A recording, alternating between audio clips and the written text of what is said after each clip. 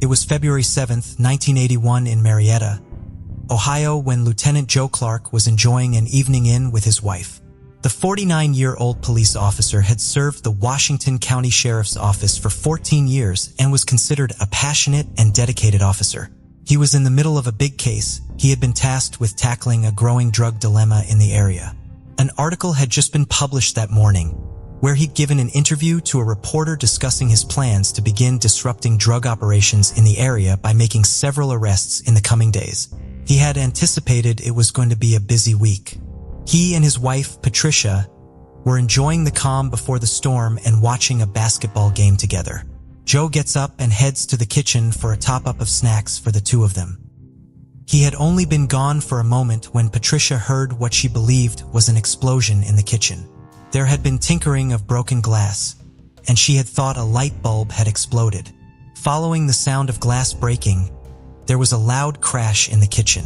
She ran to the kitchen and found Joe collapsed on the floor.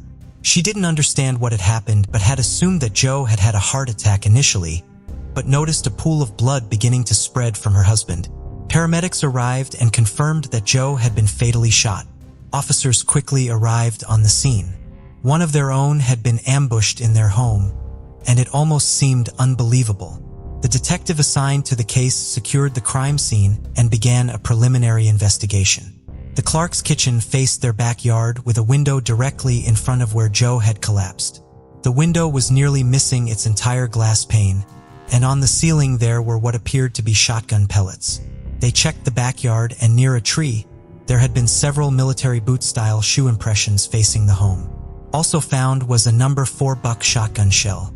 Someone had targeted Joe. They lied in wait until he came into the kitchen and shot him.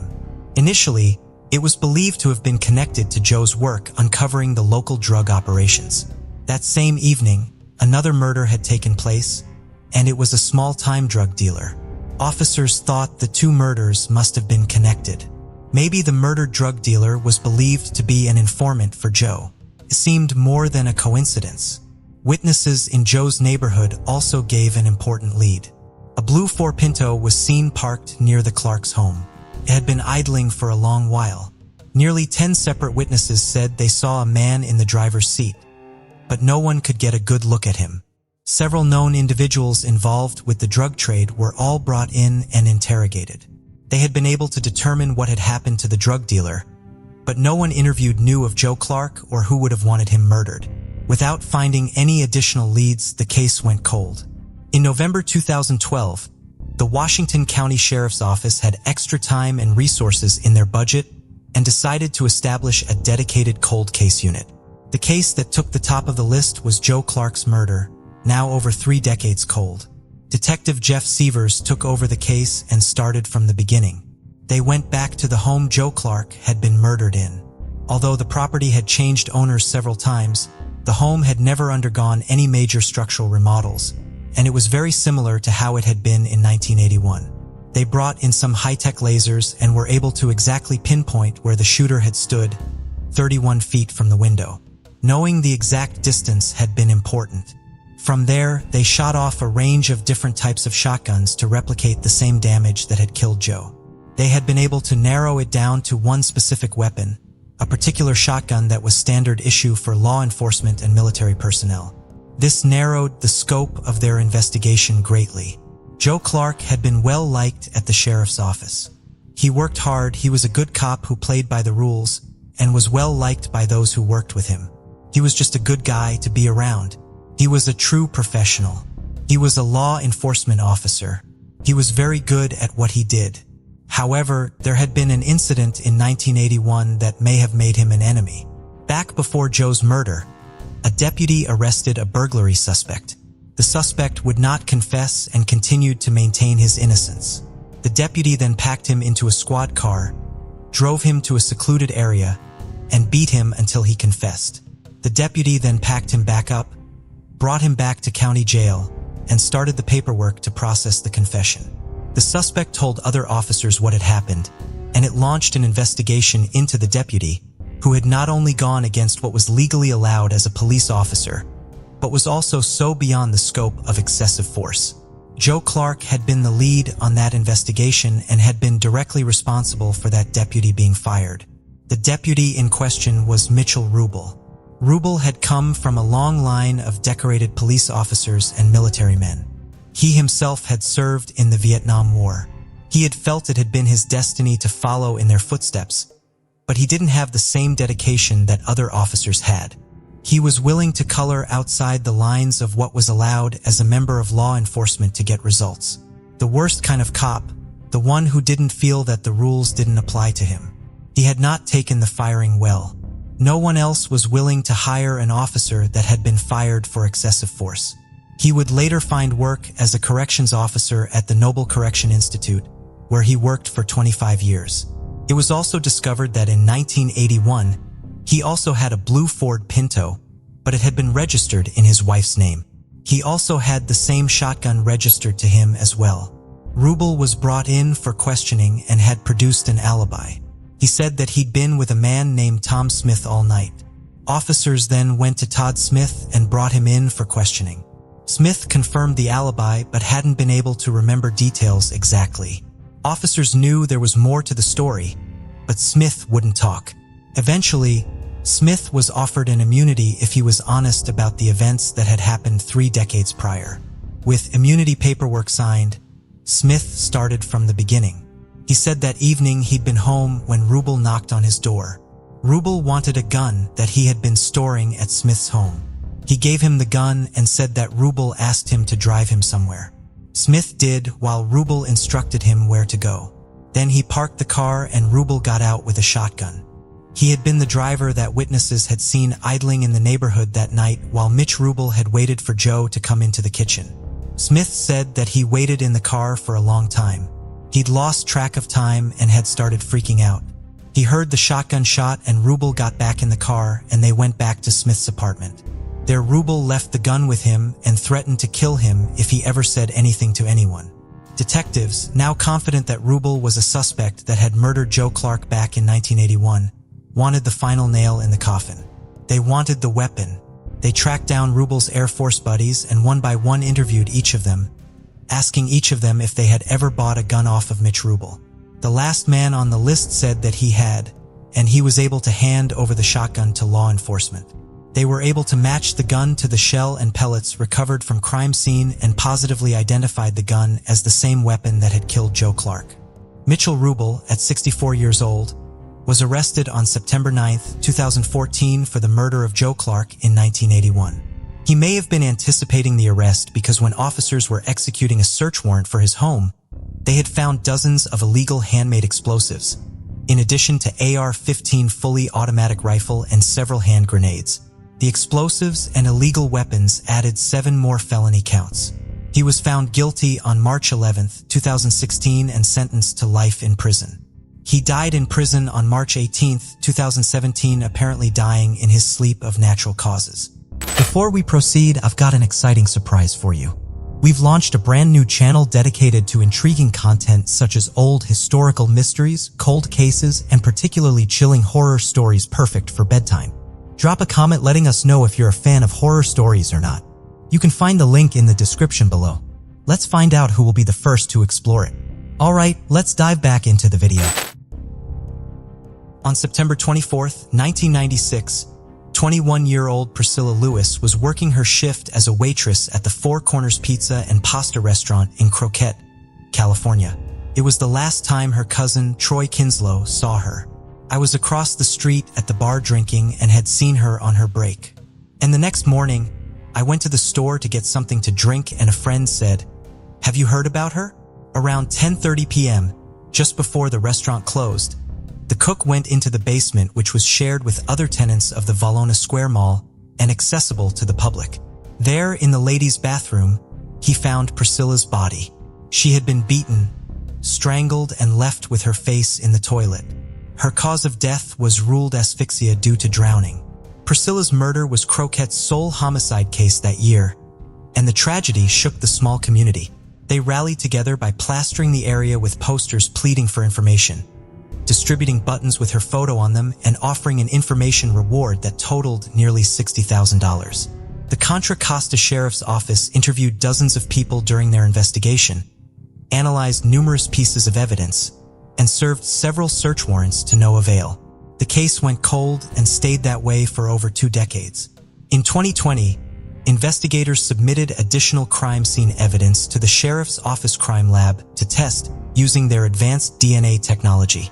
Finally, they found a match with the suspect, Danny Lamont Hamilton. Hamilton's DNA was already in database due to his criminal record. At the time of the discovery, he was already incarcerated for unrelated sexual assault charges and was serving a 295-year prison sentence. On December 8, 2021, Hamilton was charged with 1 count of murder, as well as murder by lying in wait, felony kidnapping, felony burglary, and an enumerated sex offense. Priscilla Lewis is remembered as a perky, hard-working young woman who could light up a room with her presence. Her best friend described her as a great, kind person and a fighter. Though it took over 2 decades to identify and charge her killer, Cousin Troy said it's brought some semblance of closure. A Jane pizza parlor. Authorities identified Jane Doe as a victim of serial killer Robert Schulman, who was active in the area at the time. However, the identity of the victim remained a mystery for many years. In 2018, the Yonkers Police Department appealed for more information about the unknown woman. They didn't have much to go off. She had a butterfly tattoo on her shoulder and scarring that suggested she had at least 1 child. They drew a blood sample, but they couldn't connect it to a name. They also knew she was a sex worker, which fit Schulman's MO. He confessed to killing 5 women who worked in the sex industry and scattered their remains throughout Long Island and Manhattan. Schulman was eventually sentenced to life in prison for his crimes and died in 2006. Decades later, the police were still determined to uncover Yonkers Police Department with the genetic genealogy technology that would change everything. They submitted Jane Doe's DNA into private genealogy websites, and after just 3 weeks, they found a match. It was a cousin of the victim. From there, they were able to finally identify Jane Doe as 31-year-old Marissa Hammonds of New Jersey. Marissa was born in Kentucky in 1961, was one of 7 siblings, and later became a mother of 2. She lived in California and Michigan before landing in New Jersey and was working as a fashion model with her sister. Authorities the DNA match by testing a sample provided by her siblings and now adult son, Jason D. Trapani. Before the identification, Jason hadn't known his mother's family. Now they are a beloved part of his life. In a message on Facebook, he wrote, "Love every single one of the Hammonds family. Truly grateful to have found you. Better late than never." Before we continue, 90% of you haven't subscribed to our channel, so if you like this video, please subscribe. It motivates us to make more content for you. Okay, let's continue. Orange County's oldest Jane Doe case has been closed after DNA testing identified both the victim and the killer. In 1968, a woman's body was found by 3 young boys playing in a farm field in Huntington Beach, California. The victim had been sexually assaulted, severely beaten, and her neck had been slashed. She also appeared to have been pushed out of a vehicle before being left for dead. Police scoured the muddy field for evidence and found tire tracks, clothing, and a cigarette butt, which they carefully preserved. They conducted an exhaustive number of interviews during their investigation and followed up on leads, but could never identify the victim or her killer. Earl Robitaille was the commander of the Huntington Beach Detective Bureau at the time. He said police were sent on a wild goose chase after forensic dentists told them that Jane Doe's dental work was probably done in Mexico, which threw the investigation off. In 2001, the case was reopened and investigators extracted DNA from the victim's sexual assault kit as well as clothing, from which they developed a profile for an unknown male. 9 years later, a partial male DNA match was obtained from the cigarette but found at the crime scene. It was with the DNA from the sexual assault kit, but the suspect still couldn't be identified. Then the Huntington Beach police turned their focus on identifying the victim. In 2011, they collected a partial DNA profile from blood collected from the victim's blouse. The profile was entered into the FBI's DNA index system, CODIS, for a familial match, and her fingerprints were entered into the Cal ID system, but there were no results. In 2019, Huntington Beach detectives joined together with the Orange County District Attorney's Office to solve the case. By using investigative genetic genealogy, they established a possible family tree for the suspect based on the DNA profile they developed and identified the alleged killer as Johnny Crisco. Crisco was 28 years old at the time of the murder and was not identified as a suspect during the initial investigation. He'd been discharged from the Army after failing a psychological test that had diagnosed him with aggressive reactions, being quick to anger and being impulsive. He died in 2015. In early 2020, detectives, prosecutors, and forensic scientists started building Jane Doe's family tree. Former homicide detective Pat Ellis, who worked on the case since 2010, was about to retire, but before he did, he ordered a retesting of Jane Doe's clothing, and they got a DNA hit. They called in Colleen Fitzpatrick, a renowned genetic genealogist, who used the DNA profile to build Jane Doe's family tree until they found a living relative named Steve Sabo. A detective then reached out to Steve to see if he knew any missing relatives. Steve was able to find a clue in an obituary of a distant cousin, Constance Saucier, which read, Connie was predeceased by her parents, her sister, Teresa Petto Gallagher, her brother Robert Petto, and her sister Anita Petto missing since 1970. Detectives then used familial DNA analysis to positively identify Jane Doe as 26-year-old Anita Louise Petto. Anita was born in Augusta, Maine on March 9, 1942. In 1967, Anita and some friends left Maine for Southern California in search of a different life. In letters to her family, she wrote about working as a waitress and visiting Hollywood, where she toured stars' homes. She said she'd be coming back home in May, but then the letters stopped, and her family never saw or heard from her again. Anita's niece, Lori Quirin, said, "We never in our wildest dreams thought that they were looking for her. That they were working on this case for that many years just blows my mind.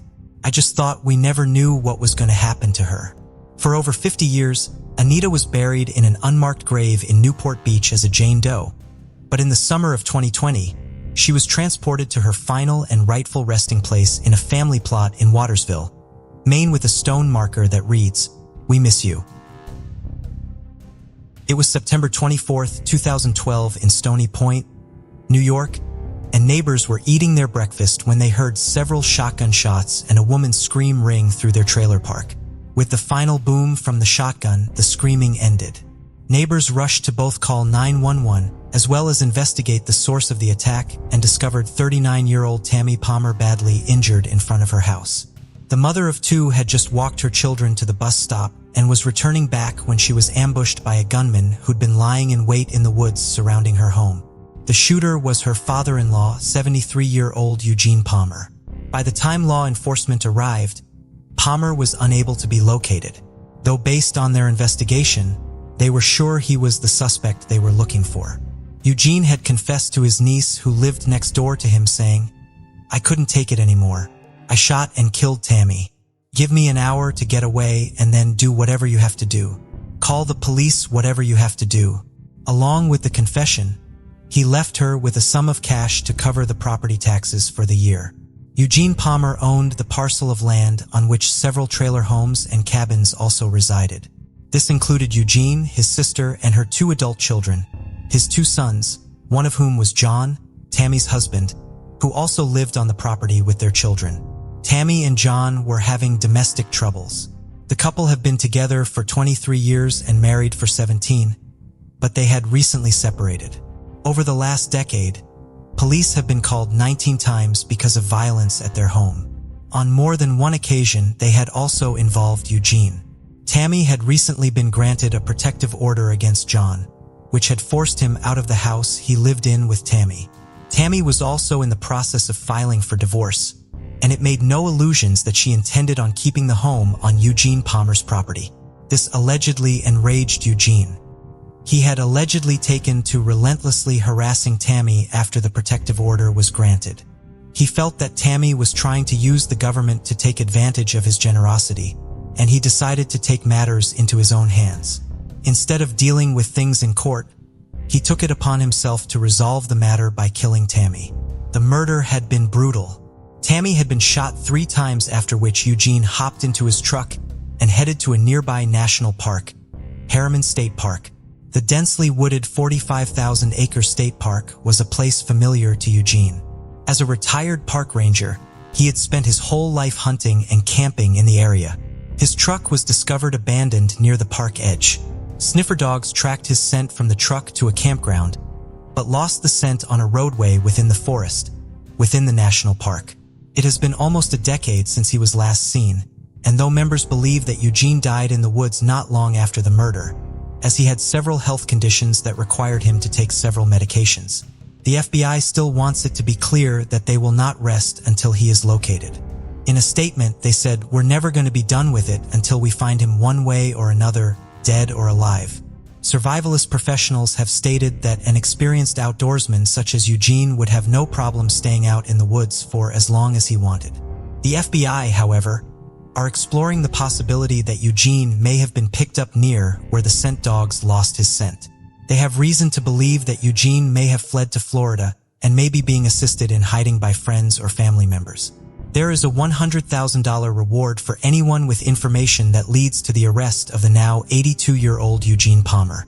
Tammy's parents, John and Violet Panarello, who were granted custody of their grandchildren, are still hoping that justice will be served for the murder of their daughter. On February 28, 2021, the FBI made an announcement. A Milwaukee fugitive wanted for murder would be added to the FBI's 10 most wanted list, 47-year-old Octaviano Juarez Coro. It was Memorial Day on May 29, 2006. Hundreds of people were gathered in the South Shore Park in Milwaukee, Wisconsin, all celebrating the American holiday with barbecues and picnics. One family was enjoying themselves when someone noticed trouble approaching them. Octaviano Juarez Coro, who was walking up to the family. He wanted to speak to his estranged wife. It was her family who he had dropped in on uninvited. A friend tried to intervene and was trying to get Octaviano to leave without causing a scene, but was unsuccessful. Octaviano and his soon-to-be ex-wife were in the final stages of their divorce, but couldn't agree on a custody arrangement for their 3-year-old daughter. It was this issue that had brought him to the park that day. Octaviano refused to leave the family affair, becoming increasingly agitated and suddenly produced a handgun. He ordered his ex-wife, her boyfriend, and 3 other members of her family to get on their knees. In front of his daughter, he began firing, wounding 3 and killing 2. His ex-wife survived 2 gunshot wounds to the chest, but her boyfriend had been one of the victims killed along with a family friend. Octaviano then fled on foot. Officers were not able to locate him, and he remains at large to this day. At the time, officers encouraged the public to remain vigilant and said he was to be considered armed and dangerous. Milwaukee Police Chief told the public, "It's important to get a person such as this because the propensity for violence is great."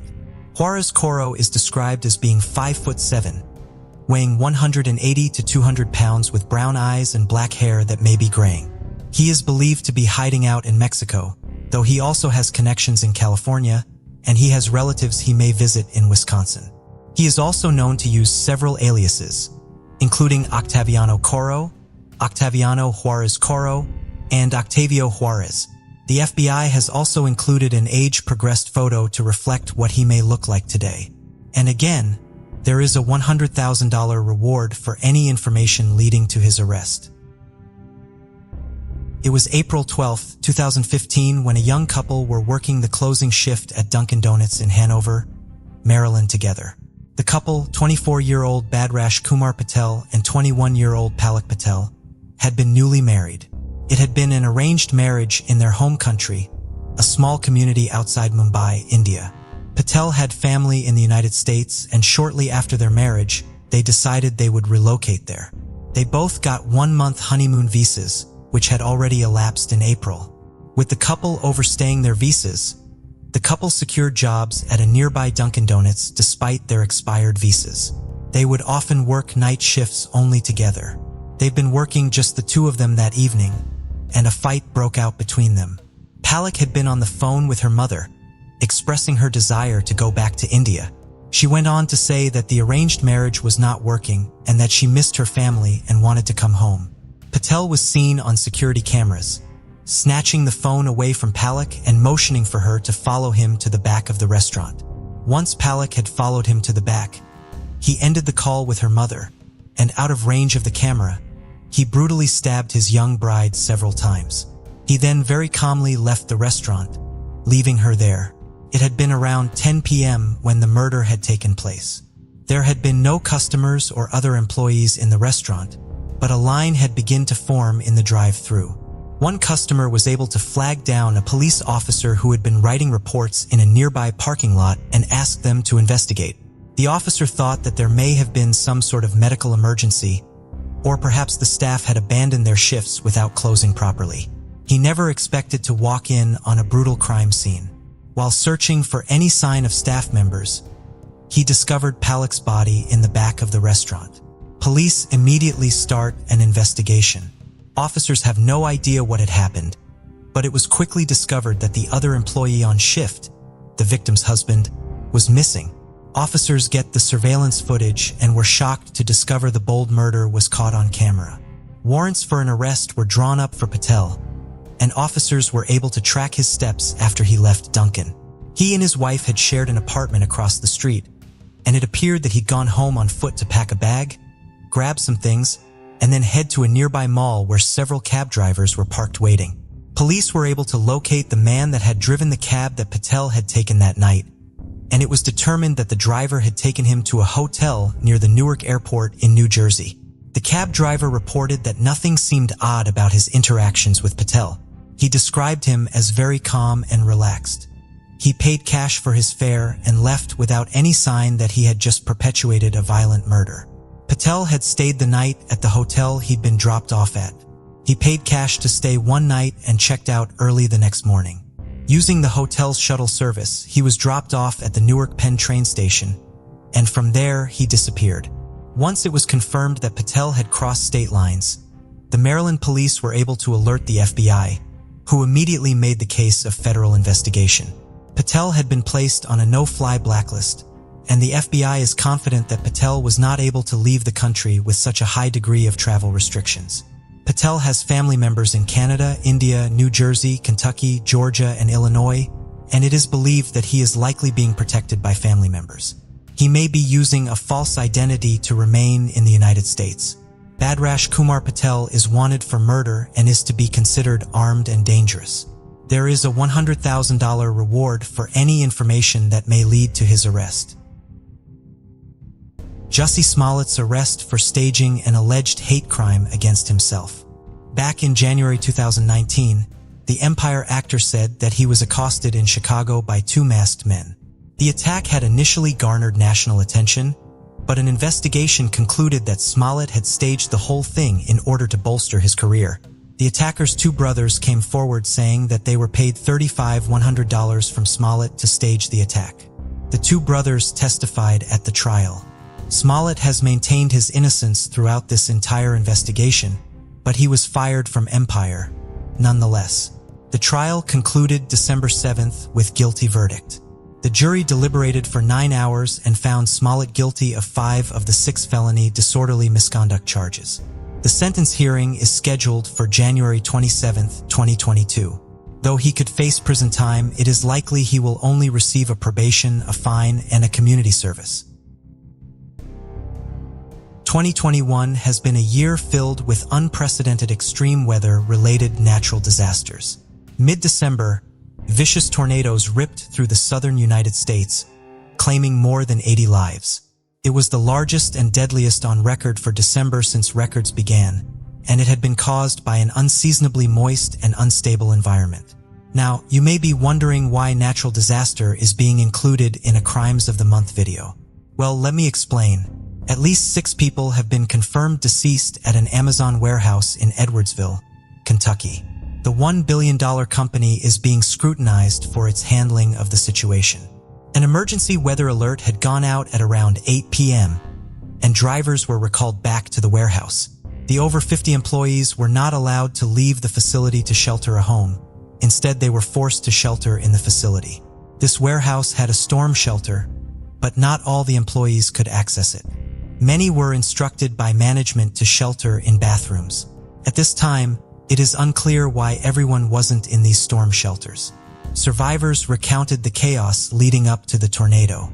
Many had stated that in their entire time employed in Amazon, they had never had a fire drill or tornado drill, and it was unclear what and where they should go in these kinds of situations. Amazon declined to answer questions about its disaster plan and if employees were required to perform drills.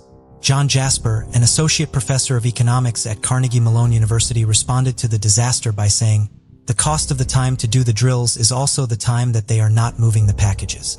They have to think about these trade-offs, but I don't think any company wants to harm its employees."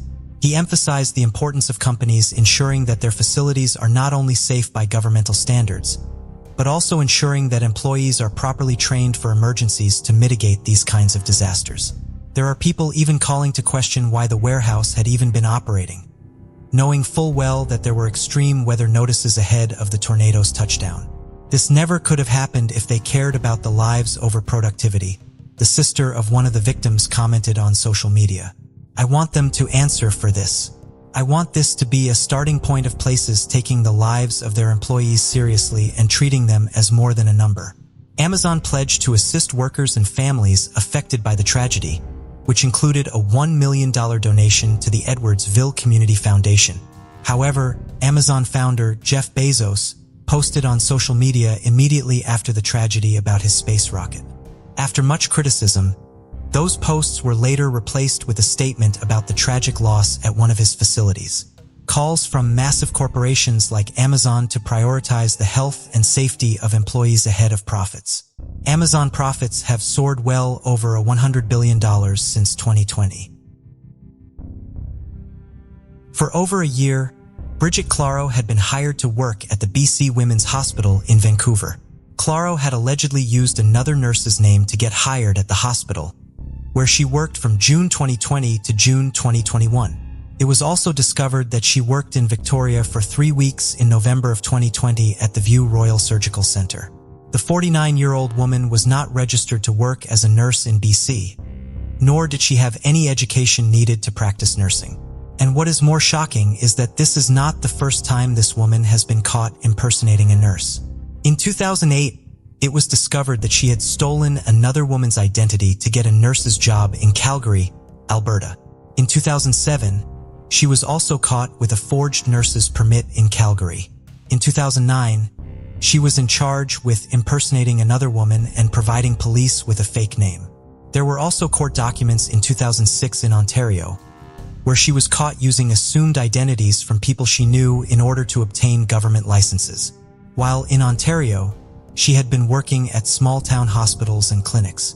She had been sentenced to 6 months in prison and fined $60,000. She is also wanted in the United States, in Florida and Colorado on several warranties for fraud and practicing medicine without a valid medical license, as well as theft, mischief, possessing blank prescription forms, forgery, and using another person's ID. Bridget Claro has also used various aliases throughout the years, which include Melanie Smith, Melanie Thompson, and Melanie Claro.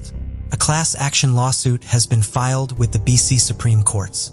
It alleges that anyone who was a patient at the BC Women's Hospital from June 1st, 2020 to June 30th, 2021 may have suffered battery when administered treatments from Claro. At this time, it is unclear how many patients she may have treated or whether any adverse outcomes have resulted from her interactions with patients. Patients are being mailed notices if they were treated or suspected of being treated by Claro. Danette Thompson, interim vice president of the BC's Nurse Union, described the allegations as absolutely alarming. She said that she's never heard of something like this happening in the province. The fact that this can even happen raises questions around the controls from the health employers and what is in place, and is it enough, obviously not, to keep our patients and our staff safe. On November 6, 2021, a woman called to request a welfare check for her neighbor.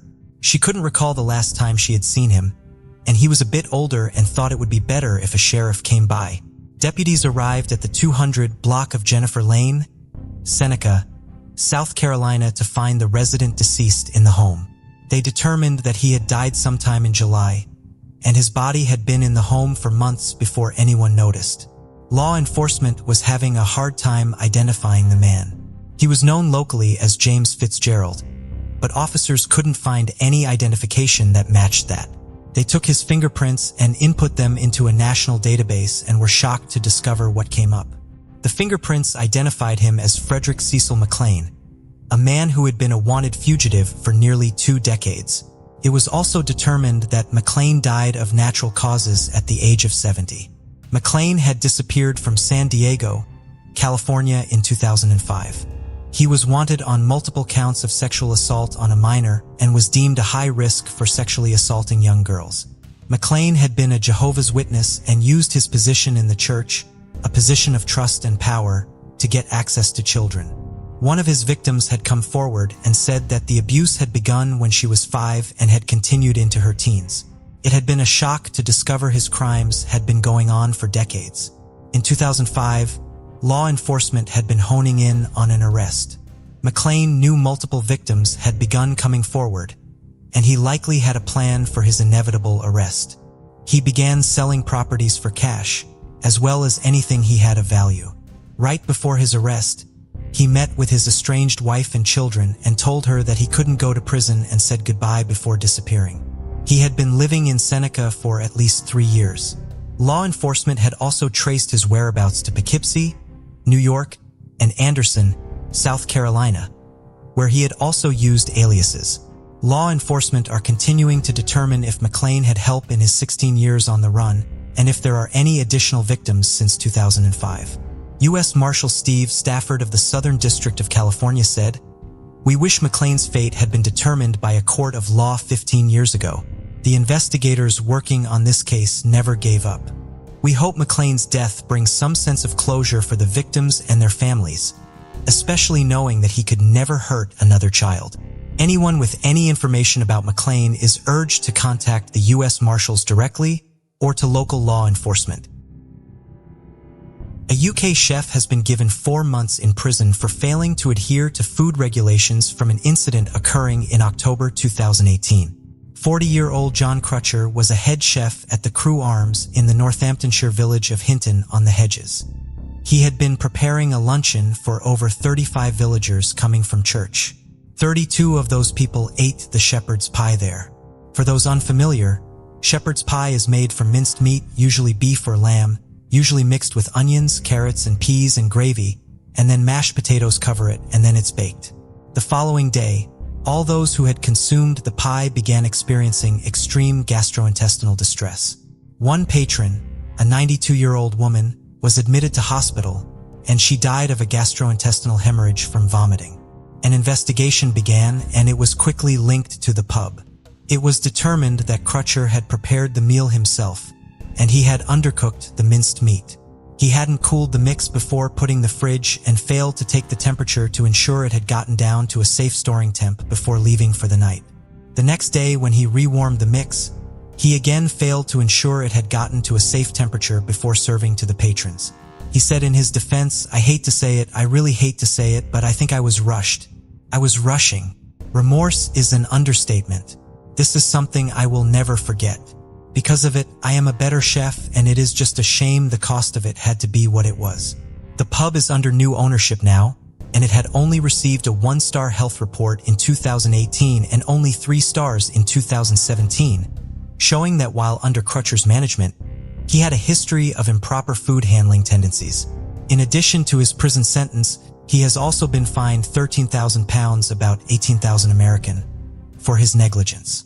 Hopefully, this will be a reminder for food handlers that food safety standards are put in place to prevent foodborne illnesses from happening, because those who are older or immune compromised, it can have deadly consequences.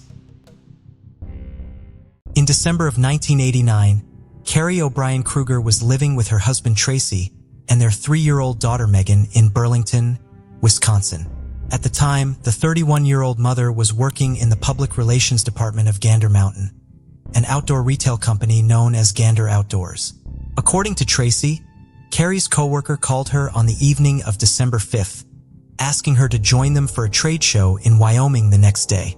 It would be a last-minute trip, as she was replacing a coworker who couldn't make. She packed her suitcase that night and planned to leave 4:30 a.m. the next morning to drive to Chicago. Illinois, where she would meet up with another coworker and catch a flight from O'Hare International Airport. She planned to return the following Sunday. Tracy remembered Carrie saying goodbye to him before she left on the morning of December 6th. A neighbor recalled seeing a black car outside of Carrie's home around 4:30 a.m. with a man in the driver's seat. According to their daughter Megan, the neighbor also said that she saw Carrie get into the car, but it's unclear what series of events is correct.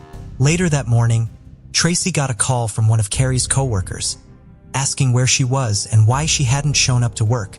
Tracy told them that Carrie was at a trade show in Wyoming, only to find out that there was no trade show scheduled for that date, and that Carrie was not asked to attend any event at that time.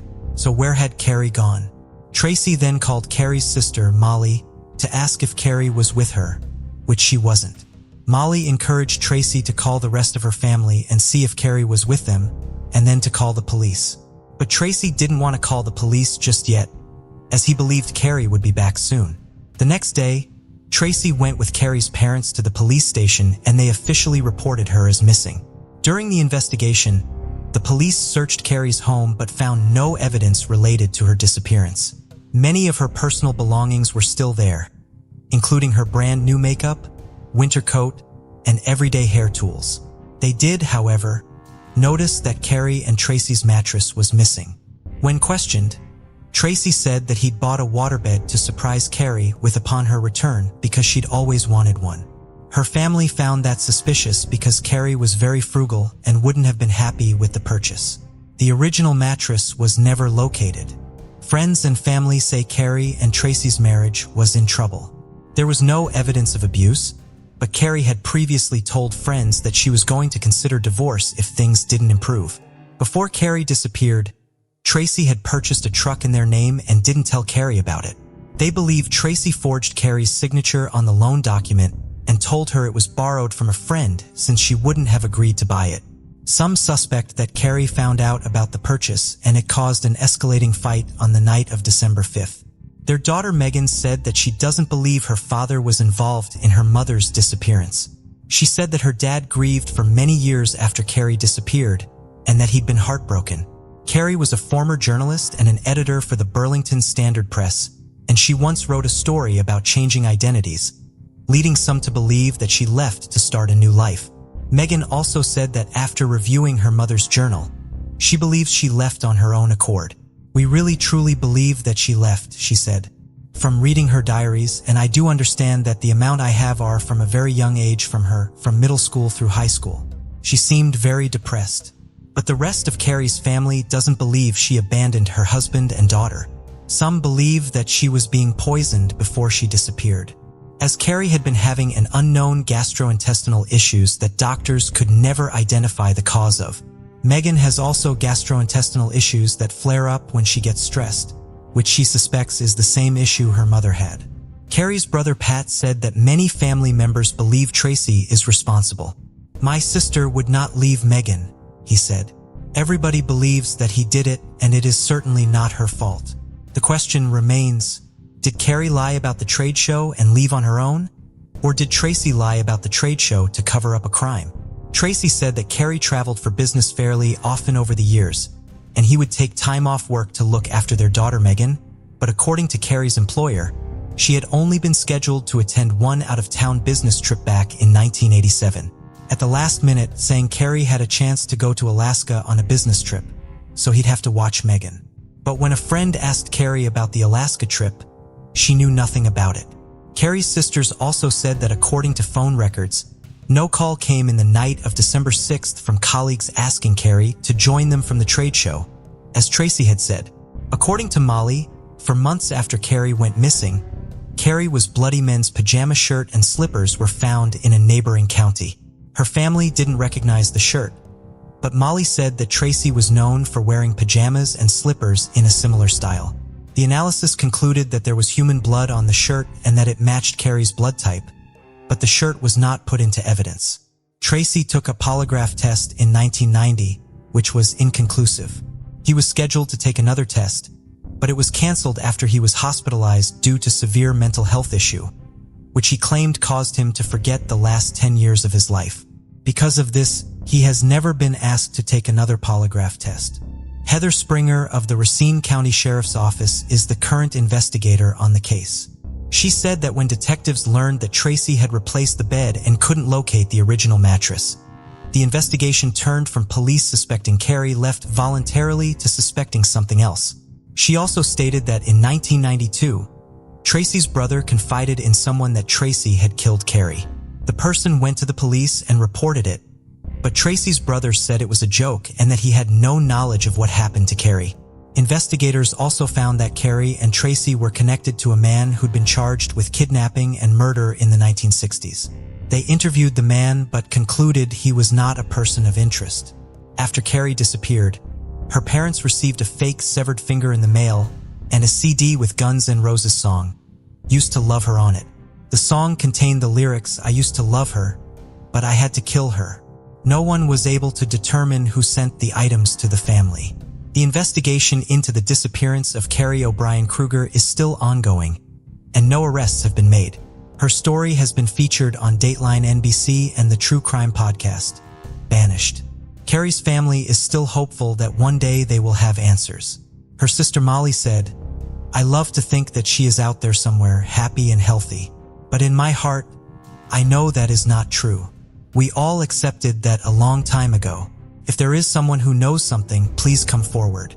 Sheriff Springer encourages anyone with information about Carrie's disappearance or whereabouts to contact her directly at the Racine Sheriff's Office or anonymously at Crime Stoppers. What do you think about it? Tell us your thoughts in comments below. Let's continue. It has been over 6 months and friends and family, as well as volunteers, are still combing the Arizona desert in search of 24-year-old Daniel Robinson. Daniel was last seen on June 23, 2021 at around 9:15 a.m. He was leaving a job site in Buckeye, Arizona, where he was working as a geologist. Friends and family described Daniel as a scientist with a passion for adventure. He traveled often, but would always check in with family along the way, which made his disappearance all the more concerning. According to his family, Daniel had plans to visit his family in July and was excited about the meeting. He was seen by federal law enforcement officials cleaning his Jeep that morning and said that Daniel seemed clear-headed. He also spoke with his colleague, Kenneth, at a job site near Sun Valley Parkway on Cactus. Kenneth told police that Daniel was acting strange. During their 15-minute conversation, Daniel reportedly said that things didn't make sense and stared into the distance before leaving abruptly. Kenneth later contacted their project manager, Steve, who said no one had seen or heard from Daniel that day. By around 3 p.m., he still wasn't responding to texts or calls from work or family, so Kenneth set out to look for Daniel in the desert. He found tire tracks that he believed to be Daniel's and followed them out west to a large desert area. One of Daniel's co-workers went to Daniel's sister's apartment in Phoenix to check if he was there, but he wasn't. His sister then called their father, David Robinson, who called the Buckeye Police Department to report Daniel missing. But the police had a policy that missing persons could only be reported after 12 hours of disappearing, so he had to wait another 3 hours before calling back and putting in the official report. And then he packed a bag and headed to Arizona from South Carolina to search for his son himself. Over the next few days, the Buckeye police conducted several ground searches and aerial searches near Daniel's job site, searched his apartment, reviewed his financial records, and attempted to ping his cell phone from a location and retrieve GPS data from his Jeep. But there was no sign of Daniel. Police began to question Daniel's mental state for his disappearance. According to reports, all of the posts on Daniel's Instagram profile had been deleted before he disappeared. They also questioned whether a recent romance may have played a factor. Daniel had met a girl while delivering groceries for Instacart. They swapped phone numbers, and according to her, Daniel began to get creepy, and he would show up at her house uninvited and text her that he loved her. She told him to stop, and the day before he disappeared, he sent her one last message that read, "The world can get better, but I'll have to take all the time I can, or we can, whatever to name it. I'll either see you again or never see you again." According to Daniel's sister, he had also started listening to a podcast recommended by the girl, and it changed the way he saw the world. The podcast by spiritual teacher and self-help author Eckhart Tolle showed him how to view things in the world in a positive energy. to avoid negative energy. On July 19, 2021, a rancher found Daniel's blue Jeep Renegade in a ravine less than 3 miles from his job site. The Jeep had rolled over on its side and the airbags were deployed. It also appeared that the sunroof had been kicked out. Inside, there was evidence that the driver had been wearing his seatbelt at the time of the crash.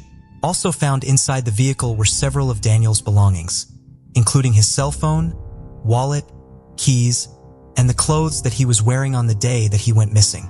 Police suggested to David that Daniel might have run away from his family to become a monk or join a cult somewhere, but David didn't buy it.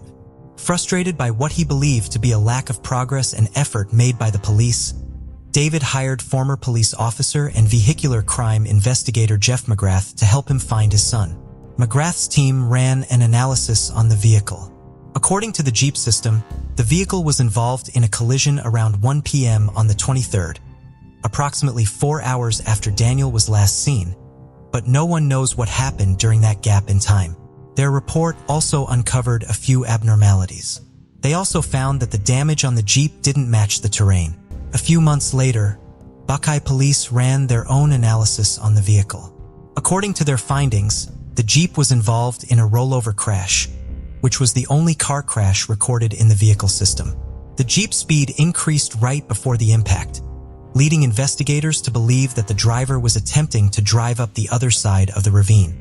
More than 40 ignition cycles were recorded after the crash, which could indicate the driver trying to restart the engine, though it's unclear how many of those ignition cycles occurred during the tow recovery.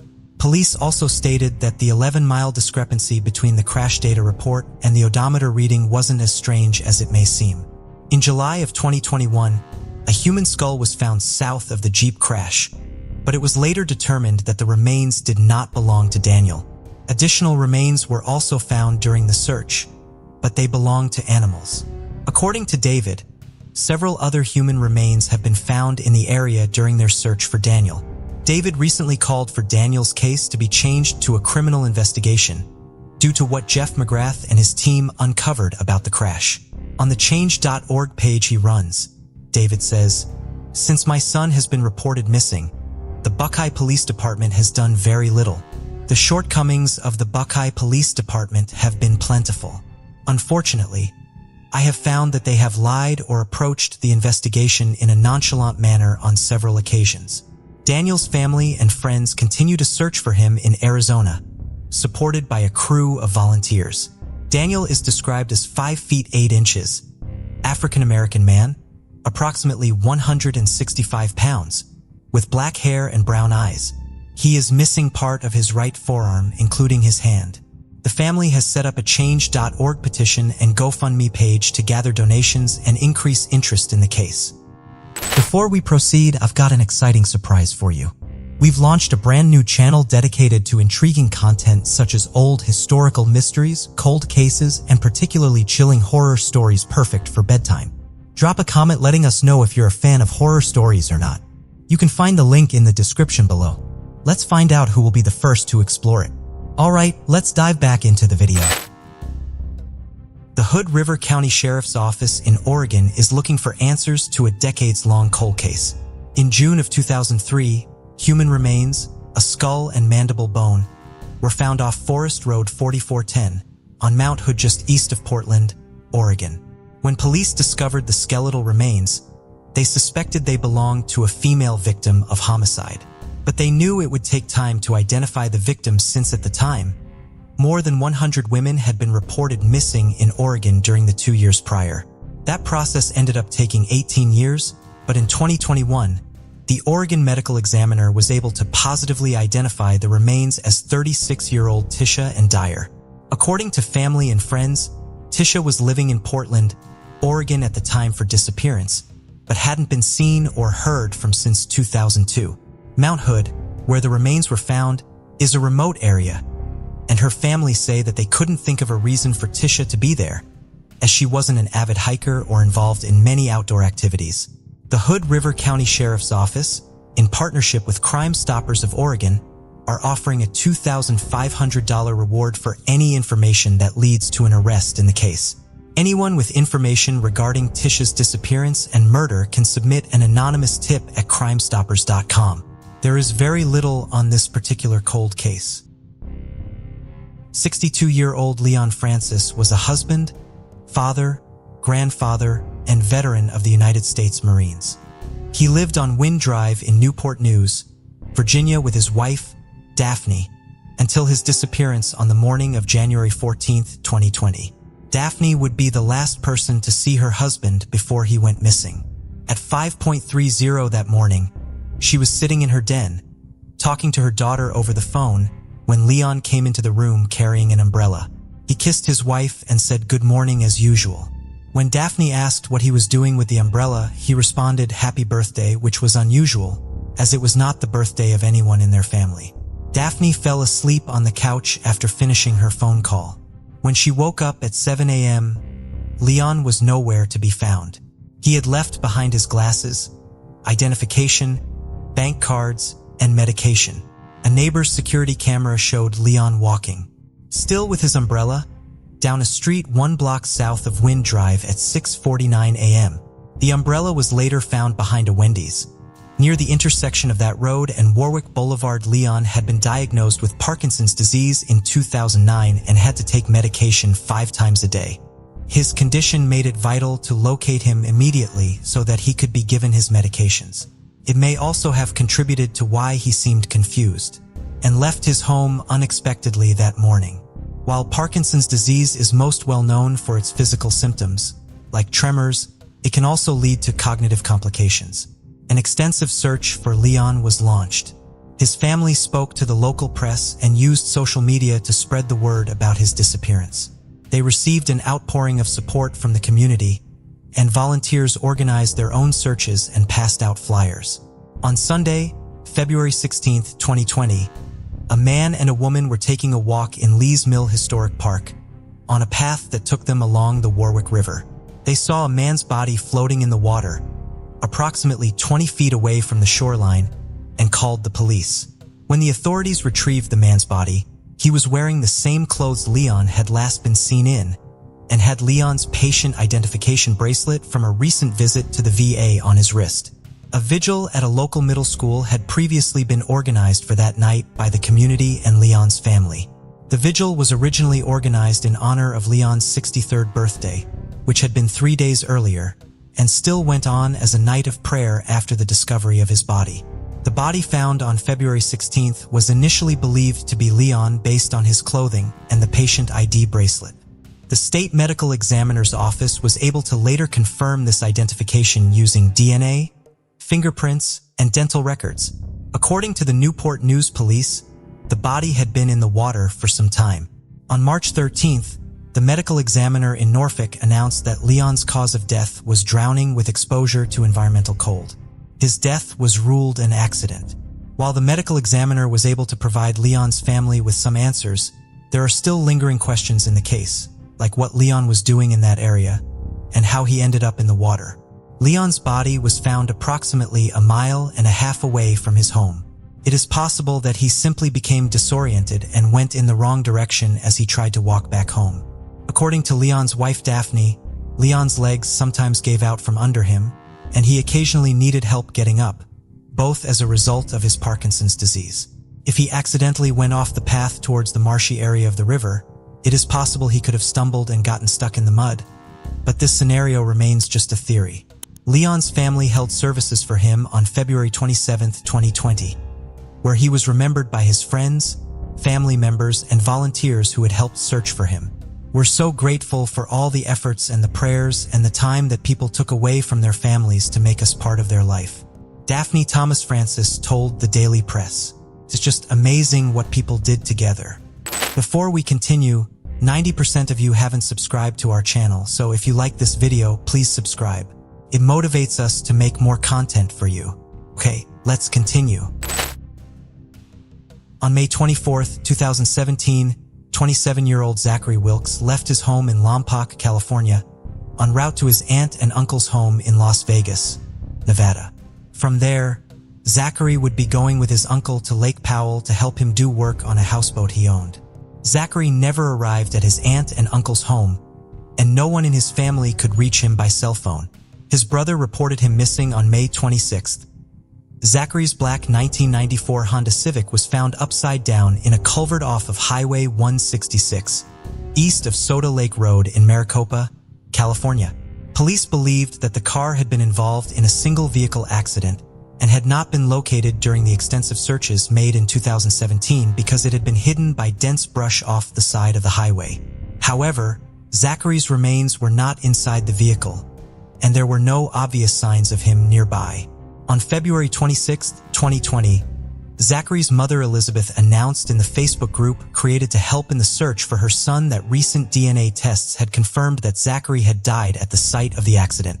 Several days after his vehicle was located, one of the searches of the surrounding area had turned up 2 bone fragments. Tests would show that only one of them was human. Zachary's parents provided samples of their DNA to compare to the DNA from the other fragment. This testing would show that the bone fragment belonged to Zachary. With just this one small bone available for post-mortem examination, the cause and manner of Zachary's death could not formally be determined. We don't know how or exactly when he died. There will be a lot of assumptions, but no one knows, Elizabeth Wilks said in her statement. Keep his memory alive in your hearts, and may he rest in peace, knowing he was loved. Shortly before 4 p.m. on January 17, 2020, Margaret Helen Becker left her home in Sebring, Florida to run some errands at the nearby Southgate Plaza shopping center. Surveillance footage would later show her inside the CVS pharmacy in the shopping center, where she filled some prescriptions. According to other people inside the store at the time, she appeared confused. She left the pharmacy at 4:48 p.m., and her whereabouts for the next 77 minutes were unknown. She entered the Publix grocery store in the shopping center at 6:05 and purchased some bananas. Surveillance footage from the grocery store shows her looking disoriented and unsteady on her feet. Helen left the Publix at 6:17 p.m. She never arrived home. Authorities attempted to trace her movements using her cell phone, and the OnStar system installed in her blue 2018 Chevrolet Colorado, but were unsuccessful. They believed that activity at the nearby Avon Park Air Force bombing range may have interfered with the signals. The bombing range would later play an important part in the investigation. On the night of January 31st, authorities learned that a blue Chevrolet Colorado had entered the bombing range without stopping at the guardhouse at approximately 7:30 p.m. on January 17th, the day Helen disappeared. According to the person who had been manning the guardhouse at that time, the vehicle had been driven by a woman matching Helen's description, and there was no one else inside of it. The range had no gate or physical barrier to prevent vehicles from driving onto its property. Based on this sighting, a search of the range was organized for the following morning. Several teams covered the various roads and trails throughout the range, and a dive team came in to search the Kissimmee River off of a boat ramp on the range. At 1:50 p.m., divers confirmed that there was a vehicle in the river approximately 30 yards away from the boat ramp. It was Helen's truck. It was still in drive and 3 of its windows were rolled down. Helen's purse and cell phone were inside of the truck, but Helen was not. Divers would continue searching the water for her remains, but were unsuccessful. The formal search for Helen was called off on February 14th. Authorities are confident that there was no foul play involved in the case. Despite being in the water for so long, Helen's cell phone still worked after it was charged, and the Highlands County Sheriff's Office was able to use it to fill in the timeline of Helen's movements on January 17th. It appears Helen spent the 77 minutes after she left CVS and before she entered Publix in the parking lot of the shopping center. After she left Publix, she began driving north on US 27. Instead of turning left onto one of the 2 roads that would have taken her back home, she instead turned right onto Sebring Parkway. She made several more right turns which brought her to the bombing range and several more right turns after she was on the property that brought her to the boat ramp, which she appears to have driven off of, not realizing she was going into the water. Individuals with dementia are known to generally turn in the direction of their dominant hand when faced with a choice while they are in a confused state. Helen Becker was reportedly right-handed. While she has no documented history of dementia, Some of her behavior on the day she went missing indicates that she may have been having cognitive difficulties, at least on that day. She appeared confused and unsteady while performing her usual errands, and authorities later learned that she had attempted to pay for her bananas at the Publix using a bank card that she had previously reported as lost, before ultimately using cash to complete her transaction.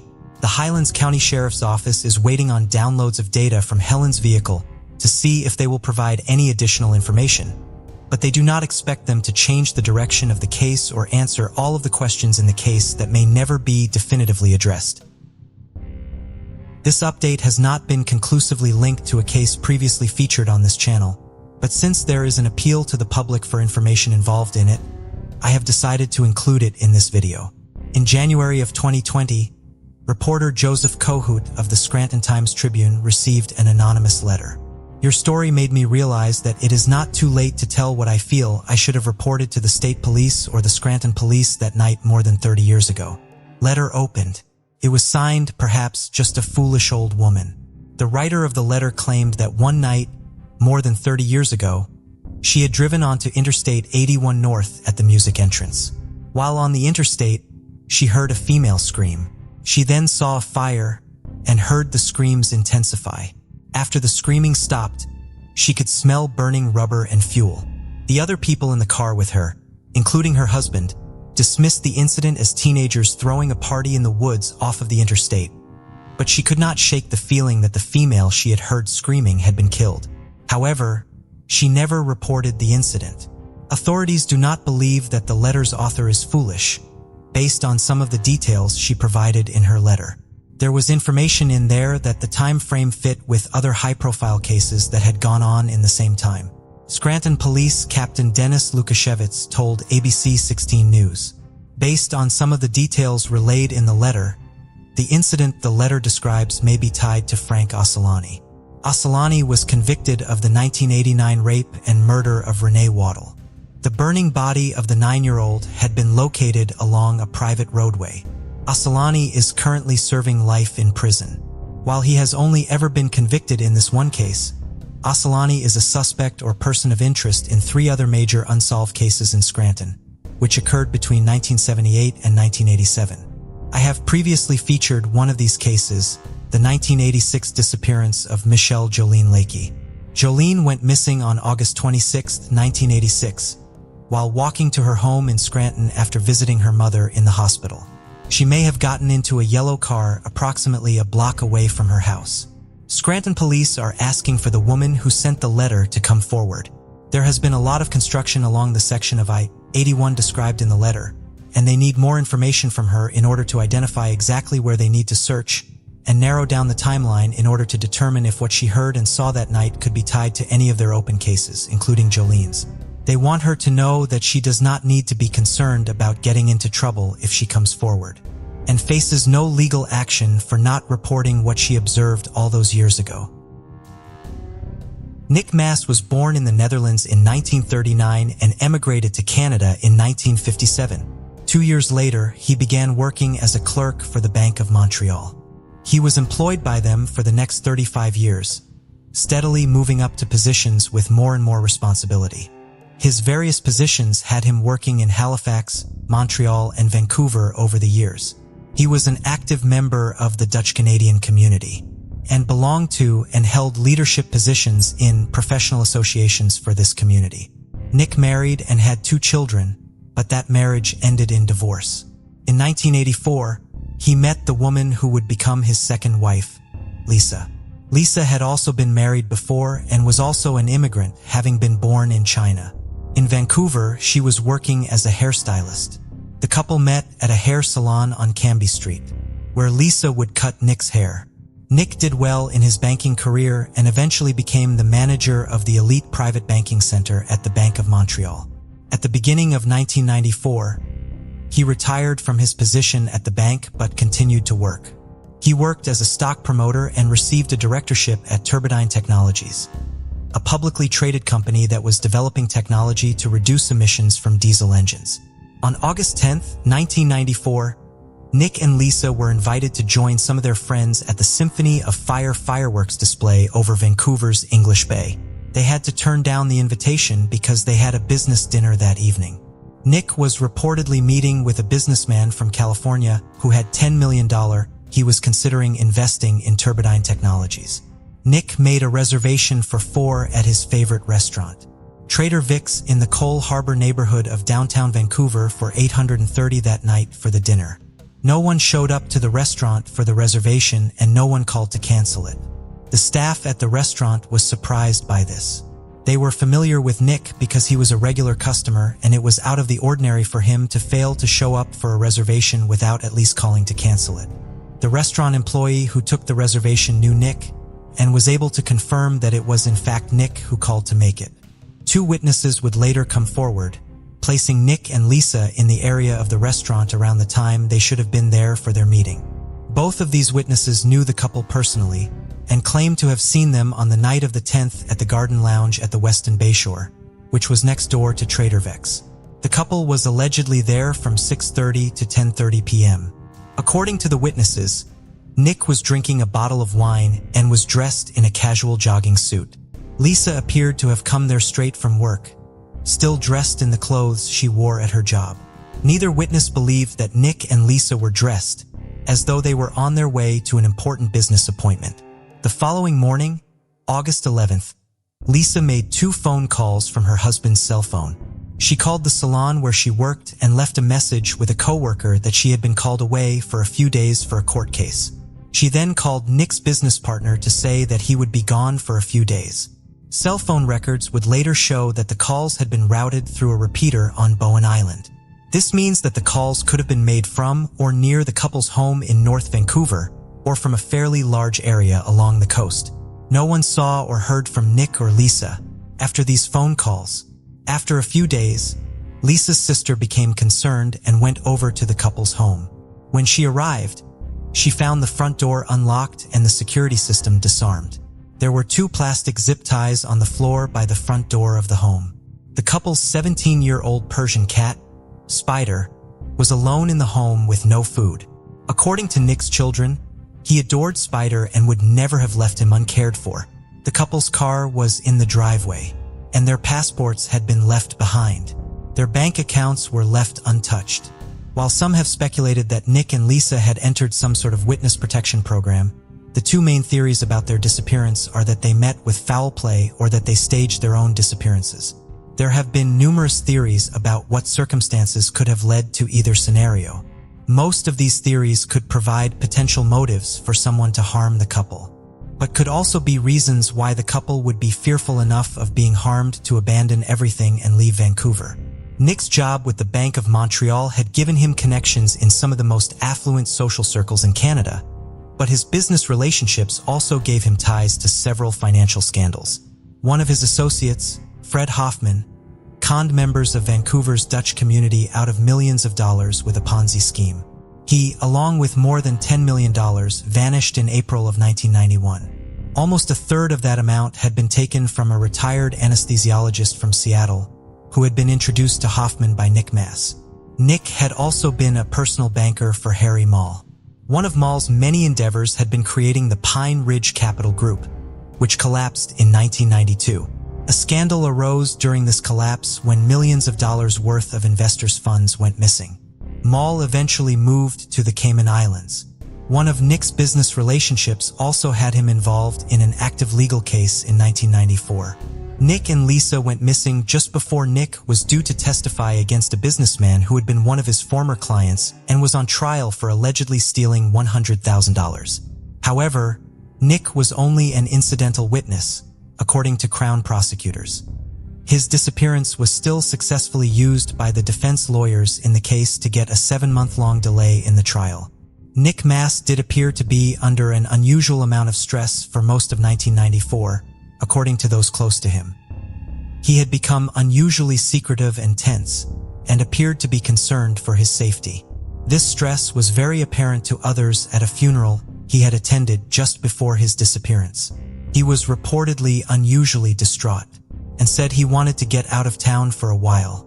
After Nick and Lisa went missing, authorities also learned that they had made a secret trip to the Cayman Islands in April of 1994. They had not told any of their friends or family members about the trip.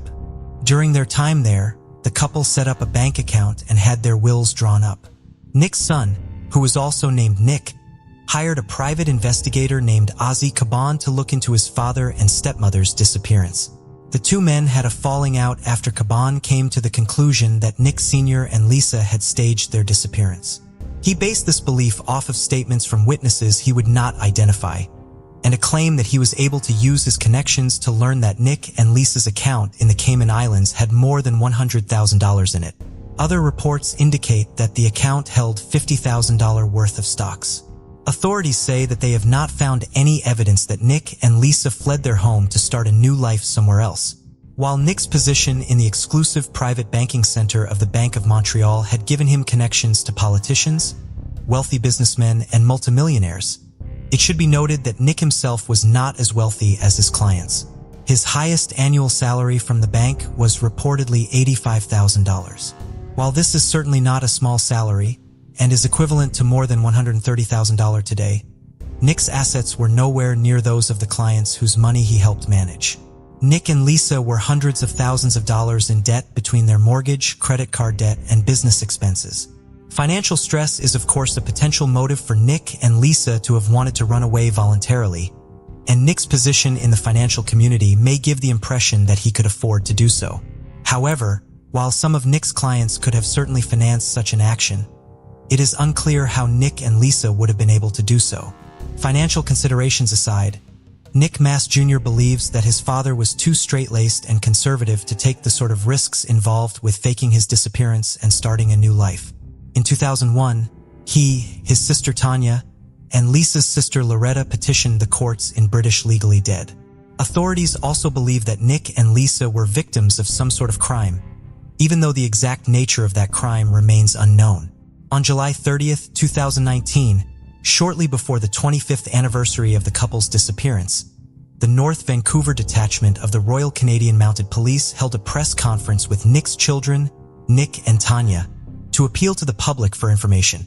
Perhaps the time that has gone by would allow somebody to come forward now that otherwise might have remained silent in the past, Nick Mass Jr. said at the press conference.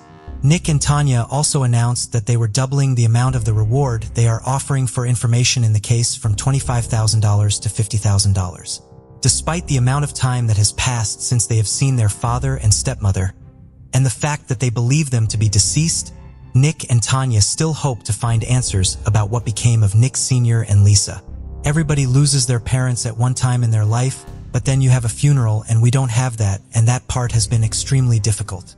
Tanya said at the press conference, "I think it will be the greatest gift we could ever receive closure." For almost 36 years, the mysterious murder of a Bedford, Texas woman has now been solved. In 1986, 32-year-old Janet Elaine Love was a ticket agent for Delta Airlines. When she didn't show up for work on April 24th, two of her colleagues went to her apartment off of Eldon Dotson Drive to check on her. Inside the apartment, they found Janet's body. She had been sexually assaulted and shot. Investigators followed up on possible leads for years after Janet's death, but could never identify her killer. They were, however, able to collect a DNA profile from samples found at the crime scene and entered evidence into the FBI Combined DNA Index System, or CODIS, in hopes of finding a match to a suspect, but it came up empty.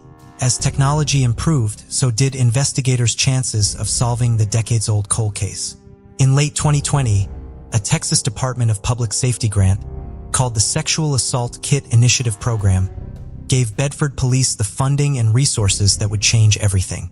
Investigators got to work bringing in a genealogist and using public records to establish a family tree for the suspect based on the DNA profile collected from the crime scene. They were able to determine the suspect's name and reached out to his relatives, and to confirm the DNA match via kinship analysis completed by the University of North Texas Center for Human Identification. In September, they were able to ID Jeanette's murderer, Ray Anthony Chapa. Chapa lived less than 1,000 feet from Janet, a neighboring apartment complex, but had no known connection to her. He died in January 2021 from a terminal illness. In North Texas and are working with the FBI to uncover other potential offenses. Jeanette's sister Rebecca remembers her as someone who loved to joke around and make people laugh. She hopes the other family members of Chappa's victims find peace and closure. In February of 2018, Patrick D. Laneserta was gunned down at his home in Deltona, Florida.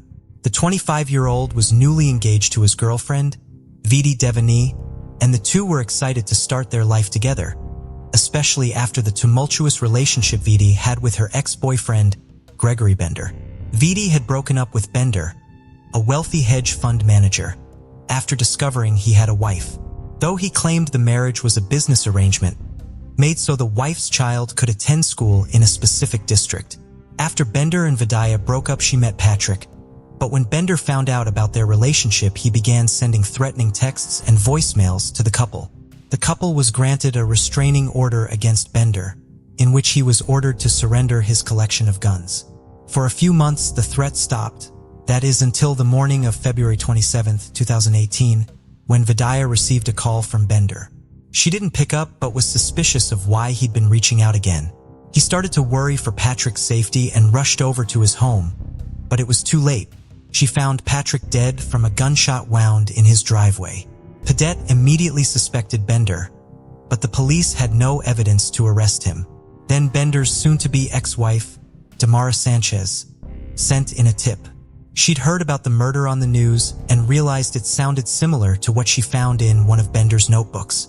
He had written out a detailed plan of how he would kill Patrick and had drawn a map of his property indicating how he would go about undetected. When she confronted Bender about what she'd found, he said the notes were just a fantasy. After receiving this information from Damara, the police had probable cause to search Bender's home. Almost immediately, they found the plan and map in a trash can. Just as Damara described, although the murder weapon was never located, police found ammunition and a shell casing that matched those at the crime scene in Bender's home. According to prosecutors, Benders lured Patrick to the front door by calling him from a burner phone, pretending to be a delivery man and saying that he had a package for him. When Patrick opened the door, Bender fired.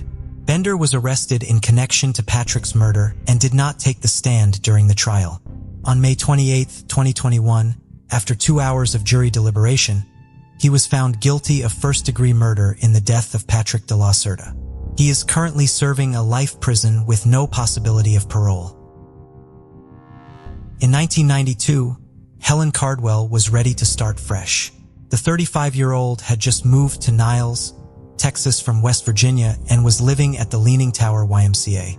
She was about to start a new job as a technician at the Lutheran General Hospital. But when her sister came to visit her on November 7, 1992, she found Helen strangled to death in her room. The police were never able to identify a suspect, but were able to gather DNA samples from the crime scene. Eventually, the case went cold. In 2020, Niles Police Department formed a cold case team dedicated to solving Helen's murder. Using modern forensic technology previously unavailable to them, they were able to extract a DNA profile from samples found at the crime scene and matched it to a now 72-year-old man named Richard Sisto.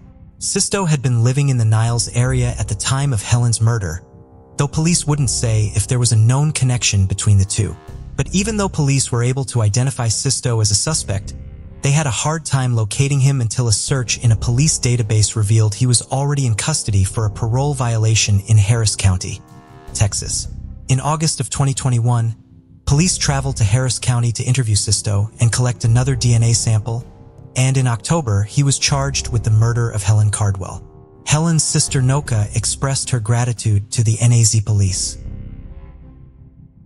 The Genesee County Sheriff's Office has arrested a longtime suspect in the 1997 homicide of Mary Pryor. 80-year-old Mary was a fixture in her town of Lennon, Michigan. She went to Mass 6 times a week and visited the same cafe for lunch and dinner every day, which made her murder all the more shocking to the community. On February 27, 1997, Mary's brother called the police after visiting Mary's home and finding the door ajar. Her beloved dog inside, but no signs of Mary. Her body was discovered around 2 p.m. that day, wrapped in a blanket in a swampy area behind her home.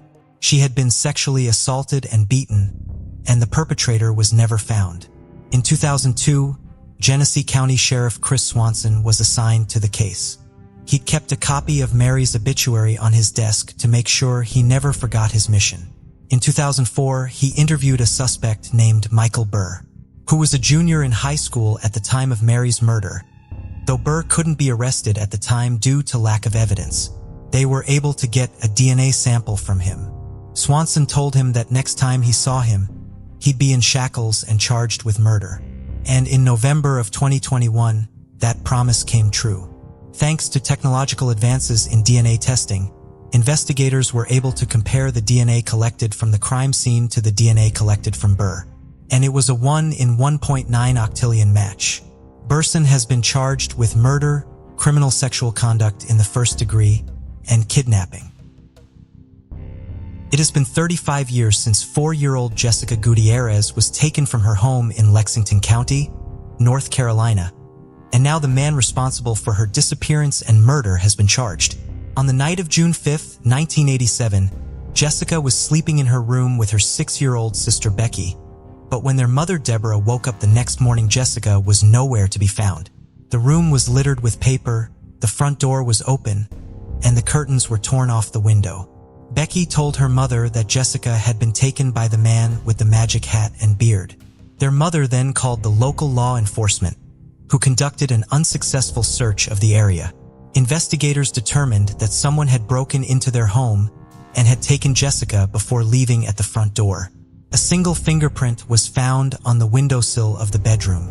The fingerprint was later matched to a longtime family acquaintance, Thomas McDowell, after he was convicted of a rape in 1997. He served 10 years in prison for the rape and was released in 1997 and still remained a suspect in Jessica's disappearance.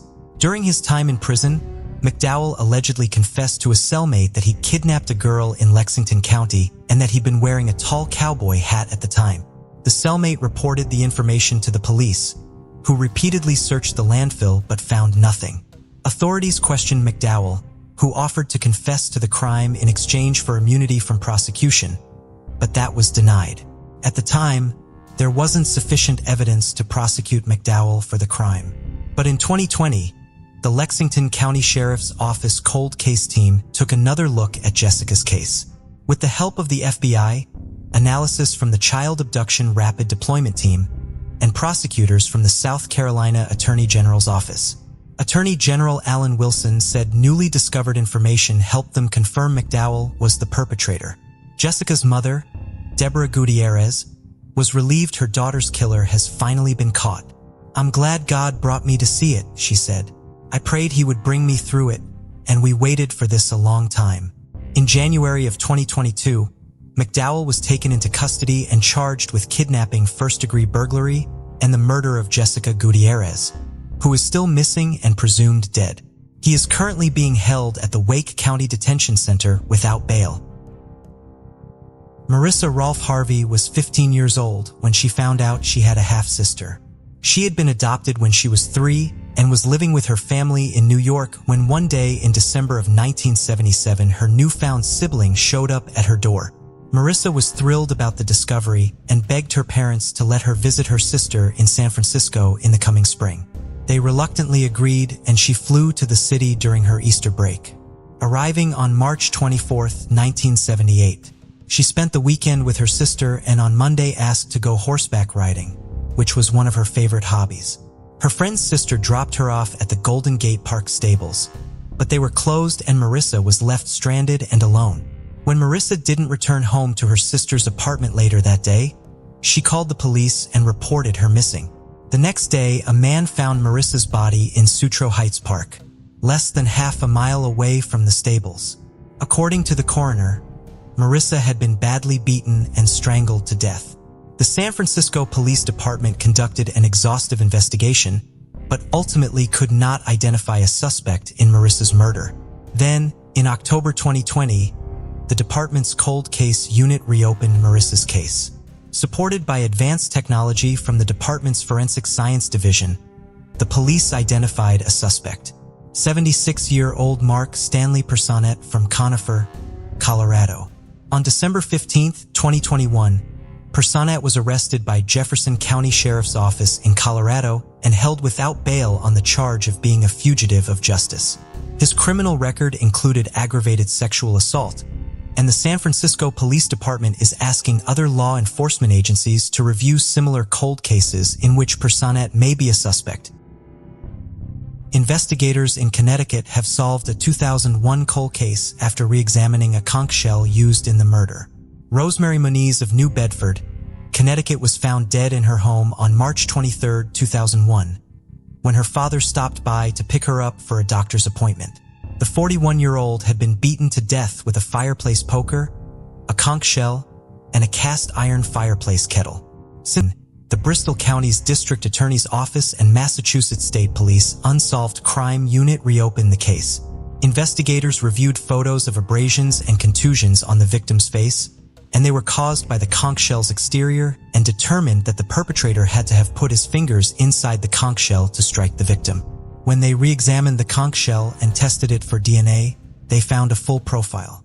They uploaded the profile to the National DNA Database, and it led to a match. It was Rose's half-brother David Reed, who was a pallbearer at her funeral. Reed's DNA was already in the database after a 2003 assault and robbery of a different New Bedford woman. He had been arrested and charged for the crime, but he never showed up to trial. In August of 2020, investigators interviewed Reed about Rose's murder. Soon after, he fled his home in Massachusetts and evaded authorities for the next year by traveling across the country. He was eventually located and arrested on September 10, 2021, while he was staying at the Providence, Rhode Island Mission Shelter. In November, he was indicted on charges of murder and armed robbery in connection with Rose's death. He is currently awaiting arraignment. On February 24, 1999, Minnie Sorano, known as Minnie to friends and family, disappeared. That day, the 13-year-old left school as usual and was heading to her home in the Bronx, but she never made it. Her mother reported her missing that night, and soon after, the community began searching for her, putting out flyers with a large reward for information. For days later, a homeless man found her body wrapped in a trash bag inside a dumpster behind a video store, had been strangled, and there were signs of sexual abuse.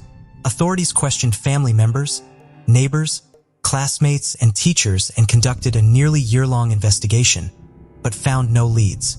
DNA samples were gathered and submitted for tracing with no success. For years, the case went unsolved until 2020, when police used familial DNA technology to crack it. A DNA sample taken from semen found in the victim's sweater was submitted to New York's convicted offender DNA database, and they found a partial match. They built out a family tree based on the results and narrowed down their suspects to 3 relatives, one of whom was a man named Joseph Martinez. When they reviewed the evidence from the case again, they discovered that Martinez was a tenant at Minnie's apartment building during 1999. They also had notes from the initial investigation quoting Martinez saying that he remembered seeing Minnie around the building. In recent years, Martinez became known as Jupiter Joe, a sidewalk astronomer who would set up his telescope on New York City sidewalks and offer viewings and mini lessons about the stars to kids. In Minnie's notebooks, investigators found lists of astronomy-related websites, as it was something she was also interested in. Investigators collected a DNA sample from Martinez, and it was a match to the DNA found on the sweater. In November of 2021, he was arrested and charged with 2 counts of first-degree murder. He pleaded not guilty to the charges and is due back in court on March 7, 2022. This case marks the first time familial DNA technology has been used to solve a cold case in New York City. Adam Brundage was a 26-year-old father of 2 living in Quakertown, Pennsylvania. He was an avid reader who loved his 2 cats. In early October of 2004, he abruptly disappeared. The last confirmed sighting of him was at his workplace, an organic food warehouse in Milford Township, Pennsylvania, on October 1st. He was reported missing several days later to police by his ex-girlfriend, who was the mother of his children. She told them that while Adam generally liked to stay home and keep to himself when he was not at work, it was unusual for him to be out of contact with her. Unable to get a hold of him by phone, she had also gone to his home to check on him, but he had not been there. The usually reliable employee had also begun missing chefs at work. Quakertown police investigated Adam's disappearance, but they ran out of leads to follow by the end of November. The case remained unsolved until January of 2020. On January 21st, Bucks County District Attorney Matthew Weintraub held a press conference to announce that Adam's case was solved. Unfortunately, Adam had gone missing because he had been killed in October of 2004. Authorities had located his remains, and his killer had already been arraigned in the case earlier that morning. Adam had been killed by someone who had been under suspicion ever since he went missing, his roommate Damon Smoot. Adam had purchased the town home he lived in using money he had inherited following his father's death, and had taken Smoot in as a roommate to offset the costs of home ownership. According to DA Weintraub, Smoot was jealous of Adam's possessions and essentially took over his life after killing him. After Adam went missing, Smoot continued living in Adam's house. He also began using all of Adam's belongings and driving Adam's maroon 1997 Mercury Cougar, which had been his prized possession. Smoot told Adam's stepmother that Adams had given him the house, the car, and his belongings, but could never provide any evidence or legal documents supporting this. He also gave various excuses for Adam's absence, saying that he was in states ranging from Wisconsin to West Virginia, for reasons ranging from needing cancer treatment to being into running away from paying child support. In April of 2019, Adam's case was reopened, and authorities eventually found evidence, which has not been publicly specified, tying Smoot to his disappearance. On January 9, 2020, prosecutors met with Smoot and his attorney in prison, where Smoot was serving a 5 to 10-year sentence for an unrelated assault to confront him with this evidence. At that time, Smoot, in the words of his attorney, chose to unburden his soul and confess to Adam's murder. In 2004, Smoot had been working as a heavy machine operator at the Haynes and Kibble House Quarry in Chalfont, Pennsylvania. Adam needed some sand to fix a grading issue on his property, and Smoot told him to meet him at the quarry after hours to buy some on October 4th. After Adam arrived at the quarry, the two men got into an argument. Smoot retrieved a baseball bat from his vehicle and used it to hit Adam in the back of the head with enough force to cave in his skull. This did not kill Adam immediately, however, so Smoot used his hands to cover Adam's nose and mouth until he stopped breathing. He then buried Adam's body in a berm in the quarry. Smoot provided authorities with the exact location where he had placed Adam's body in the quarry. Even with the specific information and the help of a cadaver dog, it took a full day and night of excavating to remove all of the rock covering Adam's remains and recover them. If Smoot had not chosen to cooperate, Adam may never have been found, both because of how deeply he was buried, and because investigators believed that Smoot had disposed of Adam somewhere on several acres of farmland he had access to, and were planning on focusing their searches for Adam there instead of at the quarry. On January 21st, the morning of the press conference, Smoot was arraigned on one count of criminal homicide at the Bucks County Courthouse. He waived his right to a preliminary hearing, and his bail was set at $1 million. Smoot's lawyers and the district attorney's office have reached an agreement, which has been approved by Adam's family, in which Smoot will plead guilty to third-degree murder and receive a sentence of 20 to 40 years in prison. 57-year-old Naomi Sanders lived alone in apartment 12 of the Oakwood Gardens apartments in Vallejo, California. On February 26, 1973, she spoke on the phone with one of her friends at 8:30 p.m. She mentioned that she was about to cook her dinner. After hanging up the phone, she began cooking 2 steaks. It is believed that one was for her own dinner and the other was being prepared for her pet poodle Cindy. The steaks would still be on the stove, only half cooked, when another resident of the apartment complex entered Naomi's apartment the following day, around 5 p.m. The neighbor found Naomi's partially nude body on her bed. Cindy the poodle was standing guard over her owner. Naomi's autopsy would later reveal that she had been raped and strangled. Naomi had no known enemies or scorned former boyfriends for police to investigate. She had been employed by the Brooks Security Service for 2 years, leaving her position there just 2 months before her death. Her former supervisor there, a retired police detective, volunteered to help with the investigation, but also said that Naomi had not received any threats while working for him. Naomi had left her job at Brooks after 6 months of trying to balance it with her second job.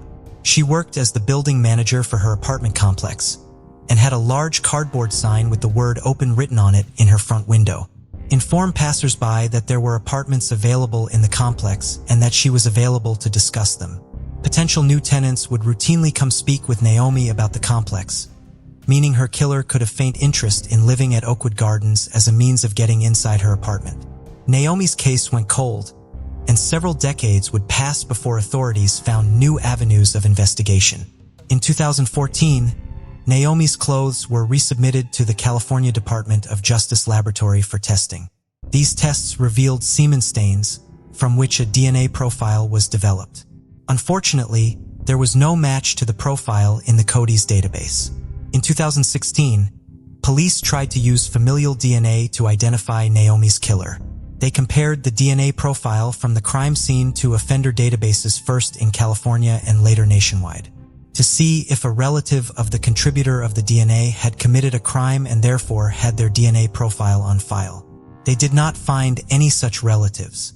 In 2018, detectives turned their attention to using genetic genealogy to solve the case. While they could not identify any relatives of the killer in offender databases, they still hoped that they could locate some in public genealogical databases. They partnered with Parabon Nanolabs. An analysis completed in April of 2019 identified 2 potential suspects. Detectives traveled to Louisiana, where they covertly obtained a DNA sample from one of these potential suspects from an item they observed him throwing away. Testing on this sample eliminated him as a suspect. Their other potential suspect was deceased and his remains had been cremated, leaving authorities without the opportunity to test his DNA directly. This man did have children, however. They visited one of his sons, who lives outside of California, and he provided them with a sample of his DNA. On February 27, 2020, exactly 47 years after Naomi's body was discovered, the Vallejo Police Department announced that they had identified her killer, Robert Dale Edwards. Edwards was 22 years old and living in Vallejo at the time of Naomi's murder. His father was a previous co-worker of hers. He could not be arrested for the crime because he had passed away from a drug overdose in Napa County, California in 1993. He had spent the 2 decades between Naomi's murder and his own death building an extensive criminal record, with charges ranging from assault to driving under the influence to attempted murder. Edwards was identified through his niece, 26-year-old Sophia Edwards, who had uploaded her DNA to the GED-Match database. The young mother and in-home care provider living in Napa, California, barely knew her father and was using the database to try to find out more about her family. The amount of DNA she shared with the profile generated from Naomi's clothing allowed investigators to focus in on her family tree.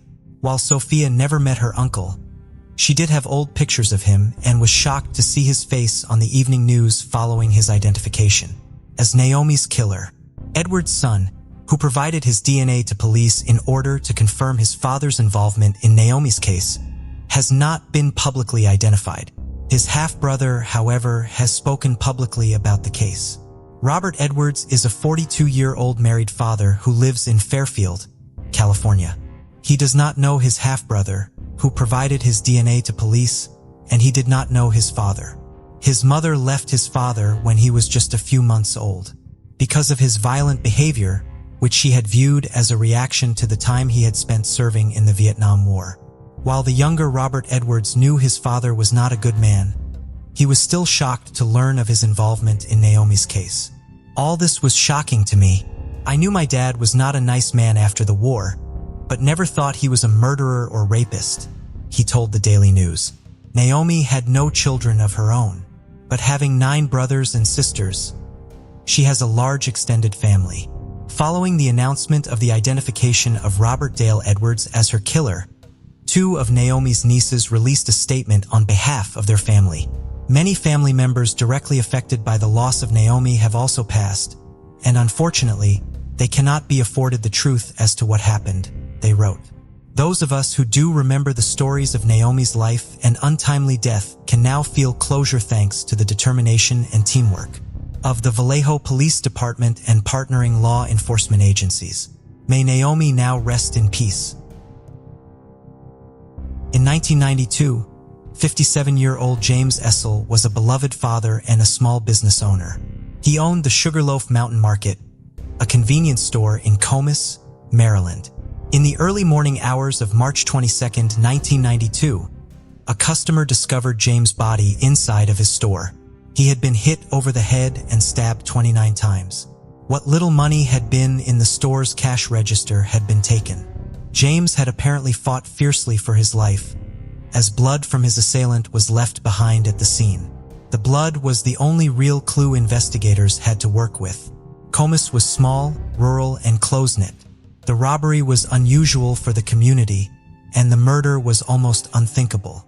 James had only owned his store for less than 2 years, but was already a fixture in the community, which rallied around his memory and his family. Unfortunately, James' case quickly went cold, and the town of Comus and James' family spent year after year without answers. In 2017, however, police were able to use new developments in DNA technology to generate a new lead in the case.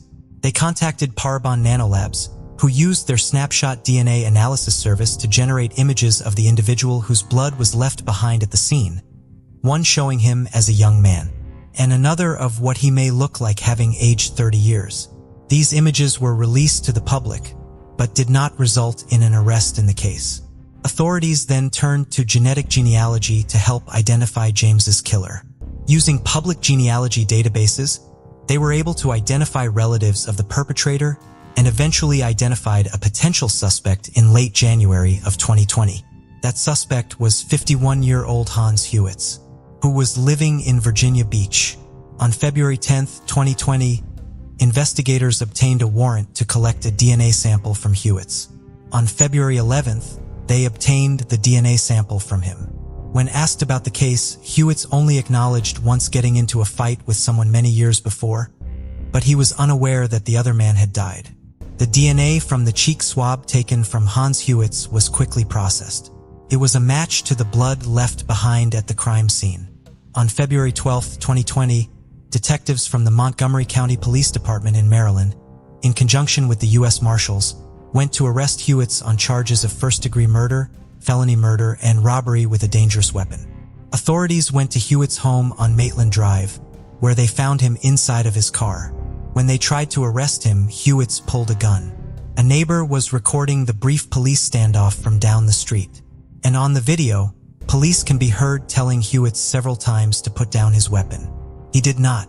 Hewitts was then shot and killed. The exact details of the moments before the police decided to fire, and their reason for doing so, have not been released, as there has to be an official investigation into the incident. The detectives involved in the shooting have been placed on administrative leave until the investigation is completed, as is the standard procedure. Is a private investigator and retired Washington, D.C. police officer. The couple had only been married for 6 years, but had known each other since they were children. Haiti does not believe that her husband, who did not have a criminal record, committed the crime, and has stated that she will be working to clear her husband's name. James Essel's family, however, does accept the results of the investigation and the answers they have provided. I wish the guy could have served time for the crime, but it's just a relief.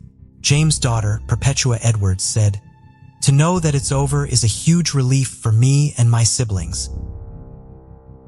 On the evening of May 25, 2003, as the sun was beginning to set, a Boeing 727 took off from Quatro de Febreiro International Airport in Luanda, Angola. This was not a planned departure, however. The 727, tail number N844AA, was not scheduled or cleared to take off, and had no flight plan filed. Air traffic control tried to contact the plane as it made its way down the runway erratically, but received no response. The 727 took off with none of its lights on and its transponder not transmitting. The plane and the 2 men known to be on board it, who had been working to restore it, have not been seen since. An 844AA had originally been part of the American Airlines fleet. It was manufactured in 1975 and flew for the airline for more than 25 years. In January of 2002, the aircraft was sold to Aerospace Sales and Leasing, a corporation in Miami, Florida, after American Airlines retired it from service. Because of the airline's strong maintenance program, N844AA was still in very good condition. The following month, the plane came to the attention of the man who would bring it to Africa, Keith Irwin. Irwin was a 57-year-old entrepreneur from South Africa. He had recently entered into a joint venture with Cargo Air Transport Systems, a company based in South Africa that had recently been awarded a contract to transport fuel to diamond mines in Angola. Angola's ongoing civil war had made ground transportation to the mines essentially impossible. Transporting goods by air was exceptionally dangerous, but still had a higher chance of success. The joint venture's sole investor supplied $450,000 for the acquisition of an aircraft and flight crews from America. Irwin originally traveled to Miami to meet with a different corporation and lease a different aircraft.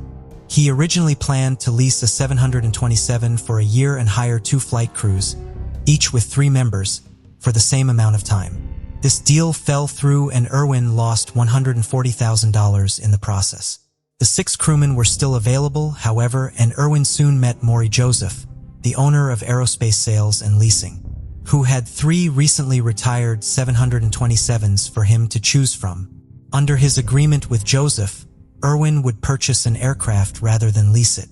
The sale price was $1 million, and Joseph agreed to remove the passenger seats from the plane's cabin to make room for the 10 tanks Irwin had purchased to transport fuel.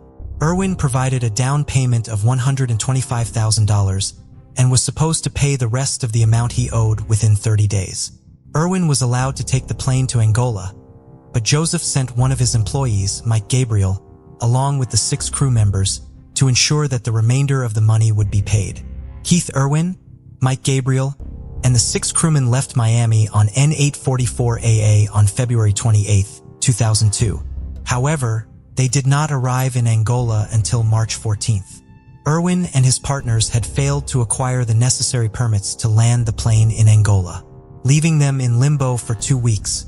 They were finally able to pay the necessary fees and secure the required permits to land at the airport in Luanda.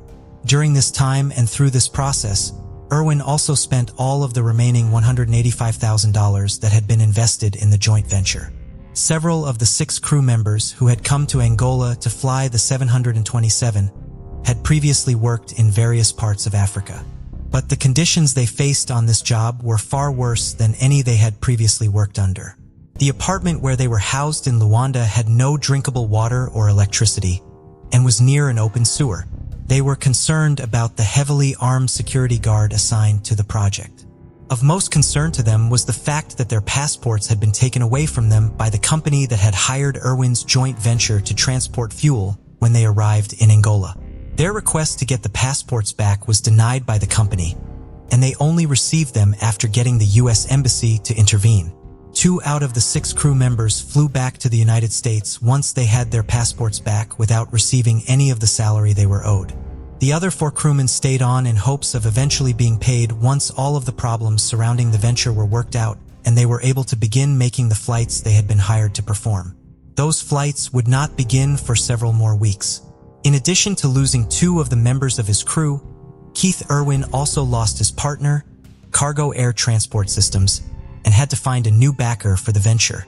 He ultimately found one, but his 727 would now be making fuel deliveries for a new client. Despite all of the problems with the business side of the operation, the 727 finally began making delivery flights in April. In 2010, one of the members of the flight crew spoke to reporter Tim Wright, but asked that his name not be disclosed. He was an Air Force veteran with 30 years of flight experience, and he described the conditions he faced during the delivery flights he made while working for Irwin as the most dangerous flying in the world. He and his fellow crew members had to base their approaches and landings to their destination at the diamond mines around avoiding ground fire, and the runways they had to land on were not paved, so their landing gear would often get stuck in the dirt. The runways were also not flat, and they witnessed other planes from competing companies crash on them. After seeing one of these accidents, the anonymous crew member fabricated a story about his mother being ill as an excuse to ask for time off to return to the United States. He did not return to Angola. By the end of April, all of the members of the crew had returned to the United States. Keith Irwin was able to find a local crew to continue flying the plane and making the fuel deliveries, but by May of 2002, his long-troubled venture completely collapsed. Around this time, Irwin believed he was being followed by someone hired by one of his partners. He began blocking the door of his hotel room at night. One night, he heard someone insert a keycard into the lock in his door, and the door unlocked. Whoever unlocked the door could not enter the room because of the chair Irwin had wedged under the door handle, and was scared off when Irwin began yelling at him. The hotel's night clerk would later admit to hotel security that he had accepted a bribe to provide a copy of the key card to Irwin's room. Irwin left the country the following day, leaving the 727 behind in Angola. Despite its age, N844AA was essentially in mint condition when it was first brought to Angola, but after only 17 delivery flights, it was practically falling apart. The harsh flight conditions it faced, as well as the stress of carrying tanks it was not designed to transport, rendered the plane worthless. It would never be of any value again. Another one of Maury Joseph's clients would later say, "You can't put water tanks full of fuel in an airplane and expect it to be good. Totally stupid." The plane remained parked at the airport in Luanda, accruing parking fees on top of the other fees and bills the aircraft had accrued during its brief period of use in Angola. Maury Joseph and aerospace sales and leasing also had not been paid. Irwin made 2 payments towards what he still owed on the plane upon his return to Africa, but then stopped sending money before actually paying off the rest of the $1 million he had agreed to pay for the plane. Joseph had fired Mike Gabriel in the midst of all the chaos in the spring of 2002 for failing to secure these payments or bring the plane back to Florida in their absence. Joseph traveled to Nigeria with another 727 he was planning to sell.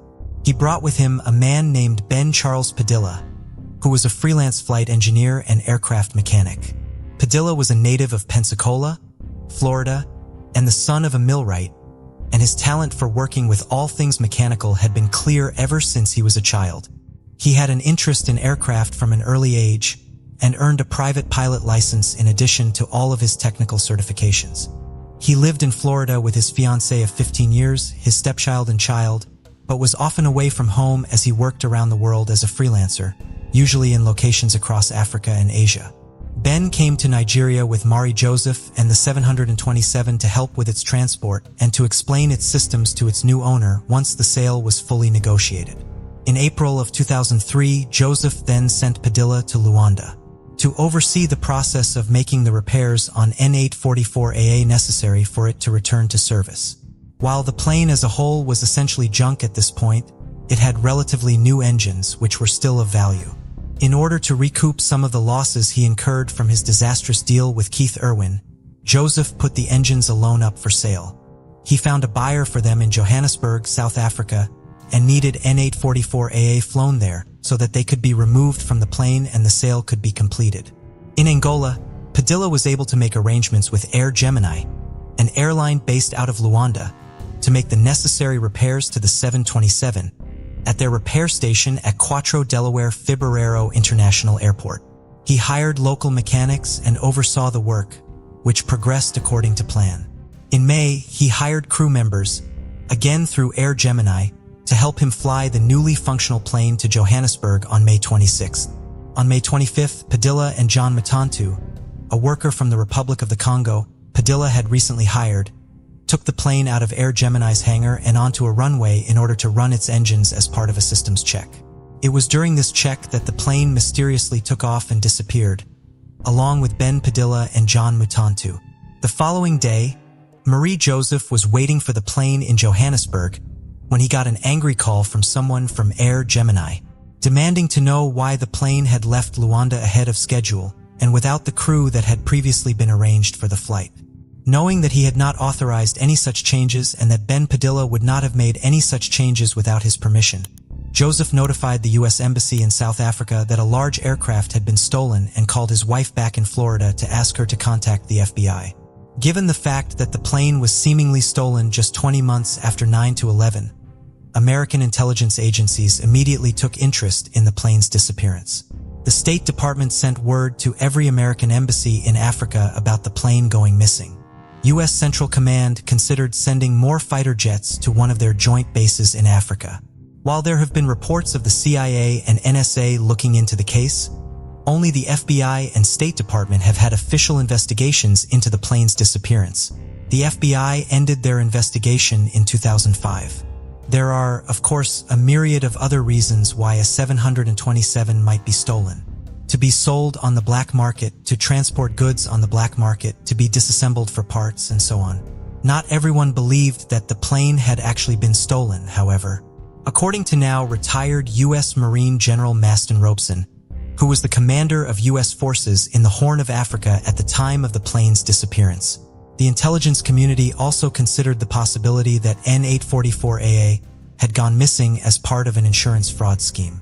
It was never clear whether it was stolen for insurance purposes by the owners or whether it was stolen with the intent to make it available to unsavory characters. He said in 2010. He had lost a lot of money on a plane that was now largely in disrepair, and he had a history of questionable business practices. In the 1990s, Joseph had been the CEO of a cargo airline that ultimately went bankrupt. The Securities and Exchange Commission brought a civil case against him, alleging that he defrauded investors in the airline and falsified its financial documents. Joseph had to pay a fine and was barred from acting as an officer in any publicly traded company as a result of the case. He was obviously contacted by the FBI about his plane's disappearance and volunteered to take a polygraph. The client, who was set to buy the plane's engines, had been with Joseph when he learned that the plane was missing and does not believe that he played a part in the disappearance because of the genuine shock and confusion he displayed at the news. Ben Padilla's family is also adamant that he would not play any part in any sort of insurance fraud. If anybody would say to me that my brother was involved with this, they're full of it, Joe Padilla, Ben's brother, said in 2010. 'Cause I know my brother. He's not gonna do nothing crooked. I know that for a fact. Despite the fact that he was often away from his family, working outside of the United States for various private companies in what were often remote locations, Ben Padilla managed to stay in close contact with his family. The last communication they had from him was an email sent shortly before he went missing. The email was in response to one informing him that his mother had just had a heart attack. He promised to contact her as soon as he could. He never got the chance to before he went missing. According to Ben's family, someone else must have been on the plane that day and forced it to take off, as Ben would not have willingly participated in illegal activity of any kind. It would be easy to dismiss this belief held by the family as a result of their personal bias. But some of the facts surrounding the case do support the idea that Ben was forced to take off on N844AA. The fact that the plane took off at all supports the idea that an unknown person or group of people was involved in the 727's disappearance. It took 3 people, a pilot, a first officer, and a flight engineer, to operate a 727. Only 2 people, Ben Padilla and John Mutantu, are known to have been on board at the time the aircraft took off. Furthermore, Ben Padilla did have a private pilot's license, but he was not trained to operate anything even remotely close to a 727. John Mutantu had no training as a pilot whatsoever. Ben could have filled the flight engineer role, but 2 other pilots would be needed to operate the aircraft. Ben had also made the arrangements with Air Gemini to take the plane out of the hangar, for this means that theoretically someone could have found out about the check and hid it on board the plane before it left the hangar with plans to take it over. The Padilla family continues to pressure the FBI to reopen the case and help them find answers about what happened to Ben. The Bureau says that this can only be done if new information is discovered. A Florida attorney began working with the family pro bono in 2004 to help facilitate their communication with the State Department and law enforcement. Almost no information is publicly available about John Mutantu, so it is unknown if he has a family who is also waiting and hoping for answers. Over the years, numerous theories have been proposed, and alleged sightings of the plane have been made. It was rumored to have been stripped for parts in Brunei. There was speculation that it was a plane that crashed off the African coast on Christmas, and a pilot claimed to have seen it at an airport in Guinea, its tail number partially painted over. None of these reports ended up being accurate. Perhaps the most obvious explanation for why the plane has never been found is that it crashed somewhere too remote, either on land or in the ocean, for it to be located. However, even if this is the case, the mystery about why it took off in the first place still has no answer. Furthermore, there have never been any sightings of Ben Padilla and John Mutantu, and their whereabouts remain unknown. In the early 2000s, the media in Mexico City began reporting a strange string of murders that followed a similar pattern. Women living alone over the age of 60 were being found robbed and murdered in their homes, primarily by strangulation. The crimes baffled the police, who was targeting the grandmothers of Mexico City. By 2003, 24 older women had been murdered. The media started to speculate it was a serial killer. Given the unknown attacker the moniker El Matavigidas, or the Old Lady Killer. Law enforcement scrambled to keep up with the killer. For many years, detectives dismissed the idea of serial killer that was preying on older women. But with the death of Maria de Los Angeles' Reaper on October 18, 2005, the Mexico City police started to take the case seriously. The police in Mexico didn't have a lot of experience investigating serial killers. Serial killers in the past had been identified as such after their capture. Detectives relied heavily on international experts for their investigation.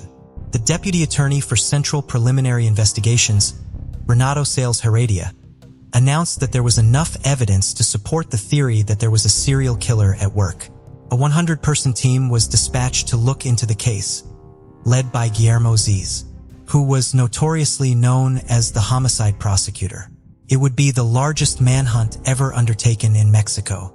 Using evidence from the crime scenes and the victims involved, they were able to establish a modus operandi, or MO. The victims had been older women. They were all over the age of 60. Many lived alone in middle-class neighborhoods and usually were located near parks. There was never any sign of forced entry into the homes. And the attacks happened during the day, and the victims were robbed of cash and jewelry. Heredia told the public that they thought that there could be an accomplice, as described by a witness from the last murder, although an accomplice was never confirmed. Despite police recognizing the severity of the investigation, there was little movement made in the case. The investigators were able to establish the method by which the murders were being done, but little evidence about the identity of the murderer could be found. One small clue they did find about the identity was a possible written description taken in 2003 from one of the potential cases before it was recognized as part of the string of killings. Due to the strength needed to strangle someone to death, the police speculated that the person they were looking for was a man. They also believed that the killer was posing as some kind of official in order to gain access to the women's home, such as a medical professional or government worker. With little to go on, the murders continued as investigators scrambled to piece together whatever evidence they could. With the murders being officially investigated, people became wearier, and eventually the police were able to collect some eyewitness reports that gave more information about the previous incidences from 2003. With these first-hand accounts, the police were able to create an artist's rendition as well as a plasticine bust of the suspect. The witnesses had stated that they had seen a robust and manly-looking person leaving the victims' homes. The killer was also described as possibly wearing a wig and being quite tall. These descriptions convinced authorities to think that the murderer was a man dressed in women's clothing. The descriptions and renditions were released and then dispersed to police stations throughout the city's 70 sectors. The police also used these sketches to create brochures and posters that were dispersed to the public. Hundreds of tips flooded in with reports of people having similarities to the sketches, and law enforcement interviewed over 300 people, but all were released. The killer was often compared to Terry Poulin or the Monster of Montmartre. In 1987, Terry was arrested and convicted in Paris for the killings of over 20 elderly women. Similar to the unknown attacker in Mexico, there hadn't been any sexual nature to Terry's crimes. Terry was motivated by money. The young man was HIV positive and addicted to drugs. He had murdered the elderly women and robbed them and used the money to throw lavish parties. Knowing he didn't have long to live, he spared no expense on an extravagant lifestyle paid for by the stolen credit cards of his victims. He was arrested when an officer recognized him from a surviving victim's description, and Terry died in prison before his trial. Terry had dressed as a nurse and targeted elderly women. Police in Mexico believed Almadivigidas was also a male serial killer who was dressing as a nurse or some other profession that would elicit trust from the victims. Mexican police therefore modeled sketches after Tyrai based solely on similarities in victims. Due to the comparison to Tyrai, police in Mexico began to round up hundreds of people, and each was interrogated, fingerprinted, and released when it was determined that they didn't match the unknown suspect. The police had also been able to collect a set of fingerprints that matched at 9 of the crime scenes, as well as a shoe print from one of the recent crime scenes to use for comparison. The case continued, but police were only able to piece together a few other facts and a few more pieces of random evidence that led them nowhere. The fingerprints were sent off to a national public security system, but no matches were found. The majority of cases took place in Cuauhtémoc and Benito Juárez, although there were cases in 8 other boroughs which made narrowing a location difficult. Police also started to surveil parks and gardens, believing that the murderer was picking their victims while they were out on walks. It was also rumored that the police were paying older women to act as decoys in the parks to lure the murderer out, but this was denied by officials. At one point, it was thought that there might be a connection to the painting Boy in the Red Waistcoat by Jean-Baptiste Gras, as 3 victims that were killed close to each other in time owned a copy of the painting. The police also admitted later that it could have just been a coincidence. Investigators also attempted to fingerprint bodies in the morgue to see if they matched those at the crime scenes, thinking that the killer may have committed suicide. They found no print matches, and it was obvious that they were starting to run out of avenues of investigation. Investigators were able to discover that the murders primarily took place on Tuesdays and Wednesdays, helping them to narrow down the habits of their suspect. It was also found that the murder was often spotted wearing red or dressed as a nurse, further supporting the police's theory that Almady Vigitas was acting as a medical officer offering benefits or services to gain the trust of these women. On January 10, 2006, Oliver Guzman Lopez was brought into custody as a possible accomplice while also being held for attempted robbery of an older woman. He was under house arrest while his testimony was being reviewed. It wouldn't be until January 25, 2006 that the true killer was finally found. Returning home, a man who was renting a room from 82-year-old Ana Maria de los Reyes was surprised to see a woman fleeing from his landlady's home. Upon further investigation, he found that Ana Maria had been strangled to death. He quickly called the police and chased after her.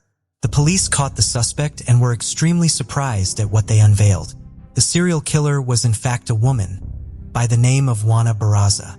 Although the police had believed up to this point that the serial killer had been a man, the combination of eyewitness details and her likeness to the artist's renditions they had secured led police to believe it could be her. They immediately took her into custody as they further investigated. When Wana was arrested, it was discovered that she had paperwork for medical benefits, a social worker ID card, and a stethoscope in her possession despite not being a social worker or a healthcare worker. She confessed to the murder of Ana Maria de los Reyes, and a media frenzy blew up around her. And photos of her and authorities at the scene of the crime were leaked before she was even fully remanded in custody. During this time, Oliver Guzman Lopez was found to have no relation to Wana and was released. According to the police, Wana would cruise public spaces such as gardens and parks, watching for older women who seemed to be alone, and then she would employ a few different methods of gaining access into their homes. It was also discovered that Wana had suffered a back injury during lucha libre and had been having issues recovering. The injury had been preventing her from competing as often as she needed to make enough money for her family. She had turned to shoplifting and breaking into homes to keep up with bills, but it still wasn't enough, so she started targeting seniors. One of these methods was offering to help with groceries of those walking home from the store, and then, as they talked, offering to do housework for these older women.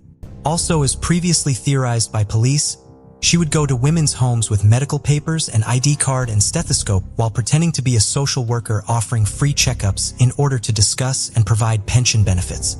In the case of Ana Maria, Wana had just gone up to her and asked for a glass of water, after which Ana Maria had invited her in. She would then usually strangle her victims using a variety of items, including tights, phone cables, cords to household appliances, and the stethoscope. Wana would then rob the place, taking small trophies while there, such as ornaments and religious objects. Wana dressed very conservatively and had a neat short cropped hair. Because of her appearance, she was able to move around the city freely without any concerns of suspicion, as the police had put out a call for a suspect that was male. Possibility that a suspect was a woman had completely contradicted everything they had assembled in their investigation. Since citizens were given this information, Wana had little to worry about as she continued to target these older women gaining access to their homes. Wana had even appeared on national television in the weeks before her capture. She was being interviewed for a Lucha Libre event. Although the program was broadcasted on national TV, no one, not the police or news media or members of the public, identified Barza as appearing very similar to the sketches. Yet, when she was arrested, police officials praised the hard work of all officers involved, dismissing that it had been kind of a fluke of good timing that had led to her capture. The media relished comparing Barza to the composite image models to reflect the killer, particularly the clay bust. Despite evidence tying her to the scene of the other murders, she only ever admitted to the murder of Ana Maria de Letreyes. When asked why she committed so many killings, all she would say is that she had gotten angry. Some claimed that she killed the victims because she needed money, as someone with a history of theft from their victims. Is it bad what you did? Barza answered, yes, it's bad what I did because no one has the right to take the life of someone else. Barza was subjected to numerous psychological evaluations. There had been a strong desire to prove to the people of Mexico that not only was Barza guilty, but she was predisposed to a violent nature. They needed Barza to fit the narrative that they had built with El Mantepejitas to ensure the public that they had the right person. Barza's home was also on the outskirts of Mexico City, in an area known for being a lower-income neighborhood with the usual socio-economic struggles we see in more impoverished communities.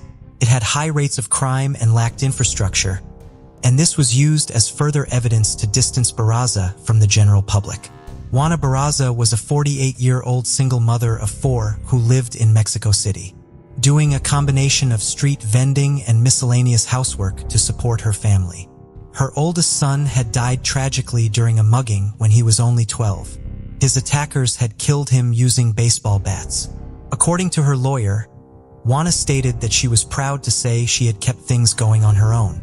She is proud of being both a father and mother to her children. Neighbors reported that the family was pleasant and kind.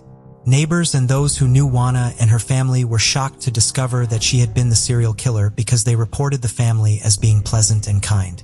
In her free time, Wana was a fan of Lucha Libre, organizing events for small-town celebrations, working as a popcorn vendor, and also participating in the amateur circuit.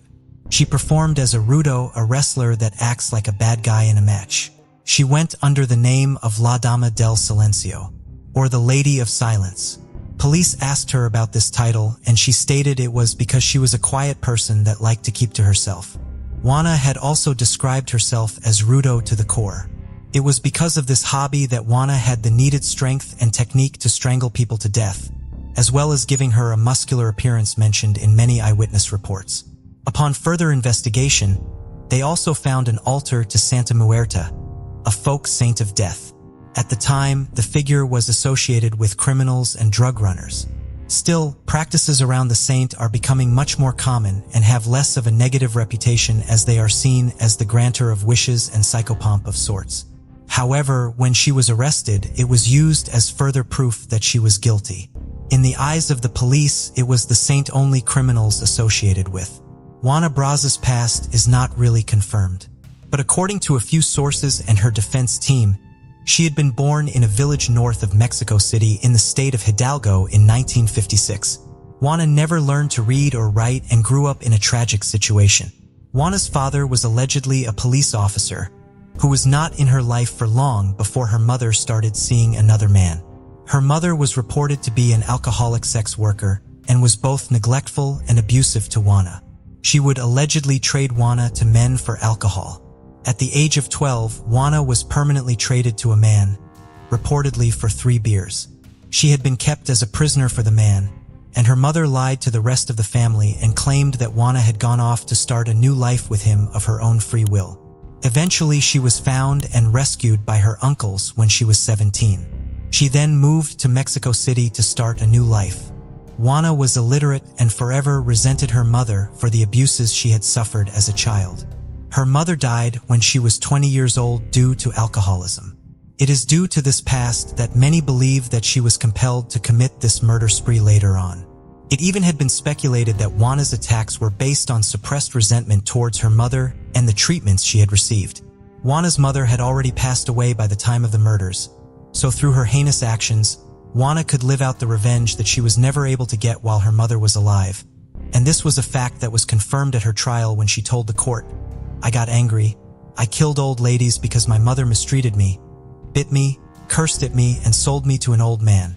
In the spring of 2008, Wana Barza was sentenced to 759 years in jail for at least 11 of the murders that authorities could find solid enough evidence for. In Mexico City history, with that being said, it is suspected that she had killed up to 40 people going as far back as the late 90s. Wana is expected to serve about 50 years, as under Mexican law you can serve your sentences concurrently. She is now 64 years old and still has a long way to go in her sentence. She has had no further incidences in jail, and she is rarely given interviews to the media.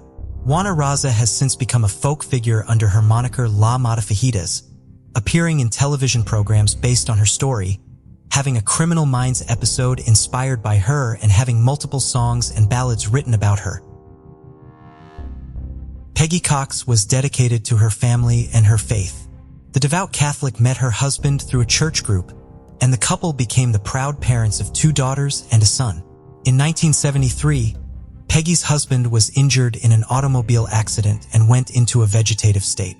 In 1977, Peggy made the decision to move her children from their home in South Nashville to Thompson Station, Tennessee, to be closer to family. She was a very active part of her children's lives, teaching them how to swim and making them feel safe enough to talk to her about anything. She did also have to rely on her own parents for help with her children, so that she could also care for her husband until he passed away in 1983. The stresses of providing such intensive care for her husband while also raising their children without him sometimes wore on Peggy, but she relied on her family, her church, and her love of reading to cope with them. She attended 8:30 a.m. Mass at St. Philip's Catholic Church every Sunday, and could read an entire romance novel in one day. In 1987, Peggy began working at a Hardee's restaurant in Franklin, Tennessee. For a while, she worked there with both her son Jude and her daughter Desiree. Desiree ended up leaving to go work at a local Kmart, but Jude continued working at the Hardee's as a cook. Friends of all 3 of Peggy's children would often go through the drive-thru of the restaurant just to say hello to Peggy while she was working because they were so fond of her. On February 1st, 1991, Peggy and Jude were both working at the Hardee's. Peggy was taking orders at the drive-thru and 20-year-old Jude was cooking just a few feet away from her. At approximately 11:45 p.m., a man ordered a roast beef combo at the drive-thru. Jude began preparing the order as the man drove around to the drive-thru window. Suddenly, Jude heard 2 gunshots. He instinctively dropped to the floor. When he looked over towards the drive-thru window, he saw his mother stumble backwards and fall to the floor. One of the bullets, which had come from a small caliber handgun, had struck her in the neck and entered her brainstem. She was rushed to Williamson Medical Center, but did not survive. Peggy had been murdered on her 49th birthday. Peggy was beloved by those who knew her, and police could not find anyone with a motive to harm her. The main theory they identified was that Peggy was killed in a botched robbery. According to Jude, his mother's killer would not have had enough time from when he placed his order to when the gunshots were fired to both drive around to the window and demand the money. It is possible that the assailant panicked when he arrived at the window and fired immediately without first robbing the restaurant. Several witnesses reported seeing a compact car speeding away from the Hardee's and getting onto Interstate 65 around the time of the murder. These sightings were the main clue in the case, but the car was never located, and Peggy's case soon went cold. In 2011, 20 years after Peggy was killed, Franklin Police Department Detective Darren Barnes requested to take over the case. Because of his position on an FBI task force at the time, he was able to utilize some of their resources in his investigation. In 2013, he was also able to present Peggy's case to the Vidic Society. The society, which only reviews a handful of cases each year, is a group of forensic experts and investigators from a variety of disciplines that provides confidential consultations about cold cases to members of law enforcement. Despite these efforts, and the efforts of Peggy's children to keep her story in the local media, the case has still not been closed. The population of Franklin, Tennessee has quadrupled since Peggy died, but her murder remains the city's only unsolved homicide. A $25,000 reward is being offered in the case. 46-year-old RZswan Dhanani lived in Washington state, where he owned several businesses and restaurants. He was working at one of these restaurants, a Dairy Queen in Auburn, Washington, on March 31, 2016. He arrived at the restaurant around 7 p.m., with plans to be there until 11 p.m. Instead of leaving at that time, he called his family at it instead. He told them that he would need to continue working for a few more hours before returning to his home in an unincorporated area of King County, outside of Redmond, Washington. Surveillance footage shows RZswan leaving the restaurant alone and on his own accord around 2 a.m. He has not been seen or heard from since. RZswan had not been driving his usual vehicle that night, and the vehicle he had used to drive to the Dairy Queen was left behind in the parking lot of the restaurant. RZswan's wallet, with all of his known forms of identification still inside of it, was found inside of the car. RZswan either left on foot or got into an unknown vehicle. When he disappeared, he was also without his jacket and cell phone. 25 hours before RZswan went missing, there had been a fire at another one of his restaurants, the Celtic Bayou, on West Lake Sammamish Parkway Northeast in Redmond. At 1 a.m. on March 31st, someone working at a nearby business heard an explosion and called 911. Redmond firefighters were able to quickly control the fire, which had not spread to any neighboring businesses, in part due to the restaurant's sprinkler system. There was extensive damage to the restaurant, but no one was injured in the fire. Police suspected that the fire was caused by arson, and the witness who had called 911 also reported seeing an unknown man walking away from the restaurant just after the explosion that started the fire.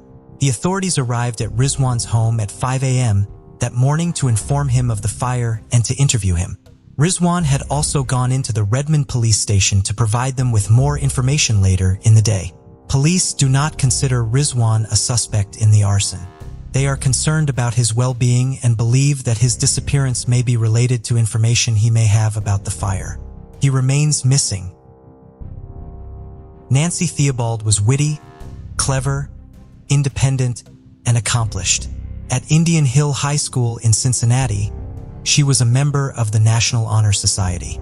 She received a scholarship to study in France as an American Field Service exchange student during her senior year. She was accepted into the honors program at the University of Cincinnati and began her studies there in the fall of 1977 with plans to major in finance.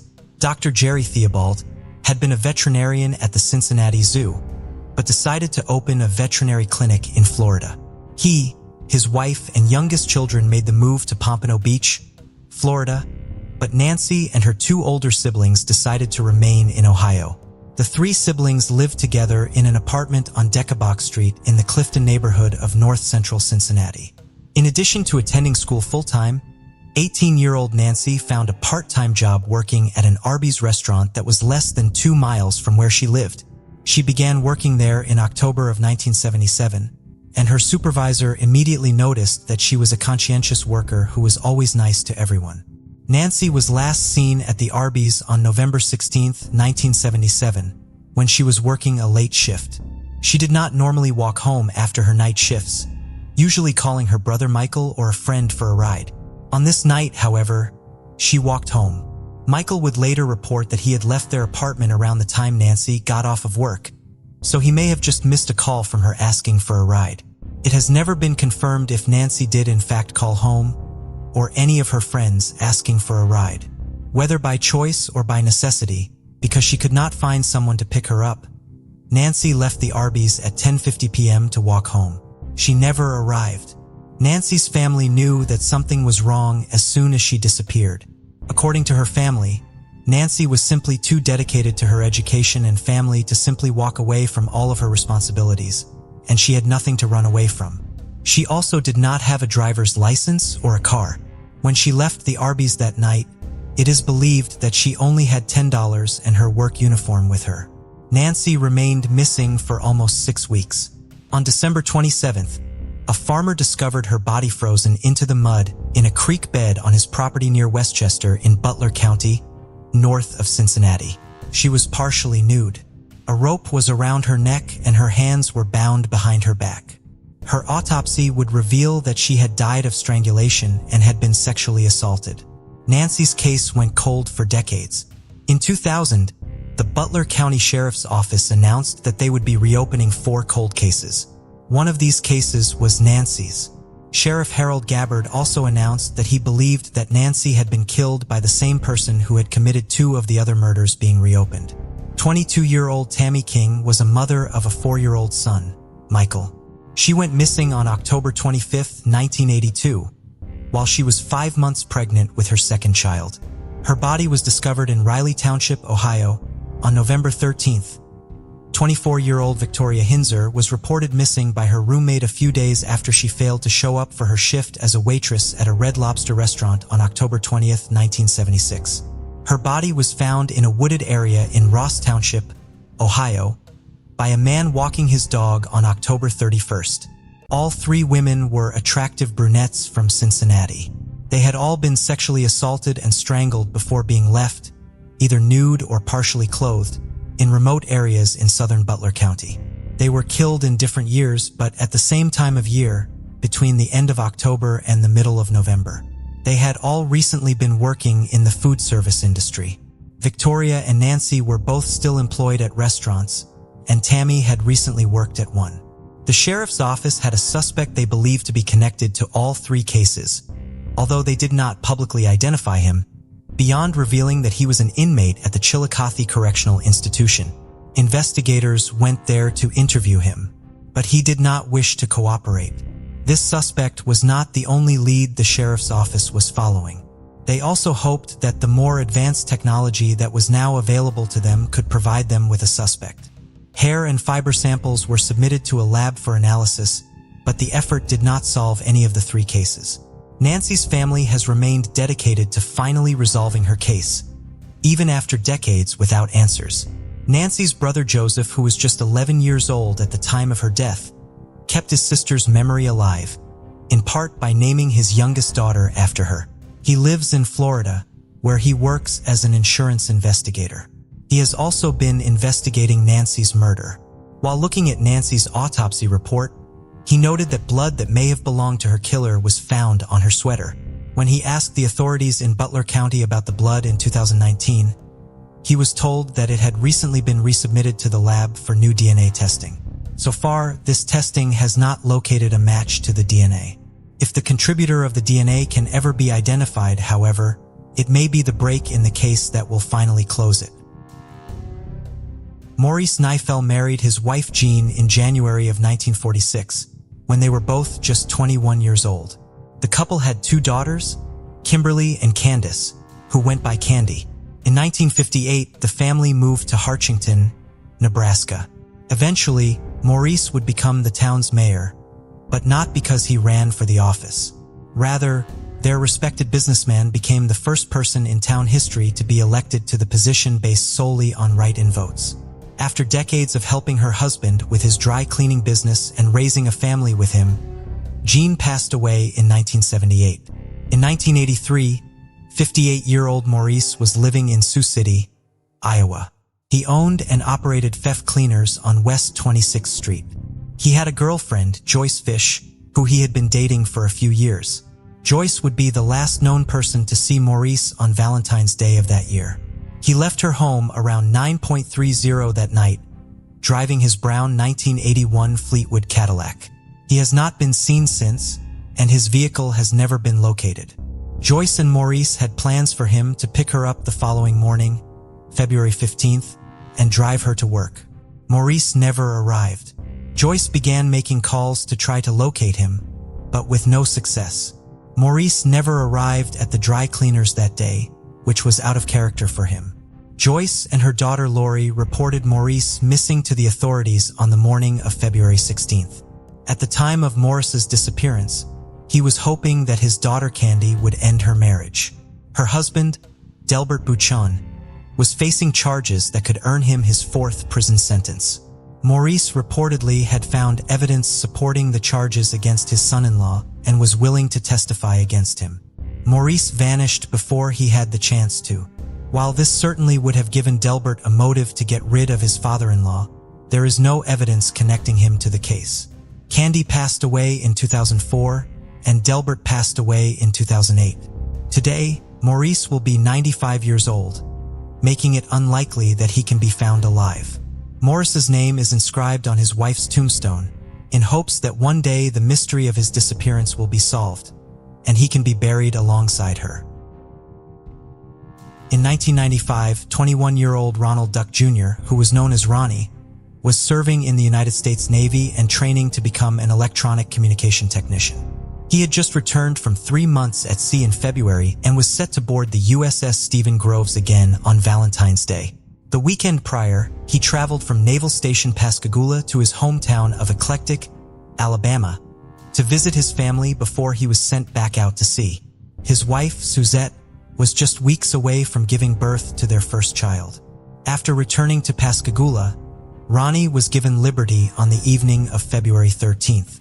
He and one of his shipmates spent the night in Ocean Springs, Mississippi, playing pool at a billiards club.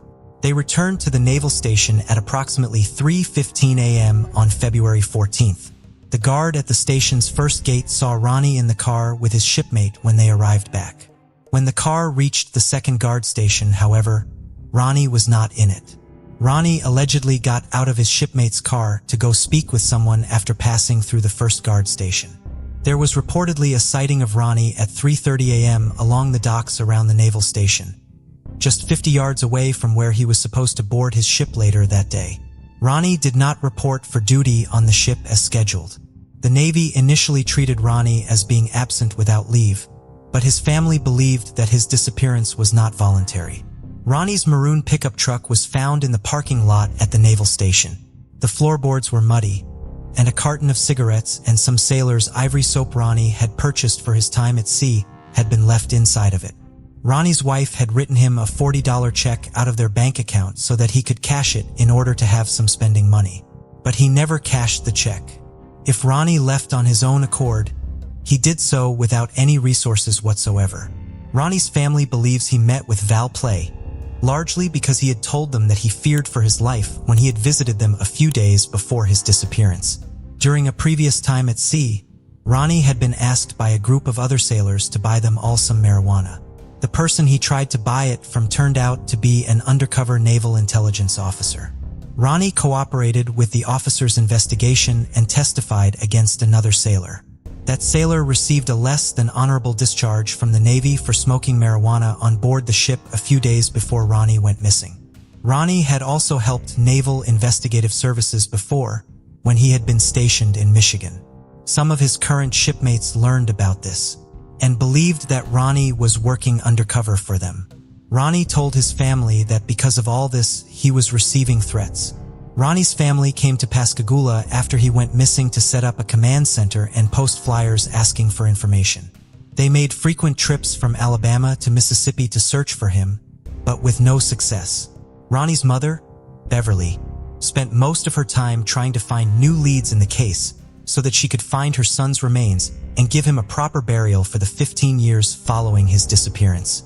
She passed away in 2010 without fulfilling this goal. Ronnie's wife Suzette gave birth to his daughter 6 weeks after he went missing. At the time, mother and daughter were not entitled to any help from the Navy. 30 days after Ronnie failed to report to his ship, since he still had not been found, he was declared a deserter and his family lost his benefits. The case has since been reclassified by the Navy, and he is considered missing instead of absent without leave. The daughter, Ronnie never had a chance to meet, will turn 25 this year, and lives in Alabama, where she works as a registered nurse. 38-year-old Lloyd Chamberlain lived in Merritt Island, Florida, and worked as a private commercial fisherman. On February 14, 2016, he left Port Canaveral on his Sea Pro Center console boat at approximately 10:30 in the morning with plans to return from his day of fishing by dusk. However, he never arrived home. When it was dark outside and Lloyd still had not arrived home, his friends and family went to Port Canaveral to look for him. There, they found his black Chevrolet Silverado pickup truck and his boat trailer, still parked in the parking lot. They did not find Lloyd or his boat, however. Around 10 o'clock that night, Lloyd was reported as an overdue boater to the Coast Guard. The subsequent search for Lloyd involved the Brevard County Sheriff's Office, the Coast Guard, and the Florida Fish and Wildlife Conservation Commission. At 11:32 p.m. that night, a ping from Lloyd's cell phone placed him 2.5 nautical miles off the shore of Indian Harbor Beach. The Coast Guard sent out a search and rescue boat to the location. At 12:20 a.m., the boat was found coming ashore just a few miles northwest of the location where the cell phone had pinged. Lloyd was not on the boat. The boat had come in at Indian Harbor Beach, and all the items on board were examined. While the boat had taken on a lot of water, it was still seaworthy, and Lloyd's fishing rods were still in their holders. Lloyd's life preserver was still on board, but authorities hoped that he had a life jacket or some other sort of flotation device with him, and was still floating somewhere in the water, waiting to be rescued. Boats and planes searched for Lloyd from Barrow Beach to Flagler Beach, eventually covering an area of more than 5,000 miles. While the ocean had been calm on Sunday, when Lloyd went out, conditions were far more challenging on the following 2 days. Strong winds, rip tides, and high waves complicated the search effort. At 7 p.m. on February 16th, with Lloyd still not found, the search for him was called off. The decision was especially painful for Lloyd's girlfriend of 6 years, Melody, and her 3 children, to whom Lloyd had been a strong father figure. Their father, Melody's husband, had died during a boating accident in the Indian River 8 years before Lloyd's disappearance. Lloyd has still not been located. 70-year-old Yuba Thornton lived in Orchid Springs, Florida with her husband. On the morning of February 14, 1984, she drove him to work in nearby Winter Park, Florida. She did not, however, return to pick him up at 2 o'clock that afternoon as planned, and was reported missing to police. Yuba's 1981 Pontiac was located the following day, stuck in the mud in a rural area southwest of Kissimmee, more than 30 miles away from where she was last seen. The car was locked, and there was no sign of Yuba. Authorities feared that Yuba had somehow become disoriented and exited her vehicle, still in that condition, when she became stuck in the mud. Yuba had a heart condition and required 3 different medications, none of which she had with her when she went missing. Over 100 people were involved in the subsequent search for Yuba. Searching the swampy area near the south end of Lake Topekaliga was a challenge. Helicopters, tracking dogs, an airplane, off-road motorcycles, and 4-wheel drive vehicles were all utilized in the search.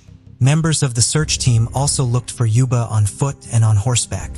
No sign of Yuba was found during the search. The following month, investigators finally received a new lead when a hunter discovered a purse and umbrella near Lake Hatchnaha, further south from the original search area.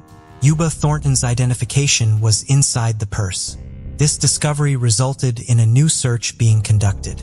A pair of eyeglasses believed to belong to Yuba was found, but not Yuba herself. She remains missing. Walburga Österreich, known as Dolly to her friends and family, was originally Walburga Korchel before she got married. Her exact birthday is unknown, but we do know she was born in 1880. Her parents were German immigrants to the United States, but it's unclear if she was born in Germany or after her parents moved to the USA.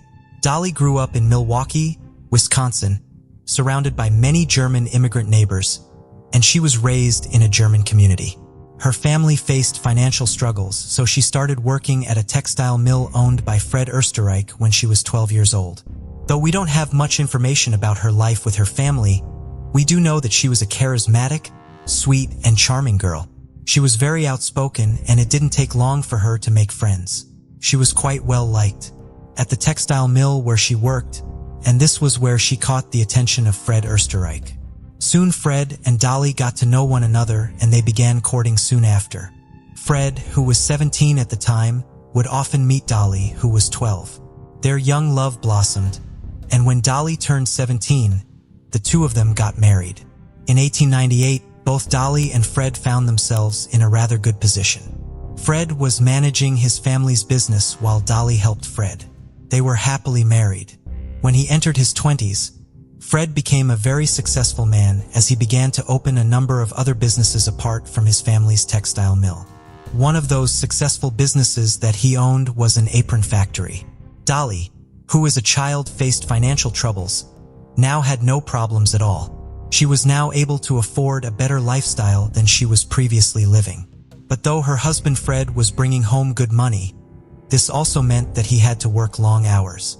Fred began working late hours to run his multiple businesses while Dolly stayed at home and took care of their household needs. Things had been going well for the couple for some time, but eventually problems started to emerge. Now Dolly, like any person, had needs. She wanted her husband's love and attention, but Fred was a busy man. He couldn't give Dolly what she wanted because he was often working too late, and when he was home he often spent his time getting drunk and gave no time to Dolly. This left Dolly feeling unhappy and unsatisfied with their marriage. Dolly wanted to fill the void caused by her marriage and began having affairs with a number of men to do so. Fred was too preoccupied with his work and his business to even notice. Dolly, who was now a 33-year-old woman, was rumored to have had a number of lovers besides Fred up till this point. Needless to say, Fred, who was usually at one of his factories, was always too drunk or too busy to attend to Dolly. The couple did have a son at one point, but he passed away at a young age, which only compounded the loneliness Dolly was experiencing. On a warm autumn day in 1913, Dolly was alone at home. Her husband Fred was at work. She called her husband at the apron factory, complaining that her sewing machine did not work. Otto Sandhuber, who was 17, and the sewing machine repairman at the factory was sent by her spouse to fix it. Dolly Österreich had spotted him at her husband's workplace and knew that he would be the one to come. The doorbell rang and Dolly, who had now changed into nothing but a robe and stockings, answered it. In came Otto Sandhuber, a naive 17-year-old boy, and he was immediately bewitched by Dolly. They both began their long-winded affair that day, but little did they know the lengths it would go to. After this, Dolly and Otto would initially meet up and go to different hotels together so that no one would notice them. They were cautious because they didn't want Fred to know about their affair. This went on for a couple of months, but Dolly got tired of it. Her main concern was that hotels cost money, Fred's money. She didn't want Fred to realize that his money was going missing and find out that Dolly was going to hotels with someone who was working at his factory. So she suggested that their sexual relationship could be continued at her house. Now Otto would come to the house whenever Dolly wanted. Now that Dolly wasn't going to hotels anymore and Otto would often come over, she thought the problem was resolved. But there was one thing she didn't take into account. Otto was coming over so often that the neighbors started to notice. One day a neighbor asked her who this man was, who was coming to her house so often. And to this she replied that he was her half-brother. She told her neighbor that he was a vagabond and that was the reason he was coming around all the time. The neighbor believed her and they got away with it. But then she began to worry about what would happen if Fred found out. She didn't want to go back to going to hotels, because that would mean she had to spend Fred's money. This time, Dolly came up with an even more twisted plan. Otto was to move into Dolly's attic. He would resign from his position at the factory and sever all ties to the outside world. Dolly would provide him with food and water, and whenever Fred was away at work, they could be together. When you think about it, this does seem extreme. However, from Otto's perspective, this meant the world to him. Now Otto had neither family nor friends to ask for permission for such a request, so he obliged. To him, this meant that he didn't have to work anymore. He didn't have to pay for shelter or food. And to top it all off, he would get to be with Dolly. It is also important to mention that Otto wanted to be a pop fiction writer at the time. With so much free time, he could practice writing his novels. And this was a big reason that he thought this offer was so good for him. When Otto agreed to her request, Dolly was overjoyed. She got him situated in the attic, which was right above the bedroom she shared with her husband. It was accessible through a panel in the ceiling of the bedroom's closet. She put in a bed and a desk so that he could write his novels. She would also bring him books from the library every week. Along with that, she would never forget to bring him food every day. At night, Otto would read mysteries by candlelight and write stories about love, lust, and adventure. He would work on writing pulp fiction and hope to get his work published someday. By day, he would make love to Dolly and help her around the house. No one knew about the man in the attic. Fred was also unaware of the fact that there was a man in his house, staying right above his bedroom. This bizarre routine went on for 5 long years. Fred Österreich was a busy man, but that didn't keep him from noticing odd things that were happening around his house. Fred noticed that while he was away, their food was finishing sooner than it should have been. His cigars would run out, and when Dolly wasn't in the bedroom, he'd sometimes hear noises coming from above. Fred would constantly ask Dolly if she too heard anything peculiar in the house, but she would always insist that there was nothing going on. These strange occurrences made him think that he was going crazy, so Dolly advised him to consult with a doctor. Fred then booked an appointment with the doctor, but to his surprise, the doctor said there was nothing wrong with him. Dolly then justified it, saying that maybe he was too stressed out with work, or it could be because he got drunk too often. In the meantime, Fred had opened a new factory in Los Angeles, and he decided that maybe they should relocate. That way, he could leave the strange and disturbing occurrences behind. In 1917, both Dolly and Fred went to LA to find themselves a new home. But it took them longer than expected because Dolly wanted a house with an attic. However, the problem was that the houses in LA at the time didn't usually have them. Despite that, Fred managed to find a house with an attic on Sunset Boulevard. Dolly was immensely happy with the house because it was in a beautiful location, but most importantly, had an attic. They then went back to Milwaukee and prepared for the move. During this time, Dolly made sure to send Otto to LA before they moved, so that he could get situated in the attic prior to their arrival. Otto agreed, and he moved to LA at Dolly's request. As Fred and Dolly got comfortable in their new house in LA, life continued as it had back in Milwaukee. Otto was doing great. He had managed to publish a few of his stories under another name and earn some money. He was now writing a novel during his time in the attic. With the money that he had gotten, he helped Dolly with some of his expenses at their new home. Meanwhile, Fred started to get paranoid. He claimed that the noises that he had heard in the house in Milwaukee had followed him to LA. Fred soon started working long hours once again and started drinking even more. As the months passed, his relationship with Dolly started to turn sour, and they began to fight a lot. By 1922, Fred and Dolly's fights had become constant. On August 22nd of that year, Fred and Dolly had their biggest fight yet, and Otto, who was in the attic at the time, heard it. To him, it sounded like Fred wanted to hurt Dolly, and Otto felt he had to do something to protect her. He crawled down through the small hole that exited into Dolly and Fred's bedroom.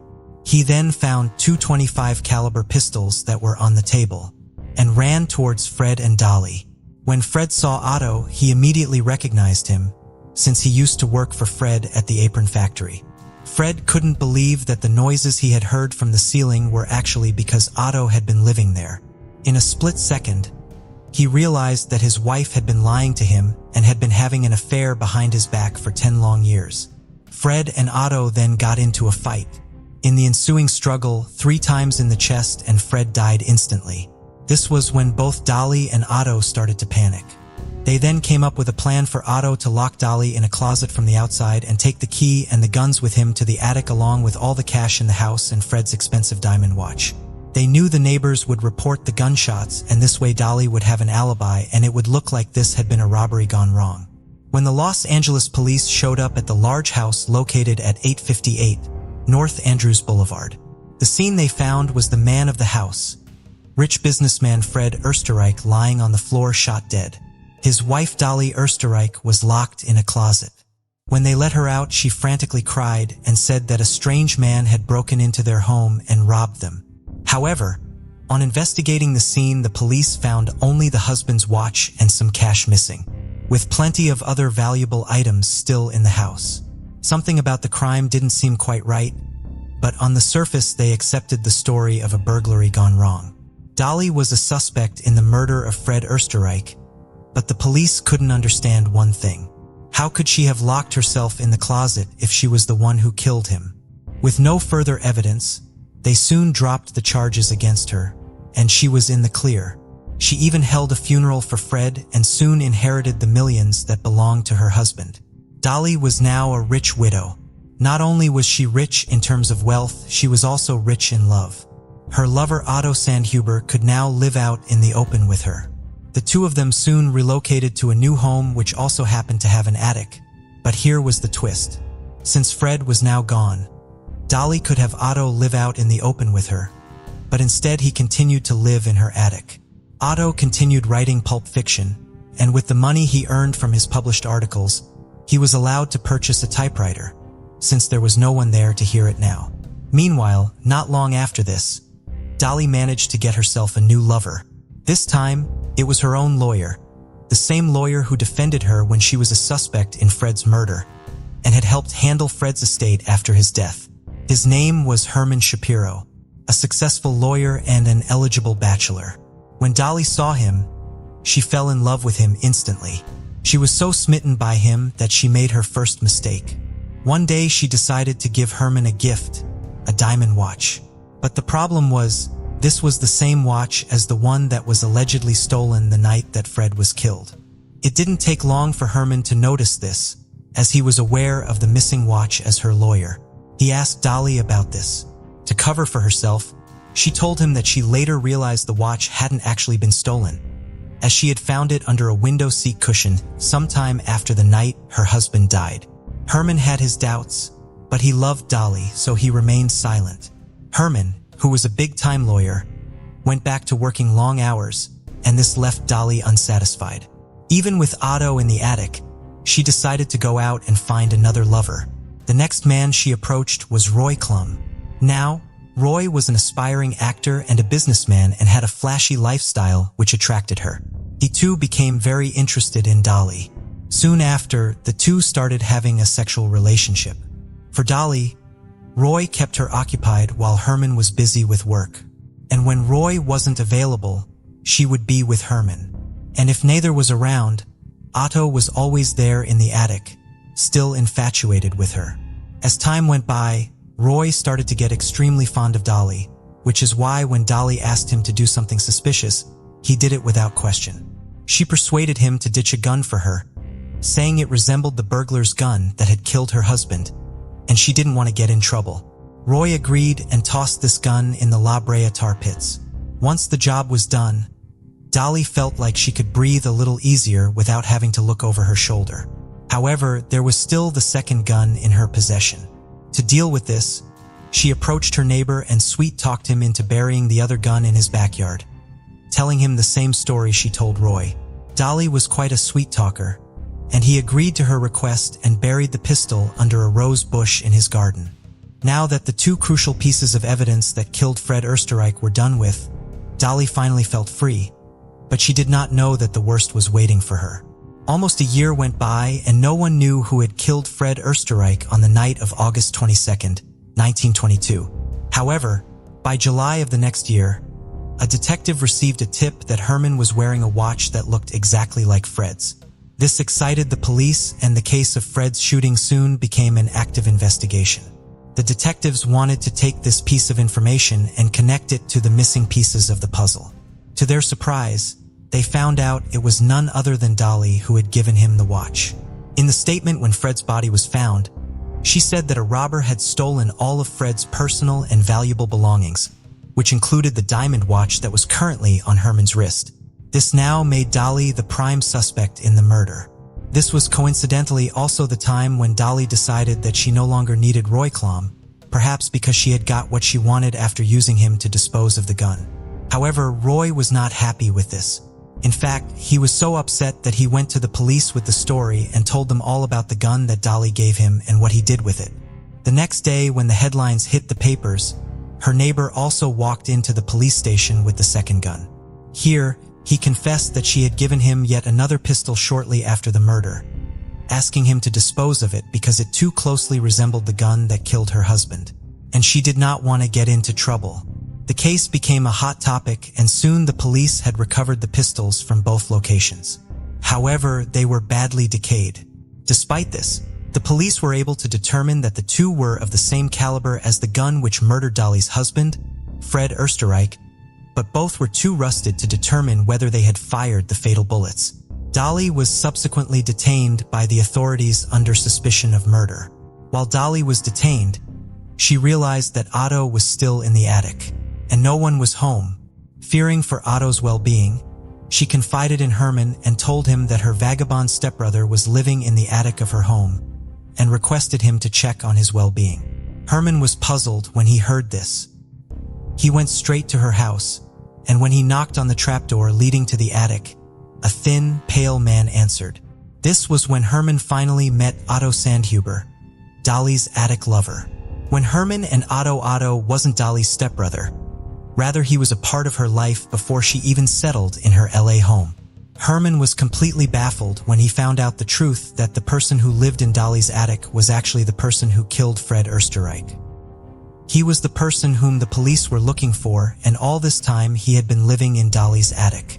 What shocked him even more was that he learned that Dolly and Otto were romantically and physically involved with each other. This angered Herman, but he was still fixated on Dolly.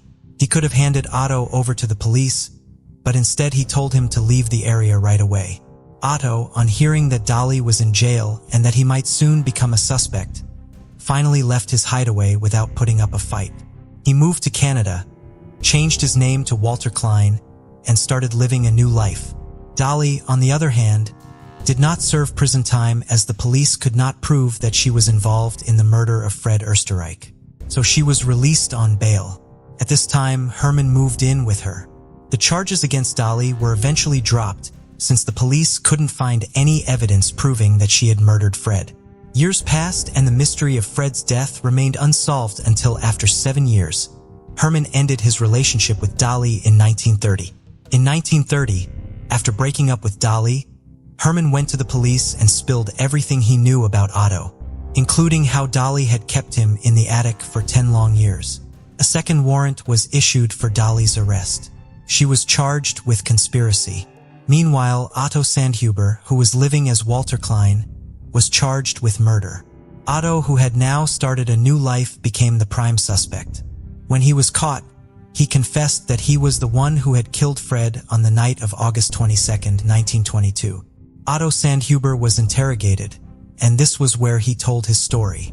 He told investigators that he had an overpowering love for Dolly, which was the reason he agreed to stay with her in her home's attic for 10 years. On that fateful night, he believed Dolly was going to be killed, and so he shot the husband to protect her. He even took officers to the house and showed them where he hid in the attic. When the story got out to the media, they dubbed this case as the Batman case. This was because Otto had lived a cave-like existence in the attic. Despite Otto's claim during the trial that Dolly had held him captive and practically enslaved him, the jury found him guilty of manslaughter. But the statute of limitations had run out and Otto, now 43, walked free.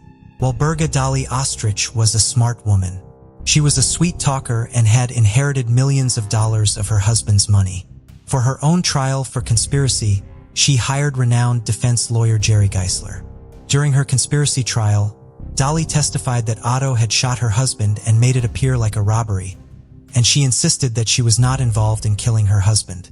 When asked about the tampering of evidence, she said that she had only lied to the police to shield Otto. Despite hiding Otto for 10 years in the attic, she also admitted during the trial that she had loved her husband. Jerry Geisler was worth his weight in gold, and he won a hung jury at the trial, and Dolly was free. Finally, in 1936, all charges against Dolly were dropped.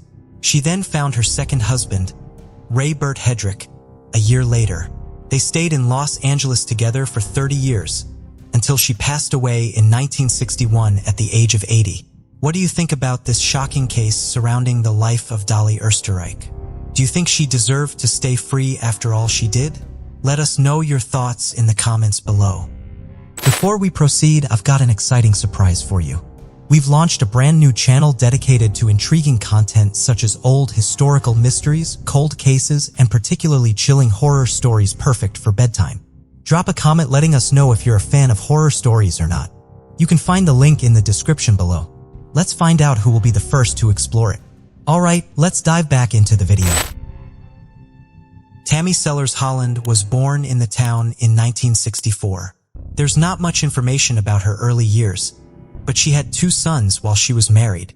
Details about her husband and their separation are unknown. Afterward, Holland raised her 2 sons in Trinity, North Carolina. Records indicate that she led a steady, diligent life. Since she was the only breadwinner in her family, she had to work multiple shifts and changed a number of jobs over the years looking for stability. When she turned 36, she finally found a job at Elizabeth's Pizza, where she ended up working for many years to follow. She would work the night shifts so she could be home with her children during the day and provide them with a loving environment as best she could.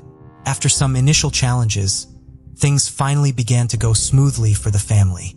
Her sons grew up, became self-sufficient, and moved out and settled on their own. By the time she was 50 years old in 2014, she had become a grandmother to 2 more boys. Everything seemed to be going perfectly until one fateful day. An incident occurred that would change all of their lives forever. On the 28th of October 2014, a surprising 911 call gained the attention of Randolph County Police. The person who made the 911 call was a neighbor of Holland's. According to the details released by the police, Holland's neighbor had been trying to get in touch with her but hadn't been able to get through and had assumed that she was just busy at work. On the 28th of October 2014, he decided to go check on her in person. It was around 2:10 a.m. when he reached Holland's house. Surprisingly, he noticed that her lights were still on. He also noticed that Holland's car was still in the driveway when at this time she normally would have been at work at Elizabeth's Pizza in Thomasville. This made him curious as to whether everything was all right, so he went to check on her, thinking that she was home. However, when he knocked on the door, there was no response. Confused, he then went to her window to see if she was inside the house. As he peered through, he saw her legs and then noticed her body lying motionless on the floor. This sent him into a panic and he rushed to call 911. The Randolph County policemen hurriedly made their way to the address given to them by the caller. When they arrived, they opened the door to Holland's home. There she was, lying dead in her living room. She was drenched in a pool of blood. The police and investigators then quickly sealed off the house and brought in their forensic investigators to examine the crime scene and the body. Holland's body was then taken for an autopsy. According to the autopsy report released by the North Carolina Medical Examiner's Office, it was revealed that she was stabbed and then left to bleed to death. There were multiple stab wounds on her neck and body. This was ruled as the cause of death and the case was ruled a homicide. An assault test was also conducted, but no trace of semen was found on her. At the time of her death, she was staying alone in Laughlin Hill Mobile Home Park. After learning the cause of her death, the Randolph County Police started their investigation. At first, they conducted interviews with adjacent homes around Holland's, and they learned that there was even a record of her calling 911 about the matter. However, when she was offered medical assistance and an investigation into the altercation, she declined. During the initial investigation, Randolph County Police had a number of people on their list of suspects, but were unable to unearth any specific evidence that pointed to any one of them being the culprit. Though the police gathered evidence at the crime scene, including DNA that did not belong to Holland, they could not find any matches within the system to point them towards who was behind this sinister act. The Randolph County Police did their best to find the culprit. They even offered a handsome reward of $5,000 for information about Holland's murder, but none of the tips they received were viable. Eventually, without any suspects or fresh leads to follow, the case went cold. However, all the important questions remained unanswered. Who could have murdered Tammy Holland? Was it the same person with whom she had an argument on the day before her death? Or was it someone else entirely? Although years had passed without answers, the county's investigators were still eager to solve Tammy Holland's murder case. In 2020, they reopened the case and began a fresh investigation, making use of every piece of information at their fingertips, including the genetic evidence collected from the crime scene. They first began the investigation by submitting the DNA evidence to the CODIS system. 3 years later, the system produced a match. However, to their surprise, they didn't find one suspect, but 2. The culprits were identified as Roy Lee White and Florence Keene. On January 26, 2023, a warrant was brought out against Roy Lee White and Florence Keene. Roy was wanted for felony accessory after the fact of first-degree murder, according to the warrant. Who were Roy Lee White and Florence Keene, and what was their connection to Holland? Though we do not have much information on Florence, we do know that Roy was born in 1967, the same year Tammy Holland was born. He married Florence Keene while he was in his mid-20s. The couple lived together in a mobile home and were actually Holland's neighbors. According to sources, it was found that Roy and his wife Florence were well associated with Holland. As neighbors, they would often meet and talk. With a warrant issued against the pair, the police had now made Roy and Florence wanted criminals. Both Roy and Florence had successfully managed to evade the police for almost a decade, but thanks to DNA evidence, Tammy's culprits had now been identified. With the perpetrators on the loose, Randolph County Police went all in to find the whereabouts of the couple. They looked for Roy Lee White in the neighborhood where he had once lived, but they couldn't find him. He was clearly on the run. Luckily, on February 7, 2023, at 11:10 p.m., the Randolph County Sheriff's Office Criminal Apprehension Team located and apprehended Roy at the O'Connell Lodge on Brentwood Street, High Point, North Carolina. He was then transported to the Randolph County Detention Center and taken in front of the magistrate, who issued a $60,000 secured bond and set a first appearance for February 8, 2023, in Randolph County District Court. With Roy finally arrested, the investigators wanted an open confession about the murder. He complied with his arrest and cooperated with the police. During the interrogation, Roy was asked about the murder and about the whereabouts of his wife Florence.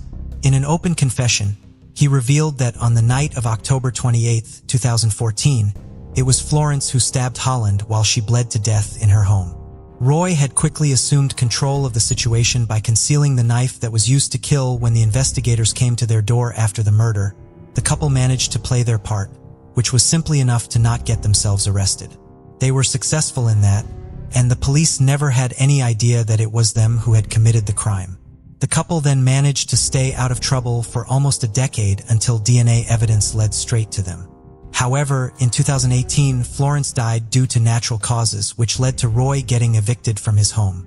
He then became a vagabond and started living in hotels for short stints before moving on to the next one. It was in one of these hotels that the Randolph police found Roy and where they finally arrested him. However, the question remained, how had the couple evaded the police this whole time? Why weren't they suspects in the murder of Holland? Well, at the time of the initial investigation, before the case went cold, they had been questioned by detectives. However, they had managed to evade detection by pretending to not know anything about the murder. But in 2020, when multiple detectives started looking into the cold case of Tammy Holland again, they found DNA evidence that led them straight to Roy and his wife Florence. Though no further details were released about the murder, after Roy's confession, the sheriff's office did release some details of the murder, which included the DNA evidence, the crime scene details, and other pieces of information. With her killer caught, her loved ones came out to remember Holland when the news was announced. Her friends and family members stated that throughout her life she was a devoted employee and friend and an extremely kind-hearted person.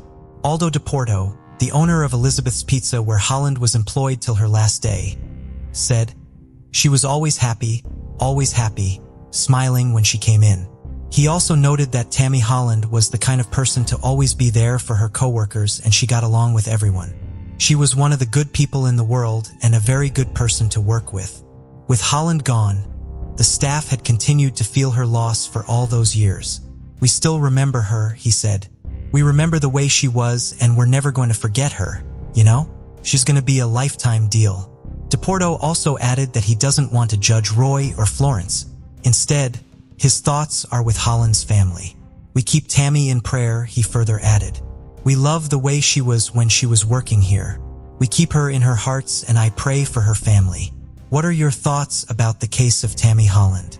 Do you think justice was served? Before we continue, 90% of you haven't subscribed to our channel, so if you like this video, please subscribe. It motivates us to make more content for you. Okay, let's continue.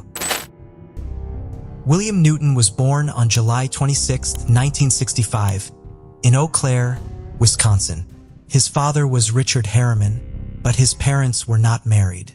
6 months after William was born, his half-sister, Oliver Michelle, was born.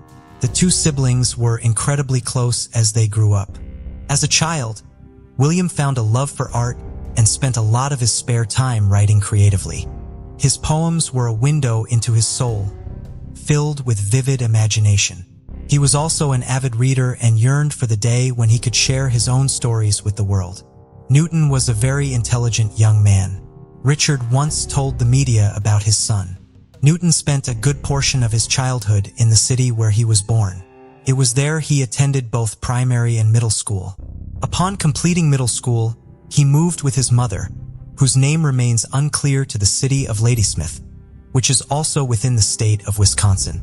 The change in environment was all too sudden for Newton, but over time he slowly began to get used to it. However, Newton was only able to complete his freshman year of high school in the new city before his mother began talking about leaving for a new place yet again.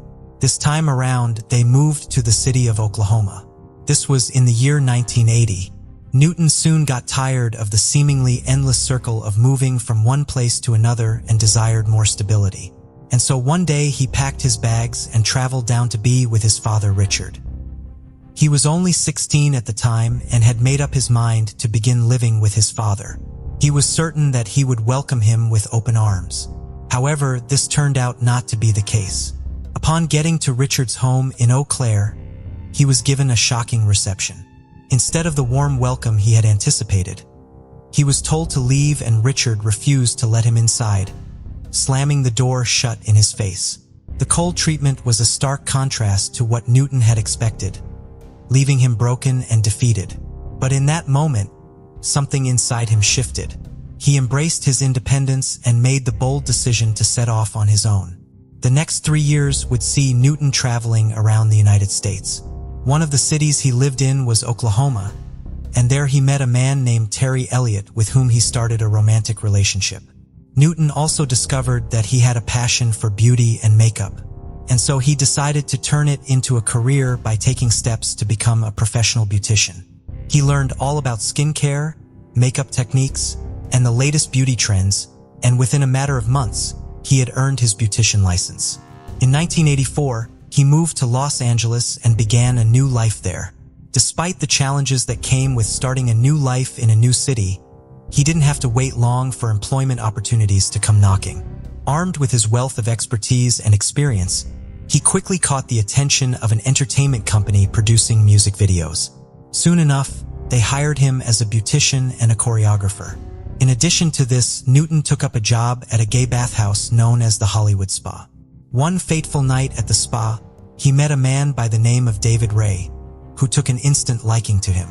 David had been in the area to judge a beauty contest for a local gay magazine. Their meeting was the start of an unexpected and new journey for Newton. David was an adult movie producer who specialized in gay adult videos. David saw potential in Newton and took him under his wing, introducing him to the industry and helping him land roles in several of his movies. Newton's and David's relationship went beyond just business. It eventually blossomed into a romantic one. By 1987, the two formed a partnership and decided to create their own adult movie company, which they named London Ray Productions. Newton began working at the company using his expertise as a movie producer, makeup artist, and set designer to the table. He produced movies using the alias Bill E. London and also went on to act in several films under the name Billy London and Billy Porter. They would often film movies in their apartment, and Newton would redecorate the rooms to make it appear as if they were shooting in different locations. With money beginning to roll in, Newton and David began living life in the fast lane. When they weren't on a movie set, they spent their nights partying at clubs and indulging in drugs. This lifestyle became a routine for them, and it was one they would stick to for many years.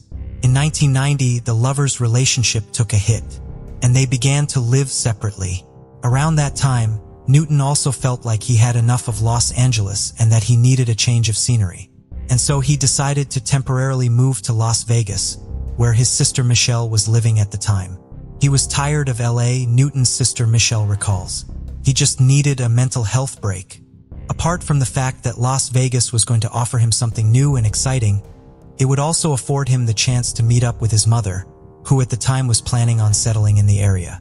Everything was set and Newton began counting down the days to when he would leave for Las Vegas. However, fate had a different plan.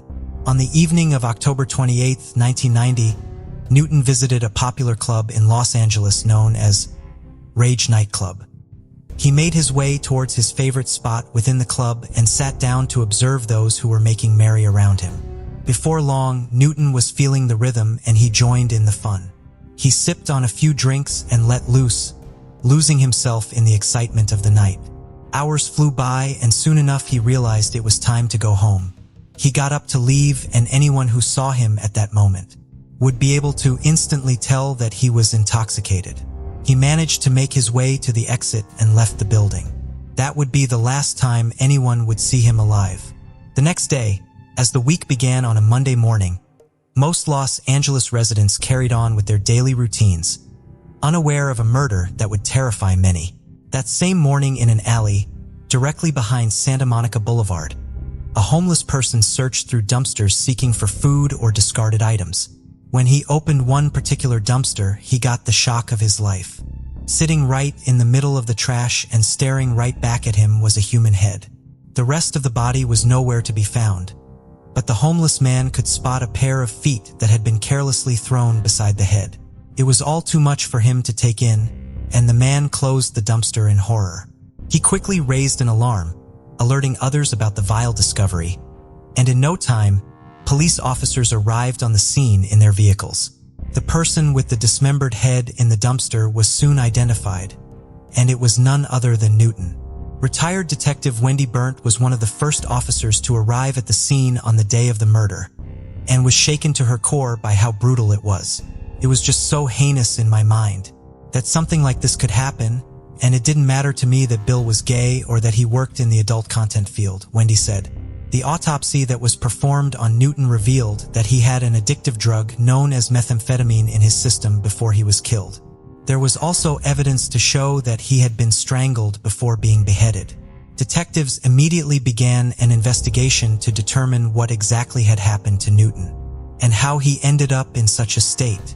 Heading the team of investigators assigned to the case was Wendy, and she ensured that she gave it her all. It was a murder that I felt was my responsibility to solve. So I put everything into this case, Wendy said. In the months that followed after the murder, tips poured in from different sources and detectives looked into all of them, but none proved to be of any use. Nobody seemed to know who had killed Newton or where the rest of his body was. Detectives had nothing solid to work with for a long time, and eventually the case went cold. In 2005, 15 years after the murder, the Los Angeles Police Department issued a statement that they were making efforts towards reinvestigating the case. But this time too, nothing really came out of the investigation and everything went silent. After this, the case made the news again towards the end of the following year in 2006. This time around, a reporter by the name of Mickey Ski claimed that Newton's father had reportedly reached out to him, saying that the Los Angeles Police Department had neglected his son's murder case and could have done much more to try and solve it. In response to this accusation, the LAPD reached out to the public and released a statement to say that they had not given up on the case and were trying their best to solve it. Sadly, Richard never got to see justice for his son's murder. He passed away in his home on May 30th, 2011 at the age of 65. Around 2020, two authors and best friends, Christopher Rice and Eric Shaw Quinn, developed a fascination with Newton's murder. Christopher had gotten to know about the case after an adult entertainment journalist wrote about it, and since then it had remained fixed in his mind. Christopher and Eric also happened to co-host a podcast known as The Dinner Party Show, which they began in 2012. It happened that during one of the podcast episodes, Christopher decided to mention his interest in Newton's murder and how fascinated he was that there had never been an arrest and no publicly announced leads in the case. He then concluded by asking the listeners for helpful information regarding the case. 2 months after this, Christopher and Eric did another episode of their podcast, and in this one, they shared some of the things they had been able to dig up since the last time they talked about Newton's murder. According to Christopher, an unidentified man had reached out to him, saying that he had some important information about the murder case. According to what the man told Christopher, He had seen Newton at Rage nightclub the evening before he turned up dead in a dumpster. However, he claimed Newton had not left the club alone, but had been in the company of a man that looked like the well-known serial killer, Jeffrey Dahmer. When Christopher did a background check on Dahmer, he discovered that he was a serial killer who murdered 17 boys and men in the Milwaukee area from the late 70s to the early 90s. But in 1991, a year after Newton's gruesome murder, Dahmer was finally arrested by the authorities and was sentenced to 15 consecutive life sentences. There was no doubt that Dahmer's profile fitted that of someone who could have potentially murdered Newton. However, there was no way to confirm this because Dahmer was already dead. He was attacked and beaten to death by a fellow inmate back in November 1994. After detailing in the podcast all he had uncovered about Newton's murder and its possible connection with Dahmer, Christopher continued to remain hopeful that someone who knew something would come forward with additional information. Around the same time in 2012, Detective John Lamberti of the Los Angeles Police Department began to develop an interest in this case. After going through all the materials his predecessors had on the murder, he was shocked by the amount of work they had put towards having it solved. They investigated the hell out of this case, Detective Lamberti told the media. Lamberti also began to look more intently at every angle. One of the first things he did was do a Google search about Newton's name. In the search result, he came across the episode of Christopher and Eric's podcast in which they talked about Newton's murder and speculated about Dahmer being his killer. Clicking on it and listening to all the two men had to say did nothing but pique Detective Lamberti's interest in the case.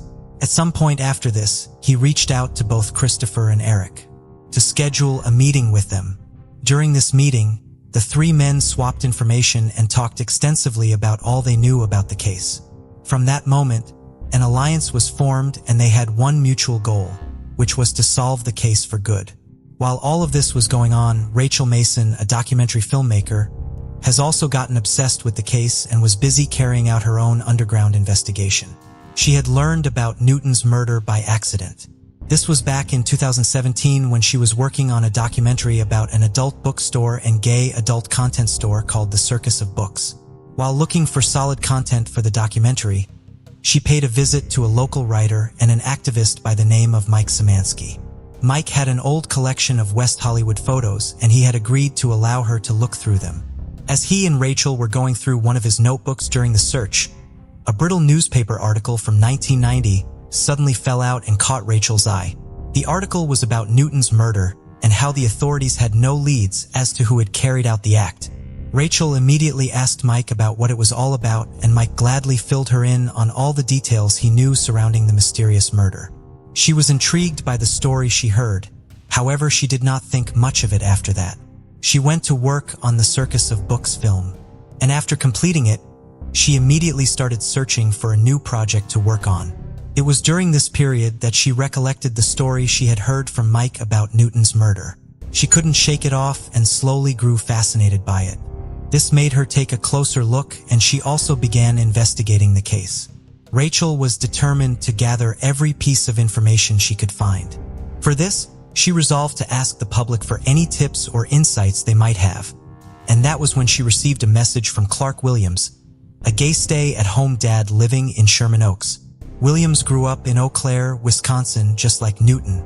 Due to this, he believed he could help Rachel fill in the blanks of Newton's life story, since he had a unique perspective on what it was like growing up in Eau Claire. Rachel was thrilled at the new development. She wondered if she had finally gotten someone who could shed some light on the mystery of Newton's upbringing. To find out, she eagerly arranged a meeting with Williams to hear what he had to say. During the meeting, she found out that Williams had first gotten to know about Newton's murder while scrolling through a Facebook group. He had stumbled on a particular post about the 1990 murder and it had immediately caught his attention. And as he read the details, he was struck by how similar Newton's background was to his. From that moment, he could not stop thinking about the case and decided to take matters into his own hands. Something was propelling me, moving me to just get involved in whatever capacity that I could, Williams said.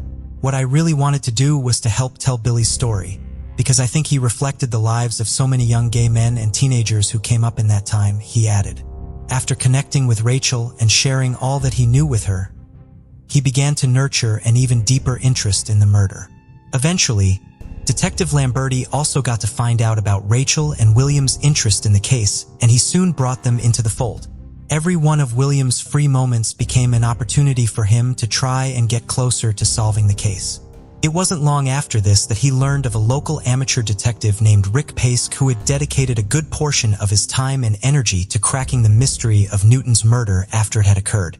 Rick had also worked closely with retired Detective Wendy in the initial investigation. Much to his disappointment, Williams found out that Rick was long dead, so there was no way to reach out to him. However, through his tireless and thorough research, he was able to find out some other important details about Rick. And this was that in addition to owning and running a skate shop in West Hollywood, Rick also led a double life as a gay adult video producer under the alias Richard Lawrence. Williams realized he needed to find the link between Rick and Newton, as they had both been working in the same industry at the same time. Williams began to meticulously go through the credits of Rick's films in search of names of actors, producers, and editors. His aim was to track down anyone who may still be alive to share their stories. The movies he placed priority on were those that had been produced around the time of Newton's murder. One film in particular caught his attention. It was titled The Devil and Danny Webster, and it had introduced a promising young actor named Billy Houston. Williams immediately took a special interest in Billy and began to uncover as much as he could about him. He discovered that Billy's real name was Darrell Lynn Madden, and he was in prison serving a life sentence for the murder of 2 men. According to what Williams found out, when he had been caught, Darrell had confessed to the police about his crimes, saying that he and another man named Bradley Qualls had committed the first offense. On the day of the incident, both Darrell and Bradley had gone out with a sinister plan to initiate Bradley into a white supremacist group known as Chaos Squad Skinheads. And to do this, they had to kidnap a gay man. They waited in the area patiently for an unlucky individual to pass by. A man named Stephen Domer was the one who unfortunately fell into their well-laid trap. Both Darrell and Bradley lured their victims to a deserted area, bound him in his own vehicle, and took him on a ride. Despite the pleas of the poor man, it all ended with him being strangled to death with a coat hanger. After seeing that they had killed him, the 2 men then disposed of the body in a nearby creek. In a twist, Darrell later shot his accomplice, Bradley, for some unknown reason and then fled the scene, but he could not hide for long and was later captured by the police. This had all happened in the city of Oklahoma. Williams did not stop after finding out all this. He went further and soon found out that Darrell had done an interview for a book titled American Honor Killings. Williams knew that the book could contain more potentially important information and so decided to try to get his hands on it. He ordered the book online, and after waiting for what seemed like an eternity, it finally arrived. He immediately began reading, and as he flipped through the pages, he was struck with disbelief at what he read. Darrell not only talked about taking the life of Stephen in the book, but he also talked about another killing in Los Angeles. However, he failed to provide details about that particular incident. The shocking revelation left Williams stunned and excited. He knew he was onto something. Newton had been murdered in Los Angeles and Darrell had confessed to killing someone in that same city. Williams strongly believed that Newton was the individual Darrell had referred to. But to be certain, he decided to reach out to Detective Lamberti and inform him about everything he had found out. Lamberti wasted no time and immediately set to work. He did a background check on Darrell. To his surprise, he discovered that the gay adult video production company, which Darrell had worked for, was situated on Santa Monica Boulevard, which was the area where Newton's body had been found. The detective knew it was all too much of a coincidence and decided that he was going to visit Darrell to question him. And so on January 4th, Detective Lamberti and Detective Tamara Mameyes traveled to Oklahoma where Darrell was serving the sentence for his crimes. Much to their surprise, they found out that Darrell was now a proud transgender woman and an Orthodox Jew who had changed her name to Darylyn. The air buzzed with anticipation as Lamberti and Mameyes took their seats across from Darylyn, who sat with a confident grace, ready to answer any questions the 2 detectives had. During the course of their conversation, they asked Darylyn about Newton's murder and were shocked when Darylyn was immediately aware of who they were talking about. Darylyn explained that on the day of Newton's murder, he and 2 of his friends had seen Newton walking along the street. Newton had appeared intoxicated, and for this reason, They saw him as an easy target for a robbery. He was soon abducted, but things went south from there. Darlene confessed that it had ended with Newton being strangled to death. Detective Lamberti and his colleague were shell-shocked as Darlene came to the end of the explanation. They could hardly believe their ears. Next, they then asked how and why Newton's body had been mutilated. But Darlene claimed to have nothing to do with it. Darlene told them that Newton's body was left with his two friends after they killed him. When asked for the identity of the two accomplices, Darlene refused to mention any names. In the days that followed this, Detective Lamberti presented a strong case against Darlene to the LA County District Attorney George Gaskin's office. However, much to their disappointment, Gaskin's office announced that they would not be filing charges against him as the evidence was not strong enough. But despite this, Lamberti and the others who had worked round the clock on the case were beyond happy that it had finally been solved, and the closure they had given her by finally solving it. Newton's murder was a cruel event that shook the city of Los Angeles for over 3 decades. The thought of his killer finally being identified and being behind bars brings a sense of justice being rendered. However, the whereabouts of the rest of his body is still a mystery that may haunt the city forever. Mary Mathis Davis was born on February 12, 1958, in Lexington. Not much is known about her early life, but she had a sister named Lisa Henkel whom she shared her childhood with. They did everything together, from playing games to exploring outdoors. Lisa fondly remembers Mary as a beautiful and kind-hearted person who could brighten any room with her infectious smile. Mary had a special gift for making everyone feel comfortable and welcomed. At some point, Mary met a man by the name of Richard Davis. As they got to know each other, a spark ignited between them, and before they knew it, they were swept up in a whirlwind romance. Their love grew stronger by the day, and Richard knew that he wanted to spend the rest of his life with Mary. And so one day, with a heart full of hope, he asked her to be his wife. Mary was overwhelmed with joy, and without hesitation she said yes. After the proposal, the two lovebirds began to eagerly plan their life together as a couple. They spent hours on end talking about their future, discussing their dreams and hopes for the life they were about to embark on. The wedding day soon arrived, and the couple exchanged their vows in a romantic and intimate ceremony. After the wedding celebrations, Mary and Richard found themselves starting a new chapter of their lives and looked forward in anticipation to the journey ahead. The years flew by, and before long, Mary and Richard were parents to 2 beautiful children. Their first child was a boy, while the second was a girl named Tracy who was born in 1986. The joy of parenthood was evident in the couple's home as the sounds of laughter and the pit of Mary's heart overflowed with love, and she relished every moment spent with her children. To provide for her growing family, she took a job at Lanier's Ace Hardware, a store in Lexington. It wasn't the most glamorous work, but Mary didn't mind. She was grateful for the opportunity to earn a steady income. Though the money Mary earned wasn't much, it was enough to help cover the bills and put food on the table. Despite the challenges that came with juggling the responsibilities of motherhood and working a job, Mary remained steadfast in her determination to make the best life possible for her family. As the days turned into weeks and weeks turned into months, life continued at a good pace. Mary's family was thriving, and she felt a sense of contentment in her heart. But just when any of them least expected it, tragedy was waiting just around the corner, ready to strike. On the morning of May 30th, 1987, Mary left her home for work as usual. That Saturday felt like every other day, but little did she know that it would be her last on Earth. As Mary arrived at work, she greeted her colleagues with a smile and began to go about her day. She jumped into her tasks with enthusiasm. However, as the hours ticked by, she began to feel increasingly restless and hungry. By noon, her stomach was growling, and she found herself counting down the minutes to her lunch break. Eventually, the moment arrived, and she was relieved that she had the chance to finally escape the confines of her workplace. Her heart also raced with anticipation as she imagined settling down to a delicious meal.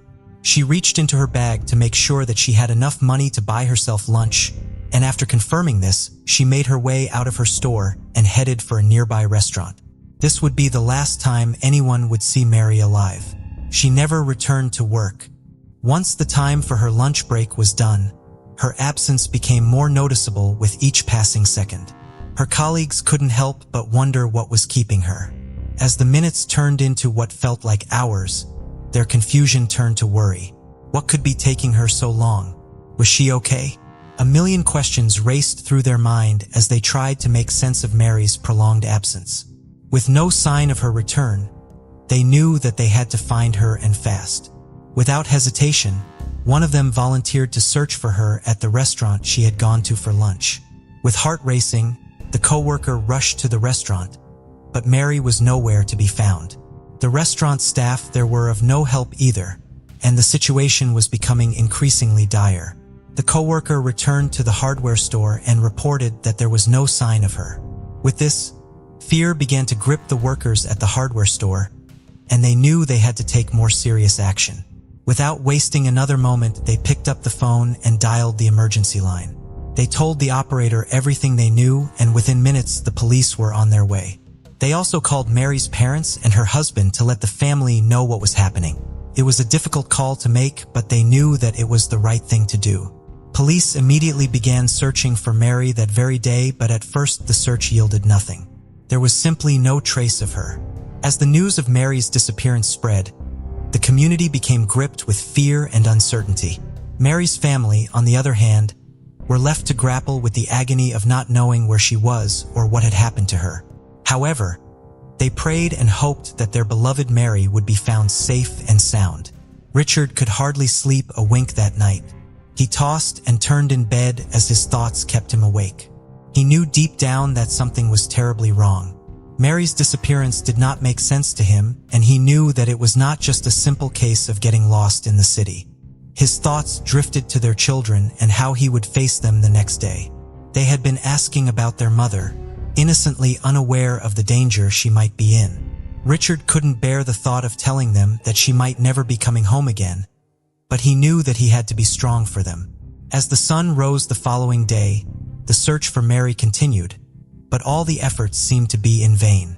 The police and Mary's family were on edge, desperate to find any leads on her sudden disappearance.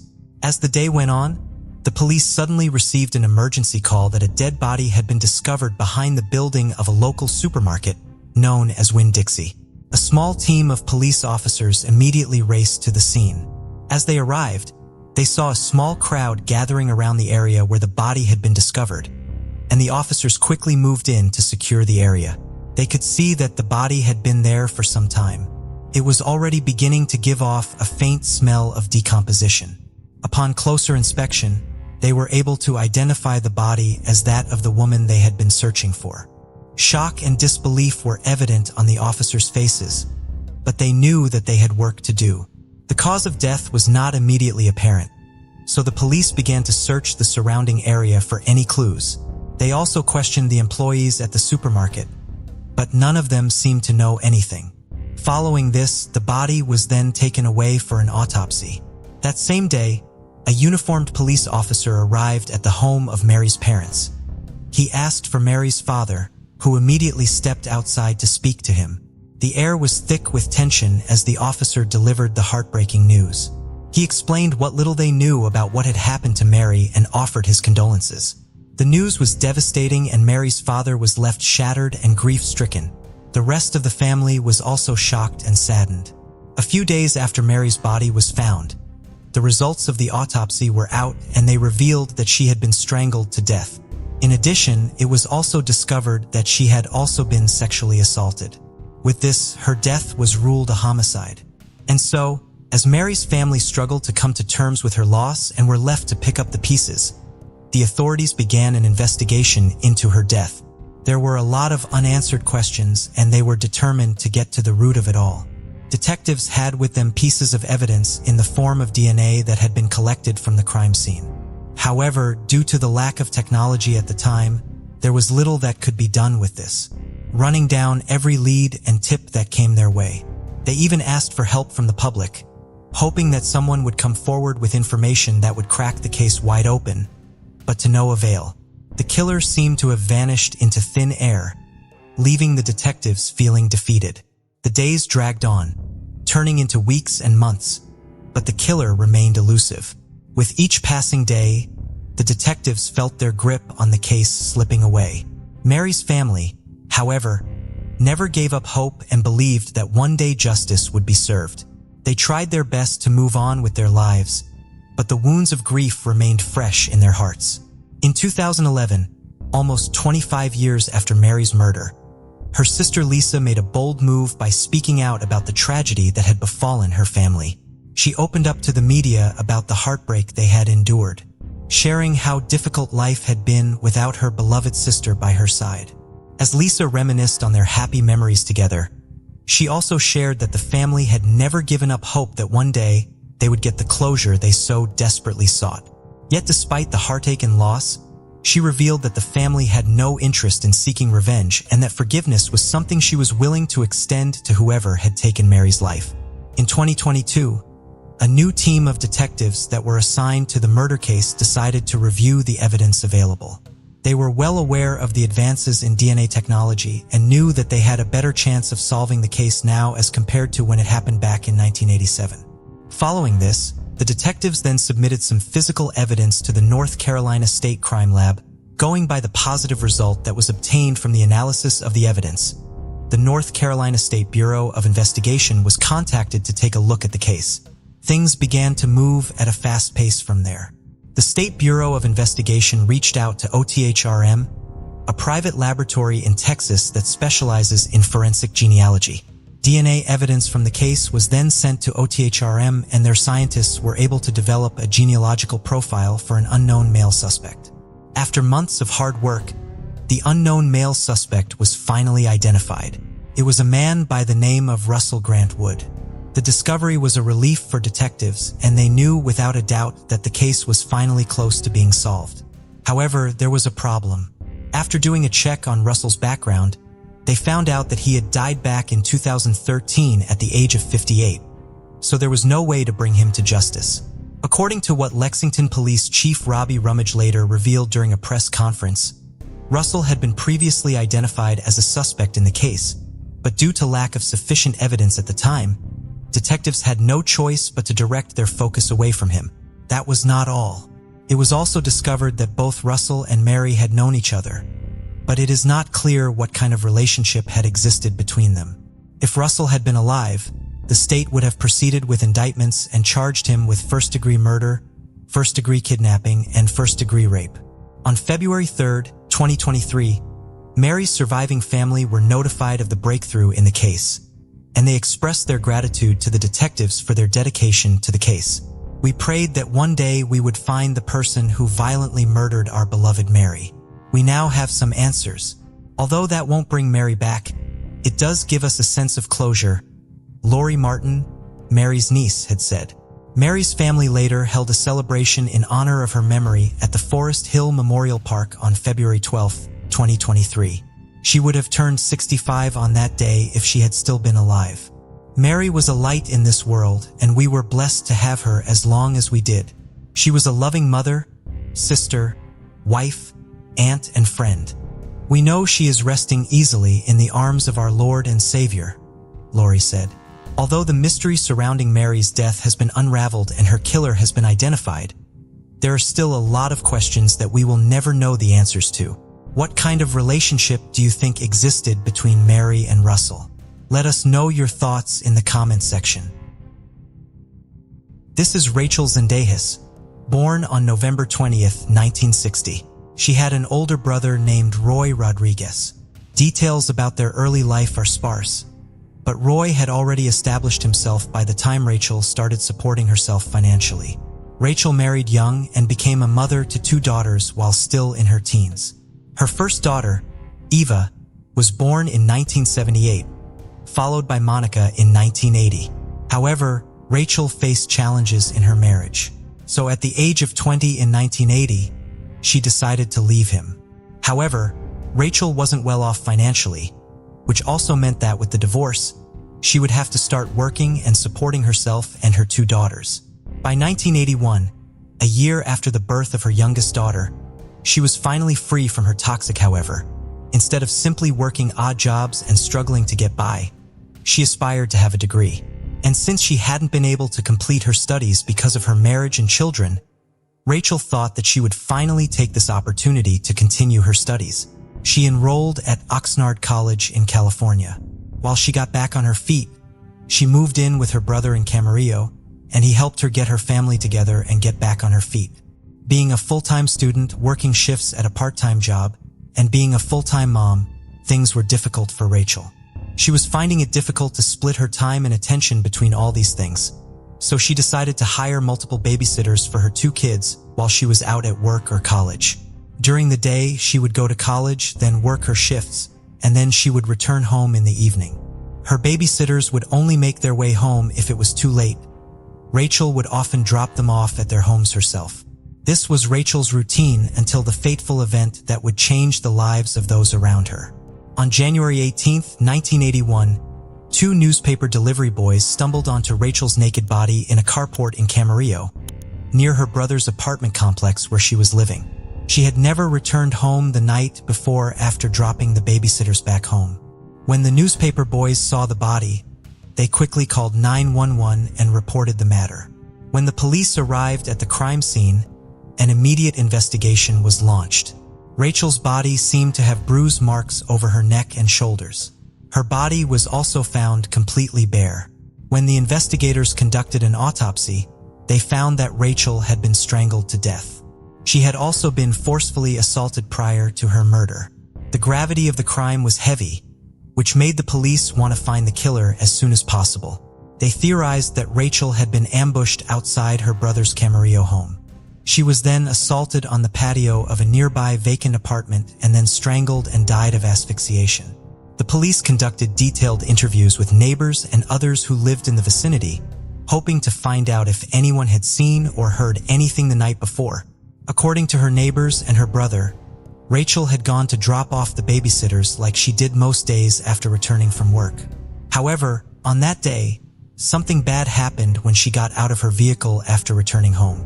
The crime scene was crucial in helping the police gather evidence. There were sperm traces and fingerprints all over her naked body. However, at the time, DNA evidence couldn't be used to identify suspects in the system. It could only be used to match against a suspect who had already been identified. The police looked into a number of other leads and even tried retracing her steps that night, but they found nothing. Eventually, the case went cold. The second woman involved in this story is Lisa Gondek, who was also born in 1960 on the 9th of November. She lived in Connecticut throughout her childhood and teenage years. However, when she turned 21, she decided to move out and find a job to support herself. Though there is not much information about Lisa's background available, we do know that she never married and did not have any children. In 1981, Lisa moved to California from her hometown in Connecticut. When Lisa got to Oxnard, she moved in with her childhood best friend and was living with her. Being a humble and easygoing person, Lisa never found it hard to make friends. Due to her friendly nature, it was easy for her to get a job. Within a few days of her moving to another state, Lisa managed to find work at a teen clothing store in the Esplanade Shopping Center in Oxnard. She then went on to work there for almost a year. However, little did she know that her life would soon come to a tragic end. On December 12, 1981, a 911 call sparked the attention of the police in Oxnard. The call reported a fire at an Oxnard apartment. When the firefighters arrived, they did their best to control the damage. However, they were shocked to find a dead, naked woman in the bathtub. Upon seeing this, the firefighters immediately notified the police for assistance. When the police arrived, they identified the victim as none other than Lisa Gondek. She was 21 when she died. An autopsy conducted after securing crucial DNA evidence from the crime scene confirmed that Lisa had been forcefully assaulted before she was killed. There were strangulation marks around her neck similar to the ones found on Rachel's body. Whoever committed the crime had killed her and then set the apartment on fire to cover their tracks. But who could have made that 911 call? Well, a further investigation revealed that Lisa's neighbors had heard screams. However, they didn't call 911 until they smelled smoke coming from her apartment. Right before she was murdered, Lisa had just informed her mother that she would be home for Christmas. Sadly, she would now never be able to make it. With 2 murders having been committed within a year in Oxnard, the police were under pressure to catch the culprits behind either of these murders. However, it was difficult to crack the case. The investigators in the murder of Lisa found that there were no probable suspects on the list of people they had interrogated. And with no further leads to follow, they eventually had to give up on the case, and just like Rachel's case before it, it too went cold. In 2004, 23 years after the murders of Lisa and Rachel, advancements in DNA technology had now made solving cold cases easier, since all that was needed to be done was to enter the DNA evidence into the national systems and wait for the results to show. The Oxnard police and investigators who were handling these 2 cases wanted to take this opportunity to solve the cases, since they had crucial evidence that had been collected from both of the crime scenes. When they re-examined the files from both cases, they began to notice the similarities between the 2 murders. The first were the marks found on their bodies. Both Rachel and Lisa had strikingly similar marks, and both of them were forcefully assaulted and strangled. The second similarity was that both victims had visited a pub named Huntington's in the hours before their deaths. Though the pub is now closed, it was a hot spot that was just across from the Esplanade Mall where Lisa had worked. On uploading the DNA evidence found in both crime scenes, there were no matches in the system at the time, but the DNA matched the sample from the other case. This is when the police realized that the similarities between Rachel's and Lisa's death were because both of them had been killed by the same person. This meant that the crimes committed against Lisa and Rachel were committed by the same suspect who was still on the loose. However, there was a downside to this. No one matched the suspect profile the police were searching for.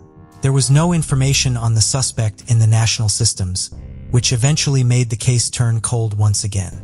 Almost 4 decades later, the murders of Lisa and Rachel still remain unsolved. Though the police found out that the suspect they were looking for was one person and not 2, they couldn't proceed any further in solving this case. Rachel's brother Roy Rodriguez regularly called the police and asked for updates on his sister's murder case. And why shouldn't he? Rachel was taken too soon, leaving behind her 2 young daughters who were orphaned at the tender ages of 2 and 1.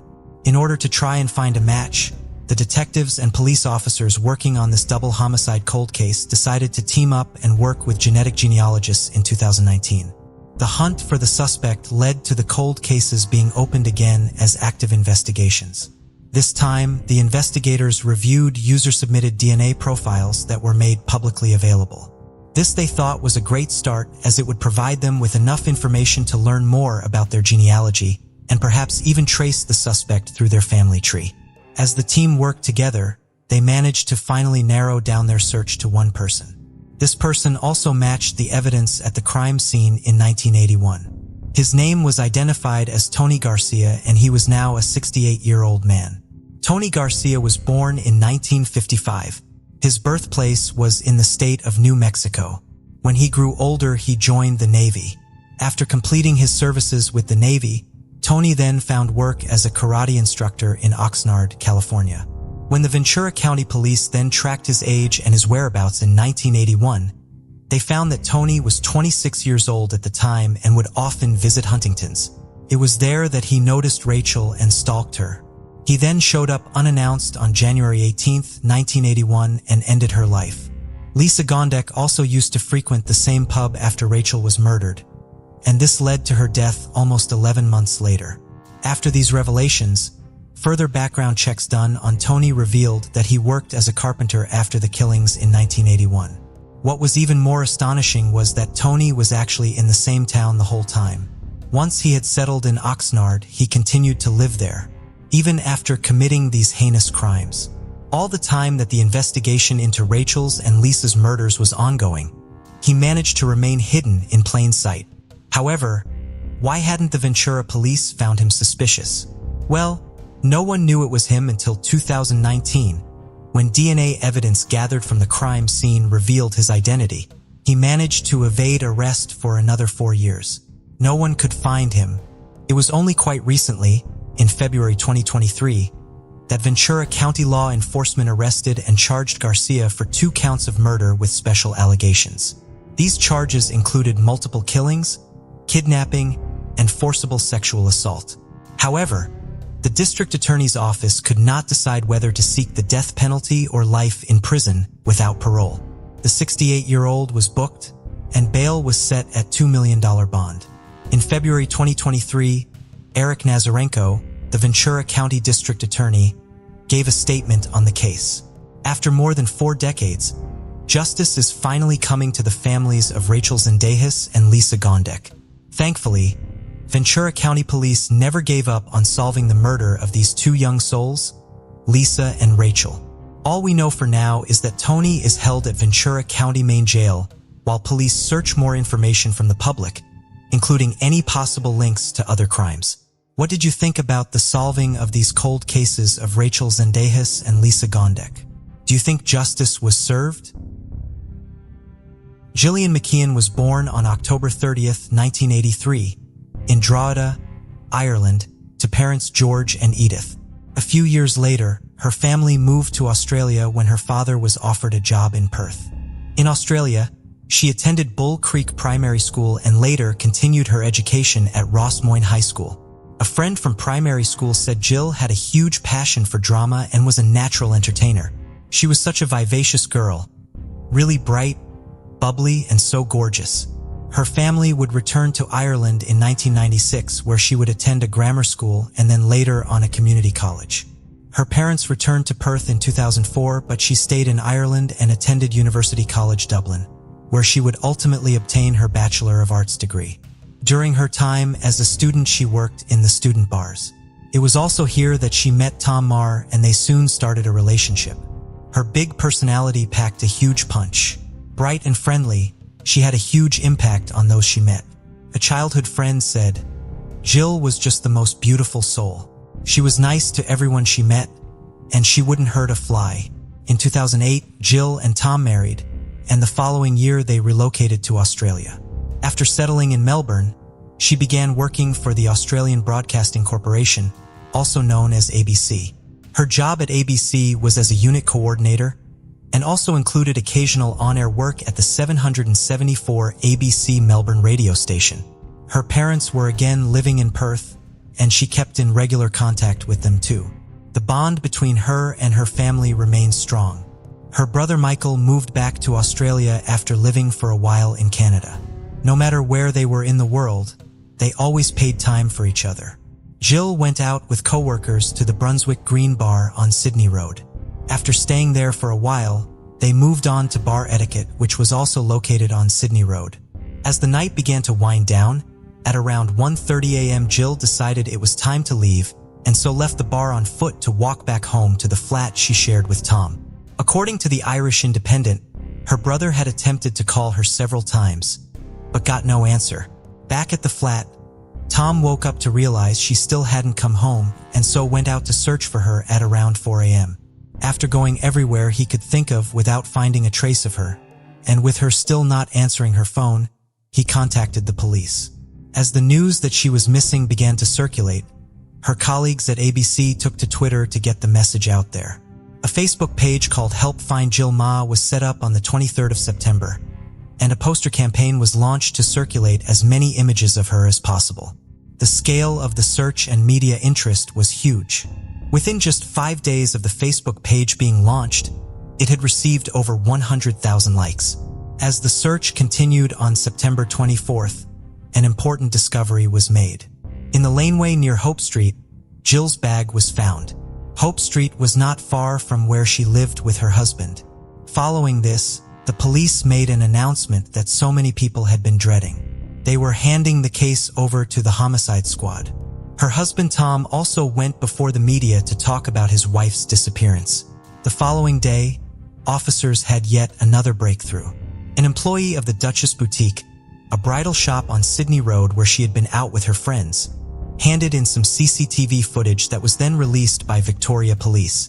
The recording was limited as it was filmed through the window, but it showed a man in a blue hoodie walking around outside the shop. Around 4 minutes later at 1:42 a.m., Jill could be seen on the footage talking to him and showing him her mobile phone.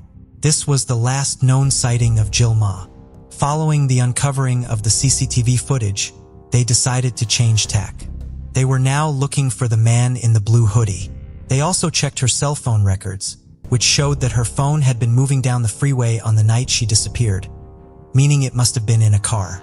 After checking the license plates of the cars caught on camera, the police came to a horrifying realization. Her phone was moving at the same time as a car that was registered to a well-known and dangerous sex offender. Adrian Ernest Bailey, aged 41, was arrested at his home in Coburg and was then taken into custody. He underwent hours of interviews and interrogation before he eventually confessed everything. Officers were stunned as he admitted to them he had strangled Jill with his bare hands in a lane just off Hope Street. 8 hours later, at 10 p.m. on the 27th of September, he led officers to where her body had been left in a shallow grave on Black Hill Road. She was just a matter of weeks away from her 30th birthday. Following his arrest, his defense lawyer requested a suppression order be in place to ban the publishing of any potentially damaging material about him. This request was granted. The police also came to a horrifying realization. They found out that Bailey had actually been on parole when he had raped and murdered Jill. He had been jailed back in 2002 for 11 years after raping 5 prostitutes over a 6-month period. He served 8 years of his sentence before being released in 2010. His criminal history had began as an 18-year-old when he raped the 16-year-old girlfriend of his sister. In August 1990, just 1 month after he turned 19, he attempted to rape and threaten to kill a 17-year-old girl who he didn't know. And just 4 months after that, he attempted to rape a 16-year-old girl. She was hitchhiking and he abducted her in his car and drove out to a remote area before carrying out the attack. In 1991, he was sent to prison for these offenses after pleading guilty. He served just 22 months of a 5-year sentence. He would later admit that he had actually cheated the system and just gone through the motions of rehabilitation in prison in order to secure an early release. He had convinced them he was no longer a danger. He admitted this during the court appearance regarding the 16 counts of rape committed between September 2000 and March 2001. These were all committed against the 5 sex workers working in St. Kilda. On one of these occasions, he apologized to the victim before laughing at her, telling her he would do it again and then driving away. He pled guilty to all charges. These were the offenses he was on bail for when he murdered Jill Marr. Upon his release from prison in August 2011, the then 40-year-old Bailey spotted a man eating outside a cafe at around 1:30 a.m. Bailey proceeded to hurl abuse at the 20-year-old before punching him in the face, breaking his jaw and leaving him unconscious. When being interviewed by officers following his arrest for the rape and murder of Jill, he said, "Man, I should be in jail anyway, you know? I shouldn't have been let out last time, simple. And I say that in hope someone hears that and they don't ever let me out again. How many chances does a person need?" The father of 4 also said, "It really wasn't my intention to hurt her, that. I want to do the right thing. I'm going to go to jail for a long time. I hope they bring back the death penalty before I get sentenced. I have no life left. There's no excuses for this." Her family this week, it must have been hell. You know what I mean? I can't imagine how she felt, but I know how I felt. It's not nice, man, it's not nice. And all I thought was, what have I done? I don't know what else to say, man. I don't know what else to say. At 2 a.m. on the 28th of September, Bailey was charged with the rape and murder of Jill Marr, and an hour later had an out-of-sessions hearing that lasted for about 90 seconds. He was held on remand to await trial. The gravity of what he had done appeared to be weighing heavily on him as he attempted suicide while in custody. The one question that people wanted answered was why. Why had he taken the life of a stranger in the most brutal and savage way imaginable? He told a psychologist, Professor James Ogloff, that he had attempted to kiss and touch her outside of the Brunswick Laneway just off of Sydney Road. She responded to it by stepping back and then slapping him across the face. He told the psychologist that this response had enraged him, and he lost it after she'd rejected his advances. After the rape, she hit him with her mobile phone and then threatened to call the police. He responded by strangling her. He sat in the laneway, panic-stricken and crying, unsure as to what to do. He then drove home to get a shovel before returning to the crime scene. He dragged her body into his car and drove out to Ginsman South, where he dug the grave and attempted to bury her. When the news broke about what had happened to Jill Meagher, everyone was devastated. Shortly after her body was found, the Australian flag at the ABC South Bank studios were flown at half-mast as a sign of respect. Part of a statement on the ABC website read, "Jill was a much-loved member of the local radio family. She was witty, intelligent, and great company. Her friends and workmates at the ABC will miss her greatly. Jill was an innocent victim, a young, vibrant woman with her whole life in front of her." Radio host John Fain also paid an emotional tribute to her live on air. As news began to spread on social media of her body being found, in just one day, more than 600 messages of condolence had appeared on the Help Us Find Gilmar Facebook page. Also that day, around 12 million Twitter timelines had referred to her. It wasn't just her immediate circle that were affected by the tragedy. The media reported that even inmates at the Melbourne Romance Centre were deeply affected. So much so that 40 of them attended a requiem mass in the prison chapel, led by the chaplain Father Joe Caddy, pay their respects to Jill and honor her life. The shock and disbelief was palpable. Thousands of bouquets were being laid out in tribute to her. As she was a Roman Catholic, many were left outside a church near to where she had disappeared. A candlelight vigil was also held at the church to honor her memory. A major problem immediately after Bailey's arrest came when some began searching for him in the white pages. People found an A. Bailey, which listed his address and telephone number. And before long the number was being inundated with abusive phone calls.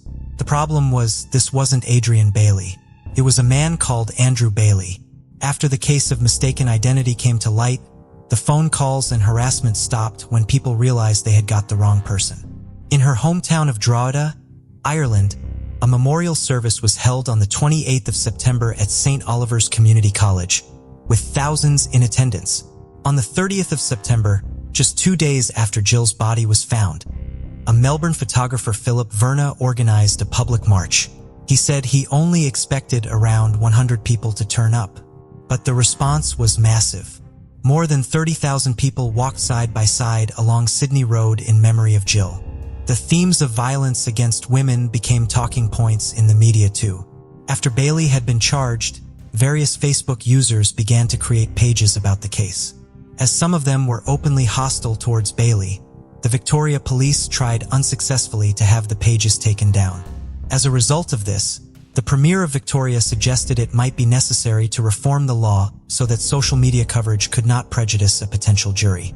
According to the Irish Independent, her husband Tom also backed these calls to have the posts in question removed. Facebook refused to remove the content, leading to criticism from the Victoria Police Chief. He told Fairfax Radio that Facebook would not cooperate in removing the page and that he was seeking legal advice. Though social media has been enormously helpful in this investigation, it's also been very, very difficult. And we had calls to speak to Facebook over the weekend and ask them to take the particular site down, he said. Now, they've refused to do that. When you see the hatred that's incited by some of these sites, it is very much the antithesis of what we saw yesterday with the 30,000 people taking to the streets, saying let's try and make this a safer and fairer community. The Reclaim the Night movement also organized a march on the 20th of October. The Reclaim the Night march aims to give women a voice and empower them to feel safe walking the streets at night, as well as highlight the issues of personal safety that many women find themselves trying to navigate on a daily basis.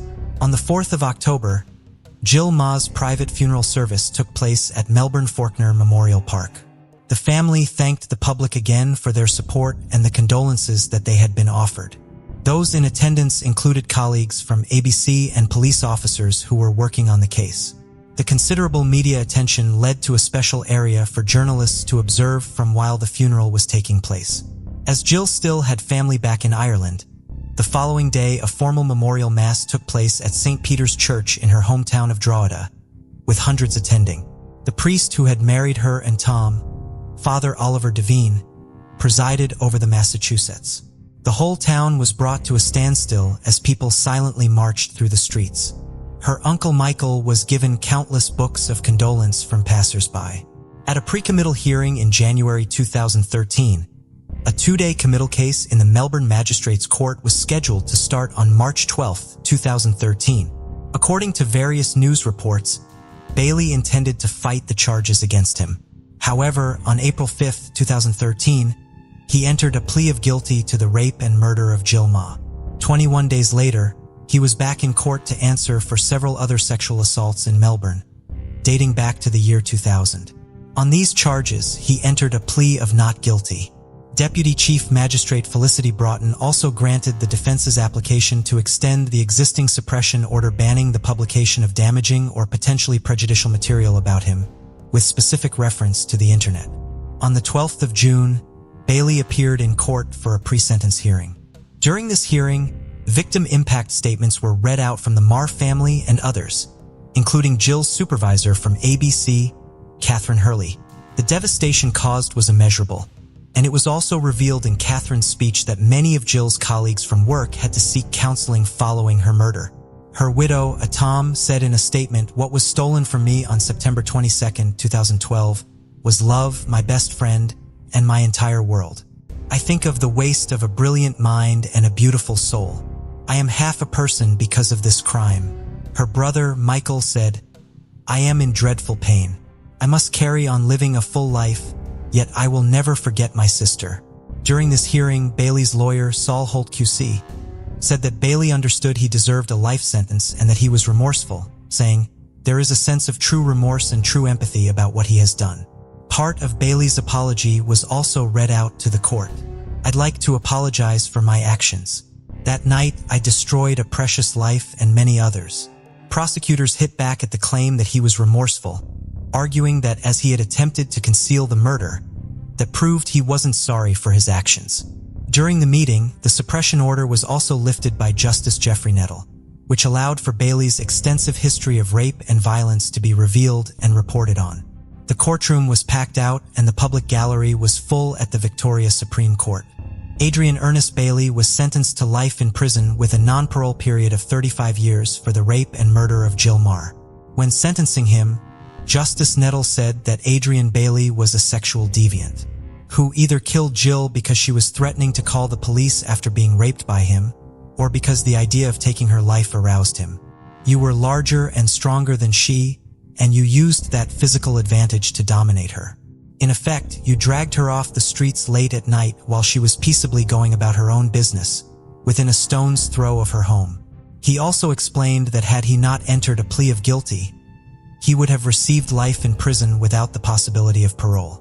Throughout his sentencing, Bailey stared down at the floor, only looking at once as his sentence was handed down. Following the high-profile case, in June 2013, Victoria's parole laws underwent a massive overhaul, directly as a result of the murder of Jill Ma and other women being attacked and or killed by people on parole. Nearly 3 years earlier, another Melbourne woman, Elsa Corp, was attacked, stabbed and strangled in a South Melbourne motel by a convicted drug trafficker who, like Bailey, was also out on parole. Under the new laws which were introduced in the Victorian Parliament later that week, breaching parole would now be considered a separate offence. A breach of parole could mean breaking a curfew or breaching an alcohol ban. Police could also take formal action if parole was breached, and any violent offenders that committed a serious breach of their bail conditions could immediately be returned to prison. The new Premier of Victoria said in June 2013, "There is no doubt that the system failed Jill Marr. Under the changes we've already introduced, the offender would have been back in jail, not on the streets. Our actions are the minimum we can do to try and make sure this never, ever happens again." The changes did not stop there. The High Court Justice Ian Callanan made recommendations to change the parole system. He highlighted 23 areas that required improvement. One such recommendation was that the paper system used to keep track of parolees was replaced by an electronic database. Another was that the part-time parole board be replaced with a full-time one, and that prisoners be required to prove they are at low risk of reoffending before they are released on bail. In September that year, it was revealed that Bailey had lodged an appeal against his sentence through the Victorian Legal Aid. The appeal argued that the minimum non-parole period was too long and that he hadn't taken perverted pleasure in murdering Jill, which was what Justice Nettle had said in his sentencing. In September, both the defense and prosecution argued their cases.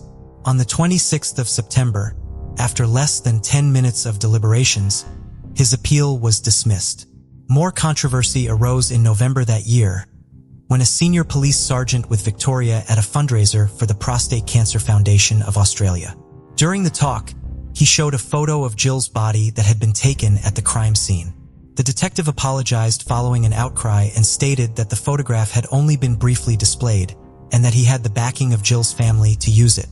It also emerged he had done this several times before. The police later apologized, calling the matter an unfortunate error. There was further controversy when a Catholic priest gave a talk at a primary school and he told the children that had Jill been more faith-filled, she would have been at home in bed and not walking down the street at night. He also said that she had been walking at 3 a.m., which was not correct. The Vicar General of the Catholic Archdiocese of Melbourne, Greg Bennett, told the 3AW radio station that the Catholic Church apologized for the comments made by the priest, saying, "The reference to Jill Marr in particular was offensive and inappropriate, and the people of Victoria and Ireland mourn her sad and tragic death." He also spoke to the priest in question, who acknowledged the offensiveness of his remarks and also apologized. The suppression order that was in place during his trial had also had far-reaching consequences.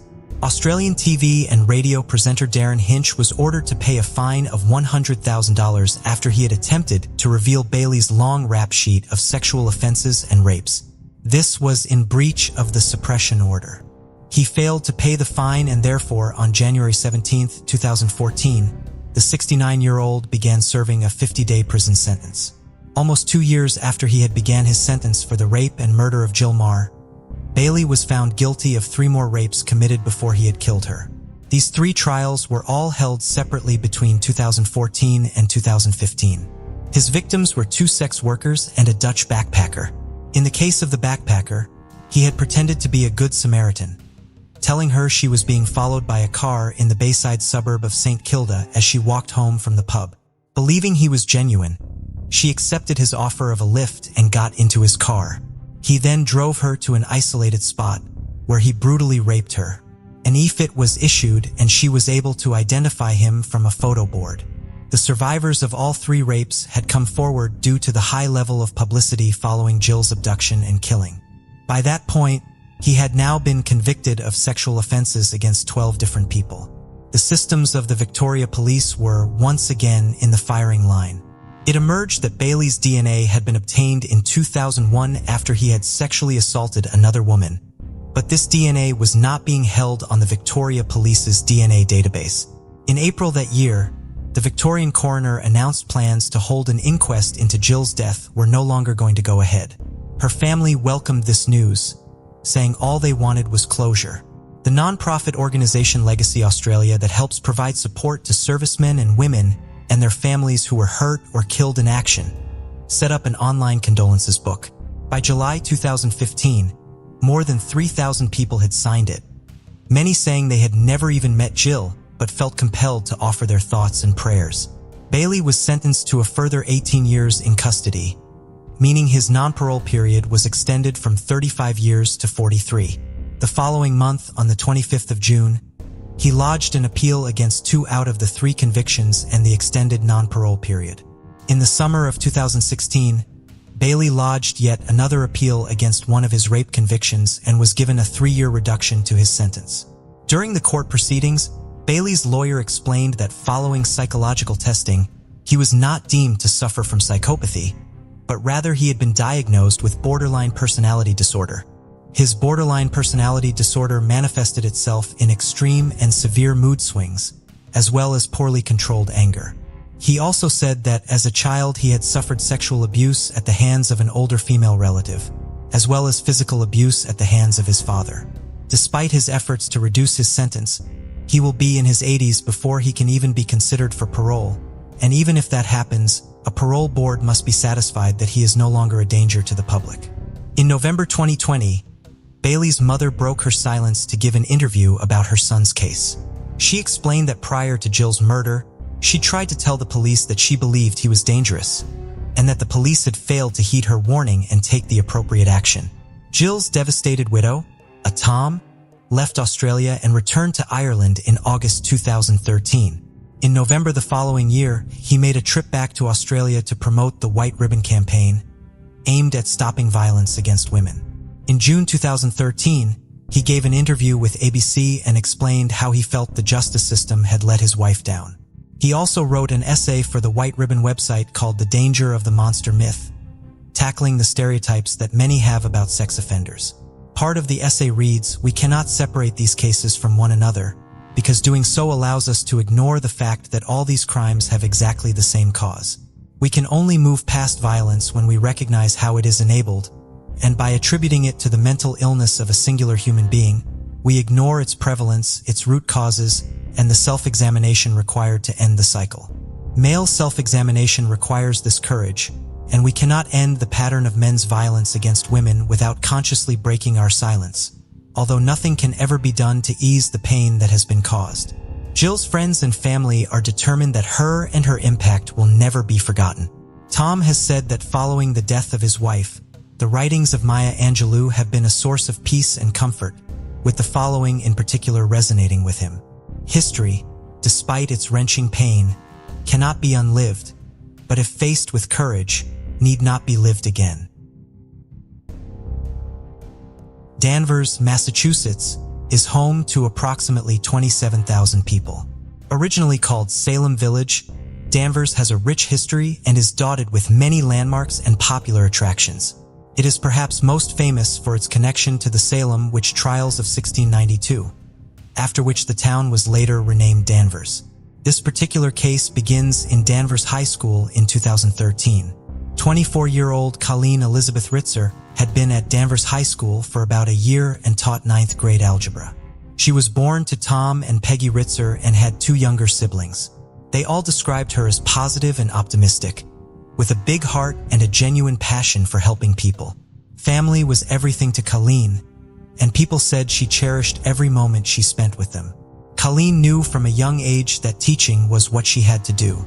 Her passion for teaching and learning was infectious, and she often started her classes with inspirational quotes or pictures.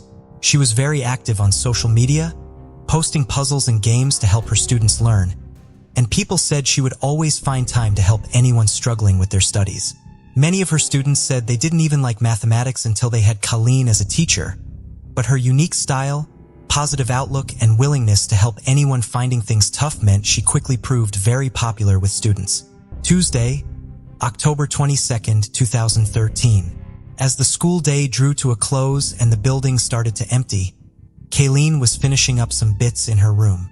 She left her classroom, A209, and briefly spoke to another teacher in the hallway before heading to the second-floor bathroom just before 3 p.m. At 6:30 p.m. that day, a frantic parent filed a missing persons report. Diana Chisholm's 14-year-old son was missing and he attended Danvers High School. Philip Chisholm was a quiet and reserved teen who had recently moved from Tennessee with his mother after his parents' divorce. He excelled in sports but kept to himself where everything else was concerned, and he socialized with few of the other children at his new school. Mike Chase, the coach from Danvers High School, had also received word that Philip hadn't turned up to practice and had missed the team meal too. 3 hours later at 9 p.m., Danvers High School Principal Sue sent a mass email to all school faculty and staff, informing them that their 14-year-old student was missing. Shortly after this email was sent, another math teacher called Sarah phoned Sue. Colleen Ritzer's parents had just contacted her to ask if she had seen their daughter, as Colleen appeared to be missing too. Colleen lived with her parents, and they were expecting her home hours ago, but ended up driving home without seeing her. He noted her car was still in its parking spot, but couldn't find her around the school. Tom said he was so proud of her, and all he wanted to do was tell her how exciting it was to see her new classroom. The more time ticked by, the more everyone was starting to worry for both the missing teacher and students. Danvers High School had been shut for ages, and there would be no reason for either of them to still be there. The teacher Sarah also informed Sue that Philip had actually been in Colleen's last class that day, and it seemed too coincidental that they were now both missing at the same time. Sue and a few other teachers went to the school to look for the pair, but they couldn't see them anywhere. Colleen's classroom seemed to be just as she'd left it, but they noted all her belongings were missing, and her car was still in its spot. At 11:20 p.m., with still no word from their daughter, the anxious Ritzers officially reported Colleen's missing to the Danvers police. Detectives quickly had her cell phone provider ping the location of her phone, and her phone's last known location was around 24 minutes away on foot from Danvers High School. They also pinged Philip's phone. His phone, however, was traced to a nearby cinema, Hollywood Hits Theater, but when the police arrived, he was no longer there. Searches were now underway in and around the school, and to everyone's concern, Colleen's purse was soon found in the surrounding area. It was empty and her cards and ID were gone. A search of the school found red-brown stains on the second-floor bathroom. At 12:30 a.m. on what was now October 23rd, police were notified that a pedestrian was walking alone in the southbound lane on Route 1, north at Salem Lane in Topsfield. Topsfield police soon realized it was the missing Philip Chisholm. The 14-year-old was patted down and police found a knife on him. Following this, they took him to Topsfield Police Station, where his backpack was searched. It was here that officers found a bloodied box cutter, Colleen's credit cards and driver's license. They also found underwear, which would later be confirmed to be Colleen's too. Philip told officers he innocently found all the items lying around at a Stop and Shop and just decided to pick them up. He then said he stole them from a car. So where did the blood on the box cutter come from? Officers asked. The girl, he finally said. He calmly told police that the woman was in the woods and was beyond help. Philip was then taken to Danvers Police Station, where he later met with his mother. It was noted that his demeanor then quickly changed, and he asked to talk to officers without his mother present. He was placed under arrest. While Philip was being interviewed, at around 3 a.m. a couple of hours later, a devastating discovery was made. Colleen Ritzer's body was found near the school in the wooded area. She had been stabbed, strangled, and raped. She was naked from the waist down, and her top had been pulled up and her bra pulled down. Next to her body was a handwritten note saying, "I hate you all." She was posed in what was referred to by police as a sexually suggestive position, and had been violated with a tree branch which was still inside her. About 20 yards from her body was a large recycling bin, some bloody gloves and clothing. But what had happened that led to this? The school and surrounding area had over 100 security cameras, and police began the painstaking task of analyzing all of them. The footage on them would soon reveal a horrific and disturbing series of events. Another student in Colleen's last class that day recalled that after the lesson had finished, she saw Philip and Colleen talking. Colleen had spotted Philip drawing during the class and asked him to stay a little later to help him do some more prep for an upcoming test. The student said that while Colleen and Philip were chatting, she mentioned Tennessee in a passing comment, the state that Philip had left a few months before. At the mention of this, he became visibly upset and started muttering to himself. As soon as Colleen noticed this, she quickly changed the subject, but it didn't seem to make a difference.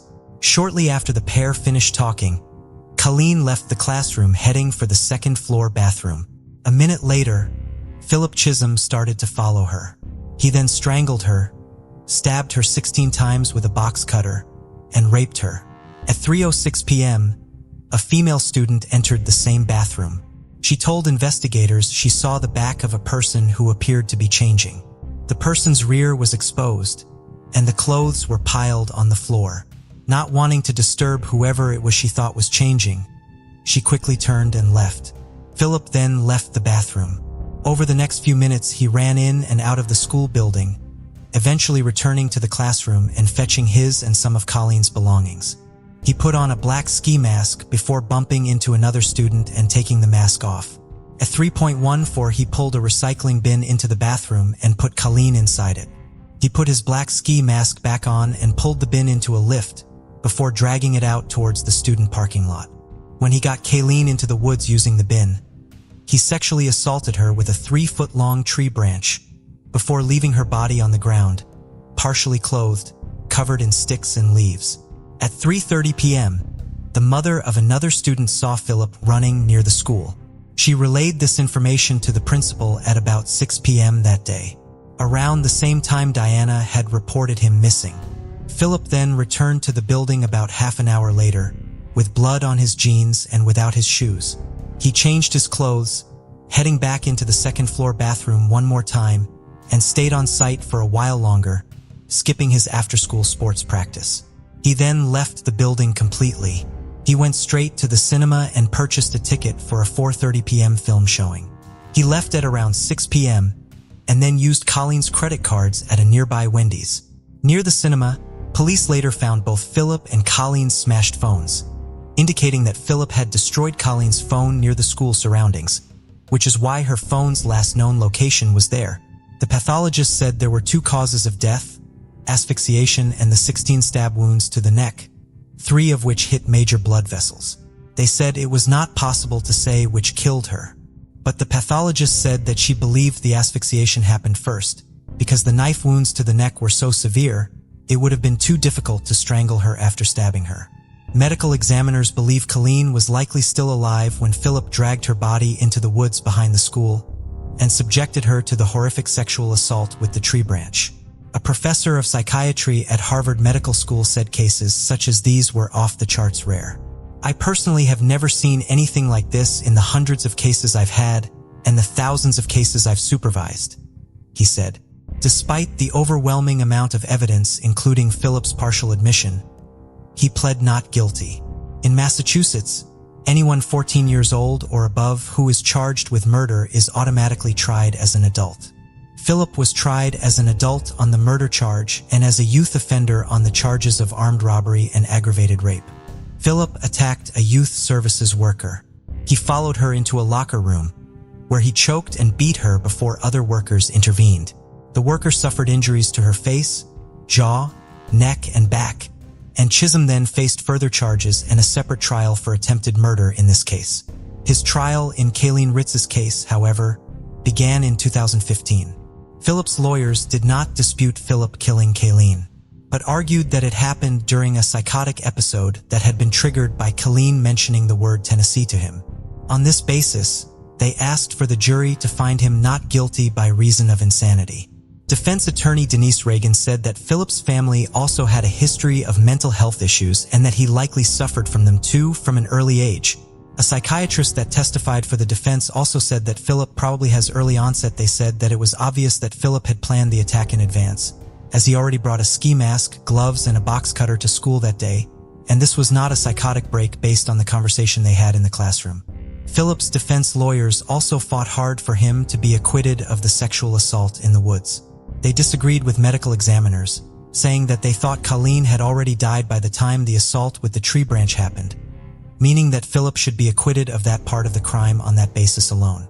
Life sentences without parole for juveniles have been found to be unconstitutional in Massachusetts, and under separate decisions made by the U.S. Supreme Court and the Massachusetts Supreme Judicial Court, Philip could not be sentenced to life without the possibility of parole for murder. Ultimately, the jury rejected the insanity defense that Philip Chisholm's lawyers had put forward and found him guilty, because the judge also imposed concurrent sentences of 40 years for rape and 40 years for armed robbery. This means he will not actually be able to apply for parole until he is in his 50s. Philip was, however, acquitted of the second count of rape committed using the tree branch in the woods. During the 10 hours of deliberations, this was the only question juries had and had to ask the judge to clarify this. Defense attorneys argued that Colleen was dead when she was in the woods and when Chisholm violated her with the branch. A medical examiner that she had died by this point.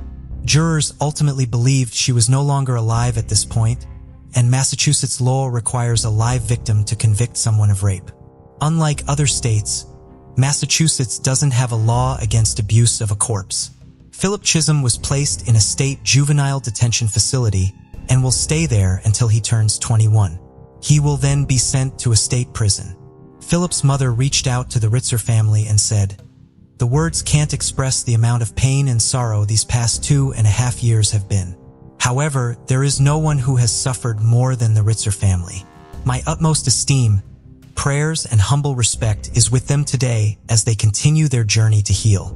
Tom Ritzer said, "It makes me sick to know that I walked the same halls as her killer. It makes me sick to know I drove by her in the woods and drove home. A dad's job is to protect his family. I didn't protect Colleen. A dad's job is to fix things. I can't fix this." Peggy said she often has to stay isolated from people because pretending to be happy is so difficult. Colleen Ritzer loved nothing more than inspiring and supporting people, teaching them and helping them to learn and grow. The difference Colleen made to so many people's lives was clear by the outpouring of heartfelt messages following her passing. Over 1,000 people turned out to pay their respects at Colleen's funeral, and hundreds of students and teachers participated in numerous vigils and other community events to celebrate her life. Her family established the Colleen Ritzer Memorial Scholarship in her honor, which since October 2013 has awarded over $370,000 in college scholarships to 82 future teachers. One of Colleen's friends also started the Kindness for Colleen campaign. This encourages everyone to perform random acts of kindness on October 22nd each year and share them on social media. A beautiful and fitting tribute for the kind, positive, and compassionate Colleen Ritzer. Paul Crashik served in the United States Army from 1966 to 1974, with his experiences during the Vietnam War shaping his perspective. When his daughter Darlene expressed interest in joining the Army after graduating high school in 1985, Paul strongly discouraged her from following his path. His wife Betty Lou shared these concerns for Darlene's safety and also urged her not to enlist. Despite their advice, Darlene remained resolute and determined to pursue her plans. In 1987, she joined the Army and was stationed at Fort Carson in Colorado. She had achieved the rank of specialist and was assigned to the 73rd Maintenance Company. On March 16, 1987, 20-year-old Darlene and several other members of her unit went out to Shuffles, a club on South Academy Boulevard in Colorado Springs that was popular with soldiers from Fort Carson. The group spent the evening dancing and having a few drinks together. Because they had work the next morning, most of the group went home early that night, but Darlene stayed later than the rest of her friends. The last known sighting of Darlene was sometime between midnight and 1 a.m. when a witness saw her leave the club. At approximately 5:20 that morning, March 17, 1987, two police officers were conducting early morning business checks. Near the dumpster in the alley behind the Korean club restaurant, they discovered a woman's body. The woman was nude, save for her gray pants, which were pulled down to her ankles, and one sock. She had a black rope around her neck and a wire hanger around her head. The officers found a driver's license nearby and had identified the woman as Darlene Crashik. The location where she was found was on the same road as Shuffles. Approximately a mile south of it, authorities did not believe that the alley was the site of the crime. Rather, they believed that Darlene's body had just been left there. Darlene had been severely beaten, but her autopsy would show that she had died as a result of strangulation. She had also been sexually assaulted. According to those who knew Darlene, she had a heart of gold and was willing to provide help to anyone who needed it. No one could provide investigators with leads about anyone who would have wanted to hurt her or any potential motives for her murder. She was well liked in her community and had a close group of friends, but no known enemies. She had not gotten into any sort of argument or altercation with anyone at the club the last night she was alive that could have escalated into violence. Army CID and the Colorado Springs Police Department interviewed hundreds of people, both soldiers and civilians. They identified a handful of persons of interest, but were unable to make any arrests, and the case ultimately went cold. While they were unable to pinpoint an exact motive for the crime, investigators did speculate, based on the last phone conversation Darlene had with her mother, that her death may have had something to do with the Army. Just weeks before her death, Darlene was excited about her future in the Army and the opportunities it was providing for her future. However, when she spoke to her mother on the phone a week before her murder, Darlene was upset about something that was going on at Fort Carson and wanted to get away from the installation. She told her mother that she could not explain to her why she was so upset at that time. The Crashik family worked hard on their own investigation into Darlene's case and on keeping her story in the public eye. In 1996, they came to Colorado Springs to distribute flyers asking for information in Darlene's voice. I was only 20 years old. They took my dignity, my pride, and my jacket. Then, without mercy, they took my life. If you know something and think it's insignificant, you're mistaken. It's probably the missing link. Betty Lou and Paul Crashik investigated similar crimes from all over the world, filling up their home office with files and newspaper clippings. As the original investigators retired or were reassigned, The couple would call their replacements to make sure that they knew about their daughter and were working on her case. They kept Darlene's picture with them in their Bible. Darlene's case was reopened several times in hopes that new technology would finally identify her killer. In 2004, DNA from an unknown male was identified on several pieces of evidence and on several areas of Darlene's body. Originally, only a partial DNA profile was identified from this evidence, but in 2016, a much stronger profile was isolated. Unfortunately, no match to this profile was found in local or federal databases. That same year, the DNA evidence was submitted to 2 different laboratories. It was sent to the United States Army Criminal Investigation Laboratory for YSTR analysis, which focuses specifically on the Y chromosome. The evidence was also sent to Parabon Nanolabs that December. Parabon used their snapshot DNA phenotyping program to create an image of what the contributor of the DNA may have looked like at the time of the murder, and in 2016, based on his DNA. They had no way of knowing the perpetrator's actual age, so they had to assign one. The images were generated to show the unknown male in his mid-20s, as he may have been in 1987, and in his mid-50s, as he may have been at the time the images were created.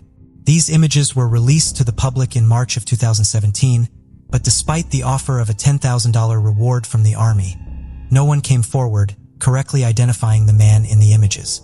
In early 2019, Army CID and the Colorado Springs Police Department asked Parabon to submit the DNA profile to GEDmatch, an online genetic genealogy database, and try to use genetic genealogy to identify their suspect. Using this method, Parabon was able to identify several distant relatives of the individual who had left his DNA at the scene. The closest relatives were a woman and her daughter living in Wisconsin, and another woman living in Texas. These women were believed to have a 6th to 9th degree relationship to the contributor of the DNA profile being investigated, meaning they could be as closely related as second cousins once removed, or as distantly related as fourth cousins. By constructing the family trees of the relatives found in the GEDmatch database and comparing them, Parabon was able to narrow down what branch of their family they shared with the unknown male. Parabon was then able to identify a potential suspect found in all of their family trees, who would have shared the same amount of DNA as the person with a DNA profile from the crime scene. That suspect was 58-year-old Michael David White. White had served in the Army from October of 1979 until April of 1998, working as he had been stationed at Fort Carson from September of 1986 until August of 1987. After leaving the Army, White went to work for CenturyLink. He worked there for the next 2 decades, and eventually he rose to the position of senior network engineer. In 2019, he was living in Thornton, Colorado, just north of Denver, with his wife. He had no criminal record. On May 20th, 2019, 2 detectives went to White's residence and saw him get into his car. They then followed him to work. Later that day, they followed him as he left work on his lunch break and went to a nearby fast food restaurant. There, they watched him drink from a cup as he ate his meal. When White left the restaurant, leaving the cup behind, the 2 detectives collected it in hopes that a DNA sample could be taken from it. They also surreptitiously swabbed the door handle of White's car as another potential source of his DNA. Testing showed that Michael White's DNA matched that found at the crime scene. On June 13, 2019, 32 years after Darlene Crashik's murder, he was arrested at his home and taken into custody on a no-bond warrant. He is being charged with first-degree murder after deliberation, first-degree felony murder, and aggravated first-degree sexual assault. White's wife told local reporters that her husband is innocent of the charges against him and that their entire family is shocked by his arrest. Darlene's parents traveled to Colorado from their home in West Virginia to attend Michael White's first appearance in court shortly after his arrest. The appearance was only about 5 minutes long, but the trip was still worth it for the Crash OX. They returned to Colorado for a preliminary hearing in the case on October 25th. Paul and Betty Lou have pledged to make the trip to Colorado for every one of Michael White's court appearances. The Crash OX are hoping that, after 32 years of freedom, White will live long enough to serve 32 years in prison.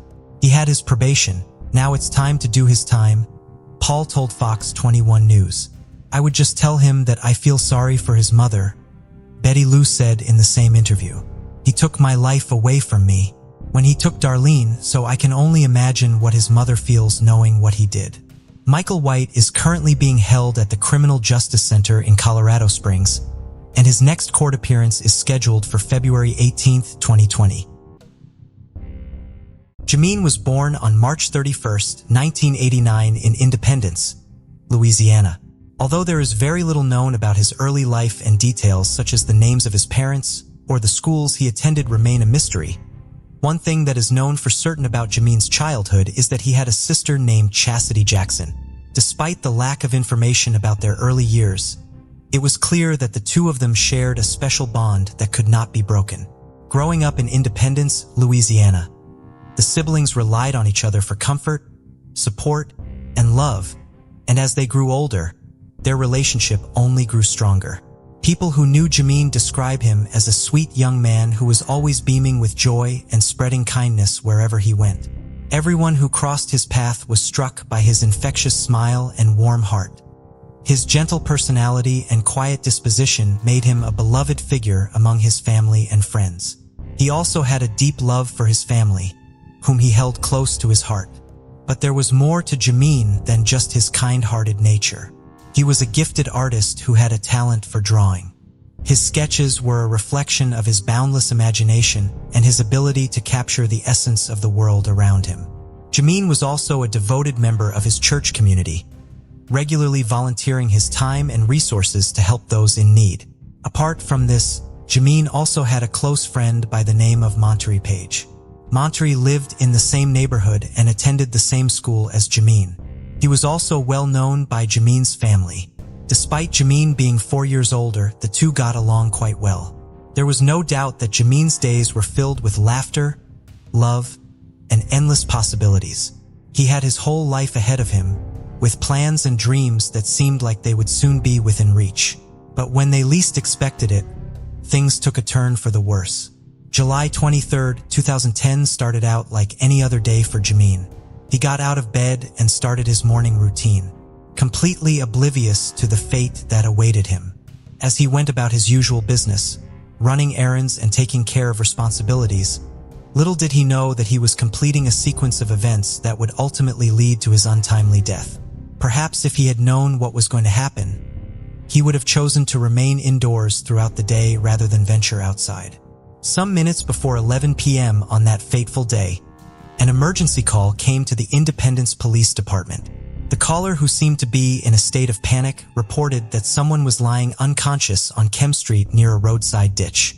It was unclear how long the person had been lying there, but the caller urged the police to hurry.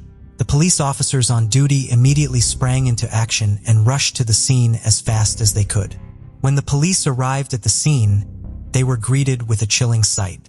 A young man, barely clinging to life, lay motionless near a roadside ditch. Despite the absence of any visible physical injury or blood on his body, it was clear that he was in a terrible state. The officers' minds raced as they tried to figure out what could have happened to him. They began to suspect that the young man had been a victim of a hit-and-run driver, as there were no other signs of foul play in the area. Officers knew that time was of the essence and they had to act quickly to save his life. With the help of paramedics, they carefully loaded the young man into a waiting ambulance, hoping that he would make it to the hospital in time. With sirens blaring, they rushed to the Lally-Kemp Regional Medical Center. Upon arrival at the hospital, the doctors quickly stabilized the young man and assessed his condition. The news was not good. He had suffered from multiple head injuries and his life hung by a thread. Knowing the gravity of the young man's injuries, the doctors transferred him to St. Tammany Medical Center, one of the best hospitals in the state. As the doctors and nurses worked tirelessly to keep the young man alive, more information about him began to surface. Shockingly, it turned out to be none other than Jameen. His family were soon contacted and they rushed to his side at the hospital. With hearts heavy with fear and anguish, they prayed and hoped for a miracle. But as the hours ticked by, their worst fears were confirmed. Jameen's condition was critical, and the doctors soon prepared him for surgery. The surgery was successful, but Jameen's recovery was slow and uncertain. The medical team decided to transfer him to the New Orleans University Hospital, where he could receive the best possible care. Despite the doctor's best efforts, Jameen's condition continued to deteriorate and his family's hope began to fade. They clung to every shred of optimism, but deep down they knew that they were facing the unthinkable. On July 25, 2010, just 2 days after his fight began, Jameen passed away. His family was devastated. They couldn't believe that he had been taken away from them so suddenly, and in such a tragic way. The following day, after Jameen's death, the Tangipahoa Parish Coroner's Office scheduled an autopsy to determine the cause of his fatal injuries. The examiner's findings revealed that Jameen's death resulted from internal closed head injuries. The injuries also suggested that the vehicle that possibly hit him was slow-moving, which only added to the mystery of what happened that fateful night. As the news of Jameen's tragic death spread, a cloud of sadness and confusion descended upon the quiet town of Independence. Detectives of the Independence Police Department wasted no time in launching a full-scale investigation into the incident. They were determined to unravel the mystery behind Jameen's untimely demise. They began to meticulously piece together all the events of that fateful night, hoping to find the answers. The detectives faced a daunting task and they were not sure where to start. Who was the reckless driver that had possibly struck Jameen and left him for dead on the side of the road? And if it wasn't a hit-and-run incident, what exactly had happened to Jameen on that night? These and many more questions plagued the detectives. As the investigation into Jameen's death continued, detectives made a crucial discovery. The person who found Jameen lying on the roadside was none other than his friend and neighbor, Monter. With this revelation, the police immediately turned to Monter for answers, hoping that his account of events could provide valuable insight into what really happened on that night. However, even after several rounds of questioning, the police were still no closer to solving the case. The mystery surrounding Jameen's death only deepened, leaving detectives more frustrated. Jameen was soon laid to rest. The funeral was attended by many who had known him and loved him. After the funeral, the investigation into Jameen's death continued with renewed vigor. Detectives interviewed numerous individuals, but nothing came of it. The authorities even asked the public for help, urging anyone with information to come forward. The passing of time did not ease the pain felt by Jameen's loved ones. Each anniversary of his death brought renewed heartache, and the desire for justice remained strong. Despite the trail going cold, the authorities never gave up hope of solving the case. Unfortunately, the investigation yielded no concrete leads and the case eventually went cold. Around 2017, the case was reopened. However, the Independence Police Department once again found themselves at a dead end regarding Jameen's case. With limited resources and no leads, they knew they needed to help find a breakthrough. Desperate, they turned to the Tangipahoa Parish Sheriff's Office for assistance. The Sheriff's Office then stepped in, bringing their expertise to the table in a bid to unravel the mystery behind Jameen's tragic death. Detective Mike Sticker took charge of the case and began working tirelessly alongside Independence Police Chief Frank Edwards. The two men and several other detectives spent countless hours poring over the facts, determined to find any new leads that could potentially bring justice for Jameen. They believed that the community held the key to solving the case, and so they once again turned to the public for help. Remained hopeful that media coverage of the case would jog someone's memory or conscience and encourage them to come forward.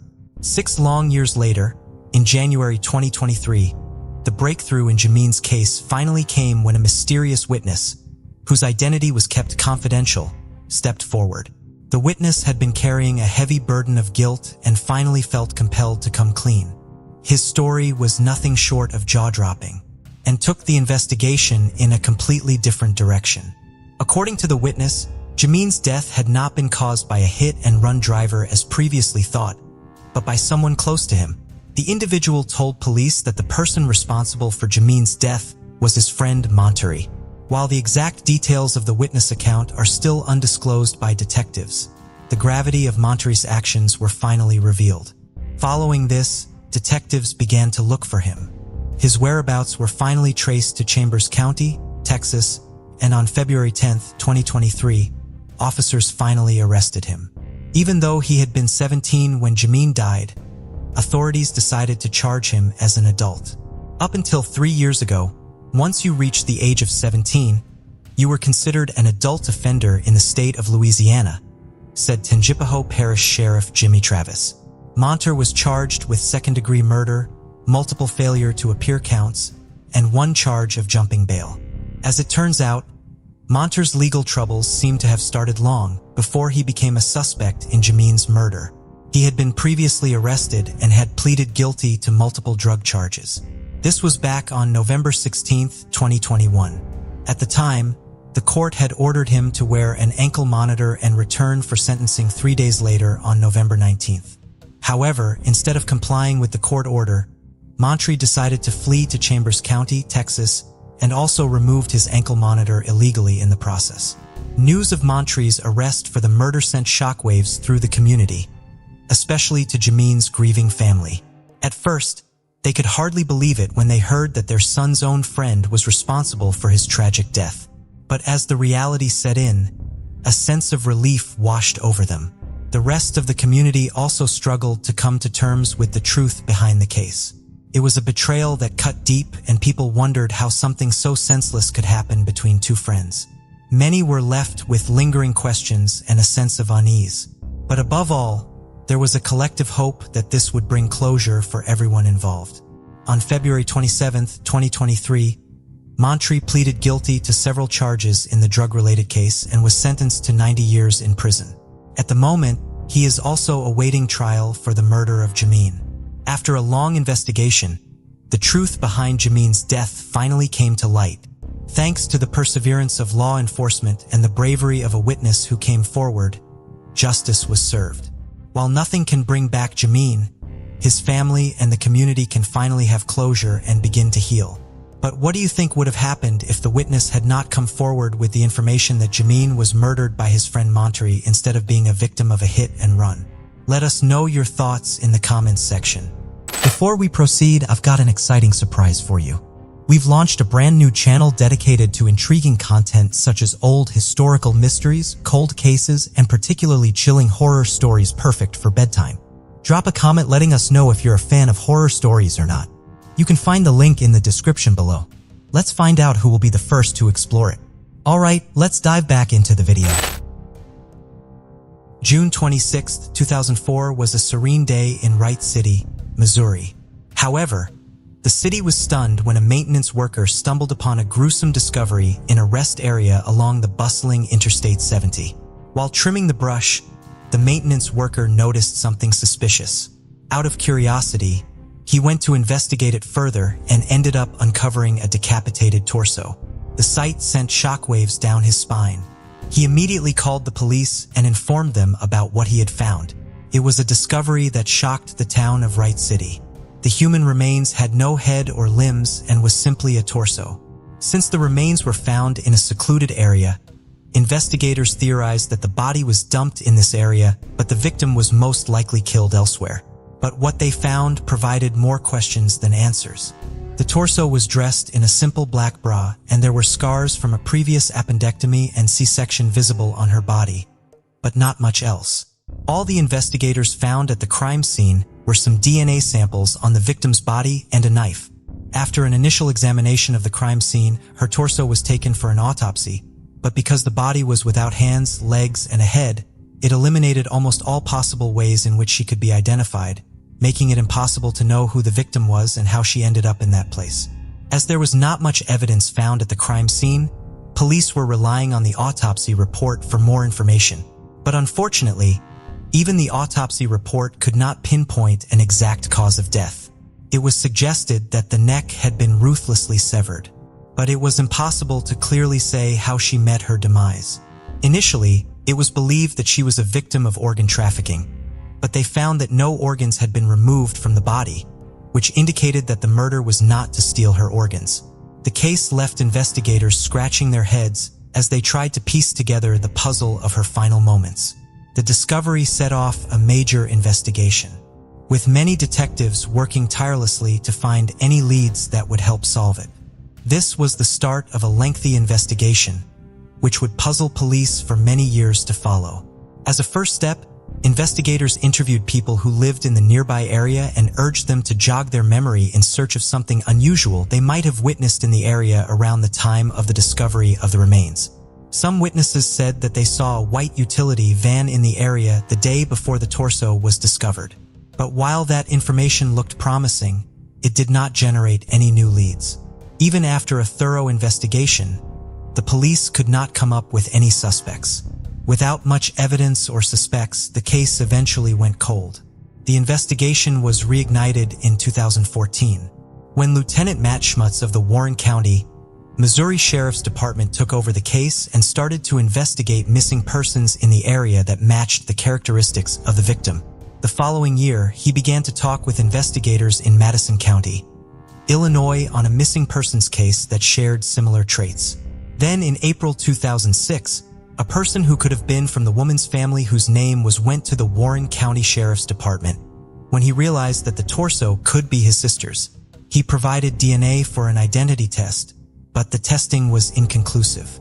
Brian refused to give up on finding his sister's killer, even when all hope seemed lost.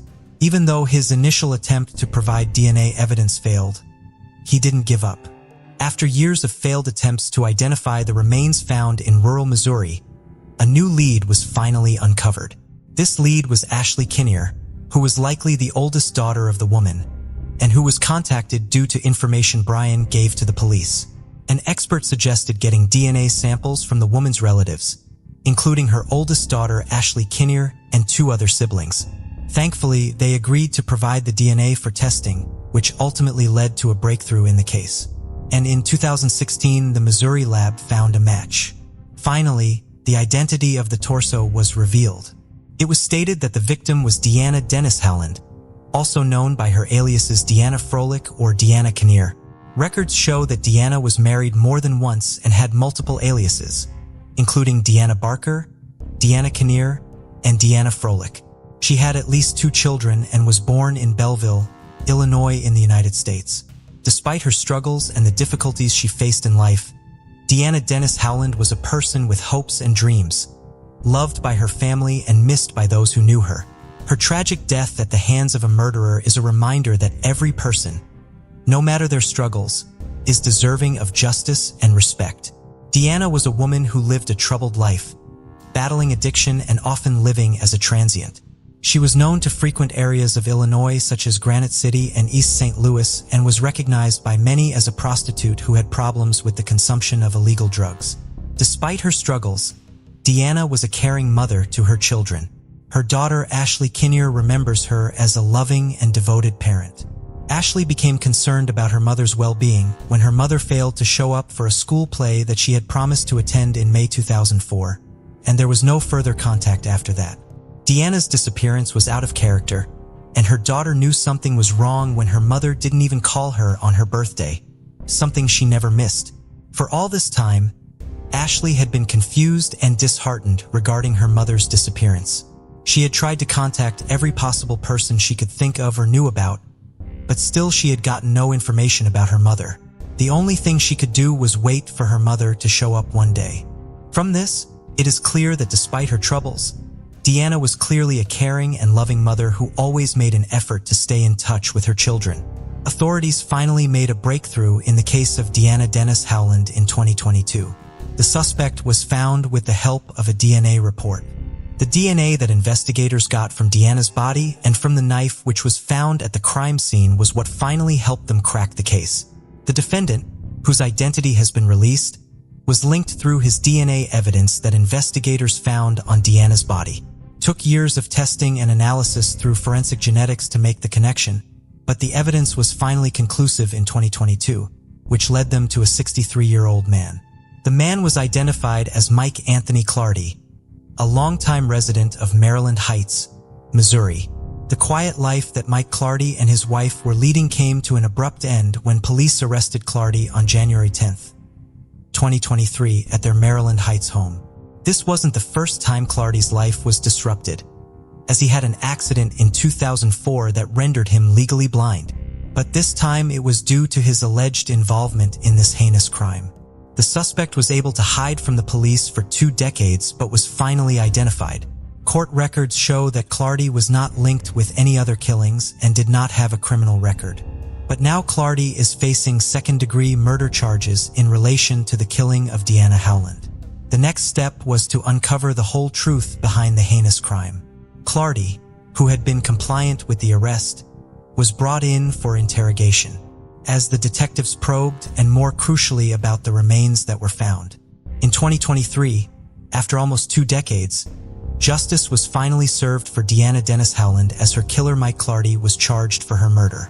The St. Louis Prosecuting Attorney's Office filed an indictment stating that Clardy confessed to killing Howland in June 2004, as well as scattering her remains across multiple locations. Despite his initial denial of involvement, Clardy reportedly admitted to officers that he murdered Howland after a disagreement in his home, where she had been working as a sex worker. He admitted to spreading the victim's remains throughout the St. Louis and Warren counties. He is currently being held on a bond of $1 million in Warren County as the investigation continues. The announcement of the indictment by the Major Case Squad of Greater St. Louis marked a significant breakthrough in a joint investigation between multiple law enforcement agencies. If found guilty, Clardy may face a lengthy prison sentence of up to 40 years. Finally, the truth is being unveiled and justice may finally be served for Deanna Howland nearly 2 decades later. Howland's loved ones never lost hope that the perpetrator of the heinous crime would one day be brought to justice. And finally, after years of tireless investigation, Clardy was apprehended and the veil of mystery surrounding Howland's murder was lifted. As the sheriff's office released details of the case, the community was left in shock and disbelief, learning of the DNA evidence and other gruesome details that had been withheld for years. Though they will never have her back, her friends and family can find solace in the fact that justice has finally been served. At a press conference in St. Louis, Deanna Howland's daughter, Kenier, expressed her gratitude towards everyone who had taken an interest in her mother's story. It was an emotional moment as she thanked the crowd for their support and for not giving up on her mother's case. Kenier revealed how she always knew that something had happened to her mother and that she would never have abandoned her family without a word. She appreciated the fact that people were interested in getting to know who her mother was and the impact she would have had on their lives if she were still alive. It is clear that Deanna was a kind and devoted woman who meant the world to her loved ones. Kenier's words touched the hearts of many, reminding us all of the importance of not forgetting the lives of those lost and the loved ones they leave behind. The case of Deanna Howland is a tragic reminder of the impact that violent crimes can have on individuals, families, and communities. The arrest and confession of Clardy may bring closure to those affected by Howland's murder, but it can never fully undo the harm that was done. Ultimately, it is up to the justice system to hold the perpetrator accountable for their actions. Before we continue, 90% of you haven't subscribed to our channel, so if you like this video, please subscribe. It motivates us to make more content for you. Okay, let's continue. 20 miles from Sacramento, Dixon was incorporated into Solano County in 1878. Those that call it home get to enjoy a suburban lifestyle without the rush of big city living. It is a farming community known for its alfalfa fields, dairy farms, and sheep farms. Dixon also plays host to the annual Lambtown Festival and the Mayfair, the oldest state fair in California. Dixon became the focus of a crime that shocked the small farming community when the body of a young woman was found in a cornfield.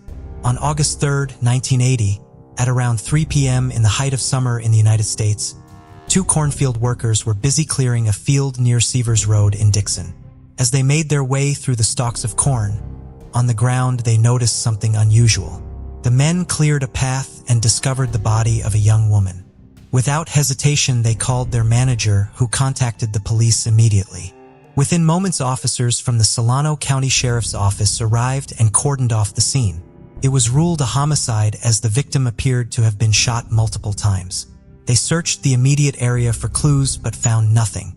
There was nothing belonging to the victim in the area, nor any form of identity. After questioning other workers and potential witnesses, they received no answers to their growing questions. Investigators surmised that the young woman was killed elsewhere and dumped in the cornfield as it was close to the road. The victim's body was taken to the county mortuary for a full autopsy. The cause of death was ruled as homicide by gunshot wounds. She had been shot 6 times in the head and neck. There were no signs of a sexual assault or defensive wounds. Using the victim's fingerprints, investigators tried to search various databases to find any record that would help identify her. A search of missing person databases didn't provide any leads, nor did the victim have any criminal records. She was named as the Dixon Jane Doe, and a profile was developed with pictures and a composite.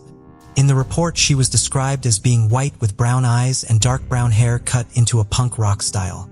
She also had a small dark mole on the left side of her chin. The coroner estimated her age to be between 15 and 23. Her height was measured at 5 feet and 2 inches and her weight at 155 pounds. At the time of her death, she was wearing a green wool sweater and a light blue long-sleeved smock with wooden buttons, a small floral design, and a safety pin that was used to secure the top together. On her left finger was a white metal spoon ring, and she was also wearing a wooden bead necklace. Despite the information being made available to all local police departments and sheriff's offices, the victim's case grew cold quickly. The leads dried up and tips were few and far between. Investigators kept checking back with the victim's fingerprints, but nothing was found on any systems. The victim's remains were buried in a Solano County cemetery a month after the body was discovered and marked as a Dixon Jane Doe. The case grew cold. Periodically, investigators would look through the file. It was 10 years later they received a new lead. On June 19, 1992, the Solano County Sheriff's Office received new information regarding the Dixon Jane Doe case. The National Missing Persons Unit contacted the investigation team regarding a missing persons report made by Augustine and Sally Campiglia on May 12, 1992.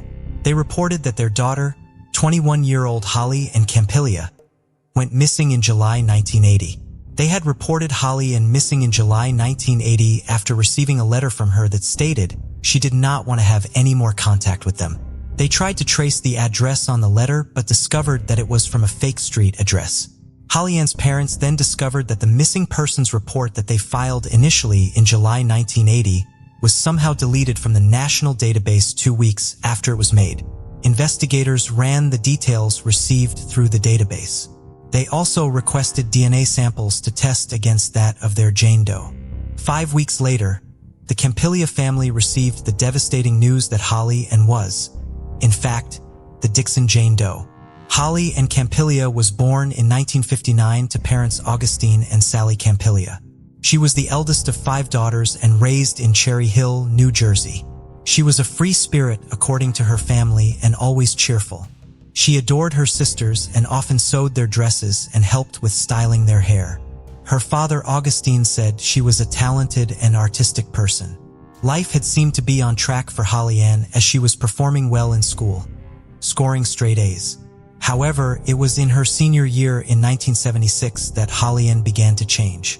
Her parents noticed her withdrawing from the family and then discovered she had started abusing substances.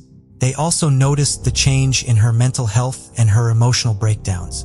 What they couldn't understand was the root cause of her problems. Despite her personal problems, Holly Ann went on to enroll at the Glassboro State College studying toward a degree in fine arts. It was then that she started to behave erratically again. Holly Ann began running away from home.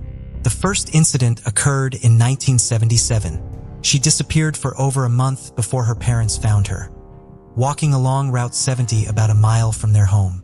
Over the next few years, Holly Ann continued her pattern of running away from home and becoming less responsive to the medical treatment she was receiving for her emotional problems. Her mother Sally said that Holly Ann needed to be watched at all times or she absconded from home constantly. Holly Ann's family tried desperately to make sure they gave her all the help possible. The last time she saw her daughter alive was June 10, 1980, while they were on their way to a counseling center. Holly Ann began to grow agitated, and while her mother drove, she started to have an outburst. Holly Ann tried opening the door as her mother drove. Sally pulled the car over to the side of the road to reason with Holly Ann, who immediately walked away. Despite trying to pull her back, Sally could not hold on to her daughter. Sally immediately returned home and called the Cherry Hill police to report Holly Ann missing. They provided assistance by stopping several girls who looked like Holly Ann, but it was too late. She had already made her way out of town. A month later, they received a letter from Holly Ann addressed from Sacramento. According to the letter, Holly Ann said she was living with 2 guys and told her parents not to think of her anymore. A trace of the address led them nowhere. It was then they reported her missing and had her name and profile uploaded to the missing persons database. Little did they know her details were accidentally erased from the system. The Campiglia family turned to other missing persons networks and Social Security to see if Holly Ann had somehow turned up somewhere on their radars. For years, her family waited for answers. I just kept hoping she would show up one day with grandchildren. But with each year, I'd lose a little hope, said Sally. After 12 years of holding out hope, the Campiglia family had finally found Holly Ann, and in a way received the closure they needed. My daughter said to me, "Mom, Holly gave us 12 years to get used to this," said Sally. With each year, we lost a little hope. In a way, knowing what happened to her is some kind of relief, she said. Holly Ann's remains were flown back to New Jersey from California for her final burial in 1992. Sally remarked that it would be the first and last time Holly Ann would be on a plane. She could never wait for a plane. She either hitchhiked or took a bus. When they send her body home, it will be the first time she was ever on a plane. And the last. Investigators now had a name for the victim and worked with Holly Ann's family to find answers to her murder. Having not heard from her in over 12 years, they could offer no new information that would help the case. They were back to square one. No new leads meant no moving forward with the investigation. The case went cold again. As the case sat cold, the family began looking at the new technology that was being introduced to solve cold cases. In 2021, Holly Ann's sisters approached the Solano County Sheriff's Office to find out if it was possible to retest all the biological evidence that was collected from the crime scene and Holly Ann's body. The Sheriff's Office reviewed the case and resubmitted the evidence. Fortunately, the evidence was preserved properly. Advancements in technology allowed for the biological material to be tested despite how old the samples were. The DNA samples were sent to the Serological Research Institute, who were able to discover a foreign DNA profile. The lab results confirmed that the foreign DNA found on several pieces of evidence was that of a male. With a new DNA profile, officials submitted their new findings to the San Mateo Crime Lab in California. They soon discovered that the DNA profile was already on their system and belonged to a man already doing serious time in prison, Herman Lee Hobbs. 76-year-old Herman Lee Hobbs was already serving time at the Valley State Prison in Chowchilla. Hobbs had lived in Sacramento and worked as a mechanic. Reports suggest that he was married to a woman named Louise Hobbs and had children with her. Hobbs was alleged to have been a drug user and also involved in manufacturing methamphetamine for his own use. There is not much information regarding his personal life, but Hobbs' criminal history is extensive and disturbing. In 1969, at age 22, Hobbs was apprehended after leading police on a wild car chase following a spate of robberies in Sacramento. He admitted to being responsible for more than a dozen robberies and agreed to plead guilty to being the serial burglar. However, during his sentencing, he attempted to escape from the courtroom and had to be tackled and subdued by courthouse officers. He was released in 1975 after serving just 5 years, but the worst was still to come. In the year 2000, Hobbs' criminal career came to a crashing end. He was convicted of assaulting a female from Yuba County, California. Following his conviction, his own daughter and niece came forward with a tip that Hobbs may be responsible for numerous fatal attacks between 1975 and 2000. Investigators looked back at several cold cases and were able to identify Hobbs' movement since his release. In January 1975, 13-year-old Terry Pata had left school early after complaining of feeling sick with a headache. She never made it home. Her body was found 9 days later, stuffed in a drain pipe along the route she normally took home. She had been fatally wounded with a knife. Investigators discovered that Hobbs had moved to Rio Linda in 1975 and lived only a block away from Terry's home. With Hobbs' DNA already on file, they tested it against the evidence from Terry's murder and found a positive match. Hobbs was already serving a lengthy sentence for the Yuba County case from 2000. He pleaded no contest to Terry's murder and was given another sentence of 25 years to life.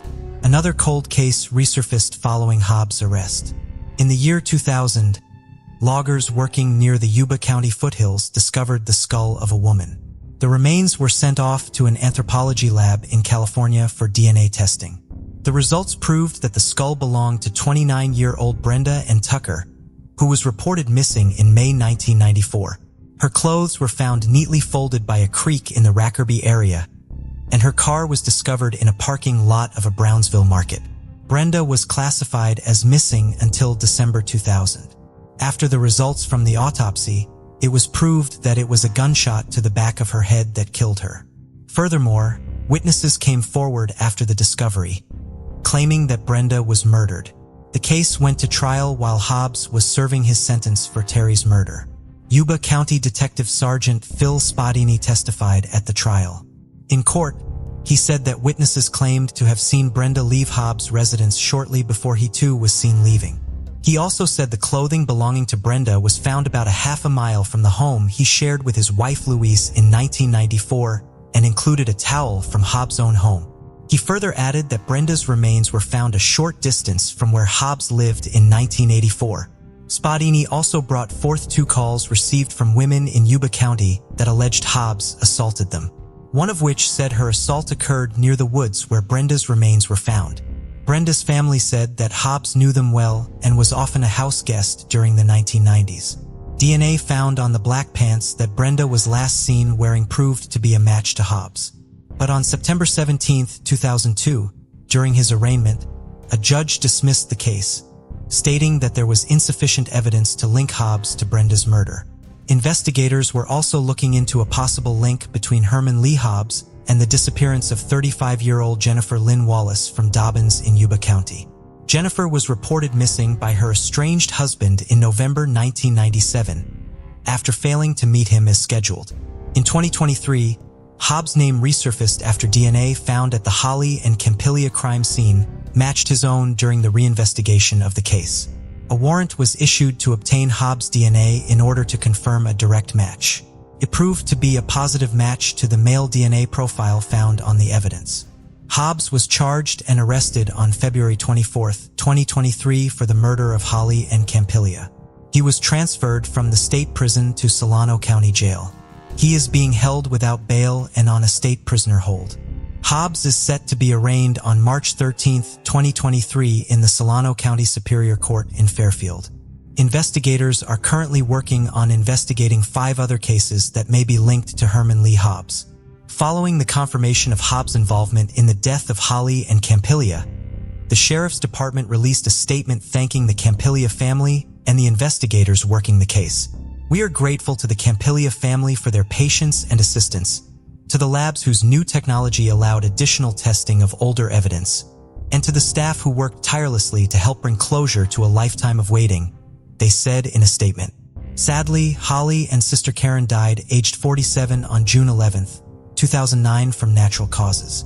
On July 3, 2016, her mother Sally Campillia also died at age 83 without knowing who was responsible for her daughter's murder. The Solano County Sheriff's Office said that detectives are still working with other agencies in Northern California to identify and possibly link Hobbs to other cold cases and possible victims. For investigators who take on the challenge of cold cases, it becomes a job motivated by determination, dedication, and a responsibility to the families of the victims to see a case through to the end, no matter how many years it takes to find answers. In the case of Holly and Campillia, her family's need for answers may be able to bring closure to many other families who may have lost loved ones to the evil motives of Herman Lee Hobbs. Do you think Herman Lee Hobbs could be responsible for more cold cases in the Yuba County area? Laurel was born on the 24th of May in 1958 to Richard Mitchell and Wilma Mitchell in the town of North Webster. She had an older brother named Bruce Mitchell and a little sister named Sarah Mitchell, whom she was 5 years older than. Despite the occasional sibling rivalry, Laura and her siblings had a tight-knit bond that only grew stronger with time, where her warm smile and friendly nature won over the hearts of everyone she met. One of her most endearing qualities was her unwavering kindness and caring nature. She had a heart of gold and always went out of her way to help others and make them feel loved. The neighborhood children were particularly fond of Laurel, and it wasn't uncommon to see her surrounded by young children all clamoring for her attention and affection. Laurel had many talents, but perhaps her greatest passion was music. From a young age, she had a natural gift for singing, and so it was no surprise that she was a key member of the local church choir. But Laurel's love for music didn't stop there. She was also an accomplished dancer who honed her skills by taking lessons at a local studio. For Laurel, music and dance were more than just hobbies. They were a way of life. They gave her a sense of purpose and fulfillment that nothing else could match, and she poured her heart and soul into every performance, no matter how big or small. At the age of 17, Laurel was set to begin her senior year at Wawasee High School.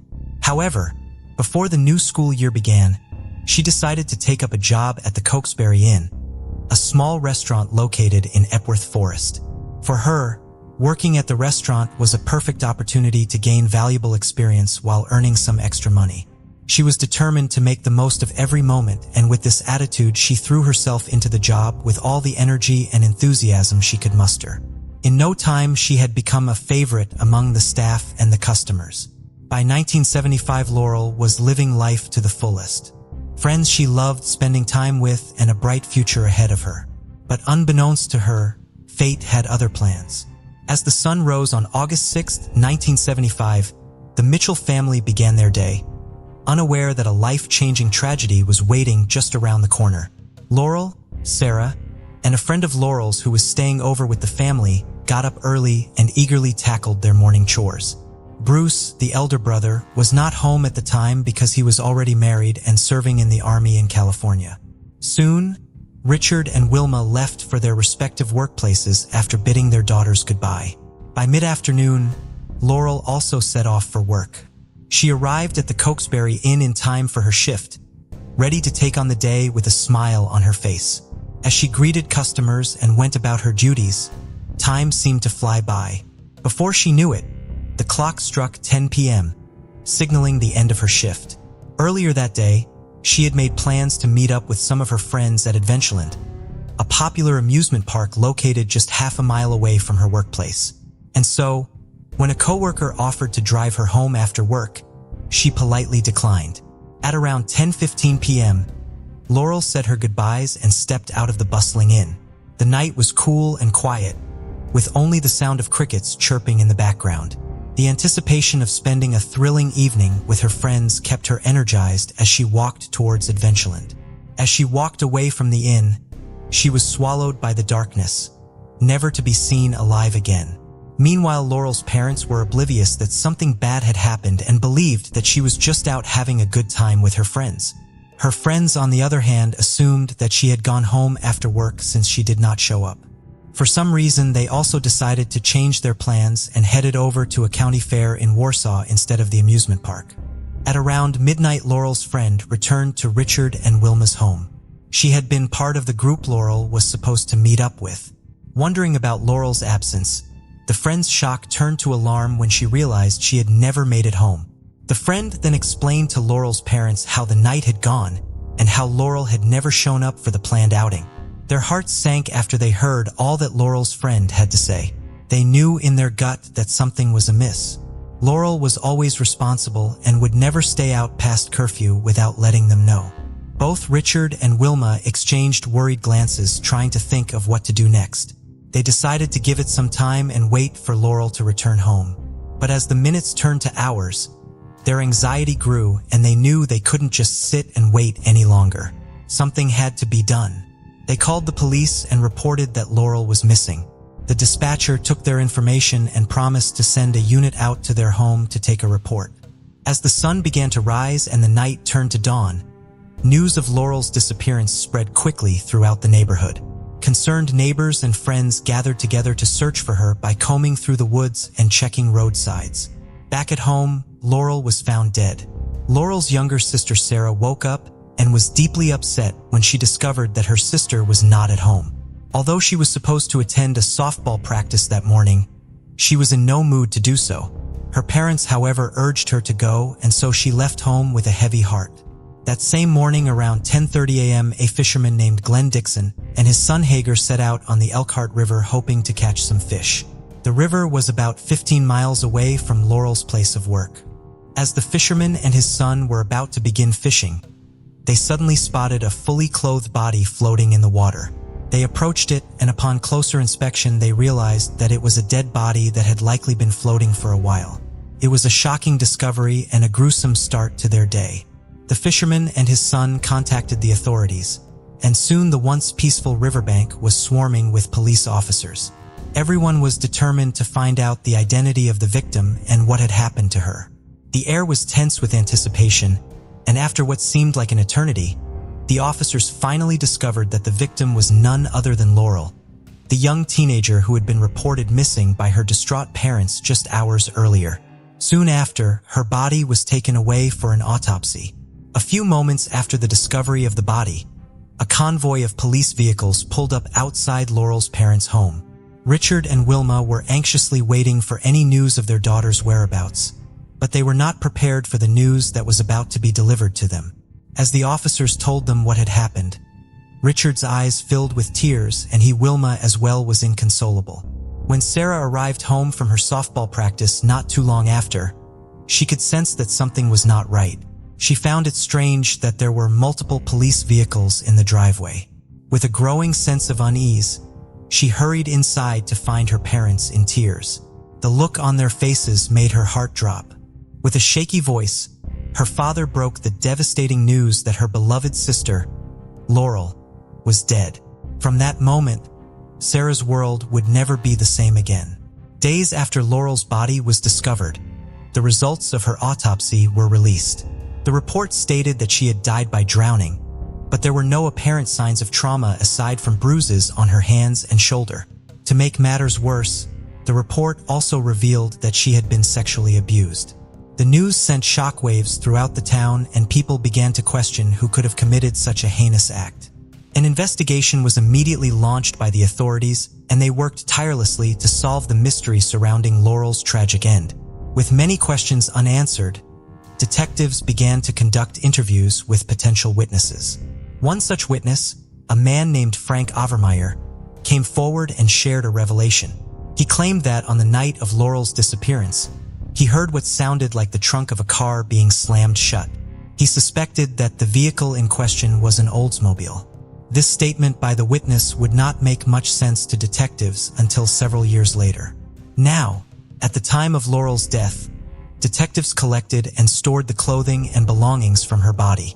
These included a silver necklace, one earring, shoes, undergarments, a sweatshirt, and blue jeans that were unzipped and unbuttoned.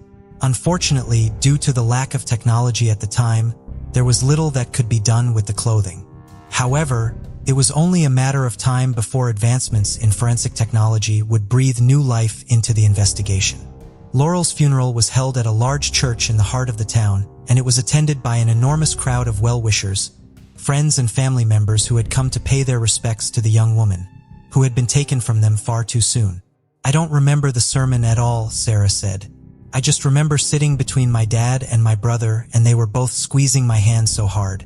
The investigation into Laurel's death intensified after her funeral, with detectives from multiple state and local agencies working round the clock to solve the case. They combed through evidence and interviewed many more individuals, but all their efforts were in vain. No one could figure out how Laurel had met her end, and her family was left in the dark with no answers. As weeks turned into months and months into years, the case slowly faded from the headlines and went cold. But for Laurel's family and friends, the pain of her loss remained. In 2007, Indiana State Police Captain Kevin Smith was assigned as the lead investigator on Laurel's case. He was a man on a mission and was determined to provide the answers that had eluded Laurel's family for so long. The pressure was on, but Captain Smith knew that he would do whatever it took to give Laurel's loved ones the closure they deserved. But despite his best efforts, no new leads or evidence surfaced for several years, leaving him and his team frustrated and discouraged. Hope began to dwindle, and the case seemed destined to remain unsolved forever. Laurel's parents, Richard and Wilma, never stopped working to keep their daughter's case in the public eye, hoping that someone would come forward with information that would lead to an arrest. But as time passed, the couple's health began to deteriorate. In 2012, tragedy struck once again, and they passed away just 4 months apart, without ever seeing justice for Laurel. It was a heartbreaking end for a couple who had dedicated their lives to seeking answers and closure for their daughter. Despite their passing, the memory of Laurel lived on and her case continued to be investigated by the authorities. In 2013, detectives received a surprising lead. A woman named Renee Sexton stepped forward to provide a piece of vital information. She revealed that when she was only 16 years old, she had attended a party with a man named John Lehman in 1975. During the car ride home, John had made a startling confession to her. He revealed that he and a friend called Fred Bandy had committed a murder. However, he did not disclose any details about the crime they had committed. Detectives were intrigued by this piece of information and believed that it could be related to Laurel's case.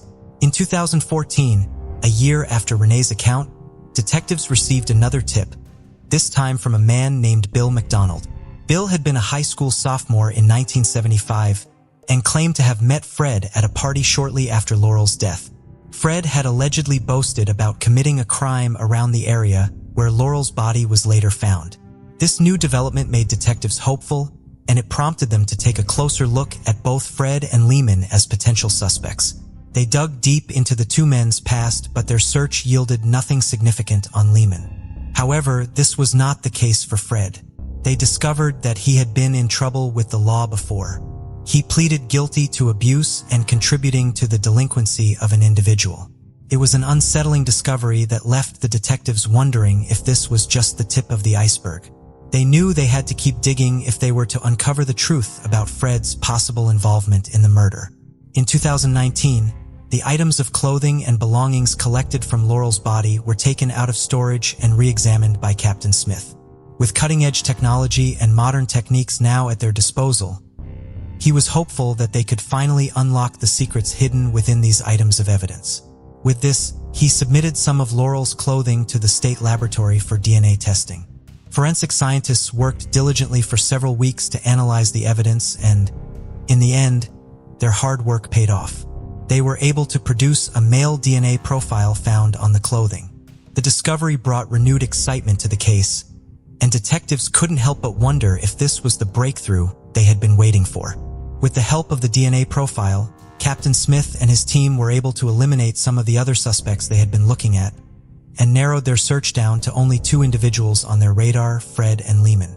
In December 2022, detectives set off on a mission to Fred's residence, which was located in Indiana. They were determined to get a DNA sample from him. Upon their arrival, they were greeted by Fred, who seemed oblivious to the reason for their visit. The detectives took a deep breath and explained to him why they were there. To their surprise, he did not put up any resistance and even offered to provide a DNA swab voluntarily. After the DNA sample was obtained, the detectives thanked Fred for his cooperation and left his house. On January 13th, a long-awaited breakthrough in the case arrived. The DNA analysis on Fred's sample revealed a match that was beyond the detectives' wildest dreams. The probability of him being the source of the DNA found on Laurel's clothing was a staggering 13 billion times higher than anyone else. The detectives were ecstatic with the news, knowing that they were closer than ever to solving the case that had haunted them for nearly 5 decades. Armed with DNA evidence that linked Fred to the crime scene, they quickly obtained a warrant for his arrest. But their work didn't stop there. They knew they needed more evidence to build a solid case against him, and probably Lehman too. So they also secured warrants to search the homes of both men and collect DNA samples from Lehman.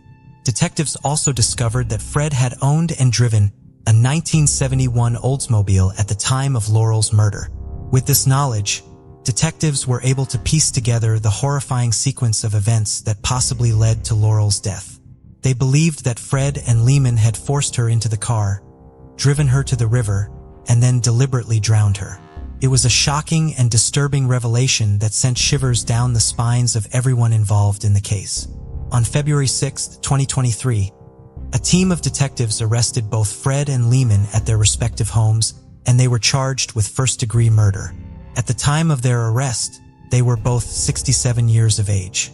When Captain Smith called Laurel's sister Sarah and her brother Bruce to inform them of the arrests of 2 men in connection to their sister's murder, they were surprised. They were grateful for the breakthrough, but also felt a pang of sadness as she wished her parents were alive to witness the moment. On February 28, 2023, both Fred and Lehman appeared in Noble County Court and pleaded not guilty. But the overwhelming evidence against them spoke louder than their words. Both men were then ordered to be locked up without bonds or the possibility of bail at Noble County Jail. They are scheduled to appear for pretrial hearings on April 24, 2023. As for Sarah, her heart still aches from the loss of her beloved sister, and although she knows that justice will be served, she admits that it may not be enough to ease the pain. "I'm glad they are going to be punished, that they won't be able to hurt anyone else. But she's still dead," Sarah said. The investigation into Laurel's murder spanned over 4 decades, and it was only through advances in technology and dog detective work that justice was finally served. She will always be remembered by those who loved her, and her memory will serve as a reminder of the importance of seeking justice for victims of crime. May she rest in peace. In 1980, 21-year-old Helen Perzinski was a senior at Wheaton College in Norton, Massachusetts. She was an active member of the community there and served as the chair of the Resident Hall Council. The only thing important enough to take her away from that community was her dream of becoming a journalist. Just after New Year's Day, she arrived in Colorado for an internship in the news department at KHOW Radio in Denver. She had an aunt and uncle who lived in Englewood, Colorado, and would be staying with her for the duration of her internship. On Wednesday, January 16th, Helen was just 2 weeks into her stay in Colorado. She left work that afternoon as usual and began her commute home. Her new routine was to take bus from Denver to Englewood, getting on the bus at Colfax Avenue and Broadway in Denver, and getting off at the stop at Union Avenue and South Broadway in Englewood. She would walk from the bus stop to her aunt's home, less than 2 miles away.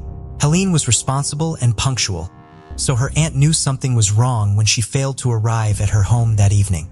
At 10:30 p.m., she called the Englewood Police Department to report Helen missing. They immediately began searching for her, concerned that her disappearance may have been tied to a series of sexual assaults that had recently occurred in the area. The following morning, a woman was driving past a remote field south of Englewood in an area of Douglas County that would soon become the planned suburb of Highlands Ranch. Her children were in the car with her, and they were on their way to a meeting. One of the children told her that they saw someone lying in the field as they drove past it. A road grader operator was nearby, so the woman stopped and asked him to go into the field to see if her child was correct about someone being there. They were. The operator discovered Helen's body lying in the field. Helen was found nude from the waist down, and her autopsy would reveal that she had been sexually assaulted. Helen's hands had been bound behind her, and she had been stabbed in the back 9 times. Her lungs had both collapsed as a result of those injuries, and her cause of death was extensive blood loss. A witness reported seeing Helen get off the bus in Englewood sometime between 5:57 and 6:30 p.m., meaning that she was abducted by her killer during her walk home. Her autopsy estimated that she died sometime between 8 and 10 p.m. The Douglas County Sheriff's Office, the Colorado Bureau of Investigation, and volunteers from the Arapahoe County Search and Rescue Unit searched the area for clues that morning. They did not find anything, and the effort was called off as snow began to fall. Investigators canvassed the area for more witnesses and used the media to ask for anyone with information to come forward. Their best lead was a witness who saw a man standing by a vehicle near the field where Helen was found at approximately 10:20 p.m. on January 16th. The witness was only able to provide a general description of the man, but after being put under hypnosis, she was able to provide a detailed composite sketch of the man she had seen. That image was circulated, and owners of the type of vehicle she had observed were investigated, but no arrests were made. Without new leads, the case went cold by the of 1981. Helen was posthumously awarded her degree, with honors, by Wheaton College on May 31, 1980.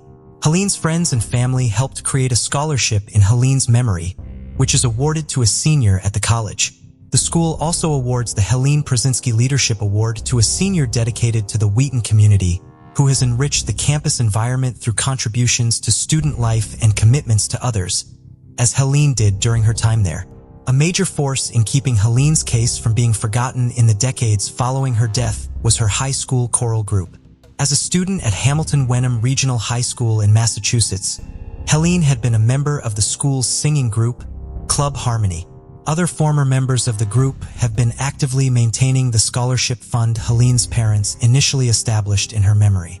The scholarship is awarded to a senior at the school who has made a valuable contribution to a drama or musical production. In addition, 3 former members of the group, and Helene's former choir director, traveled to Colorado in 2006 with the goal of trying to move the case forward. They passed out flyers in the area near the bus stop where Helene was last seen, and gave media interviews asking for witnesses to come forward. They were also able to meet with investigators from the Colorado Bureau of Investigation to inquire about using more advanced DNA technology to finally close the case. They remained involved with the investigation even after returning home, and Colorado detectives would later travel to Massachusetts to meet with them about Helene's case. The case had been reopened in 1998 by a task force with members from the Douglas County Sheriff's Office, the Colorado Bureau of Investigation, and the Englewood Police Department, with hopes that DNA testing would solve it. Semen had been found on Helene's coat, and a DNA profile was developed from it. Unfortunately, when it was run through the FBI's DNA database, no matches were found. Later searches would also fail to identify a match to the DNA from the crime scene. Helene's case was re-examined again in 2013, when the Douglas County Sheriff's Office formed a cold case unit. The unit would look at the case occasionally over the next few years, but no new leads were found. In 2018, the case was revisited again, but this time investigators had a plan to use one of the newest investigative techniques available in the case. They now hoped that genetic genealogy could be a potential means of identifying a suspect. The process would require an exceptional amount of research, investigation, and problem-solving. Dozens of investigators at the state, local, and federal level worked on the case over the course of the next year. The process of using genetic genealogy in the case began in late 2018, when Detective Jason Serbo of the Cold Case Unit at the Douglas County Sheriff's Office submitted the DNA profile from the crime scene to Parabon Nanolabs in Virginia.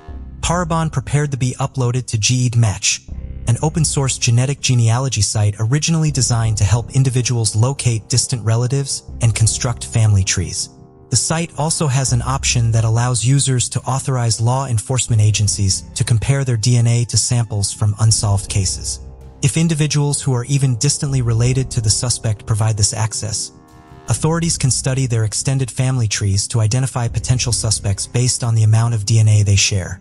Parabon's initial findings after running the crime scene DNA through GEDmatch found 2 individuals estimated to be 3 generations removed from Helene's killer based on the amount of DNA they had in common with him, as well as several other individuals who were more distantly related to him.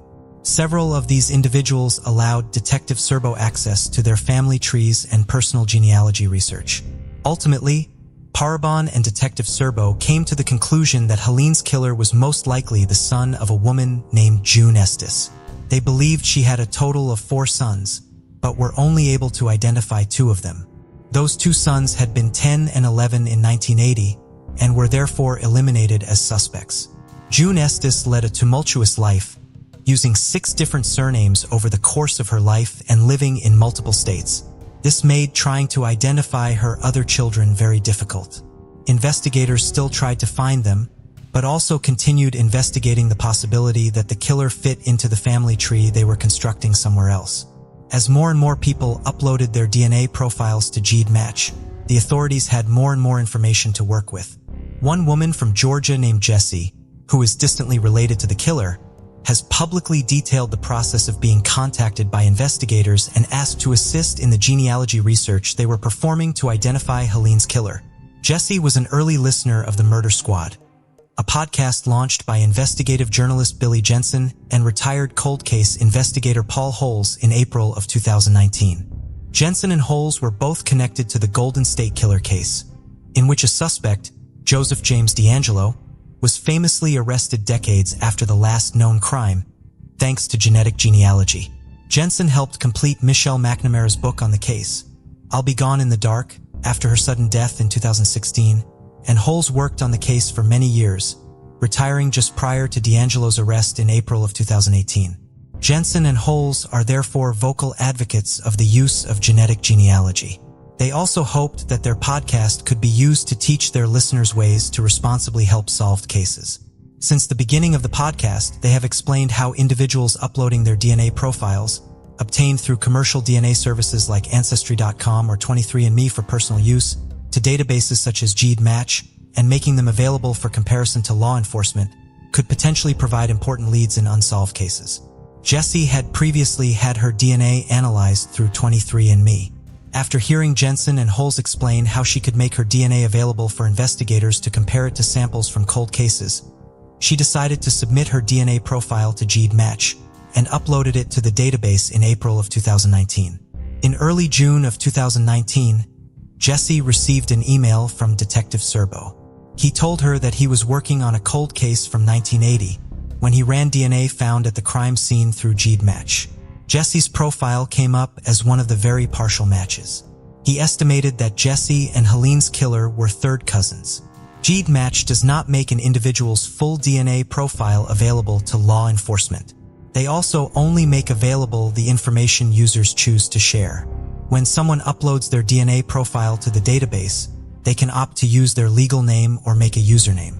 Detective Serbo was able to get in contact with Jessie through the email address she provided, but he did not have much other information about her. He would need her to provide him with details about her family so that he could study her extended family and see exactly where it overlapped with the other individuals the unit had identified. While Jessie had submitted her DNA to GEDmatch because she knew it could potentially help in a criminal case, she did not expect anything to ever come of her decision and was surprised when she received this email. Before responding, she used the limited amount of information she had been given to try to determine if such a case actually existed, to verify that the email was genuine. Researching cold cases in Colorado from 1980, she came across Helene's case and determined that it was most likely the case Detective Serbo was investigating. Jessie enlisted the help of a friend to compile her family tree to provide to Detective Serbo.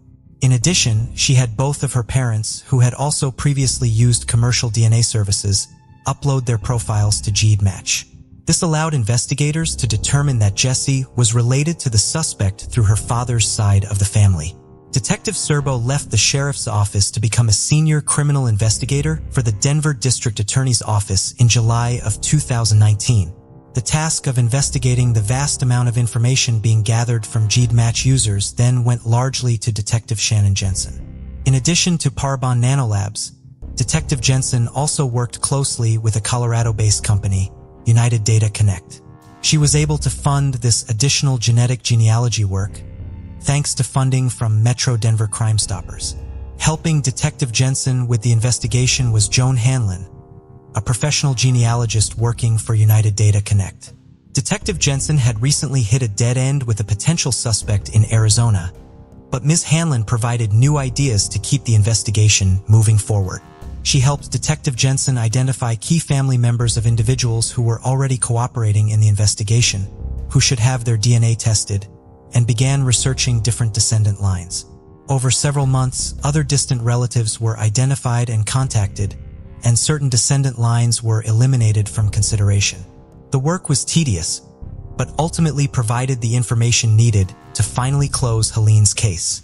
Instead of identifying a new potential suspect, Ms. Hanlon's new efforts ultimately brought Detective Jensen back to the original theory genetic genealogy had generated in the case.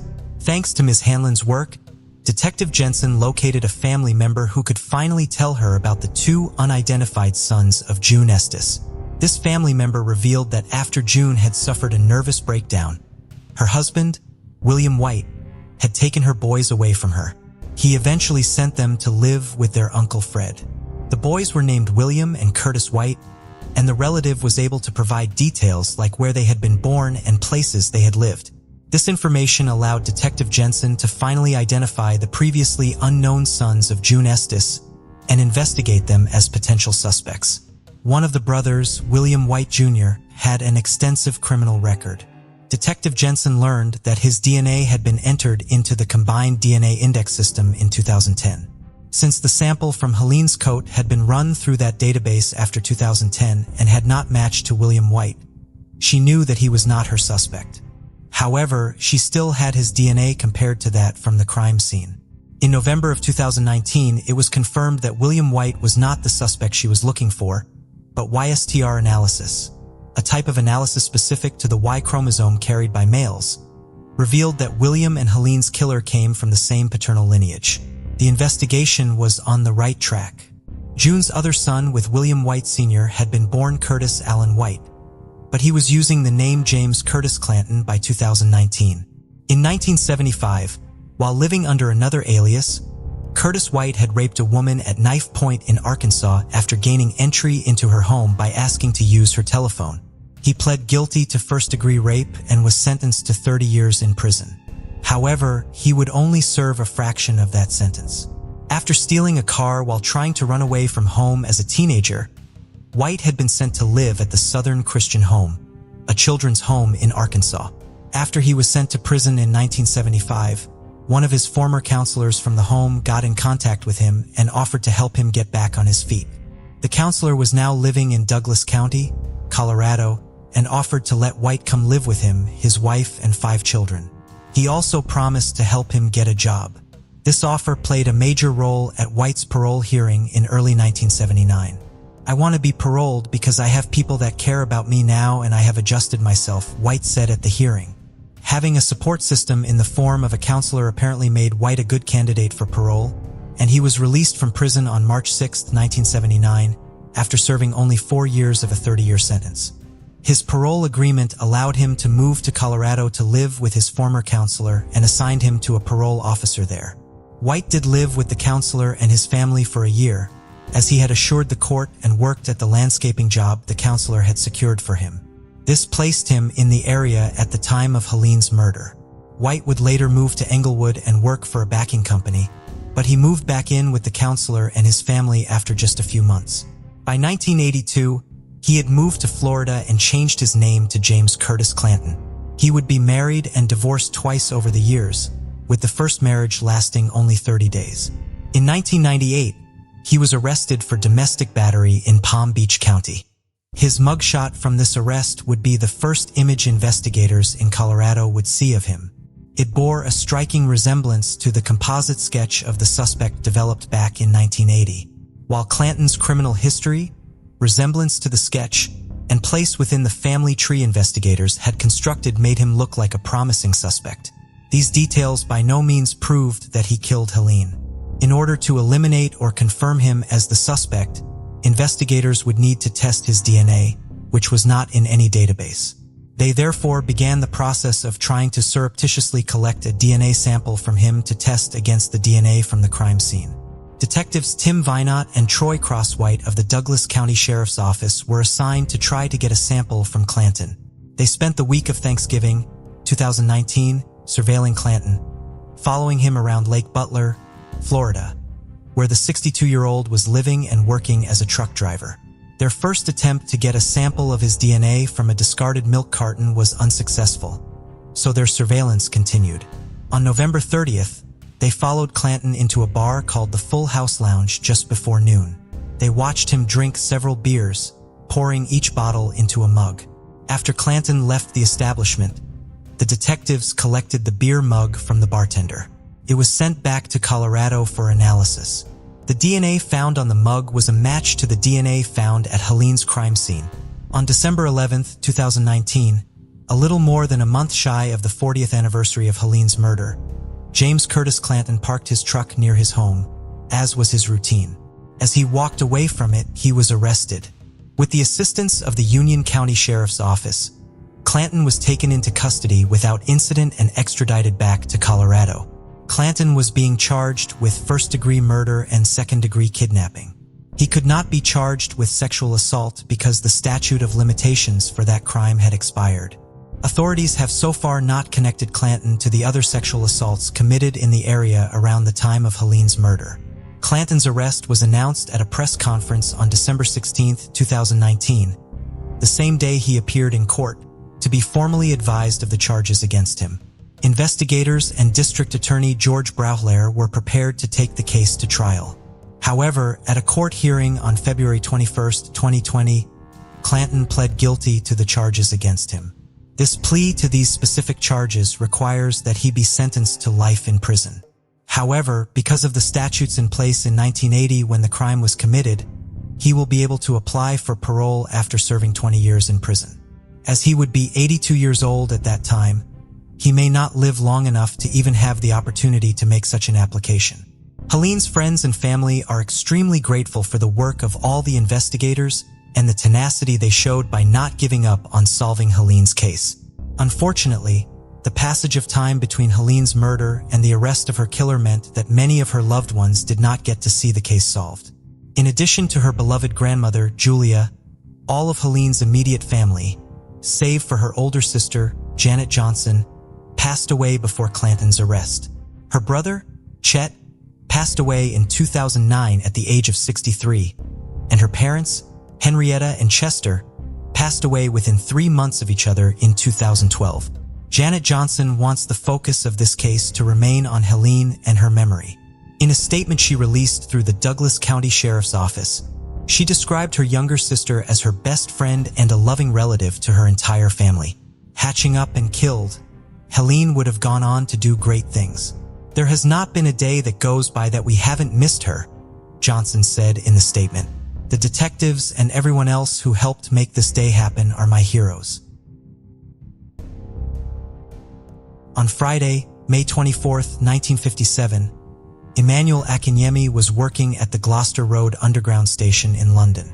As a foreman, his job included taking tickets and operating the lift. At 10:20 p.m., he heard someone running up the emergency staircase. If someone were fast enough, they could make it up the stairs before the lift got back up to street level and avoid the lift attendant and paying their fare. Then, Emmanuel heard a woman yelling, "Bandit! Bandit!" He had just brought the lift down to the eastbound platform and saw a tall, white-haired woman slowly stumbling towards the lift, clutching her chest. When he asked her about the bandits, she replied, "I have been knifed." It was then that Emmanuel noticed the blood seeping through the woman's jacket down her left side. Emmanuel quickly helped the woman onto the lift and began bringing her up to street level. He asked her where the bandit was, and she told him she did not know. Authorities would later come to the conclusion that the person Emmanuel had heard on the emergency staircase was the culprit making his escape. The woman was already too weak from blood loss to speak much more.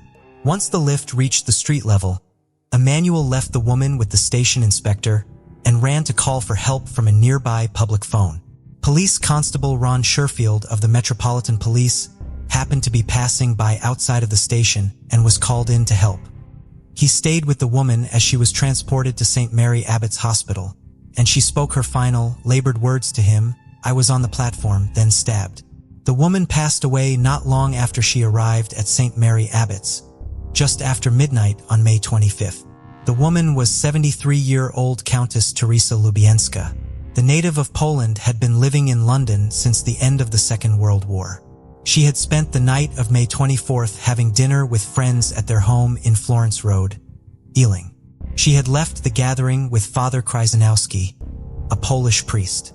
They boarded the Piccadilly line at Ealing Common and rode together until Father Krzyzanowski disembarked at Earl's Court. The Countess had remained on the train until it reached the next station, Gloucester Road. A post-mortem examination revealed that the Countess had been stabbed 5 times by her killer. 2 of the wounds had pierced her heart.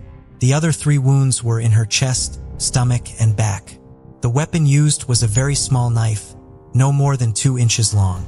The Countess had been born Teresa Skarżynska on April 18, 1884, in southeastern Poland. She came from a noble family and was educated at a prestigious all-girls Catholic boarding school in Ukraine. She acquired her title upon her marriage to Count Edward Lubenski in 1902. Following her marriage, she went to live on her husband's family estate and became an active member of the Polish Red Cross. She and her husband had 2 children, a son Stanislaw, born in 1906, and a daughter, Isabella, born in 1910. During the political upheaval that followed the 1918 Bolshevik Revolution, Count Lubenski was stabbed to death and the family estate was seized. The Countess and her children then fled to Warsaw. Her son Stanislaw chose to go into the military and graduated from Cavalry Officer Cadet School in 1928, ranked 2nd in his class of 50 cadets. He rose to the rank of captain in 1936 and was killed in September of 1939 as he fought during the German invasion of Poland. Perhaps as a way to cope with her grief, Countess Lubenska became an active member of the Polish resistance against the Nazis and German occupation. She helped find aid for civilians suffering under the occupation, and her apartment was one of the earliest places where the secret meetings of the Polish resistance were held. In 1942, she was reported to Nazi officials who searched her apartment and found the escaped prisoners she had been hiding there. The Countess was arrested and sent to Pojak prison for her initial interrogation. From there, she was sent to Auschwitz, where her prisoner number for 4747 was tattooed on her arm. She was then sent on to Ravensbrück, where she was sentenced to death.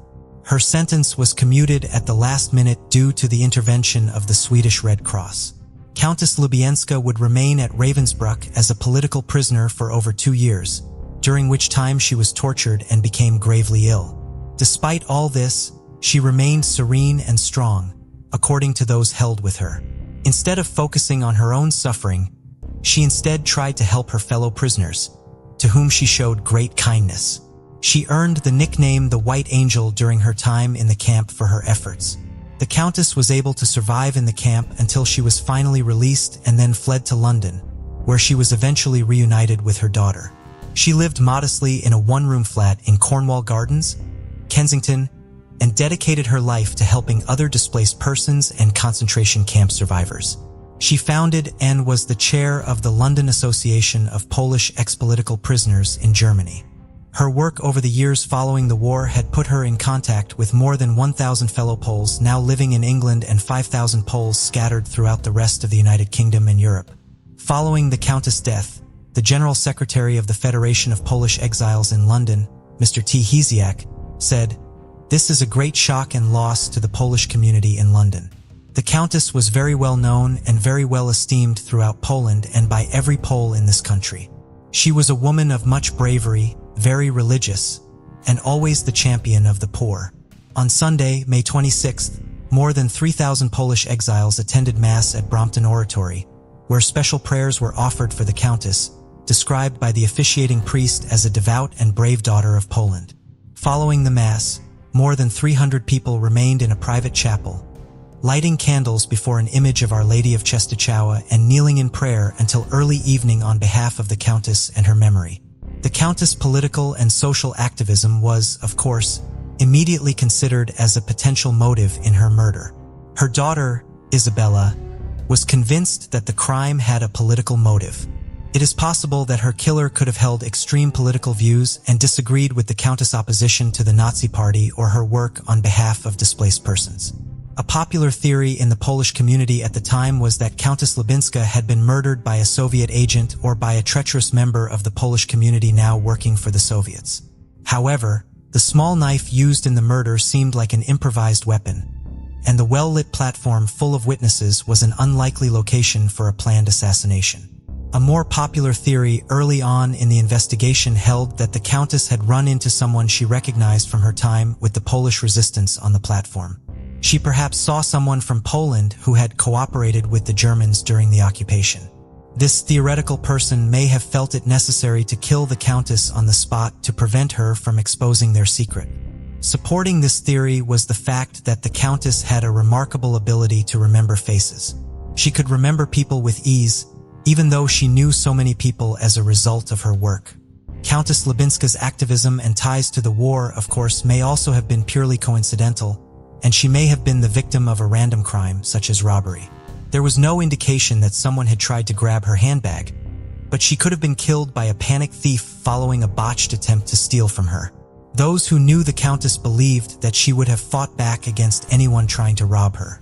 The Countess' repeated use of the term bandit following her attack would seem to support this theory. A bandit is generally defined as someone who steals or plunders. However, the Countess was known to use the term outside of its widely accepted definition. Speaking at the inquest into the Countess' death, one of her family members, Adam Antony Bilansky, testified that she used to say that word very often, describing some hooligans. "I remember it very well. Speaking about some people who are drinking too much, making a noise, she used it very often." This ties into another possible motive in the case. While Countess Lubenska was a champion of the poor and lived modestly after the war, her younger years as a member of a noble family still influenced some of her views. She had very strong opinions about proper behavior and was not afraid to voice them. She disapproved of rowdiness, vulgarity, and drunkenness, and expected others to behave with the same sense of propriety she did. According to a station porter, there had been a group of young people at horseplay on the platform shortly before the Countess arrived there. She may have reprimanded them for what she considered misbehavior and been killed in a subsequent argument. Police were never able to determine the motive in the murder because they were never able to identify the killer. This was not due to a lack of effort, however. The exact train the Countess had been on was identified, and the time of her arrival at the station was placed at exactly 10:19 p.m. The driver and guard on the train were interviewed, but could not provide any useful information. More than 200 trains on the Piccadilly line were examined. Dozens of police officers searched the various sections of the station, as well as the surrounding tunnels, thinking that the murder weapon may have been discarded. It was never found, despite the fact that for several months, any knife found anywhere along the underground was turned over to the police for examination. Photographers and fingerprint experts were on the scene quickly after the murder and worked alongside police officers throughout the night. The only blood evidence left at the scene was in and near the lift, so the exact location in the station where the Countess was stabbed could not be identified. Police were able to determine that 17 people had left the station around the time the Countess was killed, but had trouble tracking them down. They identified 2 individuals in particular they believed may have witnessed the crime, as they were seen running from the platform shortly after the Countess was stabbed. One of them was a smartly dressed woman, wearing a black coat and red high-heeled shoes. She was carrying a black handbag, had black hair, and was around 20 years of age. The other potential witness was a fair-haired man with a medium build, estimated to be 27 years old. He was clean-shaven and approximately 5 feet 8 inches tall.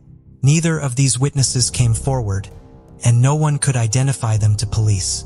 The police therefore began going door to door in the area, looking for people who had been at or near the station that night.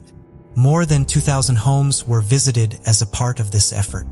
In the 3 months following the murder, more than 18,000 people, living locally and abroad, were interviewed in connection to the case. Despite this extensive effort, no arrests were ever made in the case. The formal inquest into Countess Lubenska's death was held on August 19, 1957. The jury returned a verdict of murder by person or persons unknown. More than 60 years later, the identity of that person or persons still remains unknown. Funeral services were held for Countess Lubenska on June 1, 1957 at Brompton Oratory, and she was buried at Brompton Cemetery. The Polish government in exile posthumously awarded her the Golden Cross of Merit with Swords, an award given for wartime acts of valor and bravery under perilous circumstances, but not during combat. While Countess Lubenska's legacy has lived on in the community she so loved, so has the mystery of who ended her extraordinary life. Andre Price Jr. was a natural athlete who earned numerous trophies playing basketball, baseball, and bowling. His main passion was baseball. He attended several baseball camps and lettered in the sport at Montbello High School in Denver, Colorado.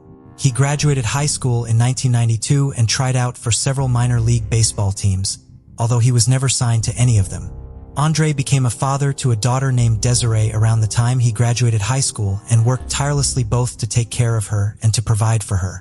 In addition to attending school at Aurora Community College with plans to study psychology and real estate, Andre worked for Denver Public Schools as an apprentice electrician, as well as for his father, working on cars at the car lot he owned. On the evening of June 27, 1995, Andre asked his mother, Suzanne, if she could watch 3-year-old Desiree. He wanted to go visit his cousin, 22-year-old Jerry Baker. She agreed, under the condition that Andre return home at 10 p.m. because she had to go to work the following morning. At 9:50 that night, Andre and Jerry were outside Jerry's home in the 5500 block of Yuba Way in Denver's Montbello neighborhood. A group of men, between 2 and 4 depending on the account, walked up the street and approached the two cousins. Shortly thereafter, shots rang out. Jerry was shot in the neck but survived the injury. Andre was not as lucky. He was shot 7 times in the back and pronounced dead after he arrived at the hospital. He was just 21 years old. It has long been theorized that there are witnesses with information in the case who have been too afraid to come forward. One theory in the case is that Andre's cousin, Jerry, was the intended victim that night, as he had recently testified at a murder trial. The defendant in that case was found guilty. Even if Andre's death is not tied to this criminal case, his killers do appear to have intimidated members of the community into inaction based on the lack of information coming into the authorities and problems Andre's family has encountered while asking for help in the case. Andre's mother, Suzanne, despite her grief at the loss of her son, began working on the case herself almost immediately. She held fundraisers to start a fund for a reward. She posted flyers. She knocked on doors in the neighborhood and asked people if they had seen anything. Her efforts angered someone in the community, and her car windows were smashed in while the car was parked in front of her house. Suzanne was not deterred, however. "It has never scared me. It only made me stronger," she said in 2011. Andre's case is still being pursued by the Denver Police Department's Cold Case Investigative Unit, largely due to the efforts of Suzanne Price. "This case landed on my desk because the mom is keeping it very much alive. She's actively invested in trying to find out who's responsible for the death of her son," Detective Carrie Johnson said in 2019. Detective Johnson also said that there is evidence in the case that can be retested with more advanced methods, but witnesses will need to come forward to identify suspects in the case in order for it to finally be solved. Suzanne worked as an aircraft appearance coordinator for Frontier Airlines, supervising one of the teams that cleans the airline's planes at the Denver airport.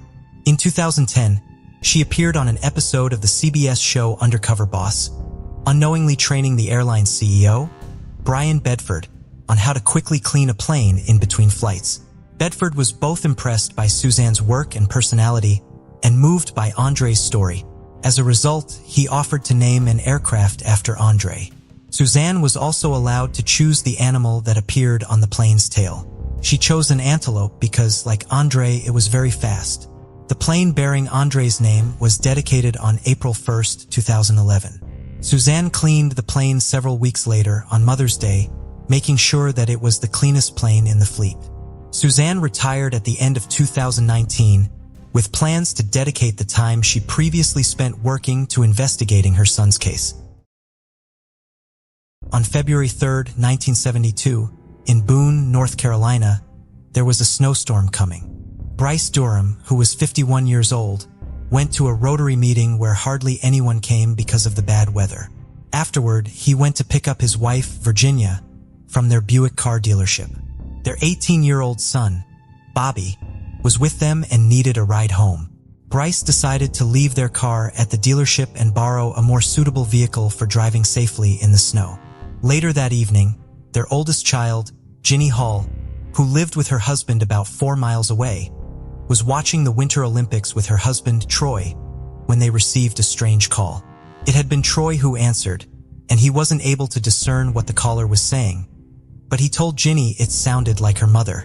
They tried to call back, but the line was busy. They became increasingly concerned and eventually decided to drive over to their house and check on them. They went out and tried to start their car, but it wouldn't start.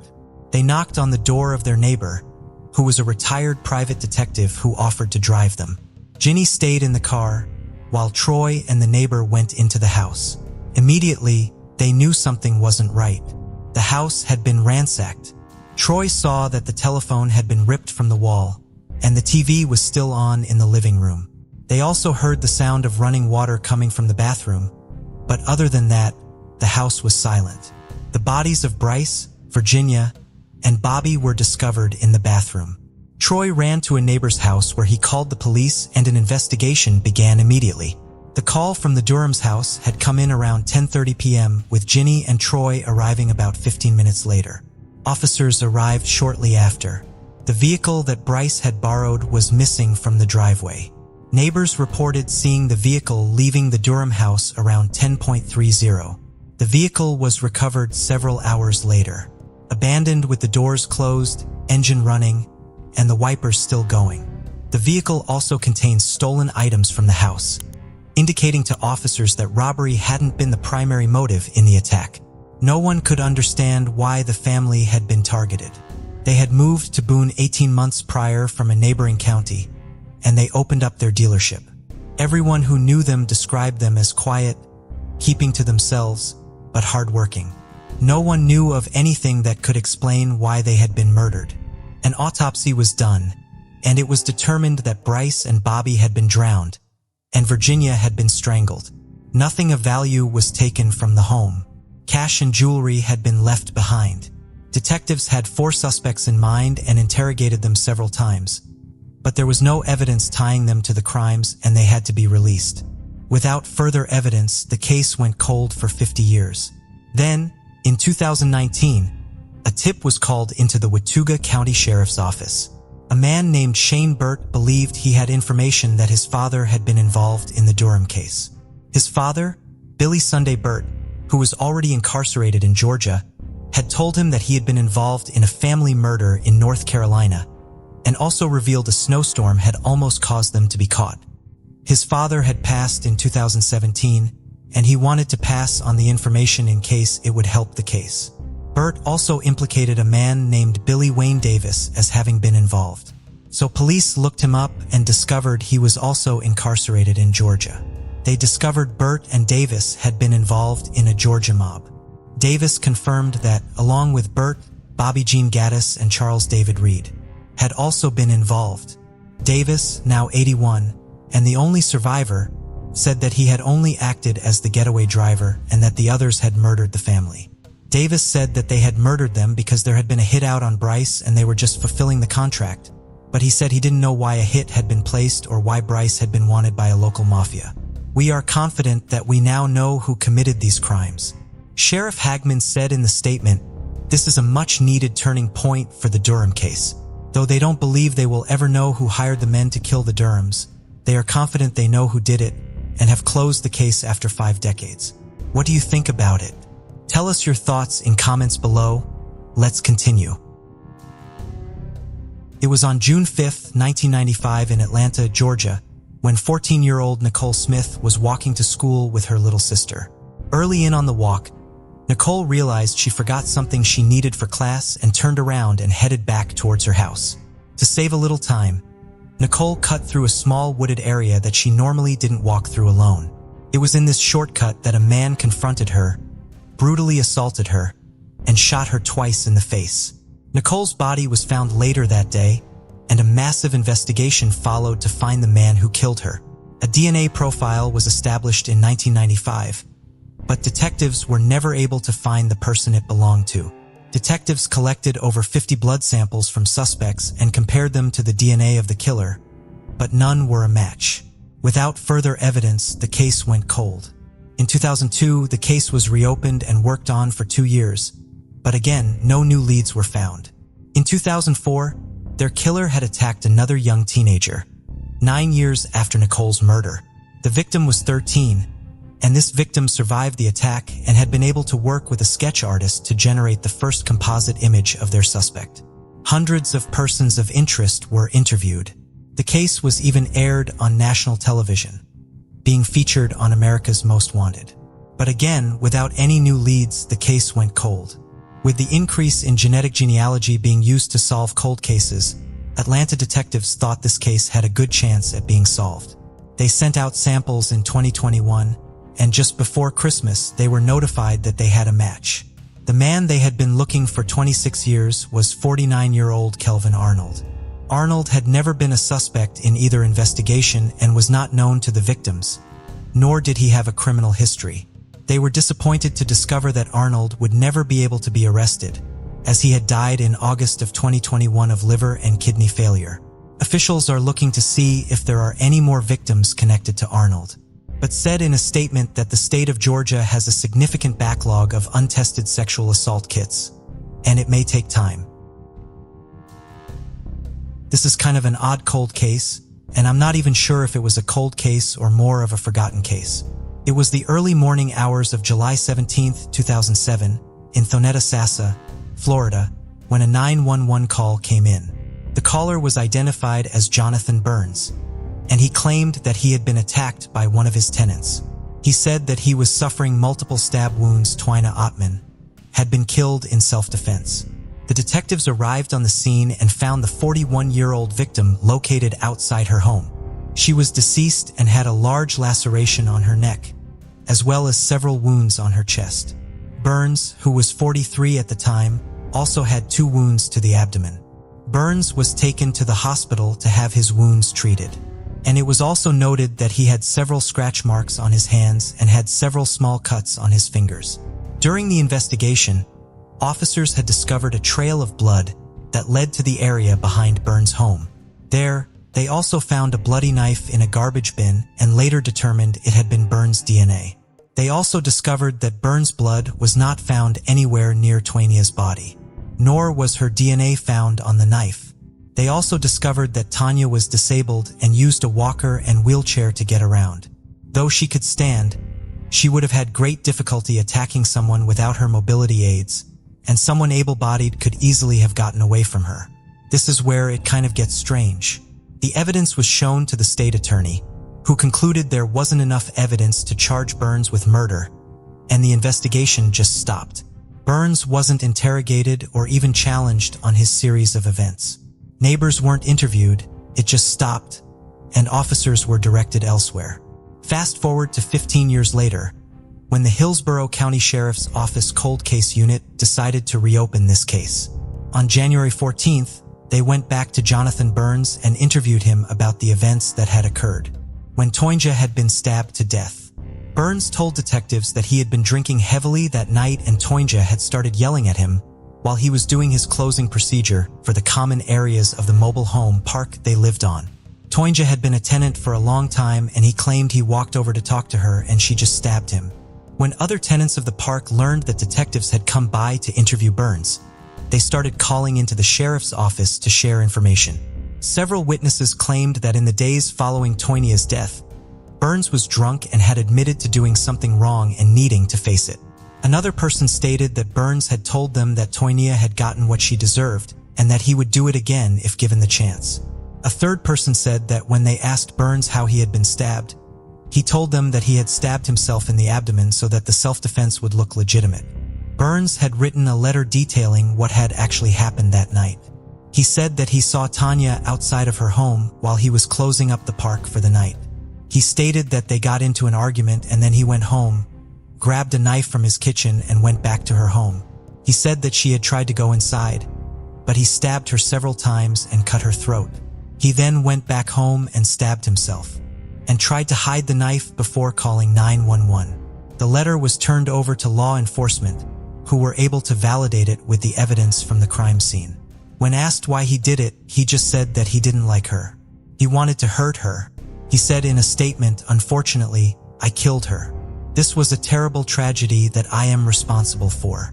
I wish I could change it." Jonathan Burns has not yet been arrested and charged with the murder of Twina Otman. He will have his first court appearance later this month. Before we proceed, I've got an exciting surprise for you. We've launched a brand new channel dedicated to intriguing content such as old historical mysteries, cold cases, and particularly chilling horror stories perfect for bedtime. Drop a comment letting us know if you're a fan of horror stories or not. You can find the link in the description below. Let's find out who will be the first to explore it.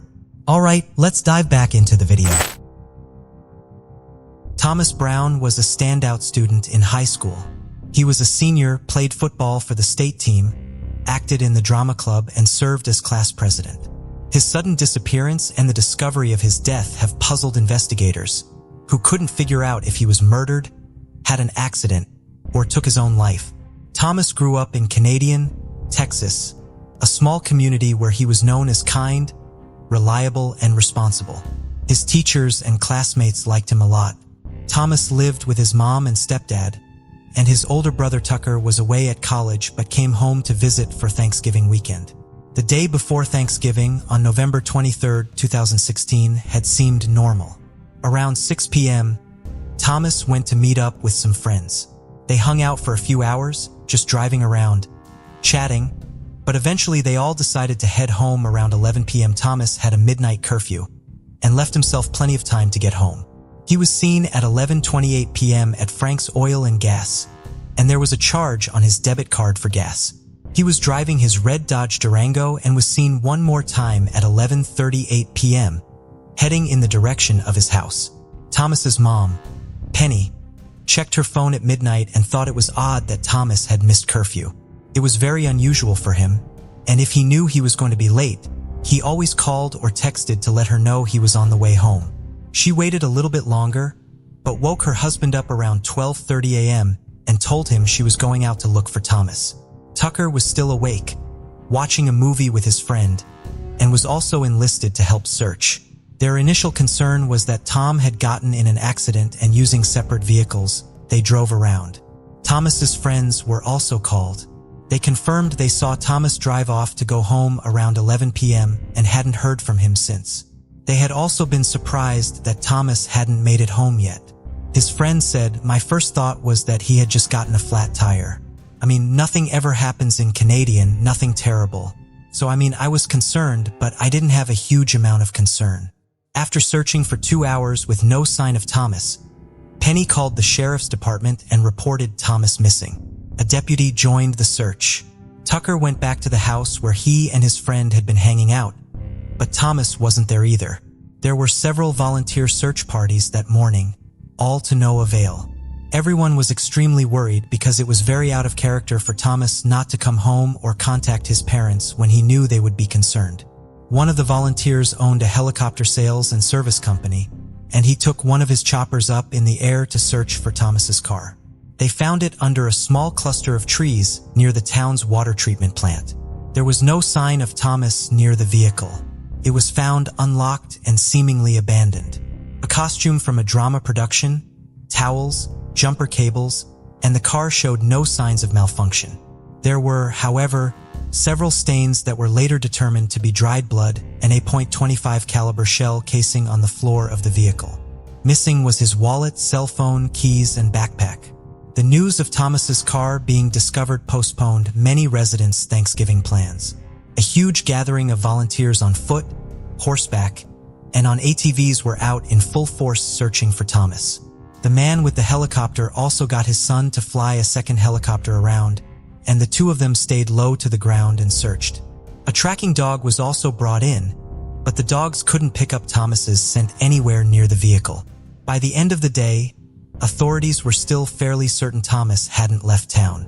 CCTV footage around town was checked, and they determined that the Durango had been captured several times in the early morning hours, driving around town. It was last captured heading towards the water treatment plant at 5:56 a.m., driving slowly along the dirt road, parking, and then turning the headlights off. The headlights had been the only lights in the area, and without car lights, it was impossible to determine if it was even Thomas who was driving. Unfortunately, they did not have much more to go on, other than it appeared he had abandoned his vehicle. Local police called in help from surrounding counties and sheriff's departments. The FBI was also contacted, but because there was not enough evidence, the case eventually went cold and the search ended. When it became clear that the authorities were not looking for Thomas anymore, his family hired a private investigator to continue the search. The private investigator, who was also a retired state police detective, continued to investigate Thomas's disappearance. Penny said that Tom wasn't a gun person. She had no explanation for the shell casing found in the car. She said that she had checked their guns and they were all accounted for in the lockup. She also said she hadn't noticed any recent changes in personality, nothing that might suggest he was depressed. But she did say he had a lot on his plate that year. He had been having trouble deciding what college he wanted to go to or what he wanted to study. And he had also recently broken up with his girlfriend, which also contained his high school issued laptop, was discovered 2 months later in January 2017 by Lake Marvin. Nothing suspicious was found on the laptop. No DNA was recovered, and it appeared to all be in good condition, despite being outside for several weeks. It had also been in an area that had been extensively searched in the days following his disappearance, so it was an odd discovery. 10 months later, in October 2017, his cell phone was found near where his backpack had been recovered, also in pristine condition, despite almost a year outside. In January 2019, over 2 years after Thomas Brown had disappeared, skeletal remains were discovered near Lake Marvin. Using dental records, they confirmed it was Thomas. The cause of death was never able to be determined, but they were able to say that he had suffered blunt force trauma to the skull. It also called into question how his body and vehicle had been found 14 miles apart from each other. The remains were found in a wooded area, 500 feet or about 1.5 kilometers from the road. If Thomas had committed suicide or had an accident around Lake Marvin, how did his car get to the water treatment plant? The private investigator involved in Thomas's case has reiterated that question several times. He also says that his evidence, which contradicts with law enforcement, shows that there is evidence to suggest Thomas had been attacked from behind and shot in the back of the head. He also said that he had a cadaver dog alert to the back of the vehicle, indicating a deceased person had been in the back of the car. He theorizes that Thomas was murdered in the front seat, pulled to the back, his belongings thrown out of the car on the way to Lake Marvin where his body was dumped, and then the car was abandoned near the water treatment plant, where the murderer was either picked up by another vehicle or escaped on foot, which still doesn't answer the question, who wanted Thomas Brown dead? At this time, this case is suspended, meaning it is neither closed nor active. The Office of the Attorney General took over the case in February of 2018 and has stated that until more evidence comes to light, there will likely be no progress on this case, and they are unwilling to categorize it as a homicide at this time. In a matter of days, Dennis Lee Bowman is set to be sentenced after pleading guilty to the murder of his adopted daughter, Andrea Alexis Bowman. For 30 years, the missing persons case of Andrea Bowman had gone without leads. The 14-year-old was alleged to have run away back in March 11, 1989, after coming forward with allegations that her adopted father was abusing her. When she was returned back into the care of her adopted parents, she had made the decision to run away. Dennis Lee Bowman already had a criminal past of harassing women, one that should have excluded him from being able to adopt in the first place. In 1980, he had been arrested when a young woman accused him of luring her to a secluded area and attacking her in Michigan. He pleaded guilty and made a deal with prosecutors at the time and didn't serve prison time.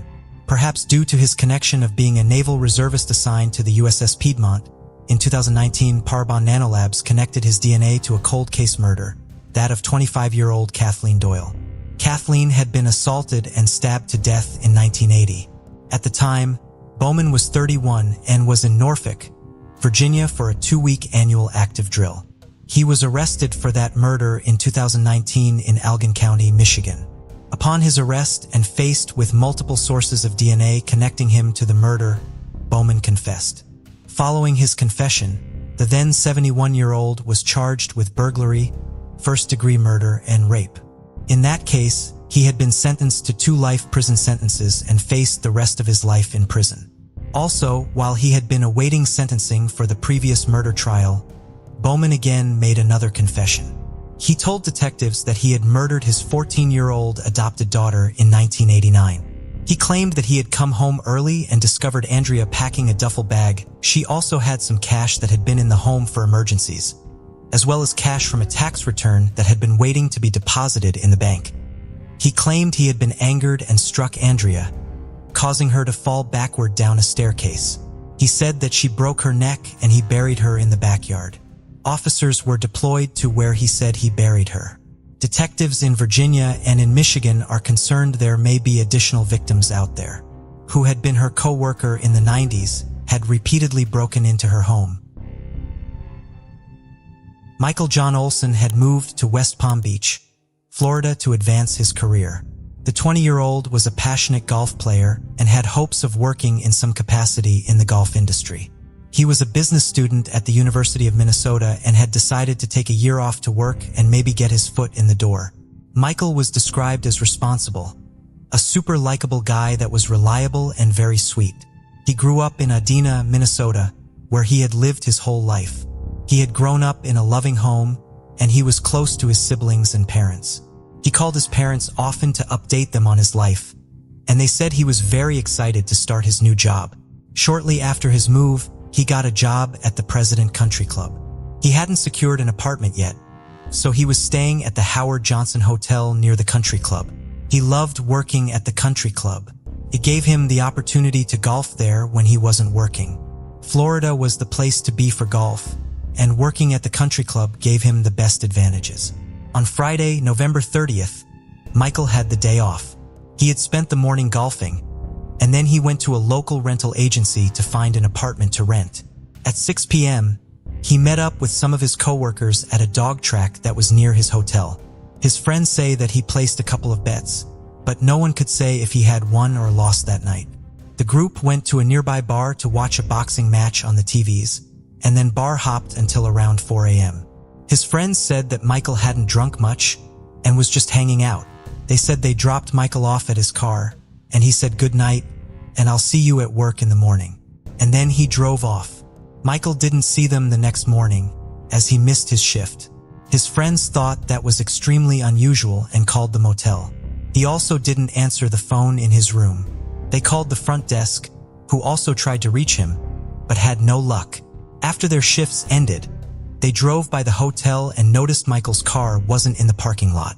He drove a maroon 1979 Pontiac Grand Prix.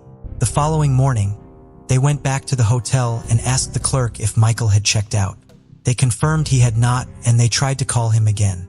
The clerk, concerned that Michael had left without settling his bill, called the police. On Monday, December 3rd, Michael Olson's parents were notified of his disappearance. His case turned into a suspicious disappearance. Police had initially assumed that Michael had just left, but his parents assured officers that he was excited about his job, that he was responsible. He kept regular contact with them and wouldn't have just left without telling anyone. His room was searched and all his possessions were still in the room, indicating that he had intended to return. It also didn't appear that he had ever made it back to his room after he left his friends in the early morning hours of December 1st. This was strange, because where he was dropped off was only about a mile from his hotel. Detectives' second theory was that Michael was somehow involved with more serious crimes, but his friends and parents confirmed that they had no reason to think Michael was involved with drugs, or had gambled away all his money. His friends had again stated that Michael didn't even drink that much. He was very committed to golfing and his career. There has been no further evidence uncovered in Michael's case. Neither he nor his car has ever been found. Again, in this case, there isn't really a lot of information about it. It doesn't appear to be actively investigated by the West Palm Beach Police Department. Michael's parents passed without ever knowing what happened to their son. But his siblings have continued on to try and keep his cold case active. They are still desperate for answers. Michael was 5 feet 8 inches and 165 pounds with brown hair and hazel eyes. On September 5, 2018, in the early morning hours, the Tucson Police Department received a call from 911 about a possible victim of assault, but the line was disconnected before officials could learn who made the call. They arrived at the 1600 block of West Prince Road in Tucson, Arizona, where a woman was discovered with possible stab wounds in the driveway of the apartment complex. The victim, 39-year-old Chandra Cruz, was unresponsive and pronounced deceased at the scene. Officers began a murder investigation. They surveyed the surrounding apartments and discovered that Cruz had been visiting a friend in an apartment across the street when someone said they saw a young man chase her across the road and stabbed her multiple times. Officers quickly identified the attacker as 21-year-old Brian Guzman Hernandez. Hernandez already had a criminal history, and it is unclear what had prompted him to attack Cruz. Hernandez is still at large. Authorities still have an active warrant for his arrest on first-degree murder, and he is considered to be armed and dangerous and not to approach. If anyone knows anything about Brian's whereabouts, they are asked to call Crime Stoppers. It has been 5 decades since Dolores de la Pena was kidnapped and brutally murdered. With many of the suspects now deceased, it may be difficult to get justice, but Philadelphia police are still working to solve this case. It was July 12, 1972, in Kensington, Pennsylvania, when 17-year-old Dolores de la Pena was on her way home. She had spent most of the day helping her mother with laundry. Her family had just come back from a 10-day trip from Florida, and it was their first day back. It had been a scorching hot July day, and she had stepped out to get a pack of cigarettes and see a couple of friends in the cool evening, but was expected to return before her midnight curfew. Dolores had just graduated high school with honors. She had plans to go to university in the fall to become an X-ray technician. After the trip to Florida, she had plans to spend the rest of the summer at the Jersey Shore. It was around midnight when Dolores was heading home. She had met up with a couple of friends and said goodbye as she got off her trolley stop. She was walking quickly home and only had a few steps more to get to the house when a car pulled up beside her and dragged her inside. Dolores was never seen again. Her parents noticed her missing right away, but had no idea she had been so close to home when she had been abducted. They called the police, and despite an extensive search, nothing came up about the missing girl. Then, 11 days later on July 22nd, a butcher in New Jersey discovered the torso and dismembered arms of a young woman along a rural road. Apparently dumped, it had been a shocking discovery to the community. A week later, an older man walking his dog discovered a leg 7 miles away from where the torso had been, and police were able to find a second leg nearby. Exhaustive searches were undertaken to recover a head, but it was never found. DNA was used to confirm that the body was Dolores. Injuries to her body showed extensive bruising and indicated that she had been tortured.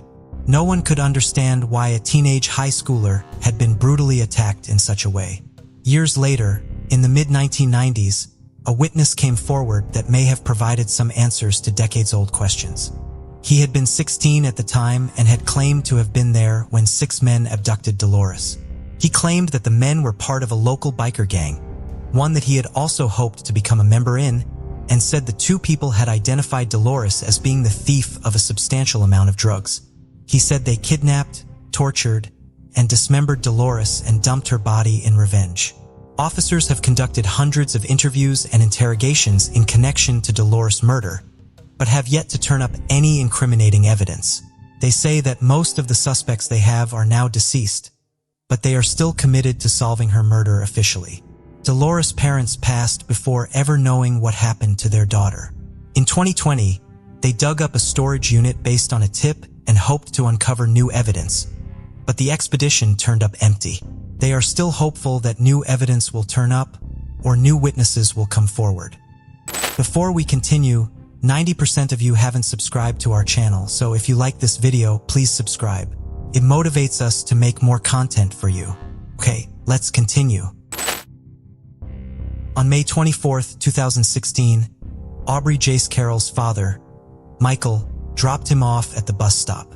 The Carroll family had recently moved from Griffin, Georgia, to Jones County, about an hour away. Despite the move, they decided Aubrey would finish the school year at Spalding High School, so every morning they made the long drive to the bus stop. Aubrey, 15 years old, was known as a kind and well-behaved kid who stayed out of trouble. It came as a surprise when Aubrey wasn't at the bus stop after school, prompting his stepmother, Leah, to go and pick him up. His father and stepmother called around various friends and relatives' houses, but no one was able to find the teen. They called the school, and teachers and staff said nothing it seemed to miss with the student. He had gone through the school day very normally, and had even sat for one of his final exams. Eventually, his father made the decision to report Aubrey missing. Initially, the case was considered a possible kidnapping, though detectives had been able to piece together a timeline of the days following his disappearance. They determined that following the end of the school day, Aubrey had gone to a friend's house where he had been allowed to stay the night. The following morning, he went to another friend's house, but he wasn't allowed to stay and had been instructed to go home to his parents. But he had been given breakfast and some water. He then walked to a third friend's house, where he asked for a ride to the nearest Flying J truck stop. From there, detectives say they lost track of the missing teen, which was May 26th.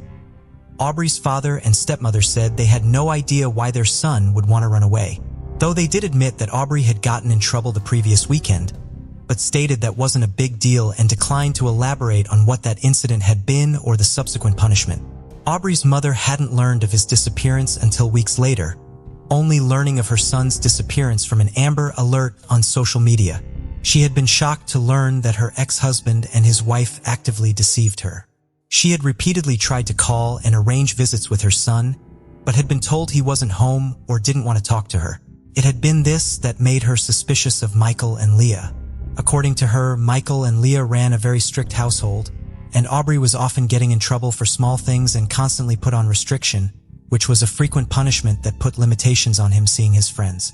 Michael claimed that because it was clear Aubrey had run away, there had been no need to alert Aubrey's mother, because he was likely to turn up at any point and there was no evidence to suggest he was in danger. At that point, we felt like we were going to find him and everything was going to be okay, Michael said of the situation. Aubrey's case was listed as a runaway and the investigation quickly cooled. Aubrey's family had been critical of the Griffin Police Department, accusing the officers involved of not doing enough to find Aubrey. On Aubrey's 16th birthday, friends and family held a candlelit vigil in honor of the missing teen and to appeal to anyone who may have information about Aubrey. A year after his disappearance, his case was reopened. A new sheriff had taken over and wanted to start the case from the beginning. The sheriff's department had even offered a $5,000 reward to anyone who could confirm contact with the teen. In April of 2018, during the new investigation, detectives discovered a Facebook page that seemed to be Aubrey using an assumed identity. They searched the identity and discovered there were 5 incidents where Aubrey had encountered law enforcement and given them this new name.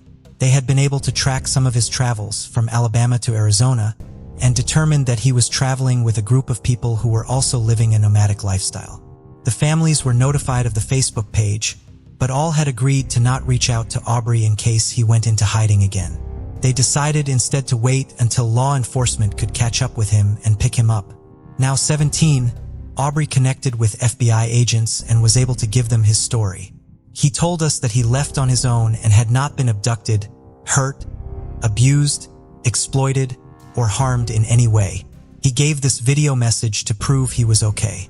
After it was determined that Aubrey was safe and had left on his own accord, a family member reached out to him through Facebook. The family member convinced Aubrey to call his mother, which he did. He and his mother had several conversations and eventually he said he was ready to come home. However, there were certain conditions that he wanted in place, such as who he would talk to and where he would go when he got home. Aubrey returned home to his mother. Now, authorities and family members are just glad to know Aubrey is safe. How the story ended doesn't matter. Who gets credit doesn't matter, Sheriff Dick said. Aubrey's family, supported by friends and the tenacity of the investigators working on this case, saw this through to the end. What matters is that he is safe, healthy, and unharmed. Aubrey has said that in time, he will come forward with his story and reveal what his 2 years missing had been like. In Fort Wayne, Indiana, 8-year-old April Tinsley failed to show up for dinner on April 1, 1988. She had been playing with 2 friends and had gone to get her umbrella but never returned. Her mother called over to the friends' houses and discovered her daughter was not at either home. She immediately called the police. A search party quickly gathered with over 200 officers and 50 volunteers from the neighborhood. This close-knit community was devastated by a missing child and rallied to support April's mother. During canvassing, a witness came forward saying she saw a white male in his 30s driving a blue pickup truck in the area. The witness said she saw the truck pull over for a little girl walking down the road, and the child entered the vehicle. She said it looked like a relative or a parent picking up a child and saw nothing suspicious about the interaction. Police ran a sketch of the witness account. A jogger discovered April's body on April 4th in a ditch in Spencerville, Indiana. Police determined she had been deceased for 1 or 2 days before discovery. She had only been in the ditch for about 4 hours. Near the scene, they found one of Tinsley's shoes and a sex toy in a shopping bag a few miles down the road. They recovered Tinsley's other shoe, as if the killer had noticed the shoe was still in his vehicle, threw it out the window as he was driving. A motorist came forward saying he saw a blue pickup truck in the area in the early morning hours pulled over. The autopsy revealed April had been sexually assaulted and was strangled to death. They recovered DNA at the scene, but DNA was still in its infancy and it generated no suspects. Police initially had a suspect who was a known child predator in the area, but the DNA was not a match. The case quickly grew cold. On May 21, 1990, a man called police because he had discovered a message written in crayon on his barn door. The note read, I killed 8-year-old April M. Tinsley. Did you find the other shoe? Haha, I will kill again. Police were certain that the message was written by the killer because they had never revealed the detail about the second shoe to the media. There had been another murder in June of 1990, 7-year-old Sarah Jean Boker, and it was believed the two murders were connected. However, the FBI ruled that they were unrelated. In 2004, 4 notes were found in the Fort Wayne area believed to have been written by Tinsley's killer. 3 notes were left on girls' bicycles and another was left in a mailbox. The notes were placed in plastic bags along with used condoms and Polaroid pictures of a man's lower body. One of the notes read, "Hi honey, I have been watching you. I am the same person that kidnapped and rape-killed April Tinsley. You are my next if you don't report this to the police and I don't see this in the paper tomorrow or on the local news, I will blow up your house." The DNA in the condoms matched the DNA recovered from April's body. In 2005, the Tinsley family held a press conference asking for leads in the case. And in June 2009, Indiana authorities asked the FBI Child Abduction Task Force to help them solve the murder. The FBI profiled the killer as a white male in his 40s to 50s living in the area, who was a preferential child sex offender with a low to medium income. They believed he would be unlikely to contain his desires and would probably kill again. In 2009, the Tinsley murder was featured on America's Most Wanted, which ran a segment asking for tips. In 2015, a genetic reconstruction company released a snapshot composite sketch of a suspect based on how he would look according to his DNA. Police aged the suspect and re-released the photo in 2016. In 2018, the Fort Wayne Police Department sent a sample of the suspect's DNA to a company that used genealogy from public sources like Ancestry DNA or 23andMe to reverse engineer a family tree. From this, they narrowed the DNA down to 2 brothers. They began following the 2 brothers, one being 59-year-old John D. Miller. Using Miller's trash, they were able to make a positive match to the killer of April Tinsley. Detectives approached Miller, read him his rights, and asked if he knew why they were there. Miller replied, "April Tinsley." When he was arrested, he confessed and pleaded guilty. He was sentenced in 2019 to 80 years in prison. April's family have created a memorial garden called April's Garden. They hold an annual walk to honor April and other child victims. 18-year-old Tanya and 20-year-old Jay left Victoria, BC on a ferry to Port Angeles, Washington on November 18, 1987. Cook had borrowed his father's van for the trip and planned to camp overnight in Seattle and purchase some parts for Cook's father. The couple had been dating for 6 months. They both lived at home still and were excited for a getaway. Upon arrival in Port Angeles, they drove down Route 101 and boarded a second ferry to Seattle. The couple was last seen leaving the Bremerton Ferry Terminal, and when the couple did not return the next day as they had planned to, the families of the couple became concerned. And on November 20th, they called police. 4 days later, Tanya's half-naked body was recovered in a ditch by a rural road in Algiers, Washington. She had been raped, bound with zip ties, and shot in the head. Initially, Cook's family had been warned that they were looking at Jay as the primary suspect. His family knew he would never have killed anyone, and his family were vindicated when hunters found Jay Cook's body 60 miles from where Tanya was found. He had been strangled and beaten with rocks, and it was speculated that Cook had died first. His body dumped, and then Tanya was abducted and killed further away. Tanya's wallet and keys were found discarded at a Greyhound busway. Inside the van, they found more plastic ties, the same that were used to bind Tanya, plastic gloves, receipts from along the trip, as well as DNA believed to be the killer's. The family noted that Tanya's camera was missing, and they were certain she had it with her when she left. The DNA recovered didn't match anyone in any criminal databases, but because the killer had used gloves, the police speculated that the killer was taunting police, and they thought the killer may have experience with the prison system. Investigators believe that the couple had picked up a hitchhiker or perhaps even had met them on the ferry. For several years, the families of the victims received numerous cards taunting them for the deaths of their loved ones. Police eventually found the man responsible, a homeless man located in Canada, who had mental health issues and confessed to sending the letters at a very low point in his life. He had wanted to apologize to the families for their cruelty. Police determined this man had no connection to the murders. On May 18, 2018, a 55-year-old Seattle man was taken into custody after his DNA matched the DNA collected from the scene nearly 3 decades back. Police used reverse DNA genealogy analysis, the same tactic used to put away the Golden State Killer only a month previous. William Earl Talbot II would have been 24 years old at the time of the murders. Tanya's body had been 6 miles from his parents' home.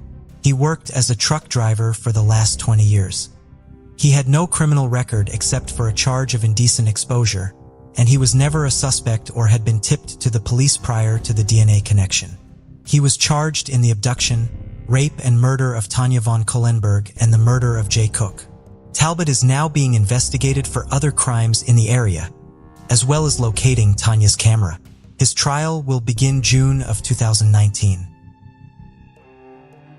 On March 26, 1986, 12-year-old Michelle Welsh was babysitting her 2 younger sisters at a park in Tacoma, Washington. Michelle got on her bike to return home to make some more sandwiches for the girls.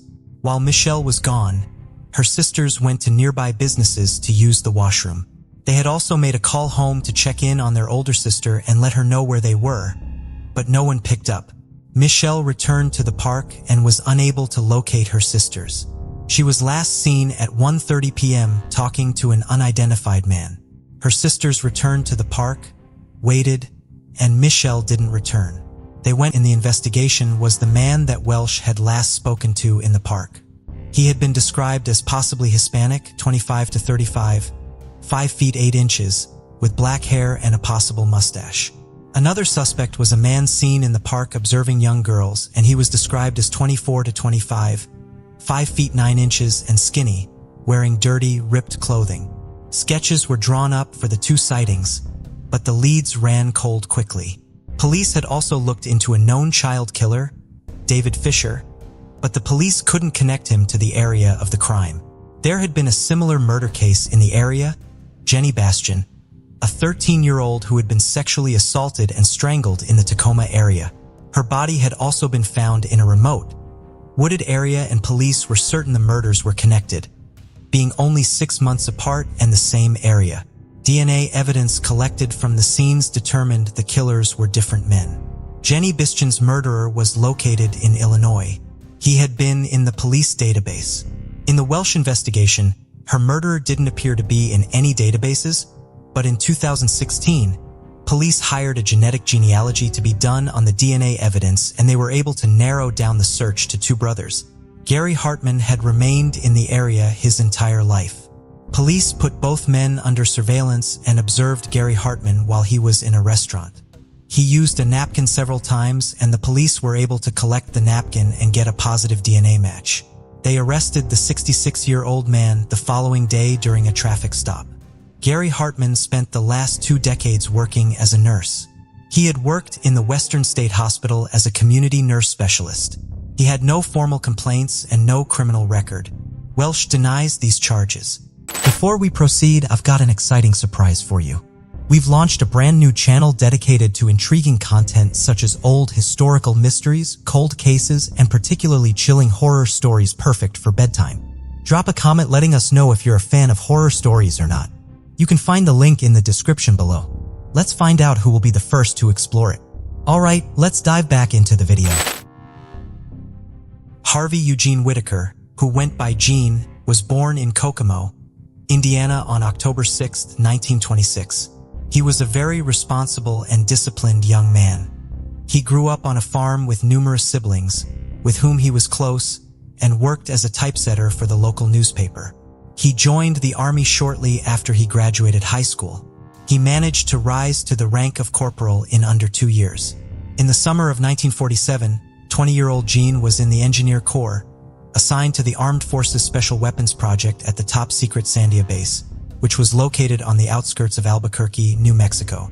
Gene failed to report for roll call on the morning of July 1, 1947. This immediately signaled trouble to his superiors, as Gene was a dependable soldier who they could not imagine abandoning his duties. Gene did not smoke or drink, and had never gone absent without leave before. The previous evening, Gene had been at a bowling alley in Albuquerque with an Army bowling league. He was an above-average bowler, and because he was so trustworthy, he was made the treasurer of the league. 2 days after Gene went missing, his glasses, shirt, hat, and necktie were found in an alley near the bowling alley. The shirt was bloody. Tears in the fabric indicated that Gene may have been stabbed twice in the back, while he was still wearing the shirt. While some of his belongings had been found, there was still no sign of Gene himself or of his body. It was estimated that Gene had between $400 and $500 with him the night he vanished because of his role as the treasurer of the bowling league. However, the fact that Gene's body was not left behind, even if he had been killed during a simple robbery, and his position within the military led to concerns that his disappearance may have had national security implications. The Armed Forces Special Weapons Project had taken over atomic weapons development from the Manhattan Project following World War II. Sandia was a top-secret base, meaning Gene potentially had access to important and sensitive information. This led to fears that Gene had been abducted by someone who was hoping to extract top-secret information about the base or its projects from him. Gene reportedly had done work connected to the top-secret guided missile program. Spy activities had recently been discovered at the nearby base at Los Alamos. As such, the FBI joined local and military authorities in investigating the disappearance. The War Department ultimately dismissed the possibility that Gene had information worth killing for, but the FBI remained actively investigating the case for several more years. Investigators also considered the possibility that Gene had deserted. They questioned his family members and tapped their phones, hoping to find evidence of Gene contacting them. The last piece of correspondence between Gene and anyone in his family was a letter he sent to his sister Rose, but it was dated June 23rd, a week before he disappeared. Gene's bank account in Indiana was monitored but never touched. Gene was declared legally dead in January of 1954. Many, but not all of his relatives accepted the theory that he had been murdered during a robbery. His niece, Patty Mawson, however, believes that the circumstances surrounding her uncle's disappearance are highly suspicious and continues to work on his case to this day. She is upset that all of Gene's siblings died without knowing what happened to him and by the fact that he is still technically considered AWOL and a deserter. By the Army, she has filed a Freedom of Information Act request to get files from the FBI about the case and told that approximately 200 pages from his file are available, although the copies she will receive will have certain information redacted. However, she has been waiting for more than 3 years to receive the documents and has been told that there are 485 requests ahead of hers that have to be fulfilled first. The items of Gene's that were found in the alley also appear to have gone missing. They were never logged into evidence with police in Albuquerque, and federal agencies do not appear to have record of where they are. In addition to getting answers about what happened to her uncle, Patty hopes to locate these items. If she cannot honor her uncle by finding his remains and giving him a proper burial, she hopes to at least bury these items so that there will be a location where Gene can be memorialized. 17-year-old Yvonne Regler lived in Lorain, Ohio, and was a student at North Olmsted High School. Her best friend was her brother, Dan. It was only a year apart from her in age. On August 8, 1977, Yvonne reported for work at the Sunoco gas station on Lorain Road in North Olmsted, Ohio. She was only at the station for about an hour before she was asked to work instead at a station approximately 3 miles away in Fairview Park. The attendant working there that morning was a mechanic, and his skills were needed at the North Olmsted station. Yvonne did not have a car, so one of her co-workers drove her to the other station. At the time, the station in Fairview Park was transitioning from being full service to self-service. On this particular day, only one gas pump was operational and was full service. At 10:30 that morning, Yvonne spoke to one of her friends on the phone. They discussed the upcoming funeral they were attending for the father of one of their friends and the dress Yvonne had purchased for the service. Despite the somber topic of conversation, the friend reported that Yvonne was in good spirits during this call. Yvonne then had another conversation over the phone about the funeral, this time with one of her family members at 11 a.m. The manager at the North Olmsted station dropped off lunch for Yvonne at noon, and half an hour later, two teenage girls saw her at the gas station. Yvonne spoke to her friend on the phone again sometime between 12:30 and 1 p.m. The friend could hear the service bell ding over the line, and Yvonne told them that a car had driven through but left the station. The friend heard the bell sound again, and Yvonne told them that the same car was back. Yvonne then said that she would call the friend again after her shift ended at 3 o'clock. Yvonne initialed the receipt when a customer used a credit card to buy gas at 1:25 p.m. Between 1:30 and 2:05, 3 people, 2 customers and a coffee machine repairman, came into the station and found no one there. They were not alarmed, however, and did not contact police. The employee who came to take over for Yvonne when her shift ended was alarmed, however, when he arrived at 2:45.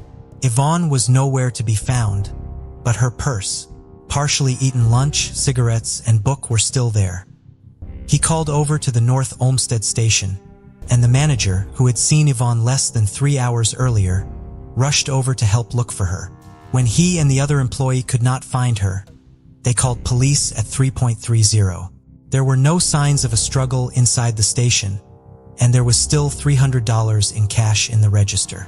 Police theorized that Yvonne had been abducted while she was outside, potentially when she had gone out to pump a customer's gas. More than 100 tips were investigated in the following years. Local, state, and federal law enforcement agencies were involved in the investigation. Numerous persons of interest were identified, but without finding Yvonne or her body, police could only theorize about what had potentially been done to her. Years and then decades passed without any answers in the case. Passage of time did not diminish Yvonne's family's desire for answers. In 2014, one of her family members asked to provide a DNA sample so that Yvonne's remains could be identified should they ever be located. This led to a renewed effort by authorities in the investigation. Police went back and re-interviewed all of the witnesses in the case. In 2016, on the 39th anniversary of Yvonne's disappearance, the Fairview Park Police Department announced that during this process, they had identified a potential person of interest in the case. This man was known to police and had previously been connected to crimes of a similar nature to Yvonne's case. Police made this news public in hopes of encouraging new witnesses to come forward with tips that could potentially help them confirm or refute this individual's involvement in Yvonne's disappearance. The effort did not result in the case being solved. In 2021, the National Center for Missing and Exploited Children released an age-progressed image of what Yvonne may look like at the age of 62. Everyone is doing what they need to be doing on the police side. On my side, all I can do is hope that there will be closure, Yvonne's brother Dan said in 2022. Before we continue, 90% of you haven't subscribed to our channel, so if you like this video, please subscribe. It motivates us to make more content for you. Okay, let's continue. 29-year-old Vita Lou Powers was a dependable employee of St. Thomas West Hospital in Nashville, Tennessee, and the dedicated mother of 2 children. She was very close with her family and was always willing to help them. Vita began May 26, 1982 as normal, sticking to her usual routine. She left her home on 9th Avenue South and dropped her children off at daycare. She then drove over to her sister's house to pick her up and give her a ride to her job at the Continental Insurance office. It was at this point in the morning where Vita began deviating from her routine. During the drive to the insurance office, Vita told her sister that she had taken the day off from work, so instead of driving to the hospital after dropping her off, she would be going home and going back to bed. Vita's sister would be the last known person to see her. Vita did not pick up her children from daycare that afternoon, which was unheard of for her. Her family was notified and the search for her quickly began. She was not at home and neither was her car.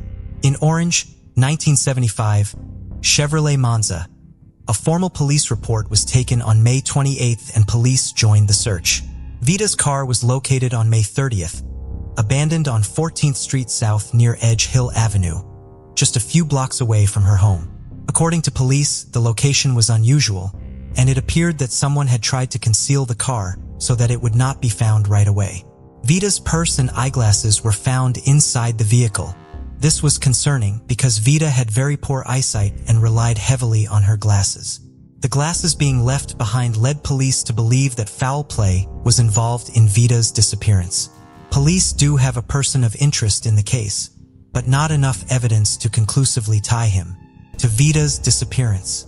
The month of May continues to be difficult for Vida's 2 children because it marks the anniversary of her disappearance, as well as her birthday and Mother's Day. Vida's daughter, Yolanda, who was just 9 years old when her mother went missing, continues to search for her mother and hopes that anyone who knew her mother at the time she vanished, or as even the smallest piece of information, will come forward. I'm just keeping it positive. Every day, the Lord wakes me up is a day for me to try and find her, Yolanda said in 2023. Jason Knapp was a native of York, Pennsylvania. He was hardworking and smart. He was also a perfectionist from a young age, once crying for 3 days because he got a bad grade on a test in elementary school.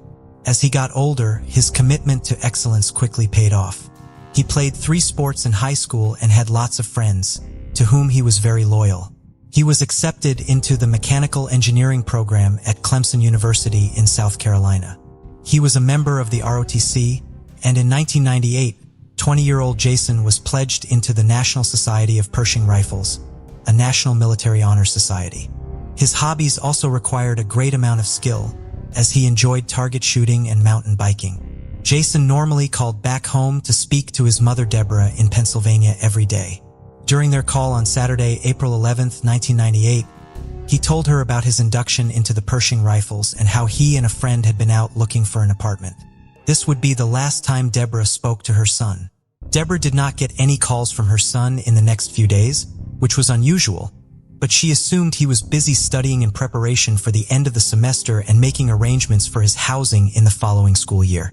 On April 17th, Deborah finally received a phone call, but it was not from Jason. It was from one of his roommates, informing her that no one had seen Jason all week. The last time anyone had seen Jason was the day he last spoke to his mother, Saturday, April 11th. That evening, his roommate had seen him watching a movie in their apartment. When Deborah learned of this, she immediately called police in South Carolina to report her son missing. Police officers checked local hospitals and searched Jason's apartment. The following day, Deborah and her ex-husband, Jason's father, John, traveled from Pennsylvania to South Carolina to help look for their son. On April 21st, Jason's white 1990 Chevrolet Beretta was reported to police as being parked at Table Rock State Park in Pickens, South Carolina, approximately 30 miles away from his college campus. According to the park superintendent, they had not contacted the police earlier despite the fact that the car had been there since April 12th, because there was a trail within the park that took a full week to complete. Since there was a sticker on Jason's car indicating that he was an ROTC, park staff had assumed he would have had interest in hiking such a long trail and the physical strength and skills needed to complete it. Even when the car remained untouched after a week, they believed that its owner may have been too tired to drive after completing the long hike and had gotten a ride home and planned to come back for the car at a later time. When the car was still there on the 9th day, however, they became concerned and notified the authorities, who quickly connected the car to the active missing persons case.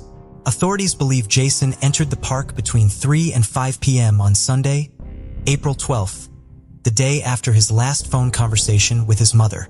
His fingerprints were found on the park ticket, so they do believe Jason was the person who drove his car to the location. Table Rock State Park consists of thousands of acres, and much of it is wilderness. An extensive search was launched in the park, and a nearby lake was drained. No signs of Jason were found despite the massive effort, which took more than 2 weeks. Police say there were no signs of foul play in the park or in Jason's car. Jason withdrew $20 from his bank account the day before he disappeared, and his bank account has not been touched since. In 2017, Jason's parents made the difficult decision to have Jason declared legally dead. His father John's health was declining and his mother had medical issues as well. They hoped that the process would give them a chance to say goodbye to Jason before they passed away. The process was completed in January of 2018. A memorial marker was installed for Jason at Susquehanna Memorial Garden in his hometown. Passed away in 2019. Even 25 years after his disappearance, investigative efforts to find Jason are ongoing. In 2022, the National Center for Missing and Exploited Children released a new image of what Jason may look like today. Jason's mother, Deborah, had a bench installed in Jason's name at the Botanical Gardens at Clemson. She travels there yearly to remember her son and write him a letter, as part of her efforts to cope with his disappearance. She still hopes she will find answers about what became of her son within her lifetime. Pamela Halapanen grew up in the South Porcupine neighborhood of Timmins, a mining town in northern Ontario. Her mother, Holly Kautuk, was Inuit, and her family was originally from Nunavut.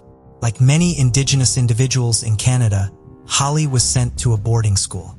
She arrived at the school at the age of 14, and a year later she became pregnant with Pamela's older sister, Vanessa Brousseau. Pamela was born 2 years after Vanessa.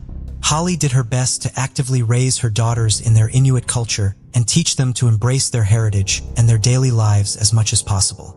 Since there were no other Inuit in Timmins, she was also active in the local Indigenous community, the Cree. Holly would eventually become the president of the Timmins Native Friendship Center. Pamela and Vanessa were very close growing up and relied heavily on one another. They grew up in poverty and therefore had very few toys, so they used their imaginations to make up games and activities together. Pamela was outgoing and outspoken. She had a big personality, which was also reflected in how deeply she cared for others and the great lengths she would go to help anyone who needed anything. Pamela left school prior to graduating high school so she could go to work. Following a brief stint as a waitress, she found a job in a call center, where she excelled. By 2003, 22-year-old Pamela had a common-law spouse with whom she had 2 sons. She was a devoted mother. Pamela and Vanessa remained close as adults, and it was common for them to speak multiple times a day. On December 13, 2003, Pamela asked Vanessa if she could babysit her 2 boys that night. Vanessa was unable to, so Pamela made other arrangements. Vanessa went to Pamela's house on December 15th, but no one was home. She continued visiting the house over the next few days to see her sister and drop off Christmas presents for her nephews, but no one was ever at the house. Vanessa assumed that they had gone to spend Christmas with Pamela's common-law spouse's family. Pamela did not call Vanessa on Christmas Day, which Vanessa was very upset about. On December 26th, Vanessa was able to speak with Pamela's landlord. They had not seen the family either. At this point, Vanessa was still under the assumption that her sister was with her common-law spouse's family, and simply failing to call her. Vanessa learned that she was wrong on New Year's Eve. That day, Vanessa and her mother were at a bingo hall when a woman came up to them and asked if they had heard about Pamela. They said they did not, and the woman told them that Pamela had left her common-law spouse. Vanessa and Holly then asked where Pamela's children were. They were still with their father. This was an immediate indication that something was not right to Vanessa and Holly. It was conceivable that Pamela would leave her spouse. There was not even a remote possibility, however, that Pamela would go anywhere without her sons. Vanessa and Holly went to police to report Pamela missing. While they made the report as soon as they realized that something was wrong. It had been more than 2 weeks since anyone had seen Pamela. She had attended a house party on the evening of December 13th and had left it in the early morning hours of the 14th after reportedly getting into an argument with her common-law spouse and saying she would walk home. Police were not concerned about Pamela's disappearance, telling Vanessa and Holly that Pamela was probably out drinking and would reappear in a few days, a conclusion with no supporting evidence.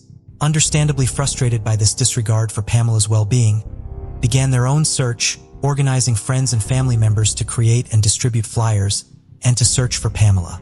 For months after Pamela went missing, when police finally began investigating Pamela's disappearance, they told her family that they believed Pamela was a sex worker in Hamilton, Ontario. They supported this claim with 2 nude pictures Pamela had taken of herself, presumably for her common-law spouse, that had been found on her personal computer. The case was eventually taken over by the Ontario Provincial Police, but the investigator assigned to the case faced allegations of attempted murder and arson and spent time in jail. In 2013, the case was sent back to police in Timmins, who told Pamela's sister Vanessa that the case was not active. Pamela's mother Holly passed away on December 31st, 2007, exactly 4 years to the day after she reported her daughter missing to police. Vanessa Brousseau continues to advocate and search for her sister. She is active on social media, sharing her sister's story as well as stories of the challenges facing Indigenous people in Canada. Robert Willie Pickton. His case and subsequent trial had been particularly unsettling to me because his killing grounds were close to my hometown. He is sought to have killed upwards of 49 people and was convicted of 27. The manner in which he disposed of their bodies was also horrific. For a long time, it was something a lot of people talked about often. You just never think this kind of thing happens in your backyard. But now, the farm that once was the scene of many people's horrific end has now been paved over and is a strip mall. The world moves on, but for the victims, we should continue talking. It also serves as a reminder to a younger generation that hasn't been told to be careful because bad people can lurk in the most inconspicuous of places. Robert Pickton, who preferred to be called Willie, was born October 24th, 1949 in Port Coquitlam, British Columbia.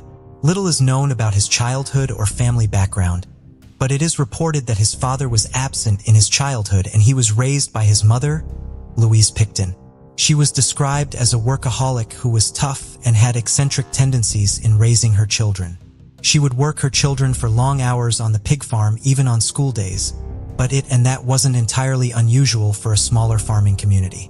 There is a story that Robert as a child had a pet calf who he had raised from birth. He loved this calf and he felt it was his only companion. His parents had the calf slaughtered once it was big enough and he never recovered from that grief and betrayal. Robert did not do well in school. He had been put into special education classes and eventually dropped out. He was described as having personal hygiene issues as a child and into adulthood. He smelled of manure, body odor, and dead animals. He didn't have a lot of friends, but the ones he had would beg him to bathe. But he had a visceral fear of showers due to his mother hosing him down like a dog as a child. He would only take baths. In his entire life, he had never had a girlfriend. Women were said to be repulsed by him due to the smell and his creepy demeanor. He was awkward, he had an off-putting sense of humor, and he unsettled people. He would spend most of his life in isolation. When both of his parents had passed, Pickton and his siblings sold off most of the family pig farm to urban development, reducing the farm to 6.5 hectares. After the reduction, they still maintained a small-scale livestock operation. Pickton lived on the property in a small trailer home. In 1996, he and his brother established the Piggy Palace Good Times Society, which they registered federally as a charity that had an alleged mandate to raise funds for service through special events such as dances and shows. The society would host massive parties. Neighbors complained of the rowdiness, drug use, drunkenness, and noise from parties attended by as many as 1,700 people. Frequent guests of these parties were members of the Hells Angels as well as many sex trade workers from the downtown east side. The surrounding community was not happy with what loophole to hold unsavory days-on-end gatherings, and in 2000 the city of Port Coquitlam disbanded the charity due to the brothers failing to report their financial statements. I wanted to interject for a minute and set the scene for the victims. For decades leading up to Pickton being caught and all the way to this year, women were and are still going missing. Women in high-risk runaways are vulnerable, and the late 80s and 90s were a particularly scary time because the increasing frequency women were going missing and no one could figure out where they were going. Women would try to protect themselves by walking in groups, taking down license plate numbers of vehicles, but women just kept going missing, and because of the transient nature of the victims, the police did very little to investigate. The Canadian RCMP did create a special team to investigate the disappearances, but the team was disbanded in 1989 due to limited progress. In 1991, Family of Missing Women and Advocates for Sex Trade Workers established an annual Valentine's Day Remembrance Walk as a memorial to murdered and missing victims. The people of British Columbia wanted answers, and the police were sluggish to respond. And at this point, there were no bodies, so to police, these were just missing women who could have up and left. As we know now, they didn't. In 1997, Pickton had actually been arrested for kidnapping and stabbing a sex trade worker. She later testified she had been picked up by Pickton. He had taken her back to his property, and he had attempted to handcuff her. She was stabbed in the abdomen when she resisted being handcuffed, and she managed to wrestle the knife from him and ended up stabbing him back. Then she was able to run to a road, wave down an oncoming vehicle, and receive treatment at the hospital. Pickton called an ambulance and received treatment at the same hospital, and he was later arrested there. He was charged with attempted murder, assault with a weapon, and forcible confinement, but the charges were stayed and eventually dropped because the woman, whose name was placed under the protection of the publication ban by the courts, was a drug addict and not considered to be a competent witness. Pickton claimed she was just a hitchhiker who had attacked him, and he was released from prison. The police had a second opportunity to arrest Pickton had they taken this next tip seriously. In the spring of 1999, an employee of the farm told the Vancouver police that a sex trade worker and drug addict named Lynn Ellingson had seen a woman's body hanging in Pickton's slaughterhouse. When questioned by police, Ellingson initially denied the story. Only much later did she had in fact seen the body but didn't report it because she was afraid of Pickton and also depended on him for money for drugs. This report had not been investigated by police despite Pickton consenting for police to search the property. It is estimated that had the police gone to the farm, it could have saved at least 10 lives. Around this year, there had been a significant spike as Pickton got more confident with killing and barely bothered hiding any potential evidence. An employee of the farm, Bill Hiscox, described the property as creepy and described Pickton as exhibiting bizarre behavior that would draw negative attention to himself. He had made several connections to women he had seen on the property and women that had gone missing in the area. In '99, he informed the RCMP that several items of women's clothing, purses, and identification had been seen on the property. Missing women, and this was the second time Hiscox had contacted the police regarding these suspicions, and police did not obtain a warrant based on what they considered hearsay evidence. They told Hiscox they required an eyewitness or physical evidence. So to recap, by '99 police had an incident where a sex worker escaped an attack on the Pickton property, a claim of a dead body being seen hanging in a slaughterhouse, and an employee who had made 2 claims seeing the personal effects of known missing women. Plus, well over 50 women having gone completely missing in about a 20-year period. These would later haunt the Vancouver Police Department because it was one of their greatest embarrassments as a police force. It really shone a light on the discrimination shown by the Vancouver Police and the RCMP. Had it been another demographic of women, it would likely have never gone this far. It shouldn't matter how you make a living, the color of your skin, or whatever walk of life you come from. We should all be treated equally, eyes of our justice system. No one should be forgotten, and it really is mind-blowing how long Robert Pickton got away with murder. In 2002, a different former employee named Scott Chubb said that he had personally seen illegal guns on the property, and the RCMP were then able to execute a search warrant looking for illegal guns. And on February 5th, in addition to finding several unregistered and illegal weapons, they found items connecting missing women to the property. This then began the massive investigation that was seemingly never-ending. DNA profiles of both men and women were found. They never found complete bodies, only bone fragments. Teeth, hair, small bones, jaw fragments, pieces of larger bones. Police believed he was grinding up his victims and feeding them to his pigs. Position of the fragments and the possible to help with the identification process. So, an officer was charged with befriending Pickton and to gain his trust. Pickton liked the attention. He referred to himself as a celebrity and was happy to boast to his cellmate. He revealed details about keeping victims' belongings, clothing on the farm. With that information, officers were able to identify dozens of victims. Additionally, he said to the officer, "I got a murder charge on me and 48 more. 48 more to come. Whoopee." Pickton told the undercover officer he had wanted to make it an even 50 and had only got caught because he was sloppy. It was believed he did murder 49 people. There was no reason to doubt that claim. However, Pickton would only end up facing 27 counts of murder, most of whom were either drug addicts or prostitutes. The Crown decided to try him initially for 6 murders that had the most definitive evidence so that there was a higher chance of the conviction sticking. On December 9, 2007, the jury returned with a guilty verdict of 6 counts of second-degree murder. The judge sentenced Pickton to life in prison with no possibility of parole for 25 years, and he was later charged with the remaining 21 counts of murder. Maximum security prison. He is eligible for parole on February 22, 2027. He would be 78 years old by then. Unfortunately, Pickton could have been apprehended much sooner. The Vancouver Police Department acknowledged this in a statement during a press conference. Unfortunately, there are many victims still unidentified. 22 potential victims left anonymous. Teresa Scalf was an incredibly loving person. She turned that trait into a career, becoming a nurse, and ultimately inspiring the majority of her family to also work in healthcare. In 1986, Teresa was 29 years old and working at Lakeland Regional Health Medical Center in Lakeland, Florida. She lived in an apartment with her 8-year-old son. On October 27, 1986, Teresa's mother, Betty, received a phone call telling her that Teresa had not shown up for her shift at the hospital. Concerned, Betty drove over to her daughter's apartment around 10:30 p.m. Teresa did not answer the door. So Betty used a credit card to manipulate the lock on the door and get inside. When she got inside, Betty discovered a bloody scene and her daughter's lifeless body. Fortunately, Teresa's young son was not at home.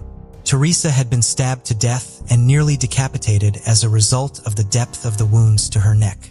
She also had defensive wounds showing that she had fought back against her killer. While Teresa's fight to survive did not save her life, it would ultimately identify her killer. Teresa's case did go cold, but police did not give up on it, even after decades. Cold case detective Matthew Newbold was assigned to the case in 2015. He kept Teresa's picture in his office and promised her sister Pam that he would not retire until he solved the case. He was able to uphold that promise. On October 16, 2023, Polk County Sheriff Grady Judd announced that Detective Newbold had identified Teresa's killer as Donald Douglas. Douglas had been 33 years old at the time of the murder and had lived directly behind Teresa's apartment. He had been interviewed as a part of the routine canvass of Teresa's apartment complex, but had never been a person of interest in the case. He could not be arrested for the murder because he died of natural causes at the age of 54. He had never been arrested for anything during his lifetime. Teresa's and her killer's because she had fought against him hard enough to make him bleed. DNA was extracted from that blood sample and run through the combined DNA index system sometime in the early 2000s, but no match had been found. Detective Newbold began working with Othram Inc. in 2022 to trace the unknown DNA through commercial DNA databases. Extensive genealogical work revealed that a third cousin of the killer had an affair with a neighbor in 1949, which resulted in the birth of a child.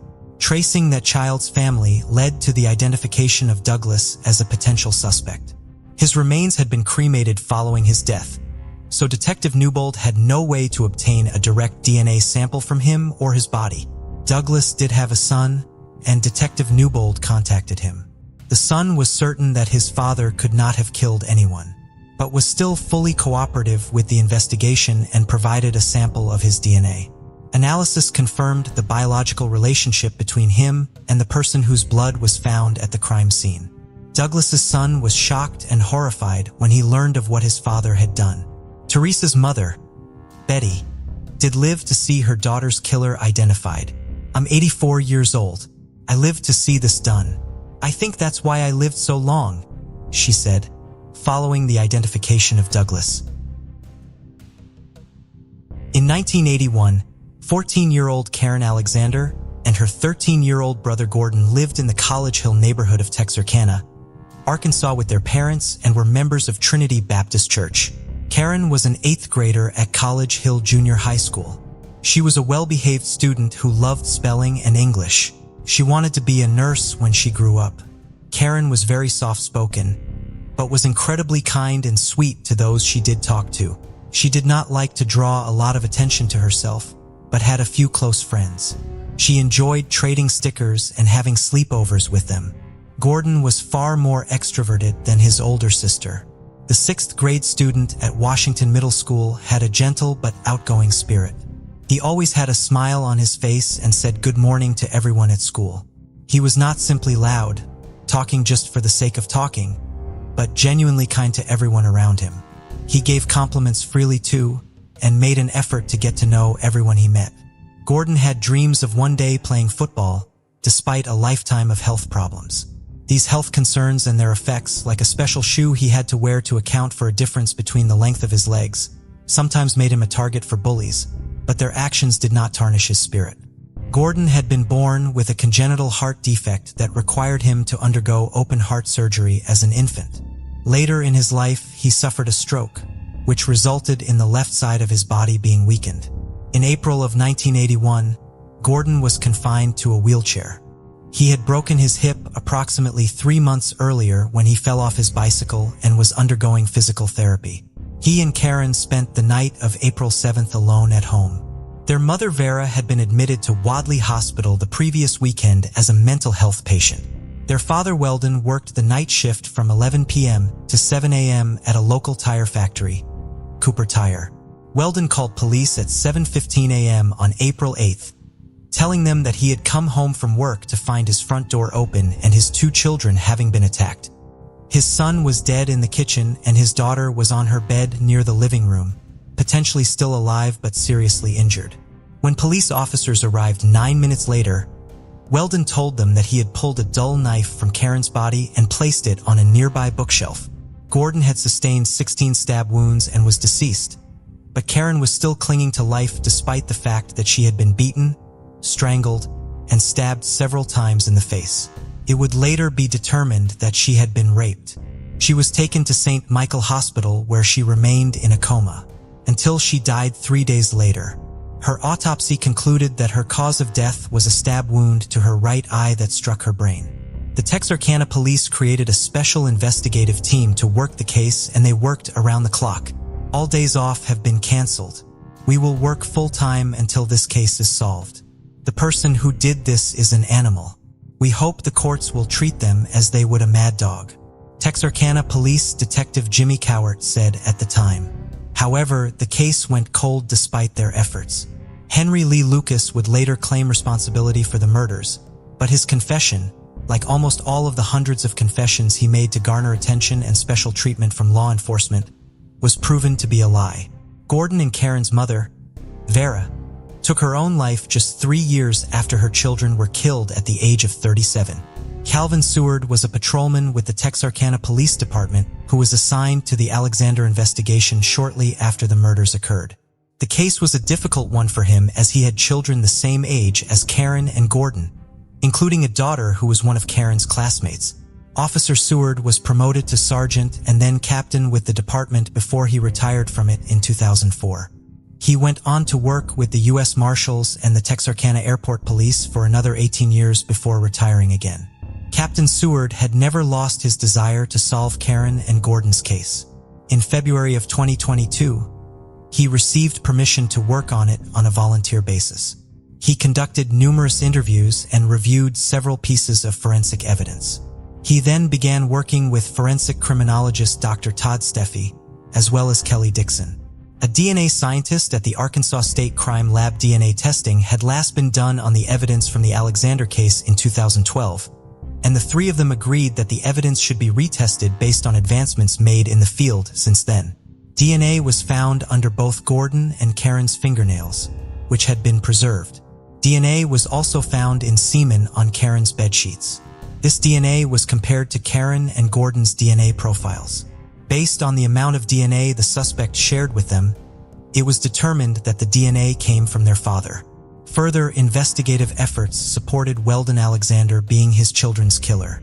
Trace evidence was found on Karen's body and in dried blood on Gordon's hands. It contained fibers, brass, copper, and zinc, all of which Weldon Alexander would have been exposed to at work at a tire manufacturer. Police had initially believed that the children had been killed while their father was at his overnight shift. However, Captain Seward's investigation revealed that this timeline was incorrect. He learned from the officer who first responded to the scene that Gordon's body had been cold to the touch when he arrived. Police had also originally believed that Karen and Gordon had let their killer inside and had been visiting with them before they were killed. There had been no signs of forced entry, and Police Captain Jimmy Cowart stated that he believed Karen had changed out of her nightgown and into a pair of shorts and a shirt because someone had come to the house after she had gone to bed. It was determined that Karen and Gordon had in fact been found in the clothes they had been wearing the previous day.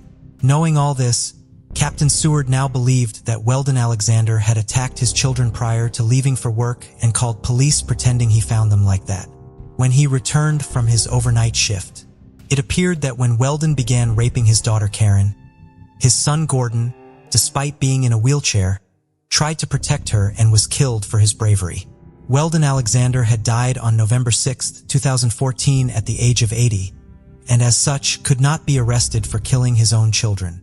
However, Captain Seward and Dr. Steffi still submitted an affidavit of probable cause to the Miller County prosecuting attorney, naming him as the most probable suspect in the case. In a letter dated October 11, 2023, Miller County prosecuting attorney Connie Mitchell stated, "After reviewing your comprehensive report and meeting with you personally to discuss the case, your findings and theories, it is my opinion that Weldon Alexander, father to Karen Alexander and Gordon Alexander, is the sole viable suspect in their murder. I believe probable cause exists for the issuance of a warrant for 2 counts of capital murder. While this warrant could not be issued, finally having answers in the case will hopefully be beneficial to those who loved Karen and Gordon and never gave up on solving their murders." At the press conference announcing the resolution of the investigation, Police Chief Michael, "It is our hope that the friends and remaining family of Gordon and Karen Alexander may find some peace in knowing that scientific and circumstantial evidence has been revealed sufficient to resolve this 42-year-old case."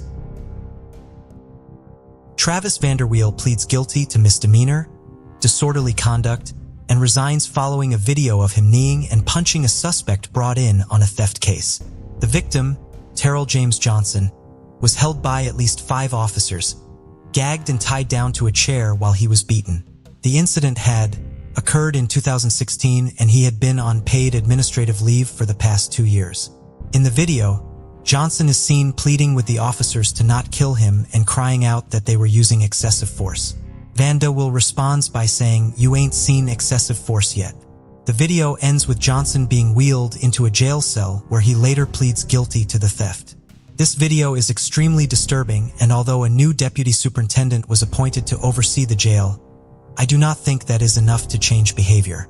Although one jailer was doing the beating, 5 officers held him down and several others were standing around watching. This was not the first time. Had this video not been released, this would have continued. Despite the video, this officer was on administrative leave for 2 years. This was a racially fueled abuse of power, and they really did very little to take a stand on this behavior.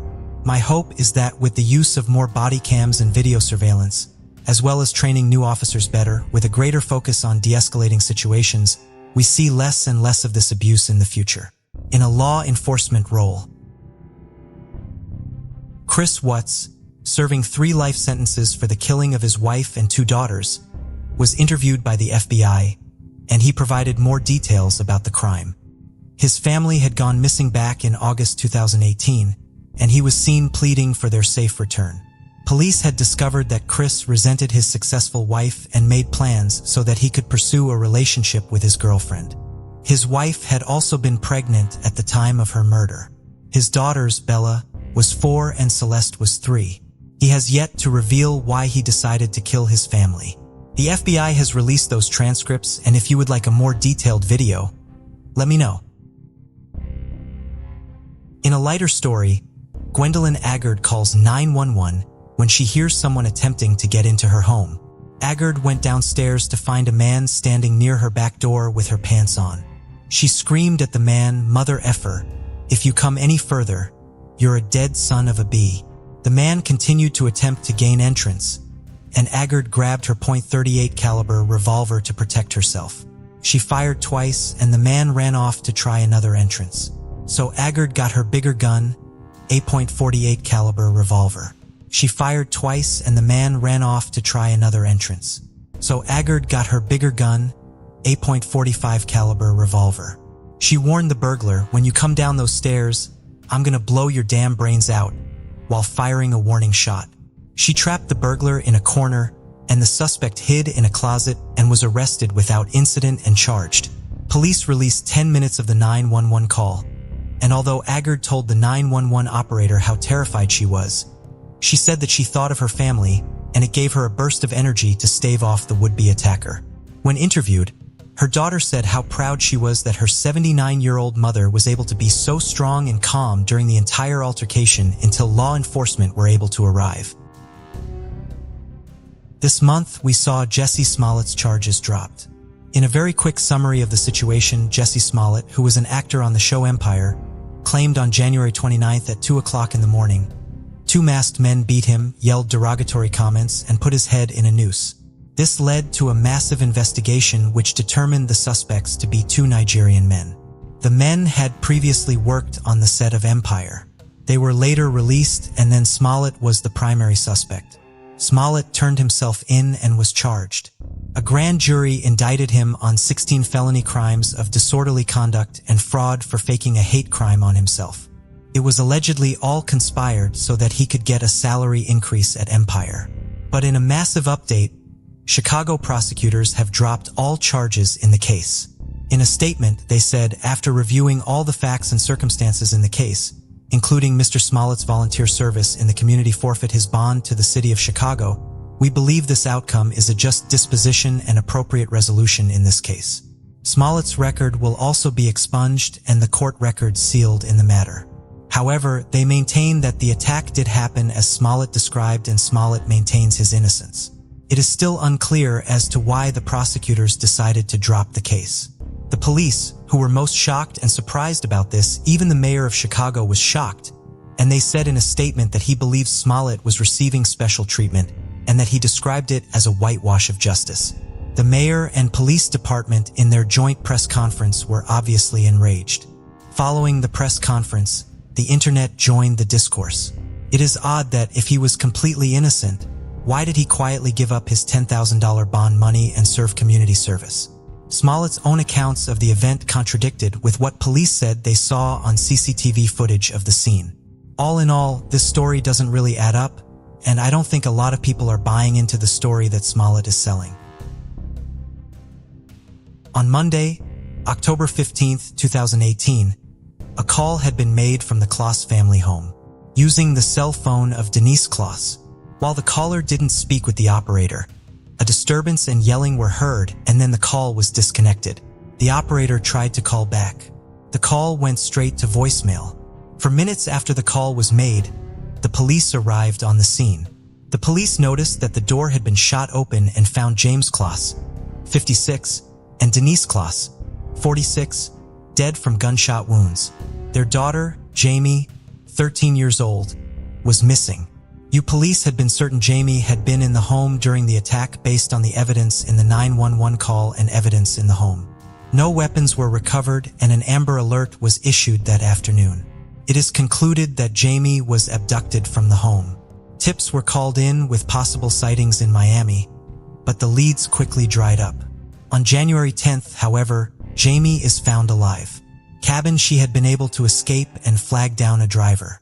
A 21-year-old man was arrested and charged with the murdering of Denise and James as well as kidnapping and holding Jamie.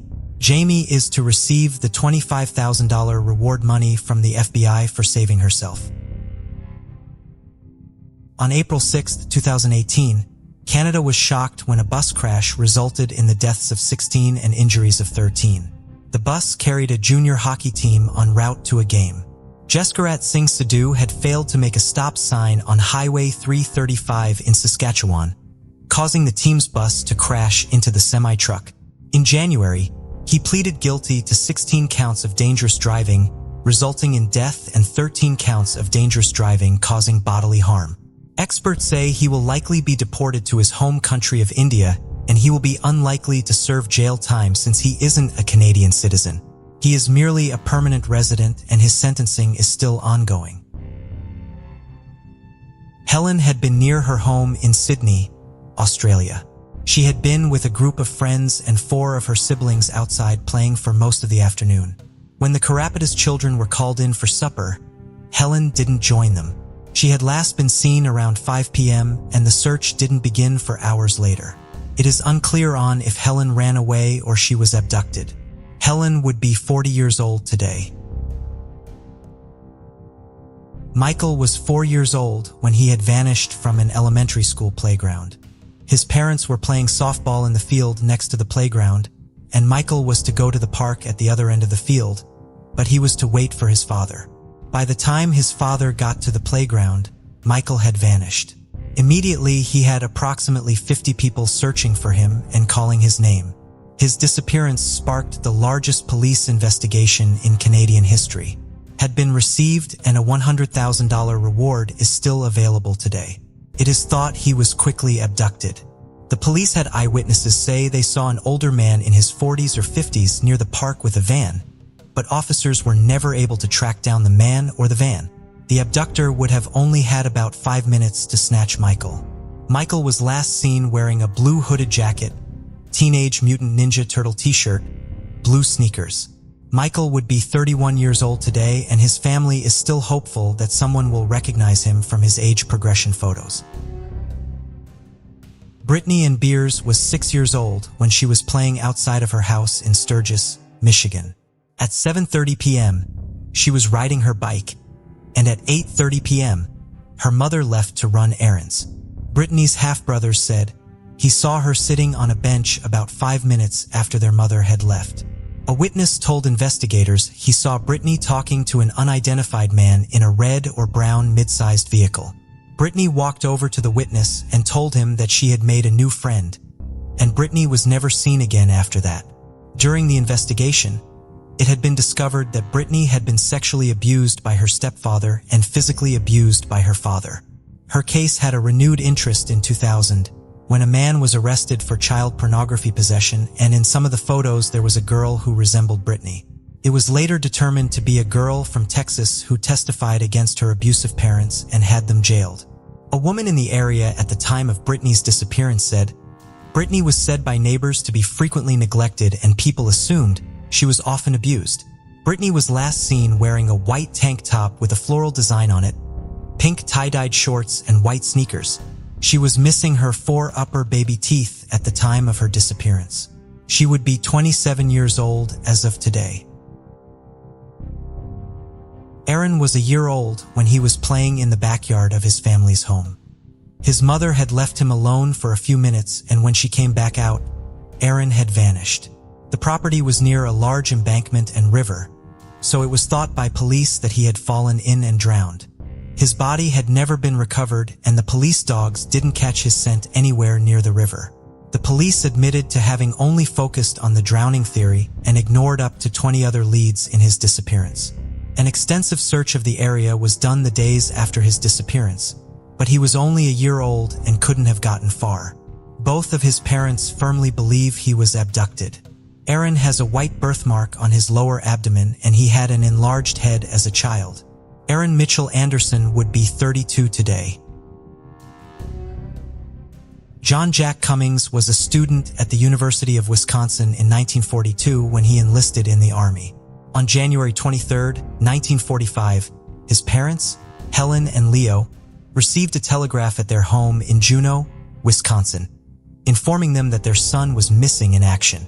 Initial military records listed the date of Jack going missing as January 4, 1945, but this date was a few days off. Late on December 31, 1944, the German Army launched Operation Nordwind, their last large-scale offensive on the Western Front, against the U.S. 7th Army, which had been thinly spread along a 68-mile-long front line. At the time, Jack was a member of Company A, 276th Infantry Regiment, 70th Infantry Division, which had arrived at the banks of the Rhine River 2 days earlier to reinforce the Alsace area. The men of Company A were spaced out along the French side of the river in foxholes and ordered to watch out for German soldiers across the river.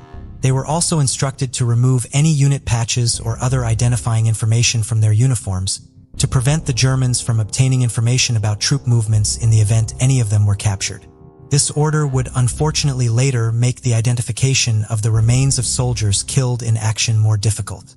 On December 31st, 22-year-old Jack was stationed in a foxhole roughly 10 yards back from the riverbank near the French village of Neuhausel, armed with a Browning automatic rifle. 2 of his fellow soldiers saw him there early that night, just as it was getting dark, and he reported that he was fine. Sometime later, however, they heard machine gun fire and rushed back to Jack's position. When they arrived, instead of finding Jack, they found his helmet with a bullet hole in it. and a bloody piece of skull. Jack's weapon and equipment were also gone. They were drag marks in the ground down to the river. The Army officially confirmed that Jack was dead in November of 1945.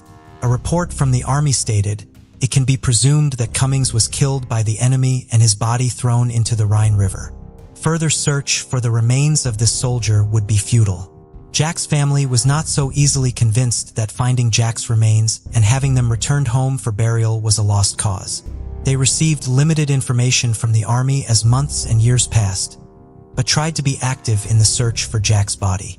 In 1947, Jack's mother Helen wrote to the Army about offering a reward in Germany for information that would lead them to Jack's remains. She was willing to pay for such a reward, but was asking for the Army's help in spreading information about the reward within Germany. The Army told Helen that they could not help her.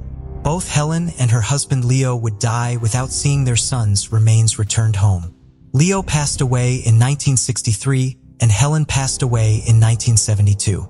Jack's younger sister Mary Ellen eventually married and she and her husband had 12 children. According to one of those children, Jack's nephew, Mark Hartzheim, his grandparents rarely discussed his Uncle Jack. They just never talked about this much. That was typical, I think, of people from that generation. They compartmentalized things and internalized them and didn't dwell on them. But I'm sure it haunted them and troubled them the rest of their lives. He told the Washington Post in 2018. It would be Mark who set in motion the events that ultimately led to Jack's remains being identified and returned to the United States. He began doing research on his uncle, and in 2014, he signed up to attend a government-sponsored meeting for family members of missing in action soldiers. Once he did so, a government historian named Ian Spurgeon was assigned to revisit Jack's case. When he began his work on Jack's case, Ian found that Jack's files had not been accessed for decades. He began using these files, the National Archives, and a Defense POW-MIA accounting agency database of locations where the remains of unidentified World War II servicemen had been recovered. Ian focused on the area where Jack had gone missing and presumably been killed and came across an account of a soldier working for the American Graves Registration Command in a grave he had discovered in Eifsheim, Germany, right across the Rhine River from Jack's last post. In 1946, the mayor of Eifsheim told this soldier that another American soldier was buried in the area. The grave was roughly 30 yards away from the river, behind a German pillbox. It was marked with a wooden cross, on which was written, in German, "Here lies a fallen USA soldier," and the date of December 31st, 1944. The grave's registration soldier was able to speak to a former German soldier, who had helped bury the American soldier, and still lived in the area. He confirmed that the soldier buried in the grave was an American. The nameless soldier had been killed near New Household by members of a German raiding party that had attacked across the river on New Year's Eve of 1944. On May 10, 1946, the remains were exhumed. By this time, only the soldier's skeleton remained and there were only scraps of his clothing left. No dog tags were found with the remains, since the soldier could not be identified. The remains were given the designation X-6454 and ultimately buried in an American cemetery in France, known today as the Lorraine American Cemetery, along with thousands of other unidentified American servicemen. Ian then began the process of filing a request with the Army to exhume the remains in order to scientifically analyze them to confirm if they belonged to Jack Cummings. He conducted further research and eliminated other soldiers as potential matches before making the formal request. The Army agreed to it, and the remains designated as X-6454 were disinterred in October of 2016 and flown to Offutt Air Force Base in Nebraska for testing at a Defense POW-MIA accounting agency laboratory. The bones were examined by anthropologists, and Jack's relatives provided samples of their DNA for comparison. On July 23, 2018, Mark Hartzheim was driving his 7-year-old son to the movies when he received a phone call informing him that the remains had been confirmed to be those of his uncle, Jack Cummings. On October 13, 2018, Jack was buried with honors in Hazelhurst, Wisconsin, next to his parents. His sister, Mary Ellen, who was just 17 years old when her brother was killed, was still alive at age 91 to see her brother finally return home. Lawrence Everett Dixon was born in 1920 and was a native of South Carolina. He loved music and taught himself how to play the guitar. He had a warm and friendly personality, according to those who knew him. Lawrence eventually moved north to New York City and studied chemistry for 2 years at the City College of New York. While still in New York, he married his wife, Phyllis, in November of 1941. The following July, the couple welcomed their daughter Marla. When World War II broke out, Lawrence joined the Army Air Forces and became one of 900 African-American pilots who trained at the segregated Tuskegee Army Airfield in Alabama. He graduated from flight training on March 25, 1943 in Class 43C. That December, he became one of 400 Tuskegee airmen who flew overseas during the war, when he deployed to Italy with the 100th Fighter Squadron. In the following year, he flew over 60 missions and was awarded the Distinguished Flying Cross. Captain Dixon would have been eligible to temporarily return home on leave after flying 70 missions. At the time, weight pilots received their leave after flying 50 missions. On December 23, 1944, 24-year-old Captain Dixon took off for his 68th mission in his P-51D Mustang at Ramitelli Air Base in southern Italy. He was flying to Nazi-occupied Prague, leading a 3-plane escort of an unarmed photo reconnaissance plane. Approximately an hour into their flight, Captain Dixon radioed the other planes that he was having engine problems and his plane was losing speed. His 2 wingmen remained behind with him while the reconnaissance plane sped on. They stayed with Captain Dixon's plane as he turned around trying to head back to base. Captain Dixon then began losing altitude and started to look for somewhere to land his plane or bail out of it. Ultimately, he had to jettison the canopy of his cockpit and bail out of the aircraft. According to Second Lieutenant Robert L. Martin, he had to swerve his own plane to avoid being hit by the now unpiloted plane. And when he was able to look back out of his window, he could not see Captain Dixon's parachute or any other indication of where he had landed. At the time, he believed they were in a mountainous area near the town of Darvizio in northeastern Italy. Lieutenant Martin and the other wingmen circled the area looking for any signs of where Captain Dixon was. But heavy snow on the ground hampered their efforts and they saw nothing. They began returning to base, but turned around to look for the crash site one more time. They again saw nothing. They finally flew back to Ramitelli and reported the crash, but no further searches were launched at the time. Captain Dixon's wife, Phyllis, was notified that he was missing in action on January 8, 1945. She spent months writing to the War Department asking for updates about her husband. At first, she held out hope that he might still be alive, but in need of help, writing, "I can't even sleep for thinking about him being sick somewhere," and not having anyone to care for him properly. Months would go by without any information, leading her to say in a July letter, "Please believe me when I say I have been greatly distressed. I have tried to be brave, but it really has been an effort. I meet the mailman daily, hoping and praying for some news, but so far, none." The Army conducted investigations into Captain Dixon's crash in 1946 and 1948. The reference located other crash sites, but not Captain Dixon's. The Army declared his remains unrecoverable on September 29, 1949. Captain Dixon's wife, Phyllis, would never receive the news of her husband she tried so hard to get from the Army. She passed away on December 28, 2017, at the age of 96.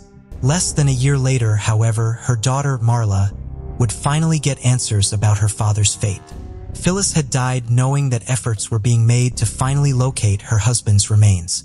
In the summer of 2017, the family had been notified by the Army's past conflict reparations branch that new efforts were being launched to locate where Captain Dixon had crashed.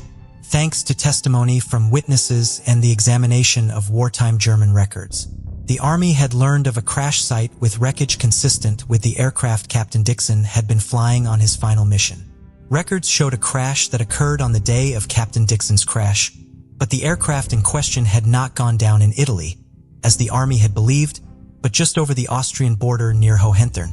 From July 11th through August 8th, 2017, the Defense POWMIA Accounting Agency, the University of New Orleans, and the University of Innsbruck excavated the crash site. Among the airplane pieces and debris at the site, they found human remains. These remains were sent to a laboratory at Offutt Air Force Base outside Omaha, Nebraska, for testing. DNA was successfully extracted from arm and leg bone fragments. Captain Dixon's daughter, as well as several other of his family members, had provided samples of their DNA for comparison, in hopes of his remains being located and conclusively identified. On July 27, 2018, the Defense Department announced that the remains had been identified as those of Captain Dixon. At the end of World War II, 27 Tuskegee Airmen were missing in action. Captain Dixon was the first of them to be located since the end of the war. That August, Michael May, the identifications chief for the Army's past conflict reparations branch, presented Captain Dixon's daughter Marla with a gold ring and an aqua-colored stone believed to have fallen from it that were found at the crash site. The ring was inscribed with her parents' initials, a heart, and the date of her father's 23rd birthday.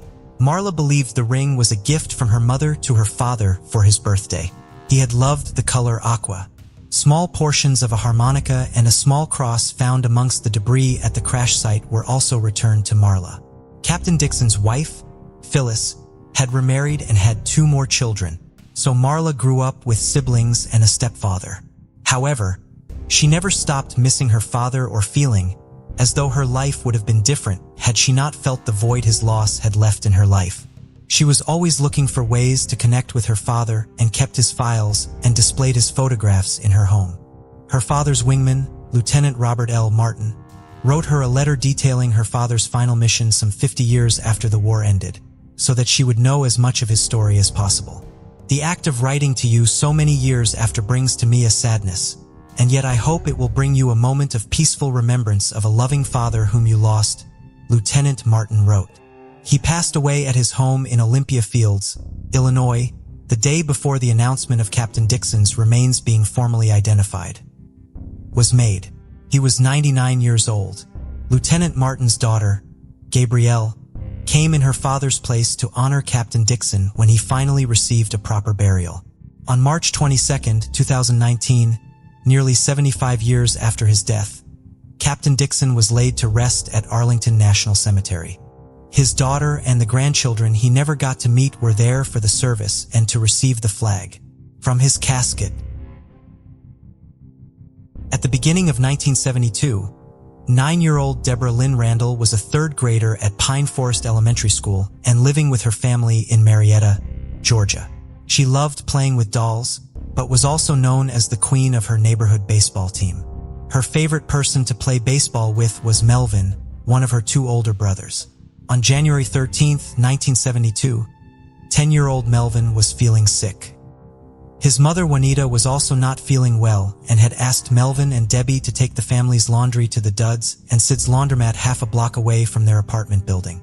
Melvin did not want to go because he did not feel well and his favorite television show was on.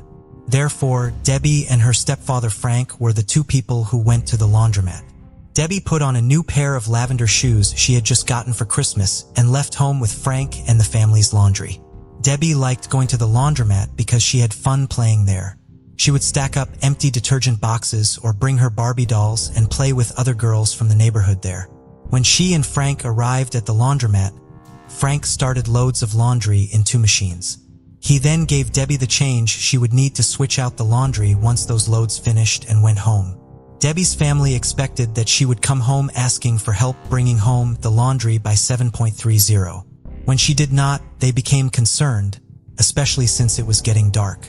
Juanita and Frank went to the laundromat to check on her and found a spilled box of detergent on the ground near a Volkswagen parked outside of the laundromat, roughly 85 feet away from its door. Debbie was nowhere to be found. According to some girls who had been folding laundry at the laundromat, Debbie had gone outside at 7:15, telling them goodbye as she left. It soon became apparent that Debbie had been abducted. Debbie's father, John, was notified while he was at his job at the Ford Motor Company plant. The Marietta police were called, and they found small fingerprints on the Volkswagen smudged in a downward direction. Witnesses reported seeing a dark 1950s pickup truck speeding away from the area of the laundromat and driving erratically. Police eventually learned that a 12-year-old girl witnessed the actual abduction. She had not reported it immediately, because she believed the little girl she saw a man grab must have been his child, who had misbehaved and was being taken home. The man nearly ran her over as he sped away, and she could briefly see him glaring back at her in the truck's rearview mirror as he drove away. Another witness saw a man driving a pickup truck, similar to the one leader seen speeding away from the scene around 7 p.m. as it parked next to the Volkswagen, where child-sized fingerprints were later found. These two witnesses were able to help develop a sketch of the driver. The official search for Debbie involved the Marietta Police Department, the Cobb County Police, and the Cobb County Sheriff's Office. In addition, the people of Marietta joined together to launch Operation Debbie, a massive search effort looking for the little girl. More than 4,000 people were ultimately involved in the search. Among the volunteers were civil defense workers, ham radio operators, and students. One of the most dedicated volunteers was Melvin Randall, who would struggle with guilt for several years over being sick and not going to the laundromat with his little sister the day she disappeared. He went door to door speaking with all of his neighbors and distributed flyers throughout the neighborhood, desperately hoping his efforts would bring Debbie home. January 29th, 16 days after Debbie disappeared, was cold and rainy, but the volunteers continued their work. A group of students from Southern Tech were searching a heavily wooded area between Windy Hill Road and the Fox Hill subdivision on Powers Ferry Road. Mike McCajon had enrolled in the school after serving with the military in Vietnam. He had been searching for several hours when he came across drag marks in the dirt around 5 p.m. When he followed them, he discovered Debbie's lifeless body. She was fully clothed, but had only her socks on her feet. Her prized lavender shoes were gone. Most of Marietta seemed to show up to honor Debbie's memory at her funeral. Thousands of people were packed into Roswell Street Baptist Church for the service. Debbie was then buried at Kennestone Memorial Park. Debbie's body was found approximately 6 miles away where she was abducted. Dr. Larry Howard of the Georgia State Crime Lab examined Debbie's body and determined that she had been raped. The most recent statements from authorities say that Debbie's cause of death was strangulation, but earlier ones state that she had been suffocated. It has been reported that Dr. Howard believed that Debbie died as the result of her killer using her coat to cover her face in an effort to muffle her screams while he raped her. A geologist was brought in to the investigation to analyze dirt samples taken from Debbie's clothing.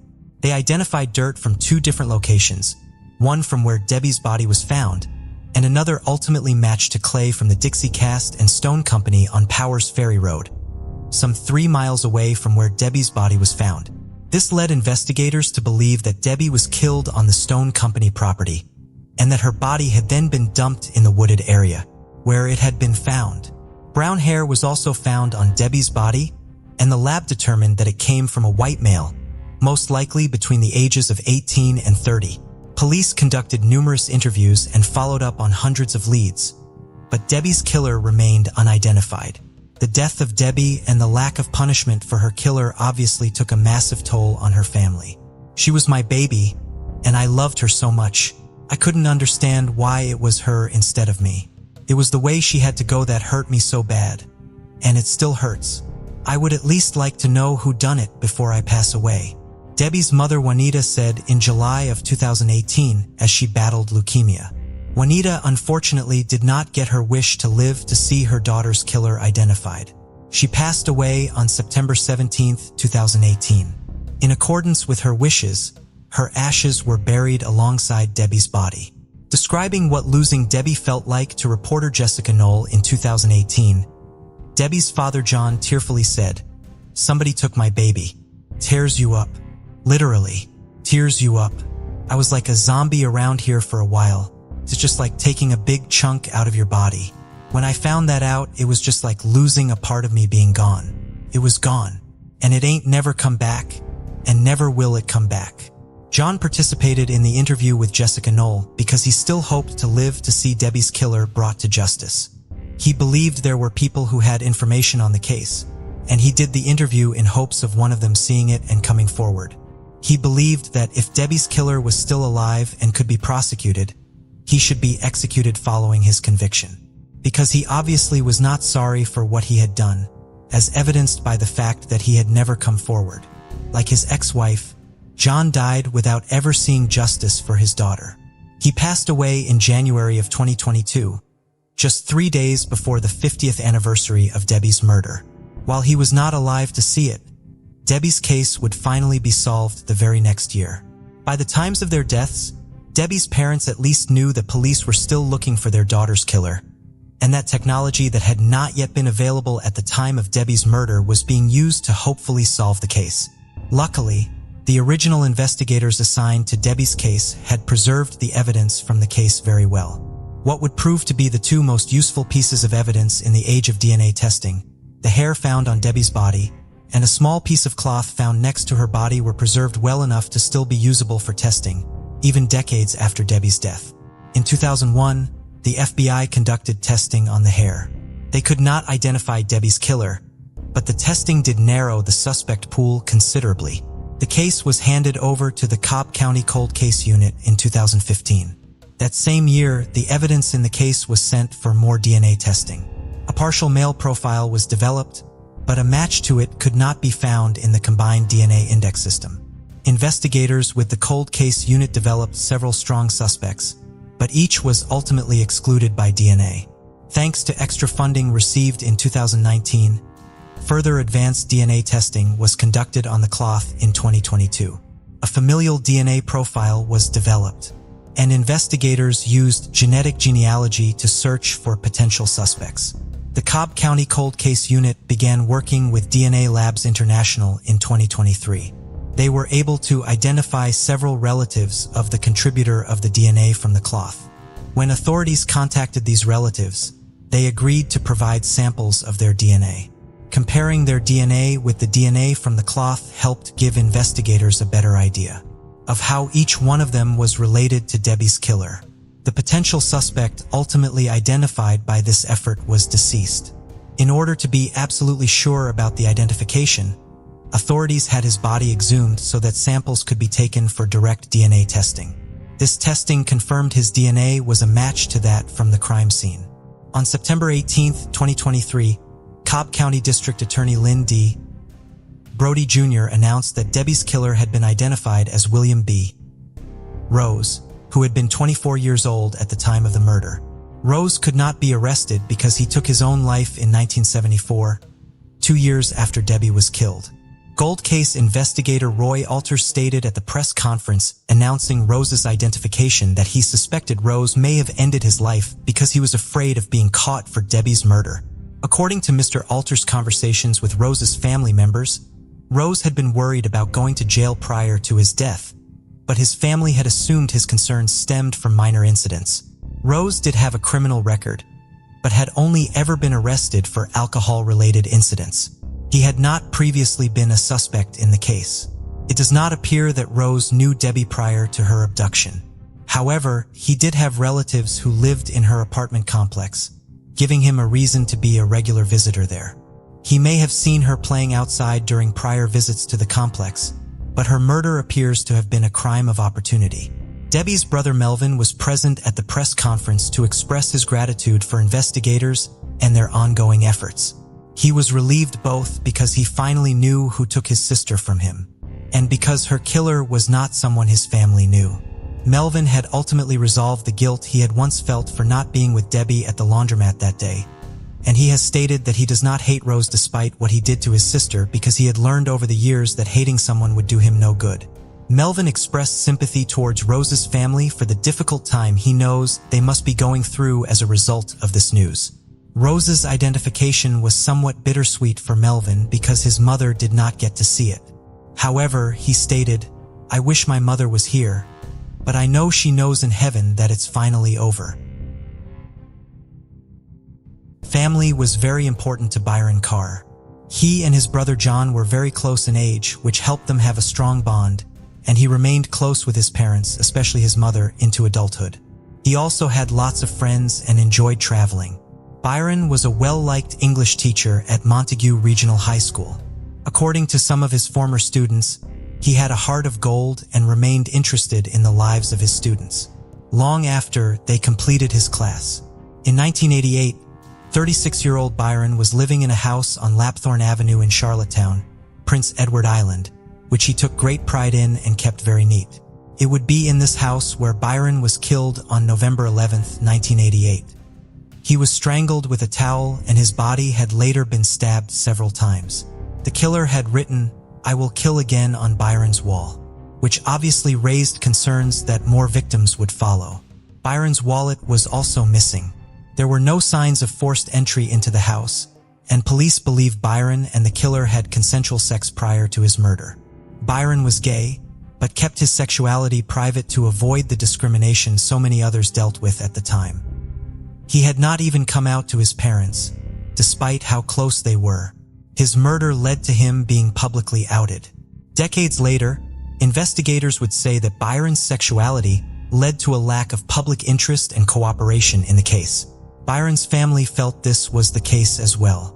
In 2024, Byron's brother John would say, "People were afraid for their jobs just because they were gay at the time. Being gay wasn't a great thing back in 1988 in the public eye. I can remember public officials that were very lukewarm to taking part in the investigation." Other members of the LGBTQ community in the area feared that they may be targeted by the killer as well, and the wider community's cold response to the murder of a gay man only added to their fears that they were not safe on Prince Edward Island. Jeffrey Haight is one of Byron's former students, and the gay man who left Prince Edward Island for many years because he felt safer living in a big city.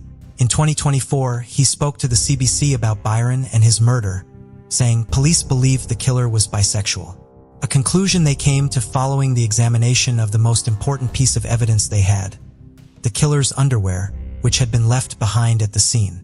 Police cut out a section from the front of the underwear to test it for DNA, and found both male and female DNA, believed to be from the owner of the underwear and a woman he had sex with. The size of the underwear indicated that the killer had a small build, as it fit very tightly when displayed on a mannequin with a 29.5-inch waist. Despite the societal unease around Byron's sexuality and murder, police did preserve evidence and investigate the crime. Hundreds of interviews were conducted over the ensuing decades. Police went to see Byron's parents every few years about the investigation, even though they rarely had substantial progress to report. Byron's case was formally reopened in October of 2007. Investigators hoped that since the LGBTQ community was becoming more accepted, witnesses who may have been scared to come forward in 1988 because it would involve disclosing their own sexuality would now be willing to speak with them. The Charlottetown Police Service also released a composite image of a suspect who attacked a gay man in Charlottetown just 2 months after Byron was killed, and was considered a person of interest in the murder. The case would remain unsolved until 2024. That January 26th, Chief Brad McConnell announced that the day before, 56-year-old Todd Joseph Galland, also known as Todd Joseph Irving, had been arrested and charged with 1 count of first-degree murder and 1 count of interfering with human remains in connection with Byron's murder. A second person had also been arrested but then released, although their potential involvement in the case is still being investigated. Police had long believed that at least one other man had come back with the killer to try to remove incriminating evidence from Byron's house after he was killed. In 2013, they revealed that 2 unconnected witnesses had come forward saying that a man had confessed to them that the killer had taken him back to Byron's house after the murder to get rid of evidence. The 2 witnesses came forward in 2008 and 2012 and knew details that had not been made public. The individual they reported, whose name has not been released, had been released on parole shortly before Byron was killed, had a violent criminal history, and had been a potential suspect in the murder early on in the investigation. However, he had passed away in the early 2000s, and as such could not be interviewed about who brought him to Byron's house that night. Police believed that it was when the killer brought his accomplice to the scene hours after Byron was strangled with the towel that Byron was stabbed. The note was written on the wall, and Byron's wallet was stolen. These actions were taken to confuse police. Socks had been found in Byron's kitchen trash can. Police believed that someone had worn them on their hands in the house, so that they would not leave behind any fingerprints. DNA was extracted from the inside of one of the socks, but it did not match the DNA on the underwear or the deceased reported accomplice. As such, a third individual may have been involved in the attempted cleanup and tampering with the crime scene after the murder occurred. Gallant had only been 21 years old at the time of Byron's murder. He had been living in Charlottetown in 1988, but moved to the United States after Byron was killed. He lived in Texas and Arkansas before moving back to Prince Edward Island in 2022. He was convicted of breaking and entering in Canada in 1987 and had a criminal record in the United States as well. He had been identified using genetic genealogy. Charlottetown police worked with Wyndham Forensics Group and Convergence Investigative Genetic Genealogy to identify him as the contributor of the DNA at the crime scene after familial matches to it were found in the family tree DNA and GED match databases. Gallant's lawyer, Chris Montigny, appeared in court on Gallant's behalf on February 1st. The case was adjourned until the following month to give Montigny time to review the large amount of evidence and documents in the case. He does not yet know how his client will plead to the charges he is facing.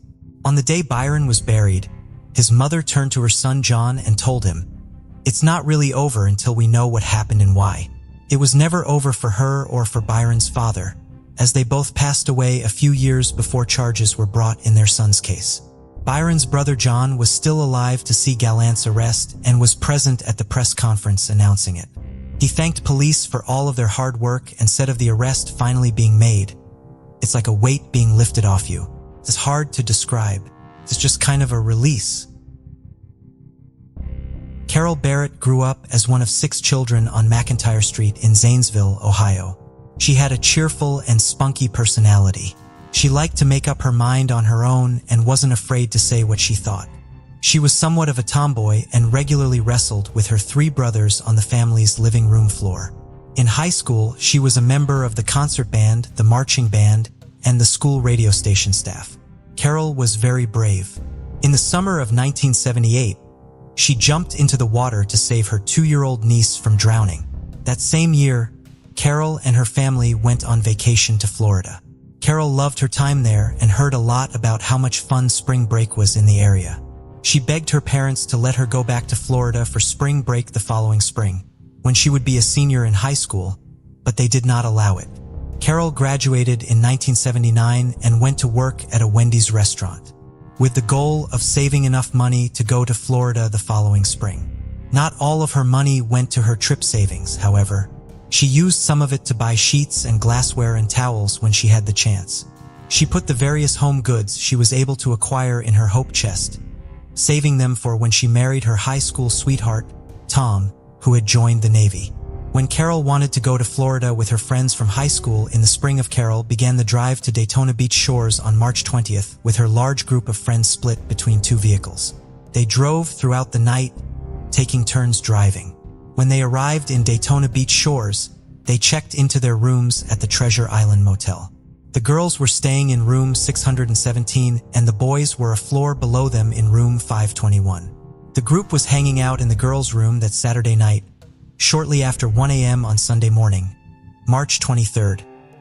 Carol and her friend Steve left the room to go walk around. On their way to the elevator, a man blocked their path. He pointed a pistol at them and told them that they were going to turn around and go back to their room. Steve told him that they did not have a key, but the man pointed the gun at Steve's face, and the 3 of them walked back to room 617. They knocked on the door and were let inside. The assailant followed Steve and Carol into the room and told all 8 people there at the time that he wanted their money. He made everyone undress and line up against the sliding glass door to the balcony. He spent about 45 minutes going through everyone's belongings and eventually pocketed approximately $200. Throughout that time, he periodically clicked his gun, according to one of Carol's friends. He seemed nervous over the fact that there was such a large group of people in the room. He touched them all with the barrel of his pistol to intimidate them. The assailant told the group that he would be taking one of them with him to ensure that no one called the police. He originally grabbed Carol's friend Pam, but grew frustrated when she panicked and began to sob. Carol volunteered to go in her place. She calmly did as he told her and collected her clothes. He forced the others in the room out onto the balcony and told them to stay there until 4 a.m. He would let Carol go if they did not call the police. He locked the sliding glass door and forced Carol out of the hotel room in front of him. Carol's friends did not listen to the instructions and quickly tried to get her help. Carol's friend Chris was able to climb around the block wall separating their balcony from the neighboring one and wake up the people sleeping inside that room. They called the police, but the assailant had a 20-minute head start before they arrived. On Monday morning, a passerby discovered Carol's body in a ditch line along I-95 near Jacksonville International Airport. Her white sweater had been pulled up over her head. She had been shot execution style, according to police. There were no other marks indicating that there had been any kind of struggle. 2 of Carol's friends identified her body, which was returned to Ohio and buried in the Mount Olive Cemetery. Carol's friends helped develop a sketch of what the killer looked like. He had reddish-brown hair, which was parted down the middle, a beard and mustache, a mole on his left cheek, and a long, straight nose. He wore tinted wire-rimmed glasses. Unfortunately, despite the numerous eyewitnesses to Carol's abduction, her killer was not identified and the case went cold. In August of 2017, the Jacksonville Sheriff's Office Cold Case Unit reviewed the evidence in Carol's case and determined that there was enough to reopen the case. A palm print they had not been able to account for had been preserved in evidence and seemed like a clue that could tie a suspect to the murder. The case would not be closed until January of 2024. On January 25th, the Jacksonville Sheriff's Office announced that the investigation had come to an end after more than 40 years. As with many other cold cases solved after decades, the identification of Carol's killer would not result in a trial. However, while most of these cases never go to court because a suspect died before their identification, in Carol's case, the man who confessed to her murder was still alive, but already serving life in prison. That man was serial killer Billy Mansfield Jr. Mansfield, had an extensive history of sexual crimes. His crimes eventually progressed to murder, with him killing 3 young women and 2 teenage girls. He killed 4 of his victims in Florida and buried their bodies in his backyard. He then went to California, where he killed a 5th woman. He pled guilty to the California murder and was sentenced to life in prison without parole. He also pled guilty to the 4 murders he committed in Florida to avoid being extradited there and facing the death penalty. He remains incarcerated in California and is speaking with investigators in various jurisdictions about additional cold cases. Mansfield was identified as a potential suspect in Carol's murder in 2020. He was interviewed by investigators multiple times over the following 2 years. In September of 2022, he acknowledged that he was the man depicted in the composite sketch. He later confessed to abducting Carol and to killing her. Investigators continued working on the case and consulted with the state attorney's office in the 4th Judicial Circuit about how to proceed. In January of 2024, it was decided to close Carol's case but not pursue prosecuting Mansfield for her murder, since he is incarcerated and has no chance of ever being released, as he would have to serve 4 concurrent life sentences in Florida, even if he were somehow released from his life sentence in California.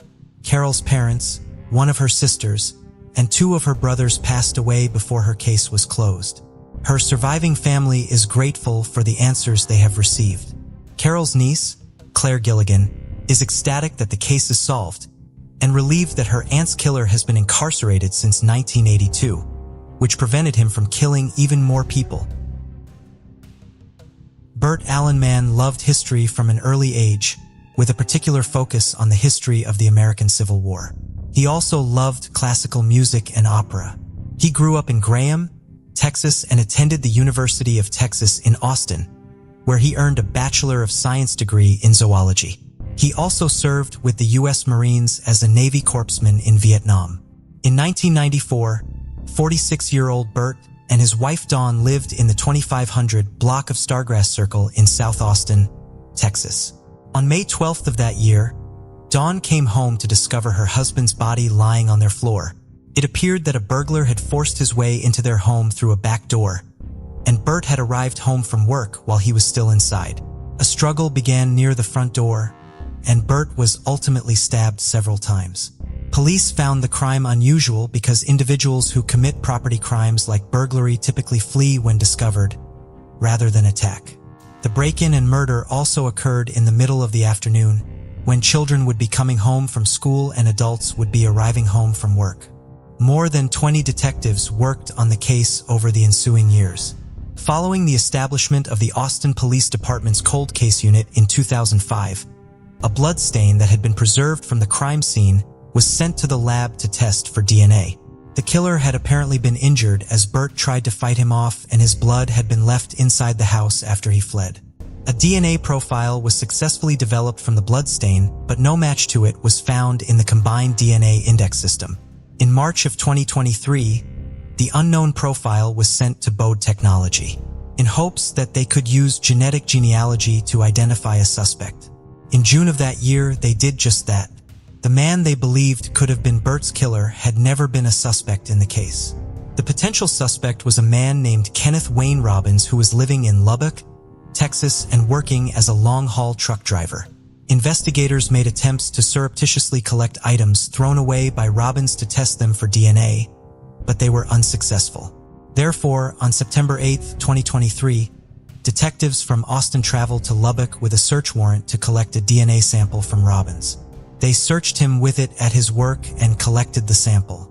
He refused to speak with them. 5 days later, the Austin Police Department was contacted by Robbins' employer, who was obviously aware that the department had an interest in him. They reported that the GPS tracker in their truck that Robbins was driving at the time showed that it had been parked at a truck stop in Weatherford, Texas, and had not moved in what they considered to be a suspiciously long amount of time. Police in Austin contacted their counterparts in Weatherford and asked them to perform a welfare check. When they arrived at the truck, they found Robbins dead inside of it. His autopsy would find that he had committed suicide. On February 8, 2024, the Austin Police Department announced that they had identified Robbins as the sole person responsible for Burt's murder. The DNA sample taken from him was a match to the DNA from the crime scene, and had he not taken his own life, he would have been charged with capital murder.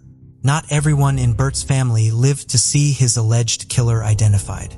His father passed away in 2019, and his mother, Virginia, died just a year before the case was closed. Burt's widow and younger sister did finally learn who took Burt from them. We don't have that big question hanging over our hearts. I had really kind of given up hope that it would happen, and I'm so grateful. His sister, Kathy May, told KVUE News.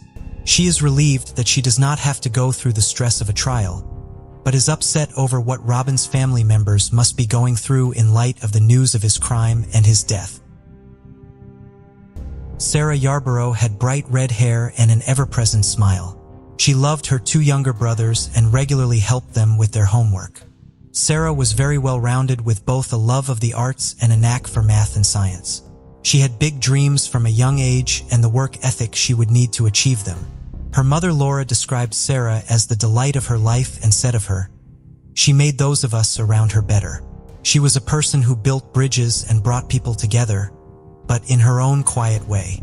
The Arboroughs had moved to Federal Way, Washington when Sarah was 8 years old. In December of 1991, 16-year-old Sarah was a junior at Federal Way High School. She excelled academically and was an honors student. She had a very active social life, despite juggling academics and extensive extracurricular activities.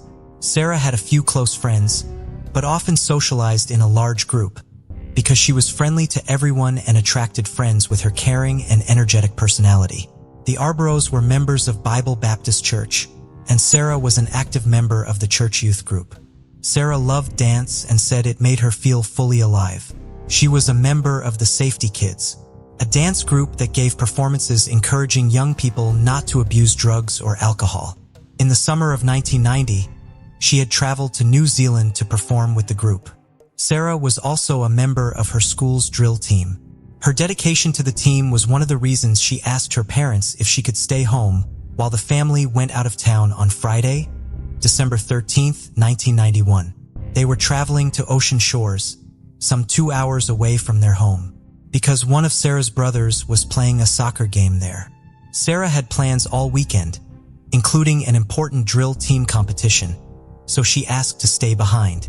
Her parents were reluctant to leave their teenager home alone, but ultimately agreed to let her stay under the condition that a friend come to stay with her on Friday night.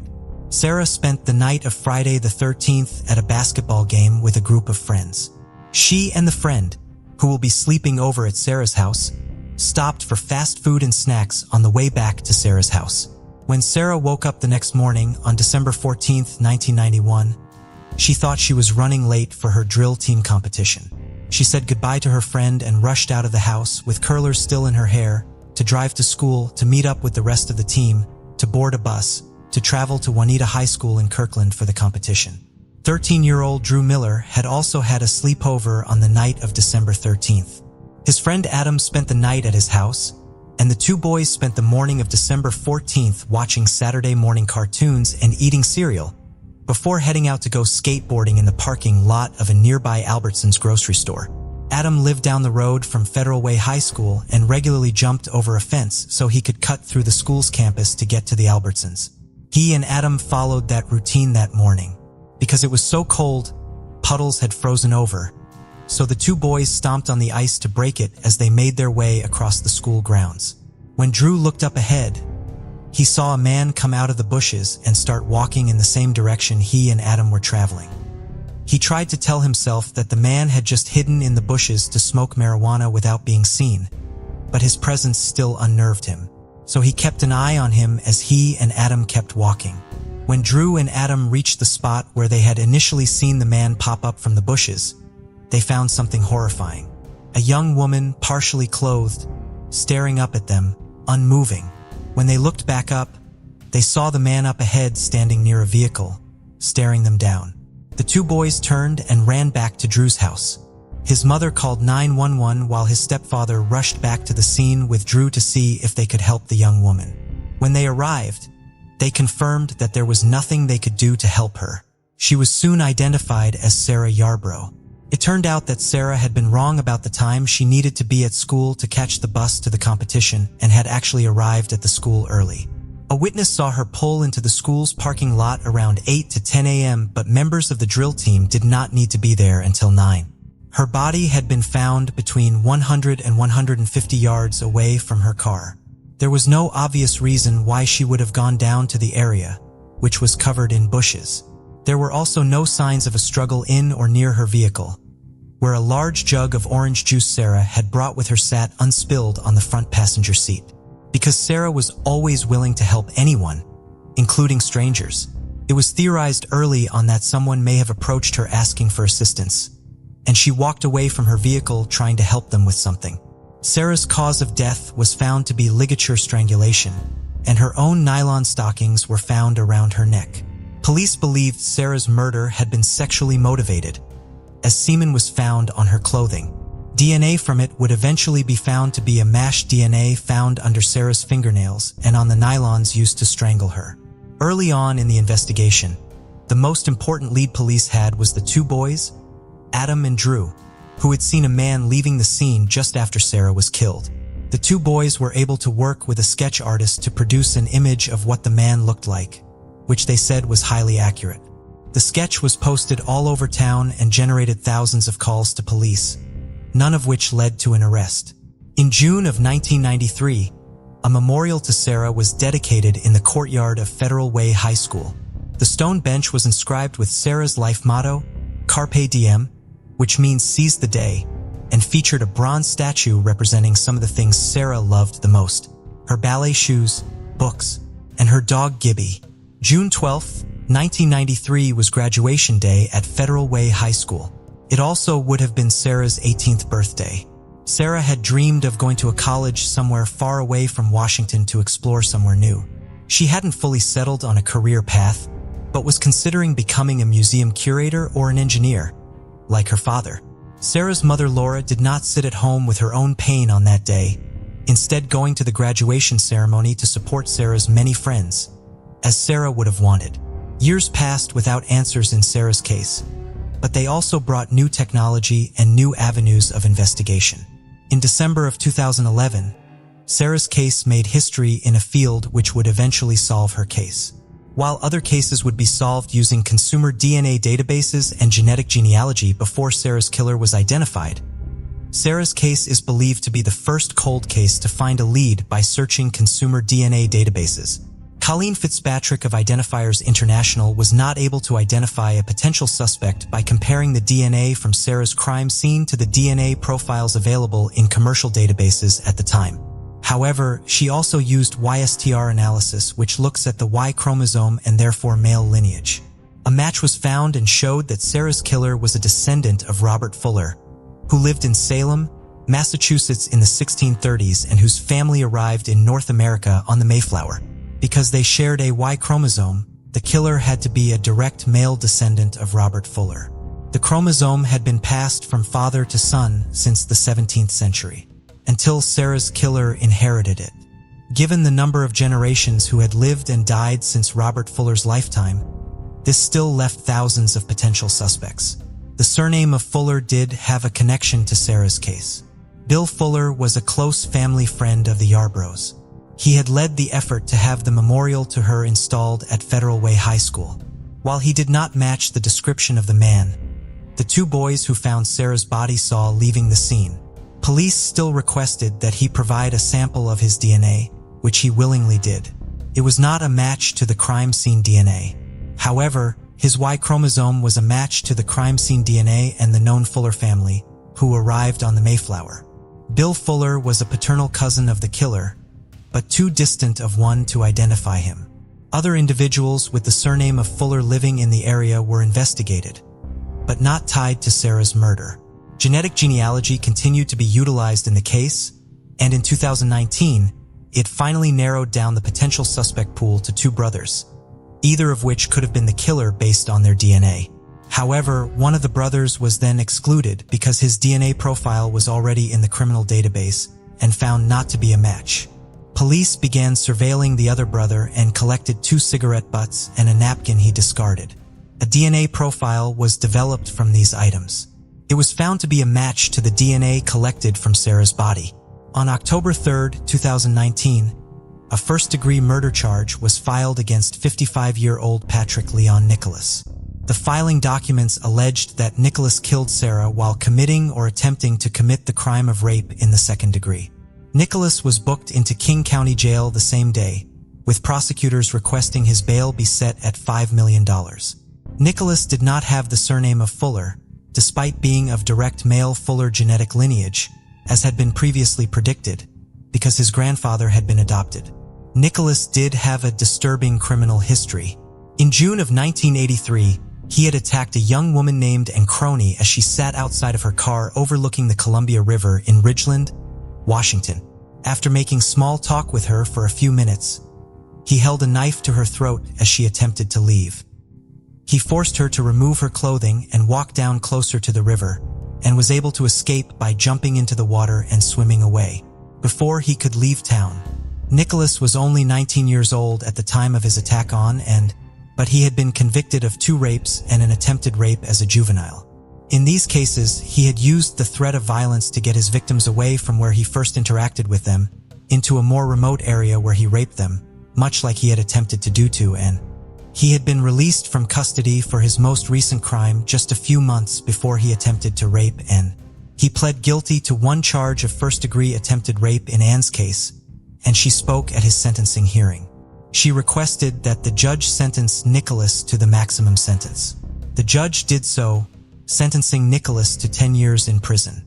However, Nicholas was released after serving just 3.5 years of his 10-year sentence. Had he served his entire sentence, he would have still been incarcerated at the time of Sarah Yarbrough's murder. Years after Sarah was murdered at the end of 1993, he was arrested again. This time he was charged with molesting his 6-year-old stepdaughter. Nicholas was ultimately able to plead the charges against him down to just 1 4th-degree assault charge.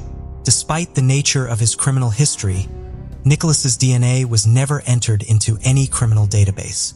According to state law, his DNA should have been entered into the combined DNA index system following the 1993 molestation arrest, but since he was able to plead down to a gross misdemeanor, he also avoided having to fulfill this requirement. That being said, it would have still been possible for Nicholas to have been identified using DNA more than a decade before he was finally arrested, were it not for limitations in place in the state of Washington. Numerous other states, as well as the United Kingdom, allow law enforcement to utilize familial DNA analysis in their investigations. The legal statutes of the state of Washington do not allow for such analysis to be utilized there. Familial DNA analysis and investigative genetic genealogy, the process which ultimately identified Nicholas, involve essentially the same process, but they are considered two separate investigative techniques because of one major difference. Both techniques involve comparing a DNA profile from a crime scene to other DNA profiles in a database. Investigators identify individuals who share DNA with the suspect DNA, and then work to determine how they are related based on how much DNA they share. In the majority of cases, only distant cousins are identified, meaning investigators have to use records to construct the family trees of these individuals in order to narrow down their suspect pool. The difference between investigative genetic genealogy and familial DNA analysis is that the former uses databases of customers of commercial DNA sites who generally use these services to explore their ancestry or find long-lost relatives, and the latter uses criminal databases. In what is perhaps the most famous use of familial DNA analysis, Lonnie David Franklin Jr., the so-called Grim Sleeper, was identified because his son Christopher's DNA had been entered into the criminal database following a weapons charge and showed up as a partial match to DNA from the Grim Sleeper investigation. Patrick Nicholas has an older brother, Edward Peter Nicholas Jr., who is a convicted rapist and registered sex offender. His DNA was entered into the combined DNA index system in October of 2005, 14 years before Sarah Yarbrough's case had been solved. Had familial DNA analysis been available to investigators working on Sarah's case, Patrick Nicholas would have been identified as a suspect in her case essentially instantaneously, according to investigators, because of how closely he was related to someone in the criminal database. Because familial searches are not performed by the Washington State Patrol crime labs, Patrick Nicholas remained free for 14 more years. According to Chris Loftus, the director of communications for the Washington State Patrol crime labs, familial DNA analysis is being evaluated for use in Washington state. However, the Washington state legislature has directed the labs to process the more than 9,000 backlogged rape kits in the state, placing the adoption of new techniques on the back burner for the time being. Furthermore, he maintains that familial DNA analysis presents legal, practical, and ethical issues for them to address, although the technique has not faced any major legal challenges despite widespread use in other states. Nicholas's trial began on April 17, 2023. His attorney, David Montez, based his defense of Nicholas on attacking two things: genetic genealogy and the witness testimony. He criticized the use of genetic genealogy in the case because it has only come into use so recently. Although this critique did not explain how his client's DNA, which was compared directly to the crime scene DNA after he was identified using genetic genealogy, ended up on Sarah's body. Montez also argued that his client could not have been the man Drew Miller and his friend Adam saw just before they discovered Sarah's body. Despite similarities between the composite sketch they helped develop and photos of Nicholas when he was younger, the boys told the sketch artist that the man they saw had uneven skin on his face, whether from acne, scarring, or dirt. Because Nicholas had clear skin at the time, Montez argued that he could not have been the man the boys saw, despite their testimony in court that they believed he was. It is also worth noting that the DNA found under Sarah's fingernails, as well as other evidence found at the crime scene, indicates that she fought fiercely against her killer. It is therefore possible that she may have scratched him on the face. While this is just a theory, the textured skin Adam and Drew reported seeing on Nicholas may have actually been scratch marks left by Sarah as she tried to fight him off. The trial went on for 2.5 weeks. Jurors deliberated for a day and a half before returning with a verdict on May 10th. They had been sentenced to deliberation with 3 charges to consider: premeditated first-degree murder committed during the commission of an attempted rape, and the lesser charge of second-degree murder while also committing indecent liberties.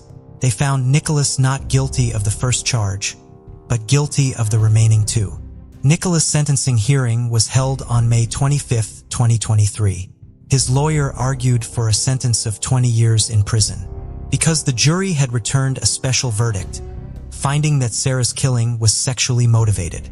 King County Superior Court Judge Josephine Wiggs instead handed down the sentence recommended by prosecutors more than 45.5 years. This sentence all but ensures that Nicholas will die while incarcerated. Nicholas plans to file an appeal.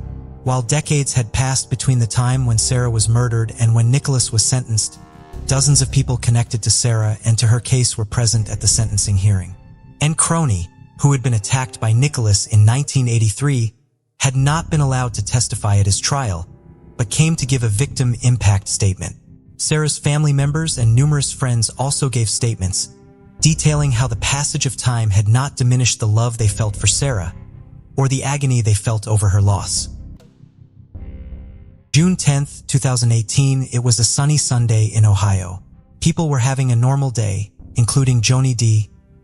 Davis and Brian Edgar Goff, who often went to Pizza Hut in St. Clairsville. They had dinner there as usual.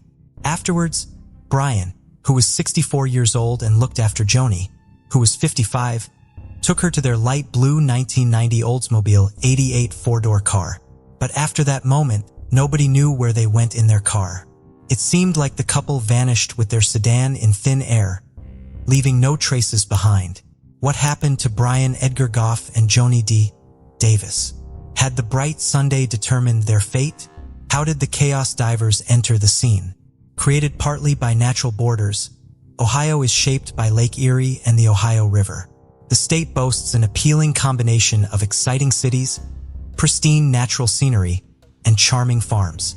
Whether you're exploring Ohio for a weekend visit or an extended vacation, there is lots to see. Individuals from Ohio proudly and officially call themselves Ohioans. Ohio residents enjoy an affordable cost of living compared to other states, and the Ohio River has become an important commercial route for Ohio, Kentucky, Indiana, and Illinois residents. But none of them imagined that the Ohio River would hide the life. A lovely couple for more than 3 years. Our story starts right here in this Ohio state. It was September 21st, 1953, when the couple Ralph and Olga Jean were blessed with twin baby boys in Martins Ferry, Ohio. They named the boys Brian, Edgar, Goff, and Colin Goff. When the twins turned 3, their mother passed away, so their great-aunt, Hannah Goff, took Brian and raised him on her farm near Martins Ferry. When Brian was 9, he moved to Saybrook, Ohio with his twin brother, older brother, and sister. In June 1971, Brian graduated from Harbor High School in Ashtabula, Ohio. After graduating, Brian worked several years for Penn Central and Conrail Railroads in Cleveland and later in Mingo Junction.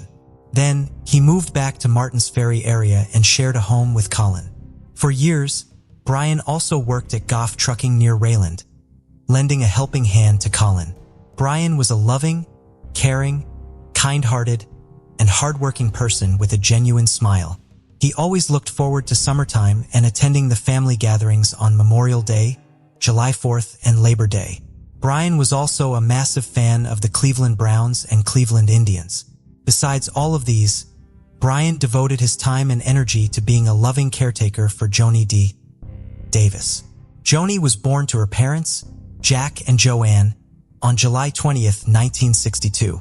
She had been the best sister to Jackie Newell and a caring aunt for her nephews. Both Joni and Brian were healthcare workers, and it was over 20 years since they both started a beautiful relationship. Unfortunately, their relationship became complicated when Joni was 35. She failed to wake up one morning and remained in a coma for months. Finally, after an extended stay at a rehabilitation facility, Joni relearned how to walk, speak, and feed herself. But her brain damage was permanent and she required full-time care. However, Brian never left her. Instead, he became Joni's caretaker. Nevertheless, the pure bond between the couples continued for years. And everything seemed fine for 64-year-old Brian and 55-year-old Joni until 2018. The hottest June month was turning Ohio State into beautiful scenery. June 10th, 2018 was a fine Sunday. The day was no different for the couples who regularly visited Pizza Hut in St. Clairsville during the weekend. Brian and Joni stuck to routine and structure by dining at Pizza Hut on Sunday evening. The couple enjoyed their dinner without realizing that it would be their last meal. When the clock was ticking around 7 p.m., Brian took Joni to their light blue 1990 Oldsmobile 88 four-door sedan with Ohio license plate EYA 7482. The family hoped the couple would follow their routine of going to the gas station on the island, then to Reese Cups, and finally to have a lottery ticket. As hours passed, nobody from Joni's family ever heard from them again. Brian and Joni had neither completed their routine visit nor reached their home. It seemed like the couple disappeared with their sedan. Joni's family members soon realized the mysterious disappearance of the couple, so the family went to Brian and Joni's home on Coleraine Pike, found their clothes, medications, several credit cards, money, and some other things that they had laid out. Joni's family thought that the couple never reached home. So, as per Brian and Joni's schedule, the family members knew that they would have gone to Pizza Hut. With the help of the surveillance video at the Pizza Hut, the family members found out that the couple didn't stay on National Road through Bridgeport. Joni's family assumed that their sedan would have turned off, either taking I-70 to Route 214 or taking Shermont Road. So, Joni's family decided to report the missing couple to the Belmont County Sheriff's Office. When officials questioned the appearance of Brian, Joni, and their whereabouts, the family members described Brian as a 5 feet 10 inches tall man who weighed around 190 pounds. They added that Joni was 5 feet 2 inches tall woman, and she weighed about 138 pounds. Joni's sister's fiancé, Paul Newell, informed the officials about the surveillance video at Pizza Hut. He added that Brian and Joni weren't spontaneous enough to decide to take a trip on a whim. So with all of this information, the Belmont County Sheriff's Department started their inquiries. Both the officials and family had searched for Brian and Joni for a week, but unfortunately nothing led them to find the couple. People in Ohio started to speculate that it was a murder-suicide, but the family never believed that. The scope was widening for the missing people. Even after 9.5 days, Joni's family continued to work with law enforcement, and the Belmont County Sheriff's Department found surveillance recording from a local gas station that seems to indicate the pair was last seen going north. The family believed the investigation needed to move north as well. Fortunately, Brian had his cell phone and the official spotted the last location. The cell phone was pinged for the final time in the area of Little Rush Run, past the railing, so the officials performed numerous searches for Brian and Joni in that area. The sheriff's offices in Jefferson and Belmont counties offered a $5,000 reward for information leading to the discovery of the missing couple.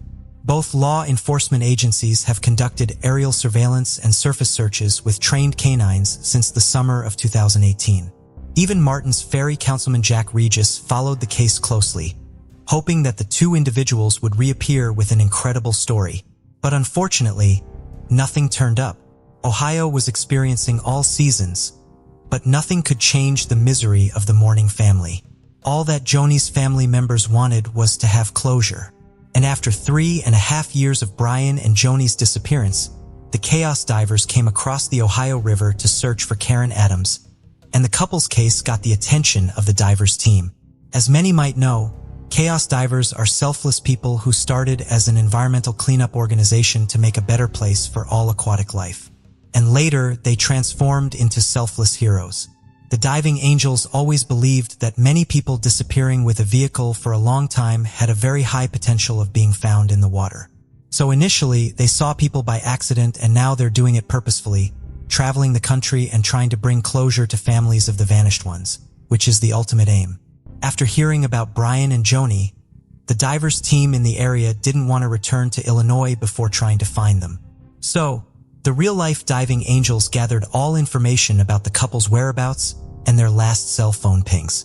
As the officials had confirmed the last known location was in the area of Little Rush Run, the Chaos Divers knew that the Ohio River was the nearest body of water. Then, the diving teams decided to search for Brian and Joni there. 2021. With their motorboats, the Chaos Divers team was ready to search for Brian and Joni. They used their sonar technology and magnet to find the vehicle. The diving angels jumped into the water and the sky started to turn dark. If this isn't the car, it hasn't been there long. Oh my God, guys. Unfortunately, the mild light from the sky was enough for the diving angels to read the license plate they had found. It was an Ohio license plate that read EYA 7482, and it belonged to Brian. The diving angels notified the FBI and Ohio Bureau of Criminal Investigation crime scene and Jefferson County officials, and they discussed the recovery of the vehicle. Finally, they planned to pull the vehicle out of the water the following day. When the sun's rays hit the early morning hours in Ohio State, the diving angels found that the license plate belonged to a light blue 1990 Oldsmobile 88 four-door sedan. The The sedan was submerged in 8 feet of water about 15 feet off the shoreline, with a vanished couple strapped in their seatbelts. The diving team found the vehicle just 1 mile south of where the couple's cell phone pinged. The vehicle was in a shallow portion of the river off Old Route 7, so the Jefferson County officials and chaos divers carefully pulled the car out with human remains. The officials mentioned that the autopsies had to be completed to confirm identities and determine the causes of death. Then the Jefferson County officials added that a team of forensic experts would process the vehicle to gather evidence. And finally, the medical examiner confirmed that the corpses belonged to Brian and Joni.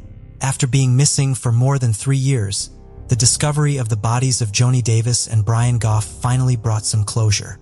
Throughout the case, the law enforcement became friendly with the Chaos Divers team, and one of the sheriffs on the case took the diving angels to dinner.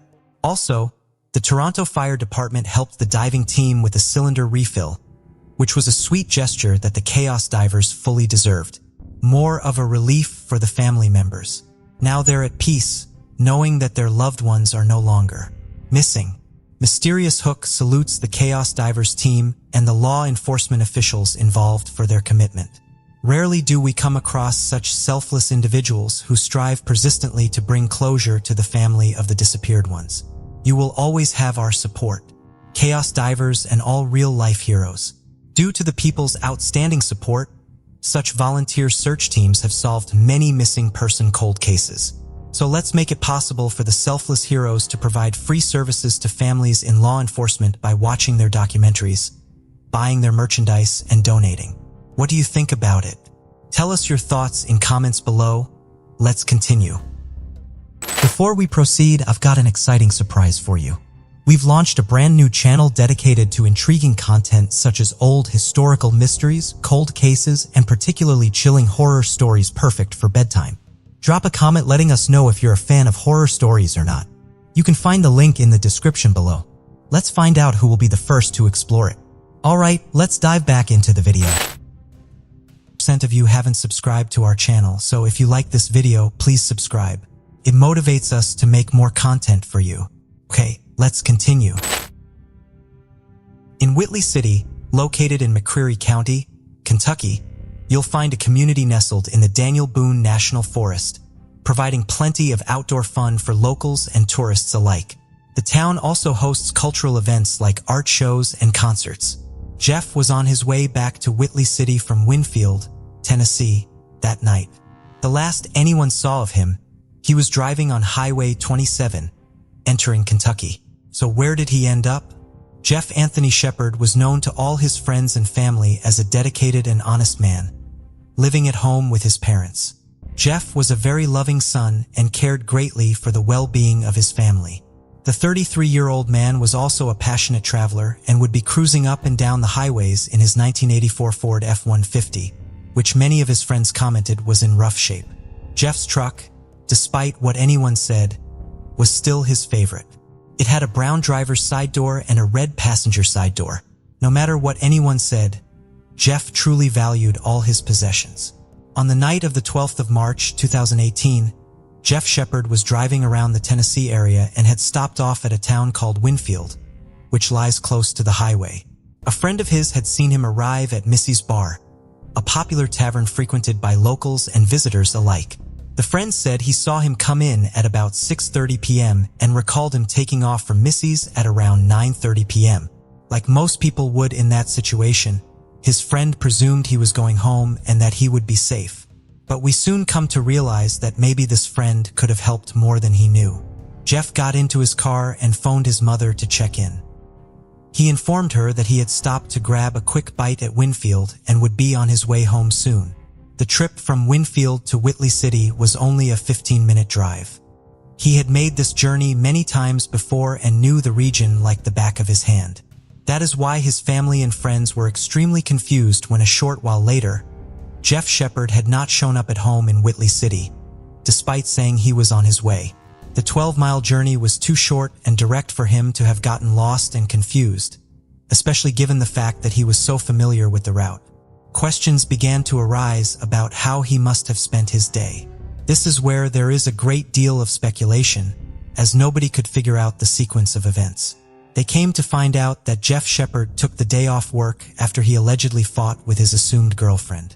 Jeff then stopped for a bite at the Cozy Inn Bar and Grill, where the bartender recalled that he didn't have anything to drink, but had mentioned that Jeff was on the way to his lawyer's office. He proceeded to the Chitwood Bar, where a fight with another man ensued. He left from there and carried on going around many bars in the area, not showing any signs of intoxication or being under the influence. The witnesses who had seen Jeff Shepard that day said he appeared fine and didn't look like anything was particularly wrong. Jeff's truck was also spotted at a gas station at 7 p.m., where another man got out of his vehicle with $10 in gas and a case of beer. This was incredibly suspicious. Shepard was later seen leaving Missy's bar. That was the last anyone saw of him or his battered Ford F-150. People were encouraged to call the Kentucky State Police if they had any leads regarding his whereabouts. His picture and description were posted on the Tennessee Missing and Unsolved Facebook group, but even that effort was to no avail. The Shepard family was extremely concerned that he did not show up that night in March. A lot of his friends in the area knew his 1984 Ford F-150, with a Kentucky license plate reading 602 LJC. His family released a missing person poster and offered a $10,000 reward to anyone who might know anything regarding his disappearance. His vehicle could be spotted a mile away, as it was pretty damaged and had a very peculiar paint job, with his doors being painted different colors. There were no sightings of his truck either. They also conducted various search parties and were constantly on the lookout for their son, but he was nowhere to be seen. Given that the area he went missing in was rather rural, it was hard to conduct an efficient search. With no new information, the case ultimately goes cold for 3 years with no new leads or any sightings, leaving little to be desired. What happened that fateful night? Where could Jeff Shepard had possibly gone in a town he knew so well? His family and friends had so many questions, but just not enough answers. Until 3 years later. The Chaos Divers are an Illinois-based group of dedicated divers who begin their work with an environmental purpose in mind. While they initially cleaned up waterways to restore the aquatic environment, they soon transitioned into helping families solve cold cases. Their expertise, along with advanced sonar equipment, has helped this team assist in returning so many missing people home. Hearing of this case, the team at Chaos Divers reached out to their peers at Adventures with Purpose, Depths of History, Adam Brown Adventures, and Exploring with Nug. These specialized and selfless teams all came in to help assist in the search for Jeff Shepard. The teams found it incredibly hard to begin the search, as many of the details regarding Jeff Shepard's disappearance were more speculation than fact. Nobody could say for certain in which direction he would have traveled. They could have only assumed it was heading north towards Whitley City. The path there was surrounded by water bodies on all sides, making this search exceptionally more difficult. The diving angels scoured the many small lakes and ponds during the fall excursion, but none of these searches were successful. The Chaos Divers made a return trip to Kentucky on the 5th of December 2021 at the request of his family and friends. His family had received new information regarding a pond near a rock quarry off Highway 27 near Struck, Kentucky. It was reported that a section of the guardrail around the pond had been removed, and this could have led to the possibility that a car slid down the steep embankment. Since there was no guardrail, they couldn't say for certain if a car had driven through the area. The team began the search of the pond after receiving the landowner's permission. Just a short while into the search, the team detected a signal on their sonar equipment and were alerted of a truck lying 15 feet beneath the surface. Once the family confirmed that the description matched Jeff Shepard's truck, the team prepared for a dive. The team, with the help of Graham, navigated around the truck, confirming to them that it was Jeff Shepard's pickup truck that had been submerged deep in the pond. The divers swam to the front to see if anyone was inside, but all 4 windows of the truck had been rolled up, so they were unable to see clearly. The sheriff's department quickly arrived on the scene after the team notified the family of their findings. With the assistance of Gino's heavy-duty towing and recovery, the pickup truck was soon rigged for its extraction from the pond. The Chaos Divers assisted the towing company as they were more than aware of how the car was situated under the water.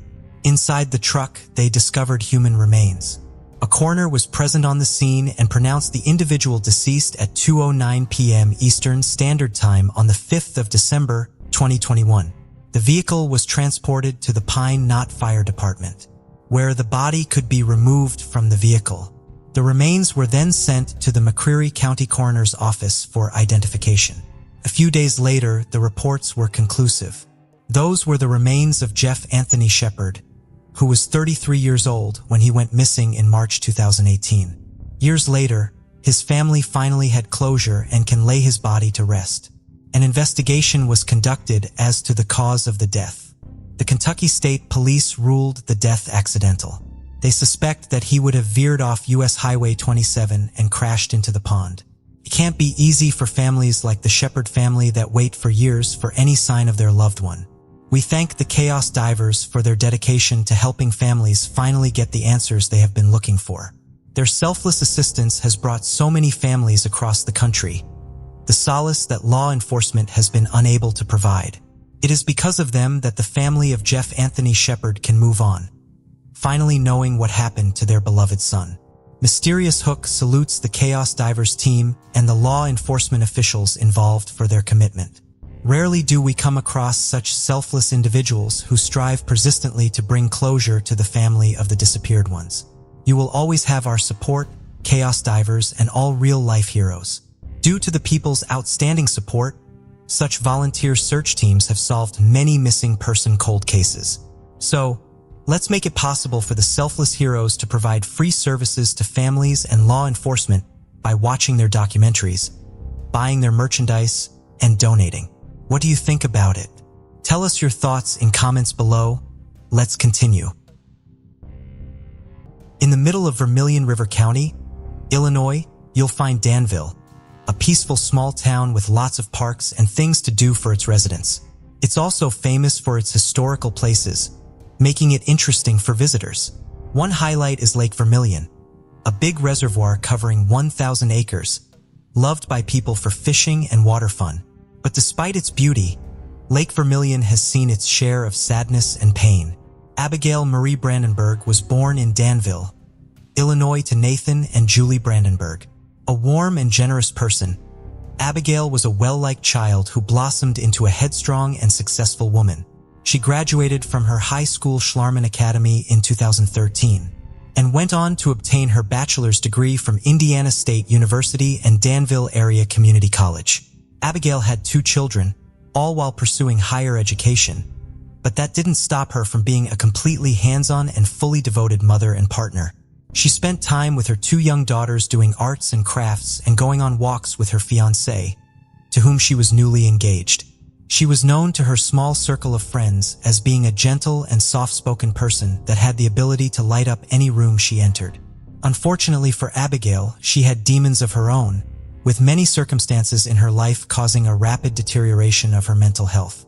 Her worsening mental health became too much of a burden for her to bear, and she began to have thoughts of taking her own life. Despite the love and support from her family, Abigail's suicidal thoughts grew increasingly worse. She was loved and cherished by her family and her friends, and that is why her disappearance on the 5th of May prompted a large community response who were increasingly concerned for her safety and well-being. With her mental health getting to the point it did, many had reasons to be concerned. Groups gathered together in the town of Danville, praying for her safe return. Abigail was reported to have been last seen at 8 p.m. on the 5th, driving across Denmark Road Bridge above the lake. Surveillance cameras had captured her 2009 red Ford Edge, going north over Lake Vermilion. The Chaos Divers, a team of rescue divers, were alerted by a subscriber on their channel of Abby's disappearance. The Chaos Divers are a team of rescue and search divers, who are often the lifeline to the many families who are looking for answers, sometimes offering more assistance than the authorities themselves. As many of you may know, Chaos Divers are a compassionate group of people who initially started off as an environmental cleanup group, aiming to improve aquatic life. Through their many dives, they transformed into a group of selfless heroes, assisting on a multitude of cold cases. Since it had been less than a week since Abigail Brandenburg went missing, the team arrived and began the search immediately on the 11th of May, 6 days after she was reported missing. The family met the team of specialized divers at the Vermilion County boat ramp, where they share the additional details that would help them with their search for Abby. The Chaos Divers team explained to the family how they would be conducting the search on their boats with the necessary sonar equipment. They began their search of Vermilion Lake since her car was last spotted traveling on the Denmark Road Bridge. The team began by investigating established boat ramps and boat docks, as this is usually where most evidence is found. They explored the area around the lake. Close to where her last known license plate was, the team navigated the boat through the waters of the lake, hoping to pick up a signal on their sonar equipment. Not too far along into the search, the team of divers noticed a gaping hole in the trees on the other side of the boat dock. The shrubs and trees appeared fresh, as though something had driven through them. This immediately signaled to the team of experts that something was out of place and needed to be investigated.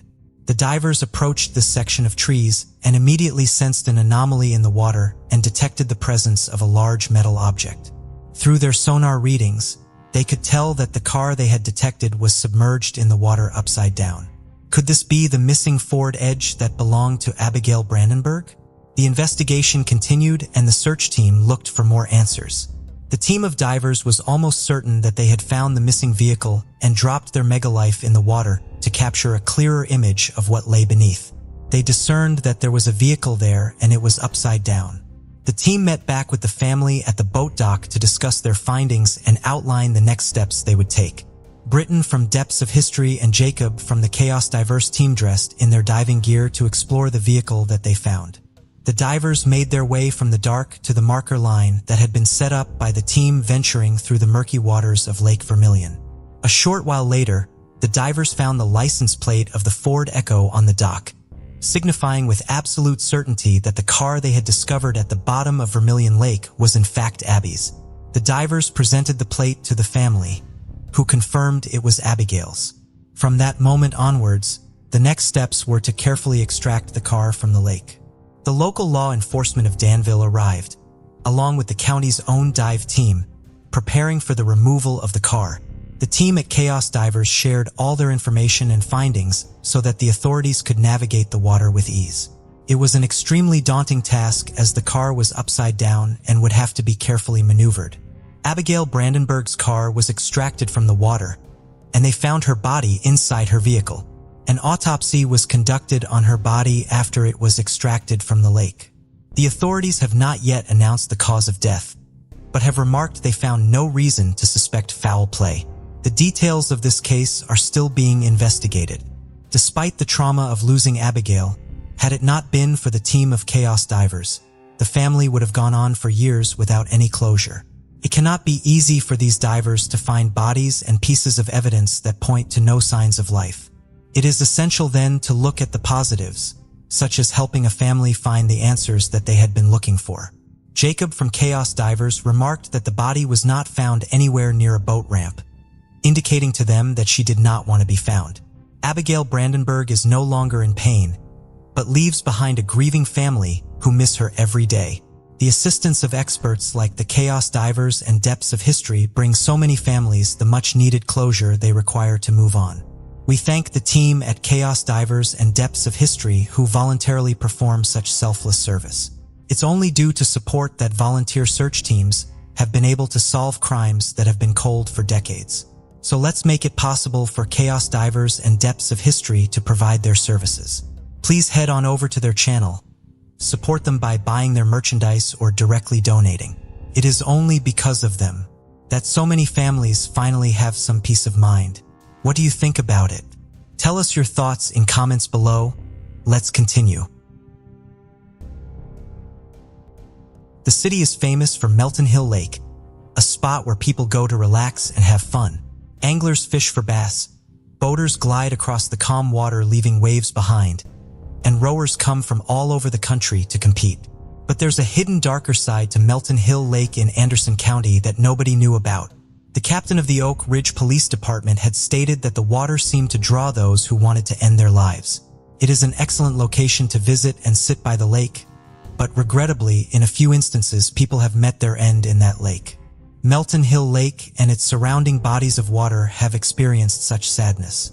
Many police forces near a lake or river reported crimes or fatalities connected to the water. However, Melton Hill Lake has received more coverage recently.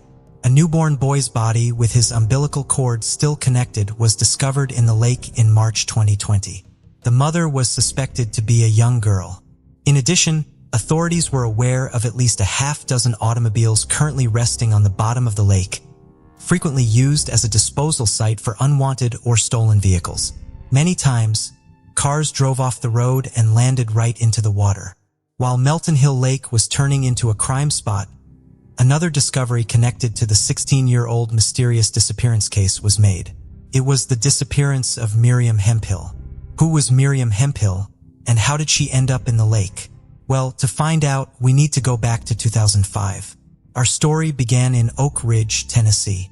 84-year-old Miriam Hemphill was living in there with her husband Bill Hemphill. They both had a daughter named Connie Chapek. Everything seemed fine for the Hemphill family until 2005. Unfortunately, the initial months of 2005 brought misfortune to the family. First, Bill and Miriam's 44-year-old daughter Connie Chapek was found dead inside her car in a university parking lot in Dayton, Ohio. The news devastated Miriam and her family, and Connie's death was ruled a suicide. A few months later, on July 22, 2005, and months after Connie's demise, Miriam took her 1999 Buick LeSabre with the license plate number ABA 676 and began driving. Hours passed, but there were still no signs of Miriam or her car. Bill Hemphill thought she had vanished and immediately reported her disappearance to the officials. Bill contacted the officials and told them that Miriam had disappeared with her car. He added that Miriam left behind a note for him that alluded to their daughter, who had committed suicide 3 months earlier. When the officials questioned Bill about Miriam and her whereabouts, Bill described her as an exceptionally social individual with an excellent memory who had been recently active in her church. Bill mentioned that Miriam didn't take extra clothes during her disappearance. All that she had was very little money. Also, while going through her activities, they noticed that Miriam had made no transactions using her bank accounts or credit cards since her disappearance. After gathering all the information, the officials marked Miriam's case as a disappearance case and started to look for Miriam and her car.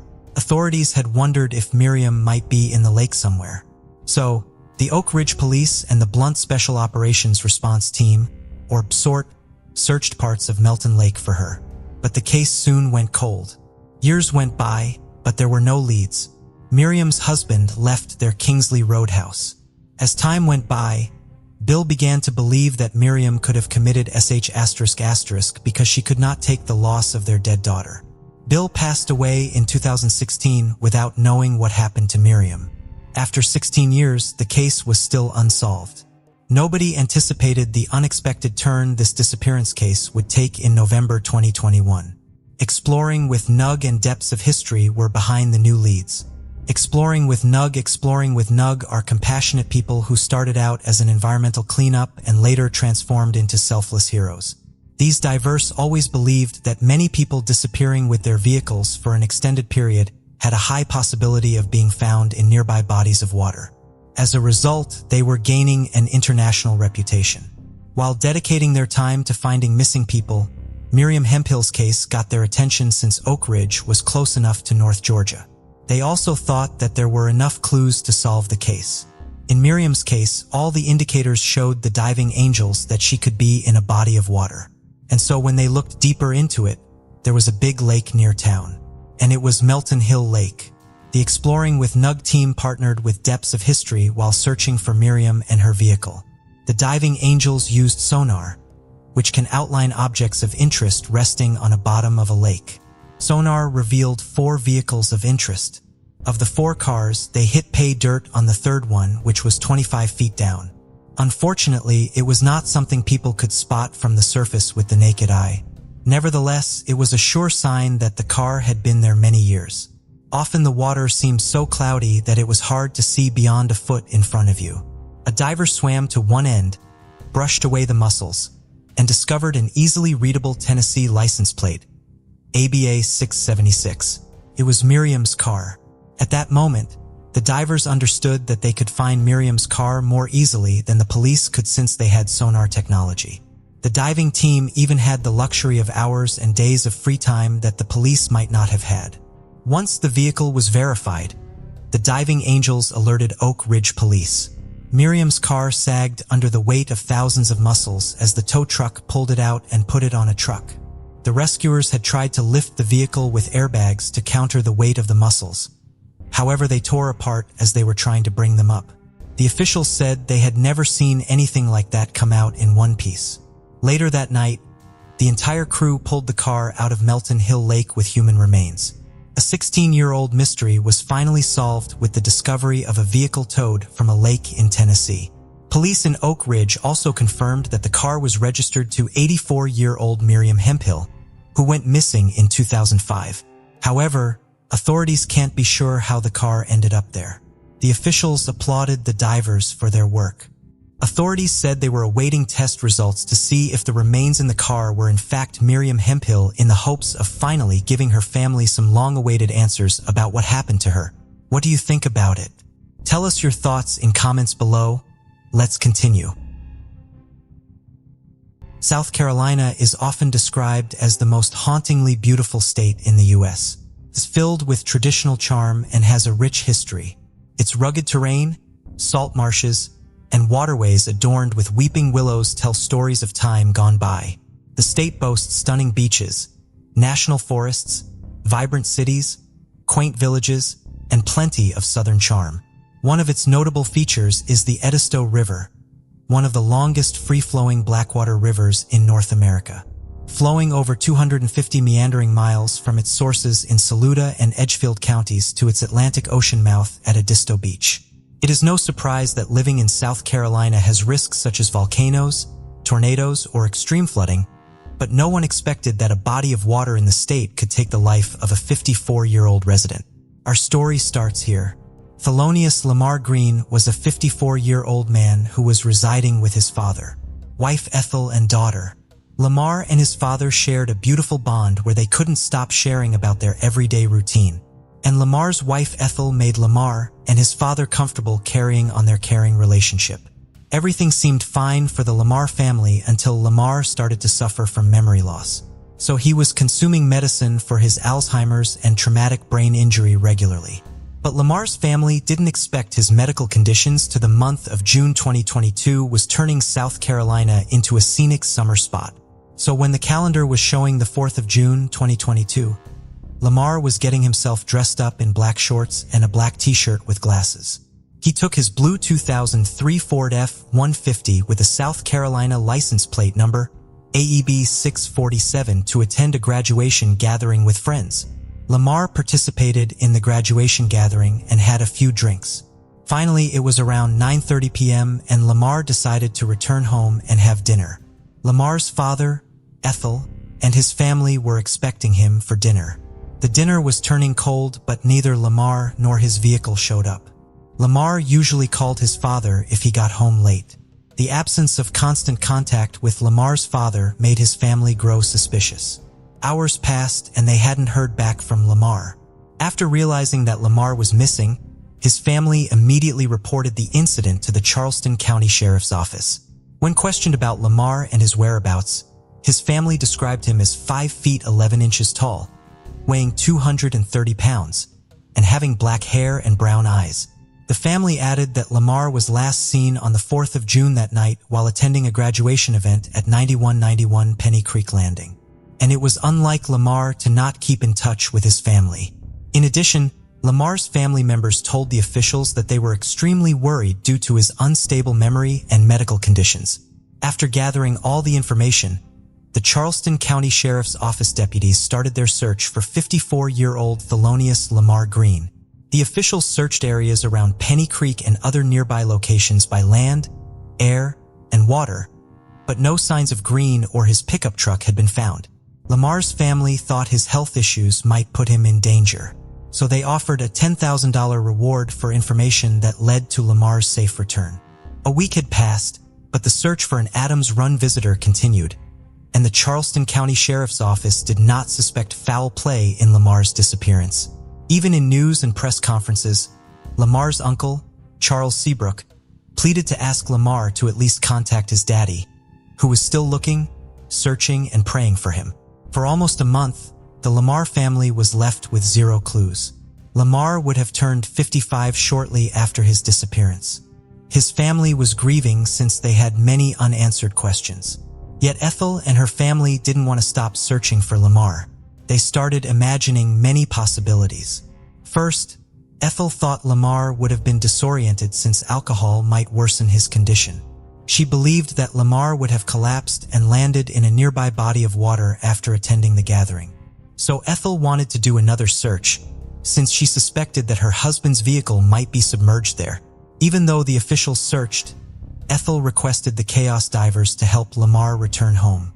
As many people might know, the Chaos Divers are compassionate people who initially started an environmental cleanup organization to create an outstanding atmosphere for all aquatic life. And later, they transformed into real-life selfless heroes. The diving angels had always thought that there was a very high likelihood that anyone who vanished for an extended period in a car would be found in the water. So at first they happened to see individuals, but now they're doing it on purpose, traveling the nation and attempting to offer closure to the families of the missing, which is the ultimate goal. After being approached by Ethel, the Chaos Divers team decided to travel and offer their assistance. When the diving team questioned Ethel about Lamar's most likely route, she said that Penny Creek Landing was the first choice, with Lamar being last seen on that road. And Ethel said that the second choice would be Willtown Bluff Boat Landing, located on the South Edisto River near Adams Run. As the area closest to Lamar's last known location, the diving team headed to Penny Creek. It was the first place the diving angels looked when they arrived in South Carolina on a Thursday, July morning. They searched several spots and only came across one car. And it was not the Ford F-150 they were looking for, so unfortunately nothing turned up to lead them to Lamar. After searching with no success, the rescuing angels never gave up hope. The following day, the team decided to head toward their second choice, Willtown Bluff Boat Landing. The team dived into the water, where the tide was at its lowest.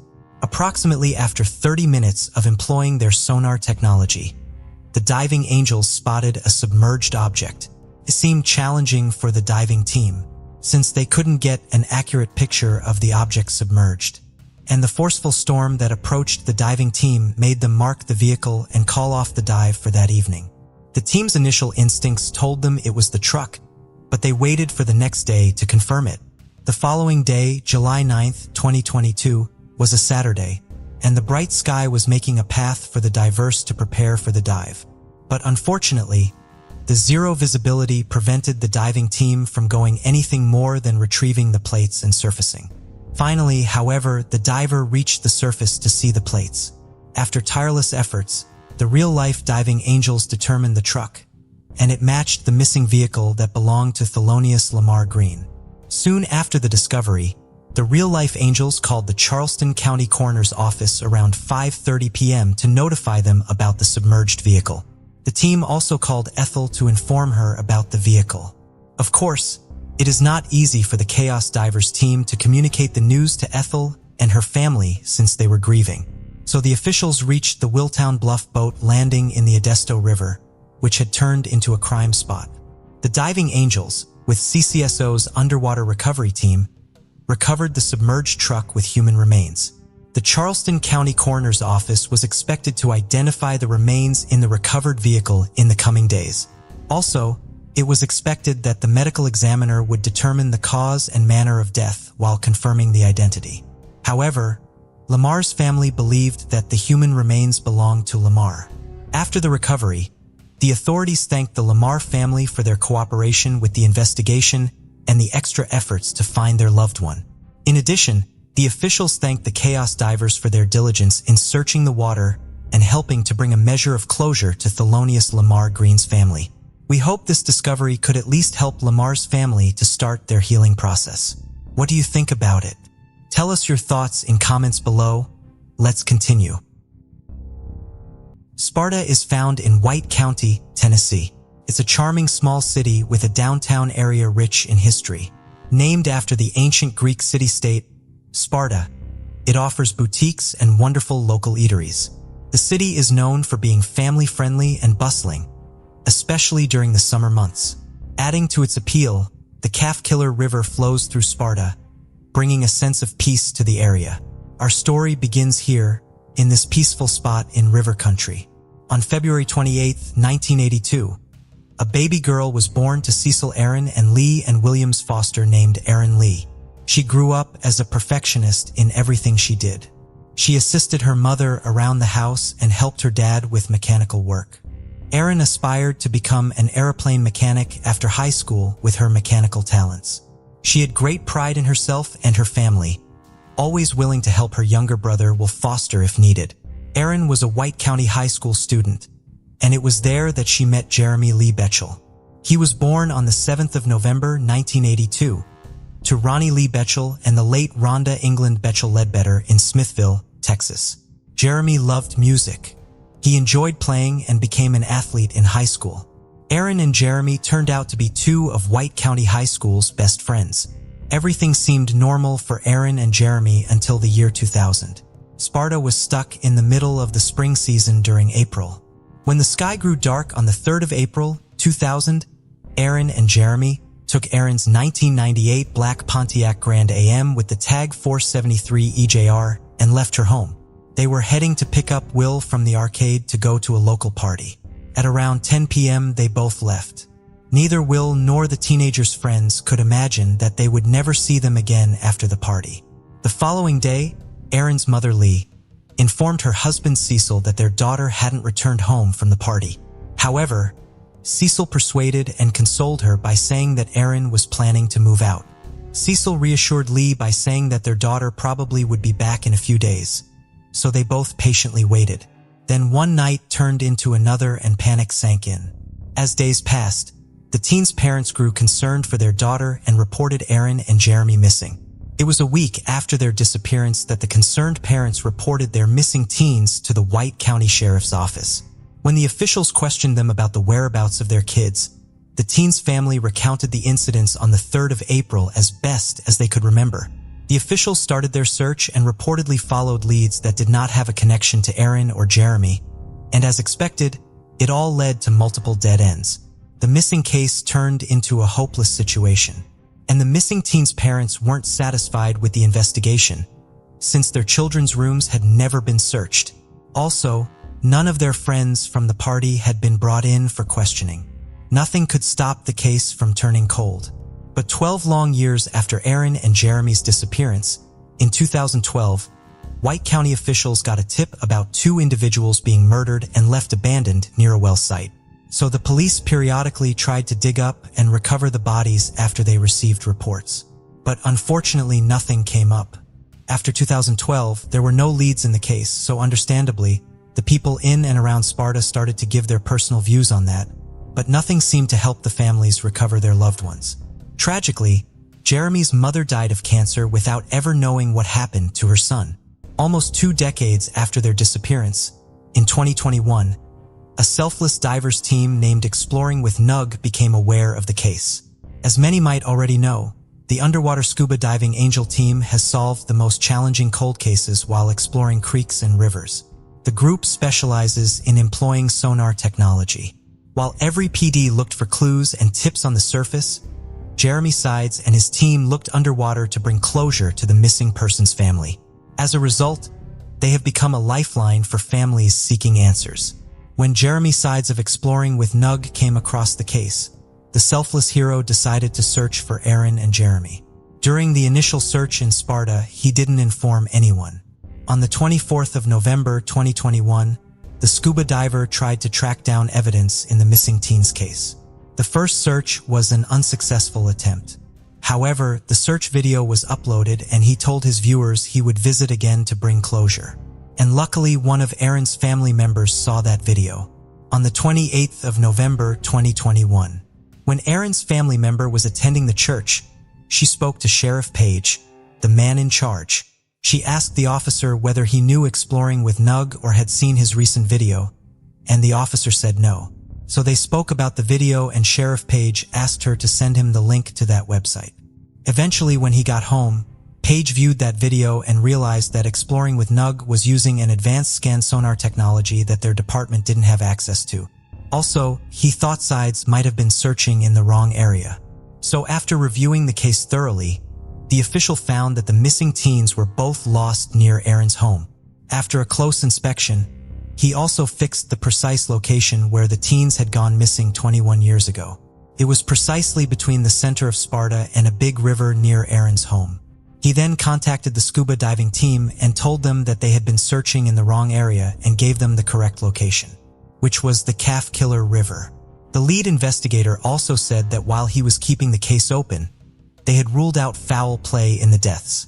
After collecting all essential information from the official, the diving angels changed the search location to Highway 84, Calf Killer River. When Sides came upon the case, he was determined it was worth a trip to the small Tennessee town to see if he would have more success than during his previous efforts. So on the 30th of November 2021, the diving team reached the Calf Killer River and utilized advanced sonar technology to search for any submerged vehicles. It didn't take long for Sides to detect a car. As soon as he spotted the vehicle, he dove in to see it for himself. Then he retrieved the license plate from the vehicle, indicating it was, in fact, Aaron's car. Sides had also found human remains inside the vehicle. Calf Killer River was turned into a crime scene. Sides called Sheriff Page as soon as he made the discovery. Sheriff Page contacted Major John Meadows and his team to help them with the identification. They arrived at the crime scene within minutes to investigate, which led to the confirmed identification of the vehicle. While pulling the vehicle out, new questions surfaced about it, as it was found 12 feet underwater. There might have been fishing happening there, and the team felt badly that nobody had noticed such a submerged vehicle for 21 years. However, the car was finally pulled out of the water. Some identified human remains were sent to the medical examiner for examination. Page was confident that the remains belonged to the missing teens, and he thought that the highway likely didn't have a guardrail in 2000. The police suspected Aaron and Jeremy had lost control of their vehicle and landed in the water. Aaron and Foster's family were notified after the discovery. The officials felt terrible for the teens' family, both for the loss and for the haunting rumors and horror stories that had been told over the years. Sheriff Page thanked everyone involved, especially Exploring with Nug and Jeremy Sides. Even the local Pizza Hut showed their support by supplying food for the team. What do you think about it? Tell us your thoughts in comments below. Let's continue. Julia Madsen and her husband Edward lived in Clifton, New Jersey. They were high school sweethearts and had 2 grown children, Guy and Eileen, along with 3 grandsons who affectionately called Julia Mina. Together, Julia and Ed ran restaurants across New Jersey. Ed handled the food while Julia, with her warm and friendly nature, was the perfect hostess. Despite her busy life, Julia always made time for her large family. However, she cherished moments spent with her husband, children, and grandchildren the most. Julia drove a sleek black Chrysler Sebring convertible, a gift from her son Guy. She adored cruising around with the top down, sporting oversized sunglasses reminiscent of Jackie O, style sunglasses, and listening to music, including her favorite band, the Beach Boys. The Madsens were having a busy summer in 2009. On June 19th, Julia and Ed held a dinner with their children and their families to celebrate their 50th wedding anniversary, which was on the following day, June 20th. On the 21st, the family celebrated both Julia's 72nd birthday and Father's Day. Julia and Ed then traveled down to the South Seaside Park area of Berkeley Township, New Jersey, to stay in the yellow brick beach house their son Guy owned just steps away from the beach. The entire family was planning on spending an extended amount of time at the shore together, so that they could celebrate Ed's 74th birthday on June 26th and then Independence Day on July 4th. Around 7 p.m. on June 25th, Julia told Ed that she was going to take a quick walk on the beach. Ed had problems with his knees and had trouble both with walking on sand and with getting up the set of wooden stairs that led over the dunes to the beach. There was only one other home separating the little yellow house from the beach, so it would be easy for Julia to make a quick trip over for her walk. She gave Ed a quick kiss before heading out the door, and Ed settled in to watch a Yankees game on television. Around 8:20, Ed realized that his wife was not home yet. Her walks were usually not this long, so he began looking for her, first in the backyard and then at the beach. He was able to struggle up the stairs over the dunes, thinking that Julia would be easy to spot on the beach in the pink shirt and white pants she was wearing that day. He could not see her amongst the other people still on the beach. He called out her name several times, but got no answer. He returned to the house to check to make sure that Julia had not arrived home in the time it had taken him to get to the beach and back, which was not a quick trip due to the poor shape his knees were in. Julia was not in the home or in the backyard. Ed checked with some friends who lived nearby, but they had not seen Julia. Ed then got in his car and began driving around town, in case Julia had decided against taking her walk along the beach. He did not find her. At 9 o'clock, Ed called the police. Ocean County's population has the highest percentage of senior citizens out of all the counties in New Jersey, with 25% of the population falling into this category. Many people dream of retiring by the ocean, and there are dozens of retirement communities and nursing homes along the coast. Berkeley Township Police are therefore used to receiving such reports of missing seniors, and had at least one such incident per week on average. Typically, these incidents are resolved very quickly. Julia's case, however, would not be typical. The search for Julia initially consisted of the Berkeley Township Police, her husband, and her children, but soon swelled to include hundreds of volunteers. The Ocean County Sheriff's Office, New Jersey State Police, and the Coast Guard were all also involved in the case. Volunteers passed out flyers with Julia's picture and went door to door in South Seaside Park asking for information and potential sightings of Julia. A helicopter searched the area from the air, and tracking dogs were brought in to help. In July, Texas EquiSearch joined the effort and provided use of a specialized drone to look for Julia. Boats searched the ocean and other area waterways. Homes, yards, and nearby Island Beach State Park were all searched by volunteers. No sign of Julia was found. The Matson family has spoken highly of the efforts made by law enforcement, and of the thoroughness of all the volunteers who came to their aid. The diligence shown by everyone involved in the search makes the complete lack of clues in the case even more confusing. A complicating factor in Julia's disappearance was the fact that she was beginning to show signs of Alzheimer's disease. While it would be easy to blame her disappearance on the disease, several aspects of her case seem to discount it as the primary reason why she remains missing. It is a part of the story of her disappearance, but not necessarily the dominant aspect of it. Julia had never gotten lost or wandered off before, and she was still well enough that she was still allowed to drive. She only had occasional problems, and no one felt that she needed to be continuously supervised.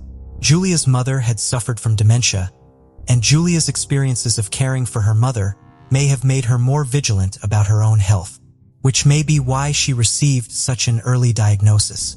It is possible, though, that her symptoms worsened and she had an episode related to her Alzheimer's after she left home on the night of June 25th. The fact that she went missing towards the end of the day potentially supports this. Many patients with Alzheimer's and other forms of dementia experience a phenomenon known as sundowning. Their symptoms, like agitation and confusion, become worse in the late afternoon and early evening. It is not fully understood why this happens. Since Julia disappeared during this time of day, her mild symptoms could have escalated while she was out on her walk. However, this does not explain why she has never been found. There was only one road to come in or go out of town, so she would have had trouble wandering out of town on her own, even if she were in a confused state. Given the major campaign her family organized to distribute her picture in the area, someone should have seen her eventually, if she was just unsure of how to make her way home. If Julia's Alzheimer's caused her to get lost or confused, she would not have been in a position mentally to be able to evade detection in town.